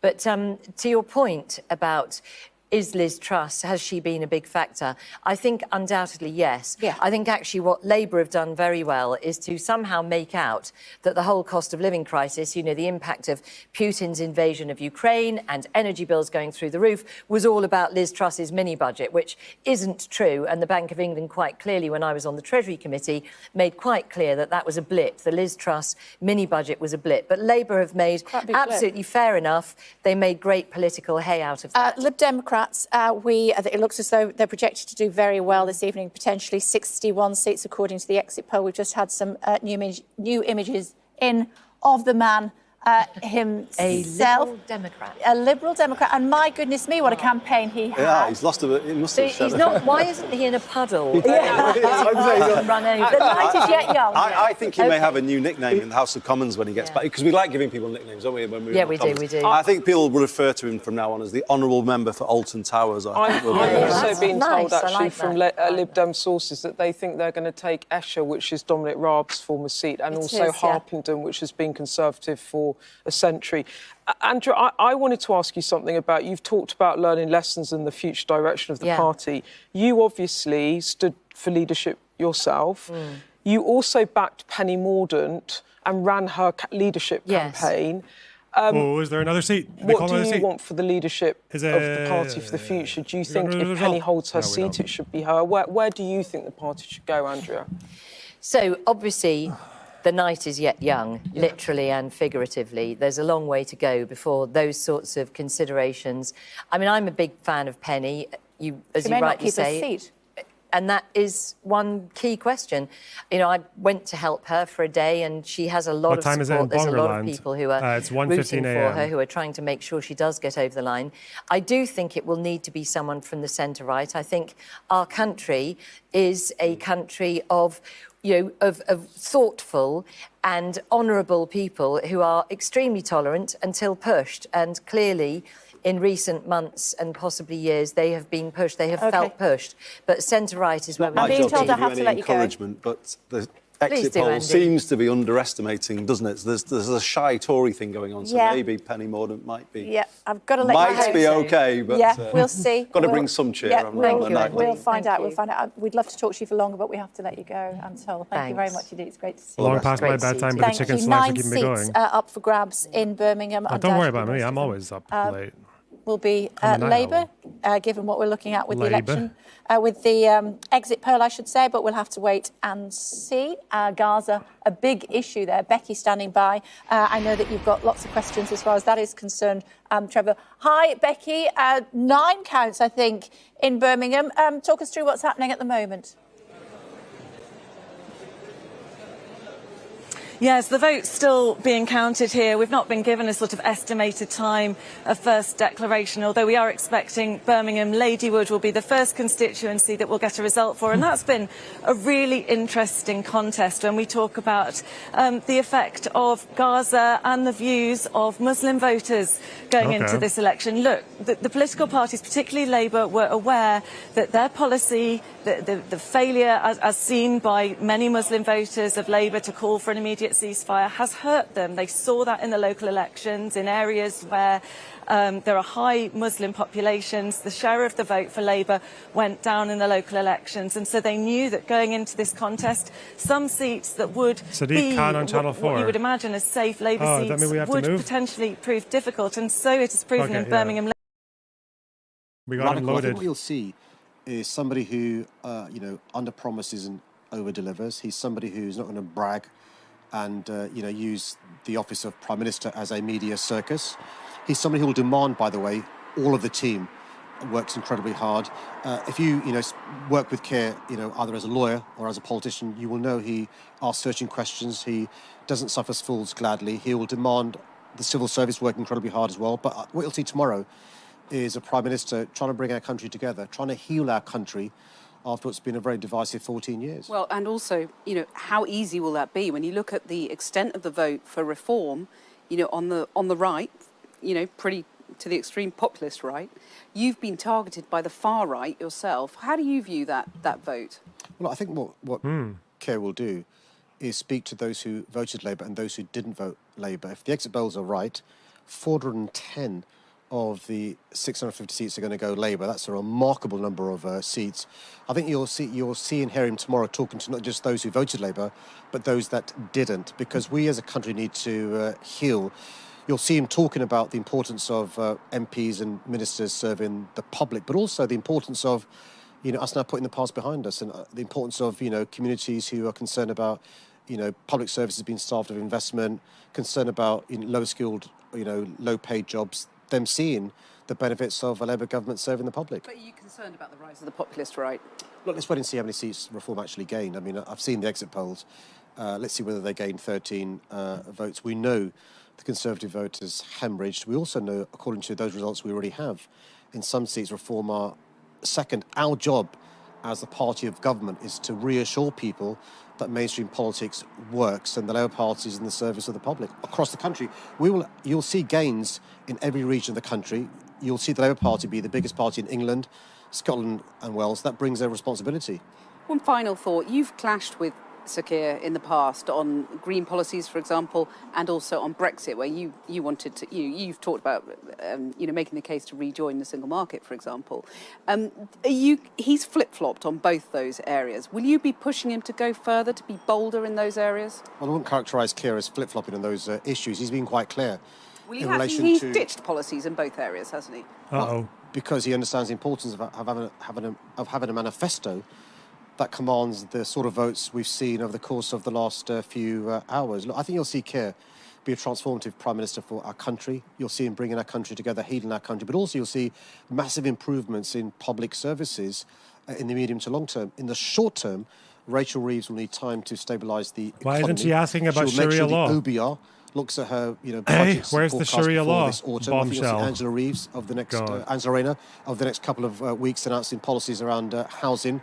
You'll also see Keir Starmer demand of Parliament Keir not a 2-month Starmer recess, law, but a short 3-4 week recess, because he's going to roll his sleeves up and start serving the country from tomorrow. Sadiq Khan, thank you very much for joining us. Back to you in the studio. Kathy, Sadiq, thanks very much. We're just going to talk a little bit about Labour candidates that may be sort of struggling, or, I mean, we're in slightly grey waters at the moment, aren't we, Gary? Because we don't actually know, but we're hearing stuff. Yes, there are suggestions, partly from the exit poll, partly from other voices, that Thangam Durban I'm the sorry. shadow. There's a level of cope here that I just don't understand. Like, as much as I appreciate quite a lot of what Corbyn had to put forward, okay, not all of it, admittedly, not as much as these guys apparently, but I just don't understand how people who have been involved in this fucking industry for such a long time, what the fuck is the point? What do they think they're saying here? Starmer predicted a vote share of 36%. Corbyn had 40% in 2017. What the fuck does that mean? I'm sorry, like, we've got new parties and we've got smaller parties growing. Does that... I'm sorry, like, the only metric that fucking matters is whether or not you win the election, you dumb fuck. Like, what...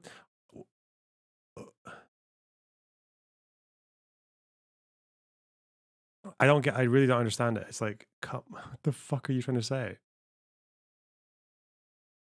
What the fuck are you trying to say? Do you remember in 2017 when far left people, I think it might have actually been Novara who said this as well, maybe, when they would say, oh, you know that if we only had like 2,000 more votes in the right places, we would have had Corbyn as prime minister. Yeah, but he would have been behind in the popular vote. How are you saying that like, oh, we were only 2,000 votes in all the right areas to get a majority? Yeah, in a first past the post system that benefits, that can benefit parties that don't have the entire popular vote. That's what you were hinging on? You were hinging on Corbyn dangling by a thread in a very slim majority with less than the popular vote than the Conservatives. I don't know. This is quite silly, I think. Okay. It was often getting Labour holds Cramlington. well into Okay. the 60s. Oh, there's a Conservative Scottish leader, Douglas Ross at Murray, Aberdeenshire North and Murray. He's their By the way, Conservative leader in Scotland. You can carry on talking. I just want to point out the picture. Well, it's that if the Blythe second result, turnout just over 50%. Now, turnout's not always great up there, but there's often been turnout 60, 63%. This is Douglas Ross, by the way. This is him a few years ago. If you're Prime Minister for a day, without any repercussions, what would you do? I'd like to see tougher enforcement against gypsy travellers.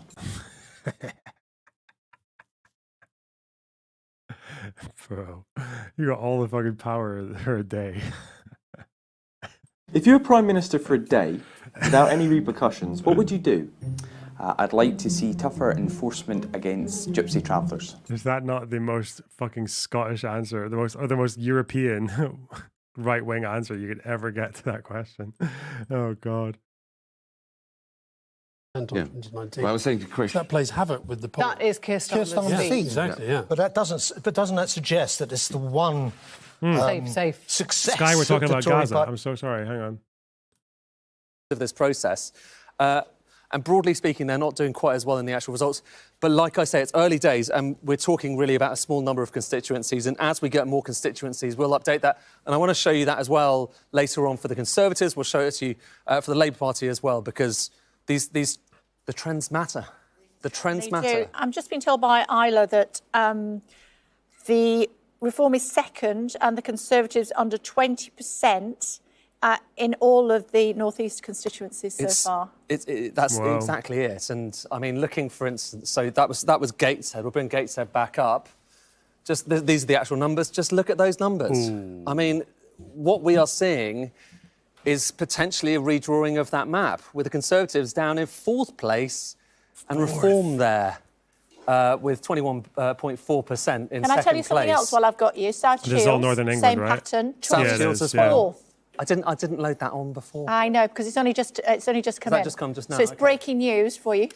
South Shields, Labour winning, Labour hold, I should say. Reform second, the Conservatives into fourth place, very much like we see in both of them. Beaten by the Greens. Ed Davey is just arriving at his count. There you go. As we were saying earlier.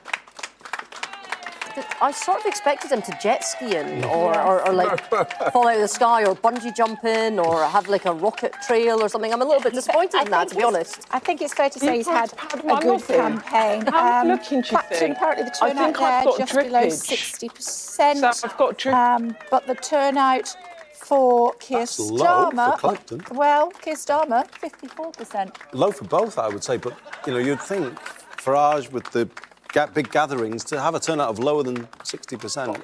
I wouldn't have predicted that. I'd have predicted much higher. One of the things that we keep getting in is you'll see us on our phones. It's not because we're rude or that we're not listening to each other. It's because we've got lots of information coming in all the time. And one of the rumours that is doing the rounds is that there's actually a bit of concern that Labour might be being run very close in Normanton, which is Yvette Cooper's seat. So that would be one of the former, she's the Shadow Home Secretary. Pontefract. No, sorry, Pontefract. That was Ed Ball's seat. Sorry, but in terms of the seats here, Barnsley South, Normanton, Pontefract, Castleford are ones where Reform are running. Disagrees with that, I must tell you. Good. Well, it'll be interesting to see. It will. Let's have a look at this one behind us. Where is it? Lee. Can you see? Oh, come on, Lee. Yeah, let's go right there. And Shingy, there it is. Shingy's right behind me. I can see you, Shingy. I'm waving. You can't see me. Hi, Kay.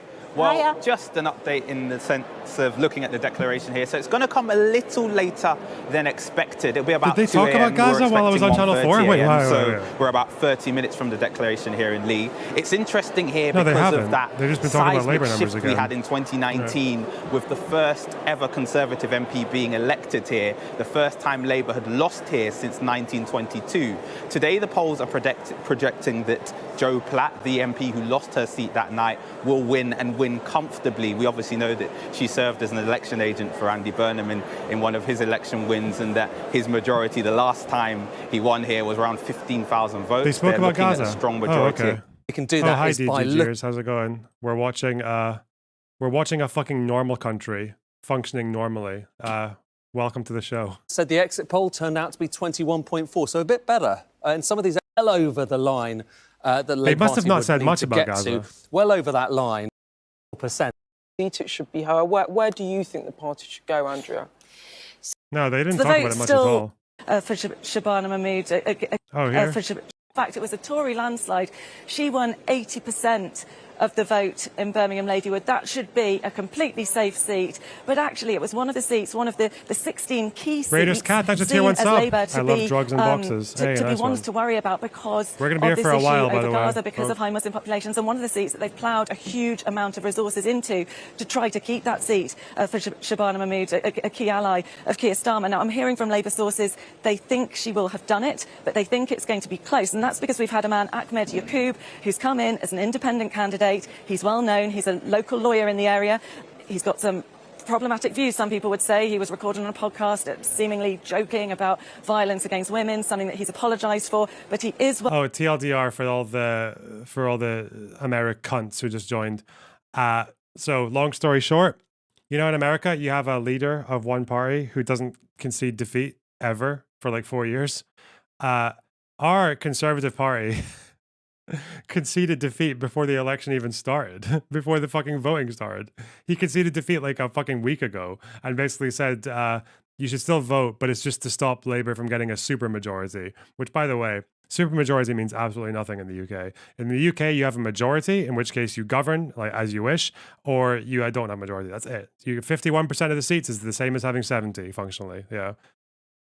Symbolically, it's a bit different, but no, generally, because we have we have a parliamentary system with a fucking whipped voting, so you know.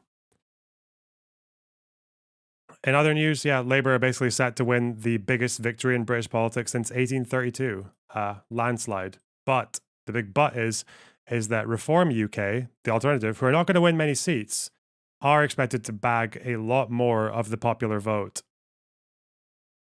than expected. So we might be seeing a bit of a recalibration. Bobby the Duke, Bobby, thanks for the, sorry, Bobby Duke the Bobby. Sorry, thanks for the 10 gifted subs on Twitch. I really appreciate that. God damn it. That's so kind of you. Shit. All right, let's go. Report very specifically campaigning on the issue of Gaza. So that's going to be a really interesting one to watch. And I think particularly the percentage of vote for Labour and whether that suffers in areas where we have... Reform UK, good or not, Reform UK are very bad. They are massively xenophobic. They are in favor of like deporting people to countries that are definitely not even going to accept deportees. So I guess that just looks like put them on a fucking beach and hope they survive. Their economics are completely illiterate. They're a bunch of fucking scammers. They lie habitually. Their leader is sympathetic towards Putin. He thinks it was NATO's fault for the war in Ukraine. Yeah, they're dog shit. They're a horrible party. Yeah, they're really bad. Absolutely. And look, we know, I mean, Jess Phillips, another Birmingham MP, Birmingham Yardley, she had to step down from the shadow cabinet and over Gaza. And that's because she knows that for her constituents, she knew that a large percentage of them successor are to Muslim. UKIP? Nope. The Brexit Party was the successor to UKIP and Reform were the successor to Brexit Party. So kind of. Thanks for the sub. And a large percentage of them were unhappy with the stance that Labour was taking on Gaza. And that's why, you know, Birmingham is traditionally a Labour stronghold. We are expecting Labour to win certainly the 9 seats that are being counted here tonight and win one of them back from the Tories, Birmingham Northfield, that went Tory in 2019. But we're not expecting them to win the same share of the vote. Sorry, I realised I've opened the fucking box now. Funny. I've opened the fucking box and all these people who don't know anything about the British election are starting to ask me questions about what's happening. Oh my fucking God. Keir Starmer's going to win. Okay, Labour, they're good. They're more left wing than the Conservative Party. Obviously, they're not that left wing. They're very playing it safe. They're very technocratic. They're not even actually as left wing as Biden in a lot of ways. Their economic policies and their fiscal approaches are more conservative than Biden's has been in America. So that's quite shit. But Lib Democrats, they're getting more popular with a more left wing manifesto. So we'll see what happens. Yeah. Who will be the new PM? A guy called Keir Starmer, Omar. Okay, a guy called Keir Starmer. He's the son of a toolmaker. By the national picture being reversed, and that is because we are expecting Muslim voters to punish Labour. We've got a couple of other independent candidates, as well as Ahmed Yaqub, who've been really out campaigning hard on this issue of Gaza, and we're expecting those candidates to take votes away from Labour. So although those seats will probably go Labour, they may win a smaller share of the votes than they did last time around in some of these Birmingham constituencies. Thanks, Becky. The boss is back. Yeah, I heard you. So that was them talking about Gaza. I think that wasn't much. No.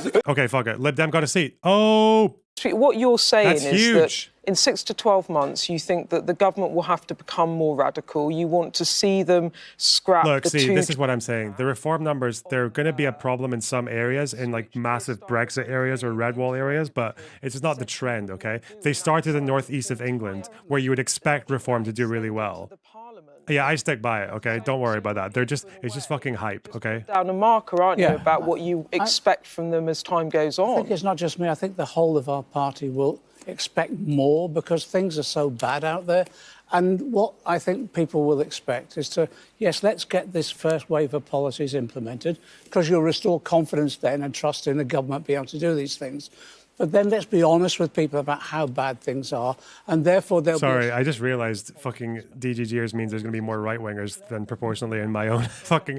the SNP are not fucked because of the hate crime bill, Rue 1. Like, I don't know, like, maybe Count Dankula thinks that. Like, it's a lot more than the SNP were fucked way before the hate crime bill. They were fucked because of the trans stuff. They were fucked because of the fucking, I guess, just like being in government since 2007. Like often with majorities, they were fucked with their policies that were from the Greens, with the coalition being pushed further left than the country was really willing to accept or was used to.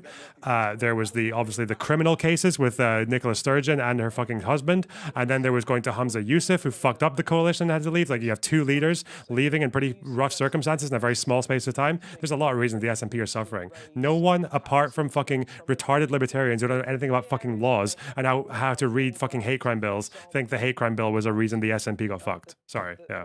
Or increase the child, or get rid of the child cap. I agree. Okay, I agree that the importance is to get growth back in the economy. But I also know how tough that is. So just a 1% growth in economy would bring in about 14 billion. That's how much tax revenue it would bring in. So, yeah, you've got 14 billion to spend once you get that growth. In the meantime, in my constituency, there are a large number of people living in poverty. We've got a housing crisis, and our public services have been run down after 14 years of austerity. So I think inevitably... What's the chance of rejoining the EU? Absolutely none. Labour have ruled it out. They would never do it. They'd never U-turn on that after saying so in their manifesto. It would be political suicide. If we're ever going to get back into the EU or even the single market, it'll be because a party promised it in their manifesto that there would be some kind of vote on it. Then you have the vote. You need those two things. But Labour haven't even given it stage one. It's not happening. Not in the next 5 years. A lot of cheering in the schools of England. She'd had 60% of the vote in 2019. The latest we're hearing is that potentially she's going to lose her vote to the Lib Dems. Trevor, sorry. No, I was just going to say, the 1997, the Blair government, you're completely right. Her manifesto was binding. Nope. But they actually came in with some quite radical, quite a radical programme. Bank of England independence didn't tell us until the day after, but Sure Start, minimum wage, Human Rights Act. Education, remember? So they actually came in with quite a radical prospectus. That's not true about this Labour administration, is it? That's true, and I think many governments get radicalised in power as well, and I think that's inevitably going to happen with this government. Otherwise, this is my fear, and we've seen it with the rise of reform. Reform will breed off disillusionment. And we can't disillusion people. Otherwise, we'll go the way of Germany, France and Italy. And that's why it's important to recognise and be honest with people about the scale of the challenges, of course. and saying to people, now let's prepare for the second wave of policy making this government will inevitably have to undertake, and that will have to be more. How long are you going to give them before you start holding their feet to the fire? No, I think this is really interesting, Trevor, because I think John is an incredibly important voice that's going to be in there. If the size of the majority is as big as this, there's going to be a lot of pressure on Keir Starmer from all different wings of the party. Now, one of the problems our party had, particularly near the end, was part of it was cows. So the Brexiteers kept asking for more of the One Nation guys and the ERG, and the One Nation guys got timider and more timid and more timid and more timid. Actually, you need balance so that if Keir wants to do something or not do something, he can say, well, you guys are asking for money for this, but this other set of people are saying we can't do that. So this balance between kind of Rachel Reeves and her Treasury team... The broad church approach. Yourself, exactly, the broad church approach. As you go through a parliament, that gets tougher and tougher to do. What's really interesting listening to you now, John, is how you're framing this as the money has to come in first. Now, as sort of almost the grey beard, the kind of mystical leader of that left caucus, you are going to be an absolutely pivotal voice for Keir to keep largely on side to do this. It'll be really, I'm going to find it fascinating to see how he navigates the eddies and currents of his party and the role that somebody like yourself is going to have in that. Don't exaggerate my role. We've got a huge young generation of radicals that have come through. The Gandalf of the British left. Well, I love it. There's a whole new generation of radical socialists that are in Parliament now, incredibly creative. But I think Keir's going to have to govern a broad church approach. That's the first thing. And I think we need to be preparing for that second wave of policy making, because the crisis is so deep. On their doorstep, what came across is that broken Britain concept. Nothing works. The NHS in crisis. In schools, only 10 seats declared, and he's already working on the second phase of policy. You're playing 4D chess, and Keir doesn't even know it yet, John. The point is, Keir Starmer doesn't have to govern the Labour Party as a broad church in the sense that he has a majority potentially big enough that he can ignore the left of the party. We shouldn't be talking about... But you do accept that, don't you? Yes, but you shouldn't be... You would have been better with a narrow majority. Yes, but the scale of the problems that we've got, we're not going to be able to overcome them in one period of office. By the time you get to that second year, you're staring down the barrel of another general election. So you've really got to be producing then, and then also giving people hope of what a second period of office would be. And the point that Andy's making, the vehicles are out there now. Give them the resources and we can deliver. And I think the point that's being a bit missed in the conversation is the manifesto has more in it than any of the manifestos I stood on when I was in the New Labour. Rail. Wait a second, though. Wait 1 second, though, Trevor. Rail. One second. We never touched rail in those. We never went near it. Just look at it now. This manifesto is talking of renationalisation. The energy market, Great British Energy, that is to be shaped. They're also talking about nationalising rail because, I'd argue in part, because the Conservatives already started doing it. The private rail companies have in large part been a failure. That's why about a quarter of the trains in England right now are run by the state. They've already been turned over, so... shape it and actually, I would say, bring through stuff that the new Labour government even that, it's just them continuing. They allowed the Conservatives to test the water with it, and they realised it was a good idea, and it was much better than the private system, so they just did it. They're not nationalising the whole thing, though. The rolling stock companies that actually own the trains are still going to be private. These things really matter on the ground, and I think it's a manifesto that actually goes further, certainly than the 2001, 5 and 10 ones. Yeah, in Scotland, I'm pretty sure it's all nationalised. Again, the rail companies. I don't think the rolling stock is, though, which is great because that means that that's why we don't have peak times in the UK anymore in Scotland. We have them in England, but not in Scotland. So you don't have to pay an extra fucking 20 or 40 pounds for a train because it's at peak time, right, at rush hour or whatever. And you can also, because it's run by the state, you don't get charged double or triple because you booked only a day in advance. It stays the same throughout. So, yeah. My train journeys have been much nicer since that happened. The chairman of the Conservative Party, 1 in 3 chance of not holding on to that seat is what the bookies were suggesting. Waiting for, what else are we waiting for? Broxbourne. That is quite late as well. Not sure what's going on there. Labour the Tories are making a comeback. Stroud and also held Jarrow and Gateshead East. So that's an update. And also waiting for our first seat in Scotland. Oh, Mark as Francois. Well, SNP. The fucking according purple-faced to the fucker. exit poll, likely to very badly, with possibly as low as 10 seats. So that's the update where we are so far. Nuneaton, no boundary changes, declares relatively early. Still, it's 2 o'clock. Relatively early, depends on your view. They should get... This was Mark Francois. They had a really weird, he's like a stare, the fucking stare down segment. Well, I mean, it is Brexit in a point of fact. I mean, you know, Mark may decry this, and I believe to do with Brexit. Mark may decry this, and well, it actually has. It's got a lot to do with Brexit. How? Well, because since 2016, your problem really, Mark, is not that you have to be a racist or an anti-Semite to vote for Brexit. It's just that every racist and anti-Semite in the country did. I think that's a slur on 17.4 million people. It's not. And I think you should apologise on national television. I think that's an outrageous thing to say. Oh, well, you seem to find a lot of things outrageous, though, don't you? But Will, is it fair to say that? Are you saying that 17.4 million people I'm saying racist and bigots because they voted to leave the European Union? No, that's not what I said. That's pretty close to what you said. What did you say? It's not remotely close to what I said. So what exactly are you saying? You seem to be a little exercised. Well, because I'm offended. Well, we'll say it again so we can all politics of offence. All right, well, look, let me move... What I said was that every racist and anti-Semite in the country pretty much probably voted for Brexit. That's all. And that how doesn't do you know mean that and a secret ballot? I don't know How it. do you possibly know that? I suspect it. I think you should apologise. To who?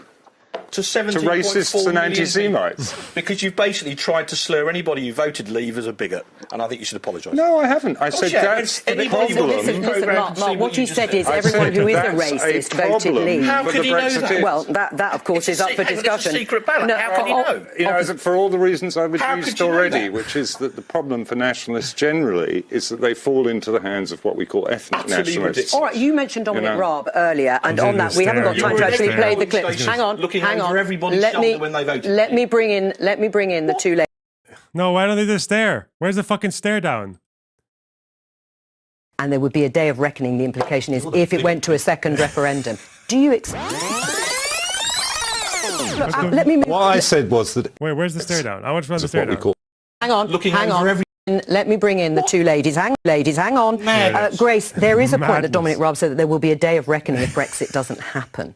And there would be a day of reckoning. The implication is if it went to a second referendum. Do you accept that there is a danger of that? No, totally. But as we can see now, this is such It's like two very different kinds of alpha male. But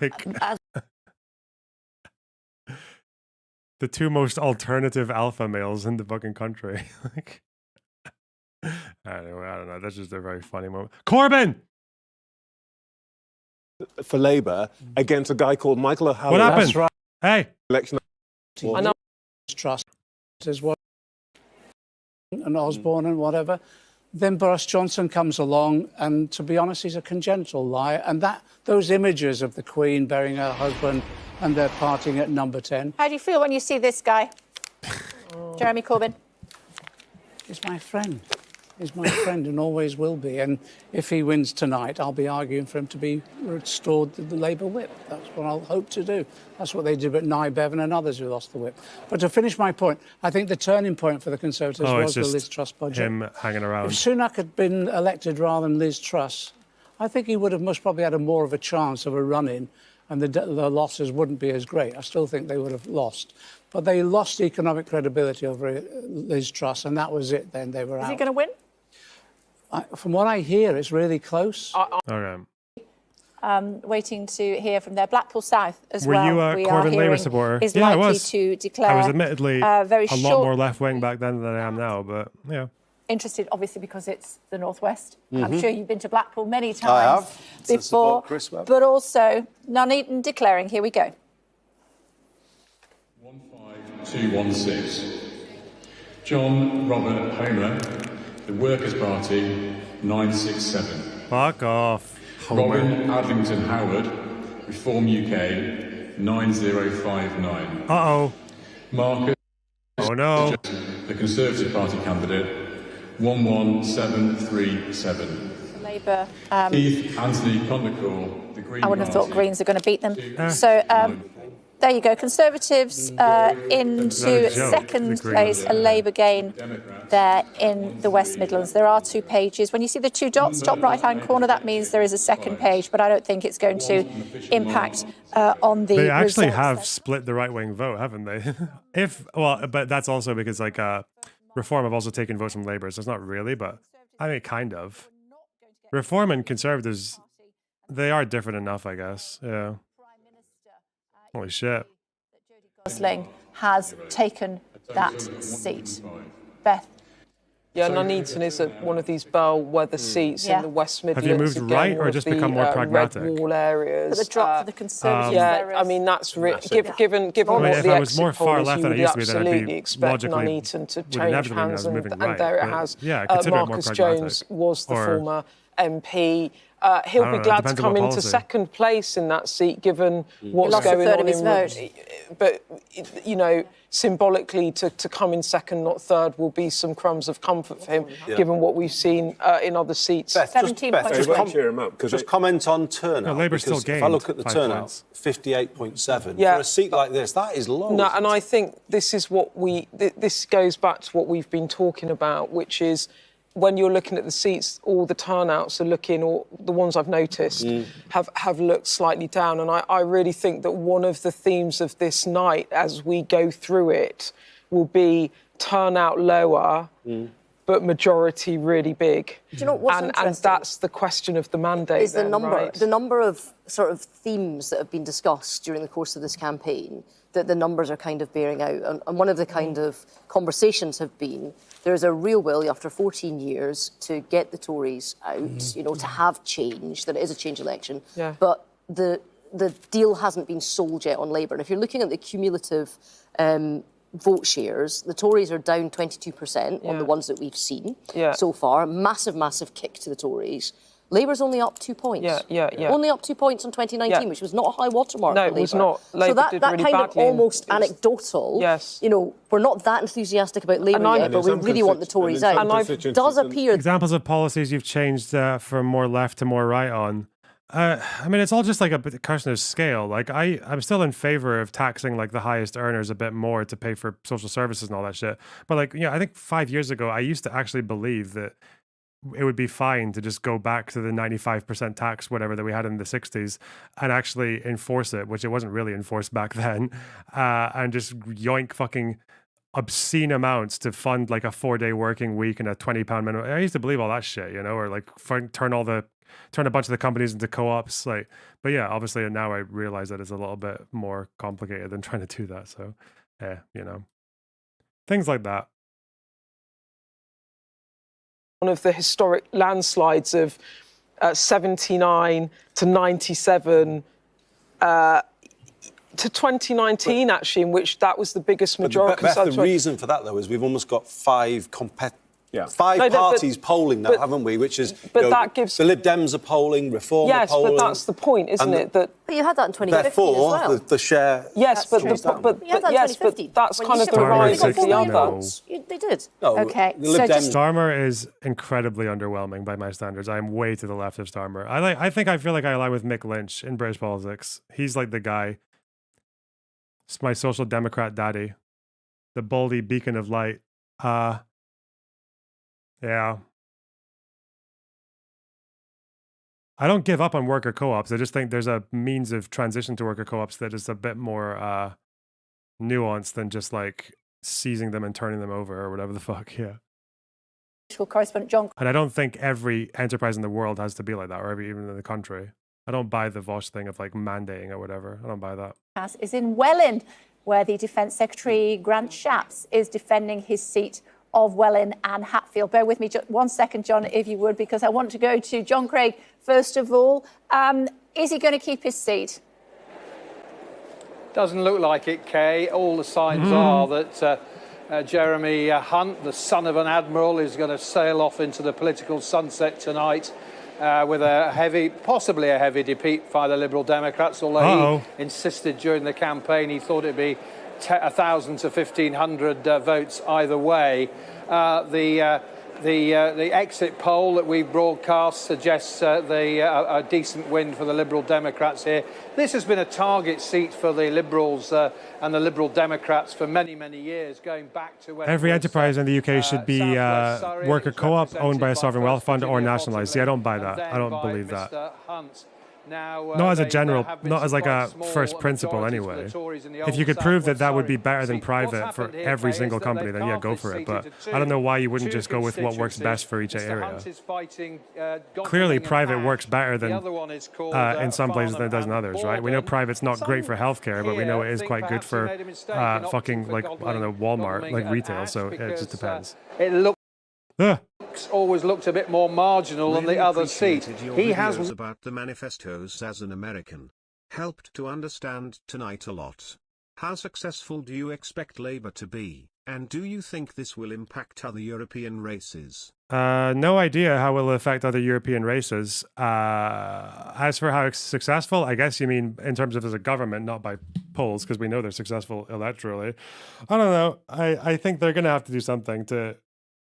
They're going to have to do something to keep people interested, because right now the manifesto and the way that they say they're going to operate is just not very exciting. It's just a kind of like technocratic, boring, inoffensive status quo. But the problem is that people want to see change. People want to see things that are worth looking forward to. So I don't know. They're going to need to do something a bit different. They're either going to need to borrow more to pay for more like investments that can yield results, or they're going to need to raise taxes on some people. Yeah, I don't know.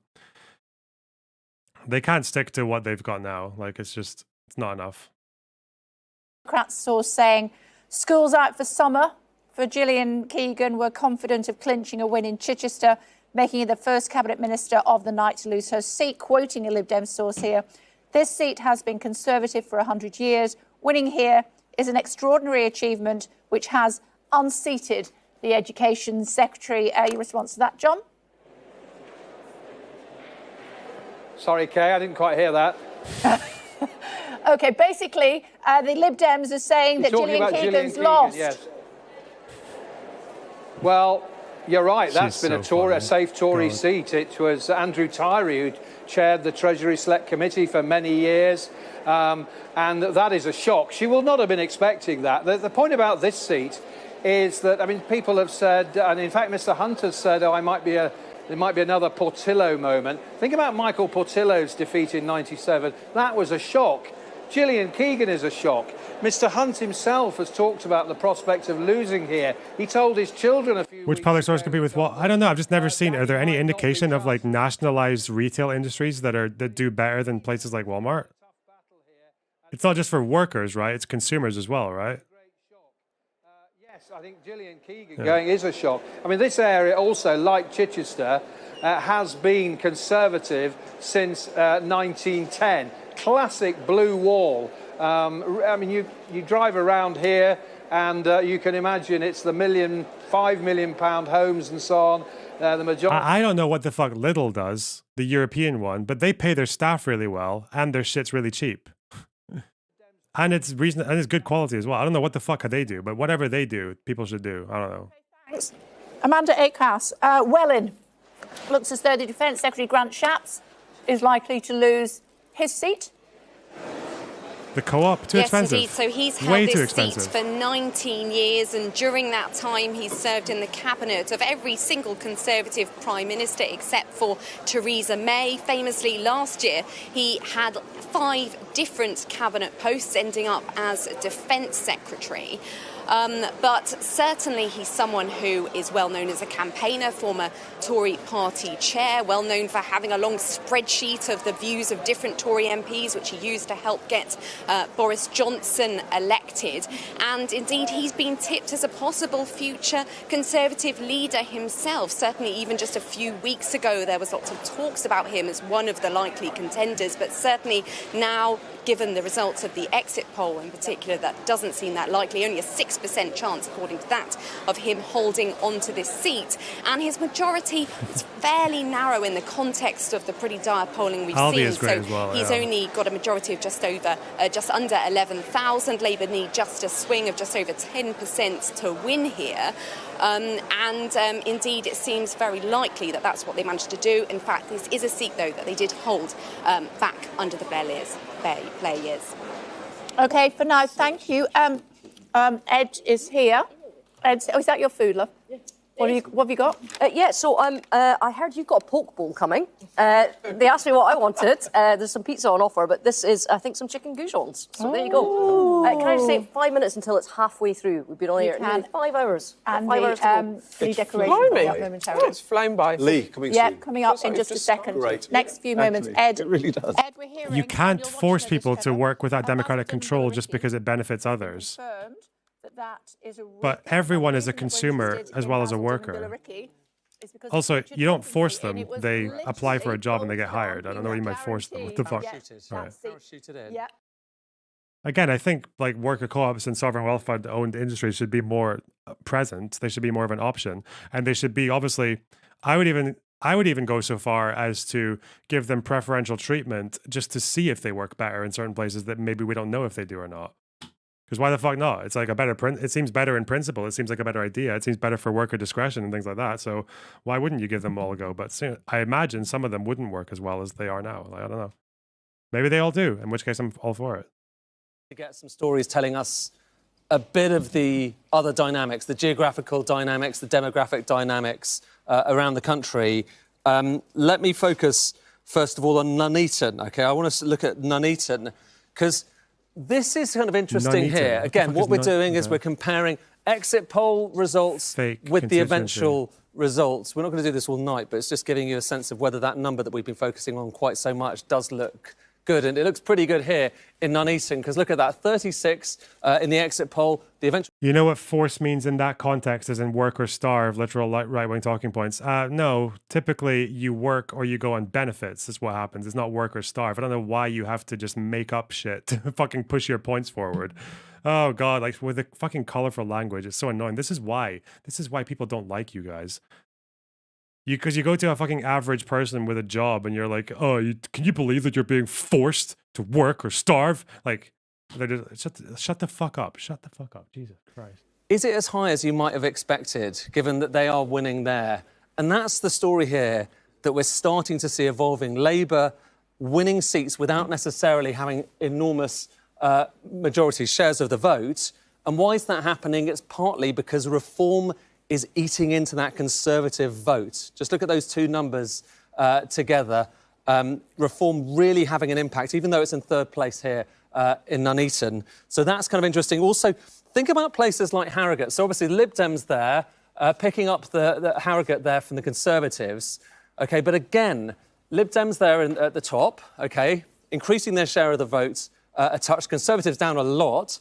But look, again, Reform sandwiched in the middle, eating into the Conservative vote. And this is interesting as well. Oh, okay. Sorry, I'm about to explain why people get banned for talking about this. Oh, okay. People who are forced to live on benefits have a really good middle-class life. It's definitely not absolutely shit. I didn't say it wasn't absolutely shit. Living on benefits is horrible. I've been on benefits, you fucking retard. I've been on benefits, like, even back when it was like just about to switch to universal credit, and even then it was horrible. Even before they switched it to the fucking really horrible one. You literally just said work or starve, you fucking dishonest cunt. What the fuck? You can't just say work or starve and then suddenly starve, like starvation becomes being on benefits where what really happens is it's like you survive. You are definitely not struggling to get fucking fed, but you're, I don't know, humiliated, a little bit fucking depressed. Like, that's not starving. That's why you're getting banned for fucking moving the goalposts like a fucking dishonest shit. Fuck off. God damn it. Work or starve. Oh, by the way, I actually mean benefits. Jesus Christ. Well,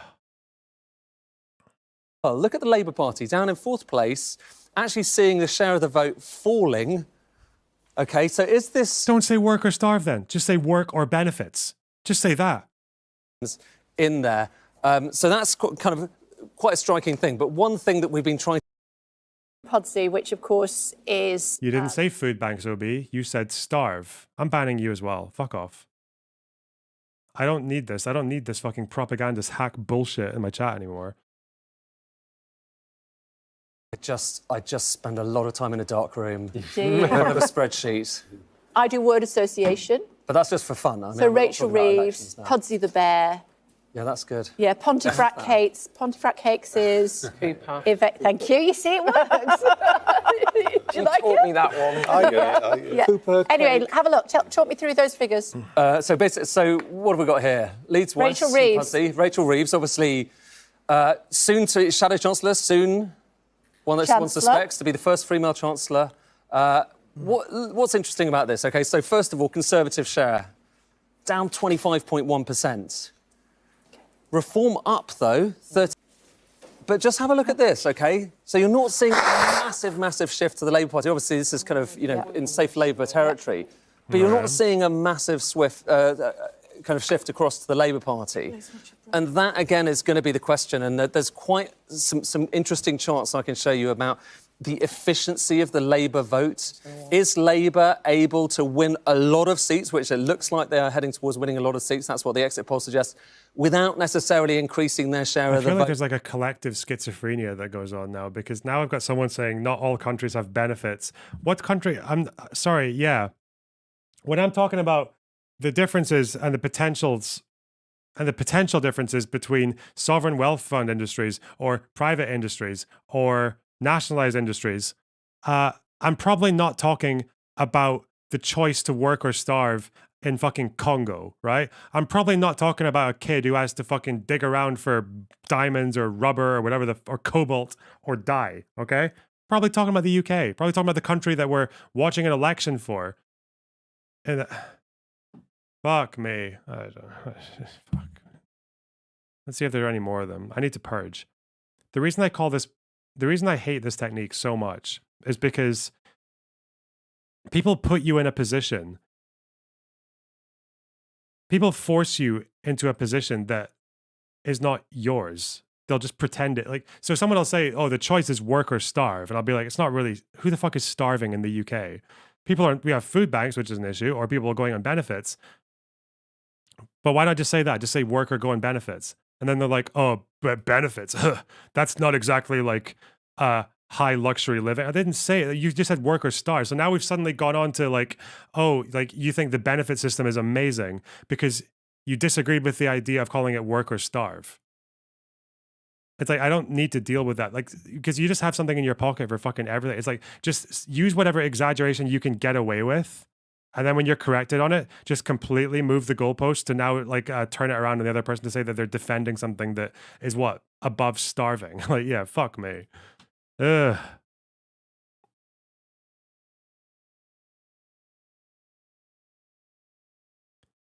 The True Ravenall, thanks for the 6 Canadian 99. Do you think this excessive reform will push Labour further to the right? What do you think Starmer's first act as PM should be? I don't know what his first act should be. Probably to stop the Rwanda policy. No. If reform pulls Labour further right, they'll lose. You can't be the Labour Party and beat Farage at being Farage. You can't do that. You have to take it head on and just like actually counter the arguments about people who exaggerate the problems of immigration, who massively exaggerate the problems of immigration. Starve doesn't mean you die necessarily. It means food insecurity. No, it doesn't. Starve means starve. You don't get to use the most hyperbolic, hyper-emotional language on fucking planet just so that when someone contradicts you on it, you get to just shift to saying that actually what I really meant was being on welfare and maybe not having the best nutrition that you get because of food costs. Like, fuck off. And the confidence to vote Labour in 4 or 5 years' time. I agree. How do you solve a problem like... Just say what you mean. Why are you just admitting to me that you're not saying what you mean? It's so stupid. Well, what you'll see Keir do tomorrow outside number 10 Downing Street is speak to the nation, all the nation, not just those that voted Labour, but those that didn't vote Labour as well. He's going to try and heal our country and bring our country together. We had 14 years of communities, of generations, of people being pitted against one another, Remain, Brexit, North, South, old, young. What Keir will do is bring us all together because, frankly speaking, we've got to come together now because our country deserves more. You'll see a Prime Minister under-promising and over-delivering, and I think it's really important. Why is the Keir fucking... Can I just say that we're What is waiting it? Is for it a Ed cutout? Davidson It's not a to cutout, it's a momentarily, hologram. and Leon Atherton as well. Yeah, it's Ruth Davidson, Sadiq. Good to speak to you again. You and Andy have quite a bit in common, not just your mayoralty positions now, but that you were both in government. And then when the party went into opposition, when Jeremy Corbyn became leader, I know you supported him in that. Andy didn't. He ran himself. You chose to leave Parliament. You chose to not be MPs while the party was in opposition. Now that it looks like you're on the cusp of government again, is it something you would wish to return to? Well, actually, I voted for Andy in 2015 to be its leader of the Labour Party. But look, I'm quite clear. I think if the 19th century was a century of empire, 20th century a century of nations, the 21st century is about cities and mayors. And Andy and I both met Keir Starmer on a number of occasions over the last few months. Keir Starmer, Rachel Reeves, Angela Rayner, the Shadow Cabinet are all committed to devolving more powers and resources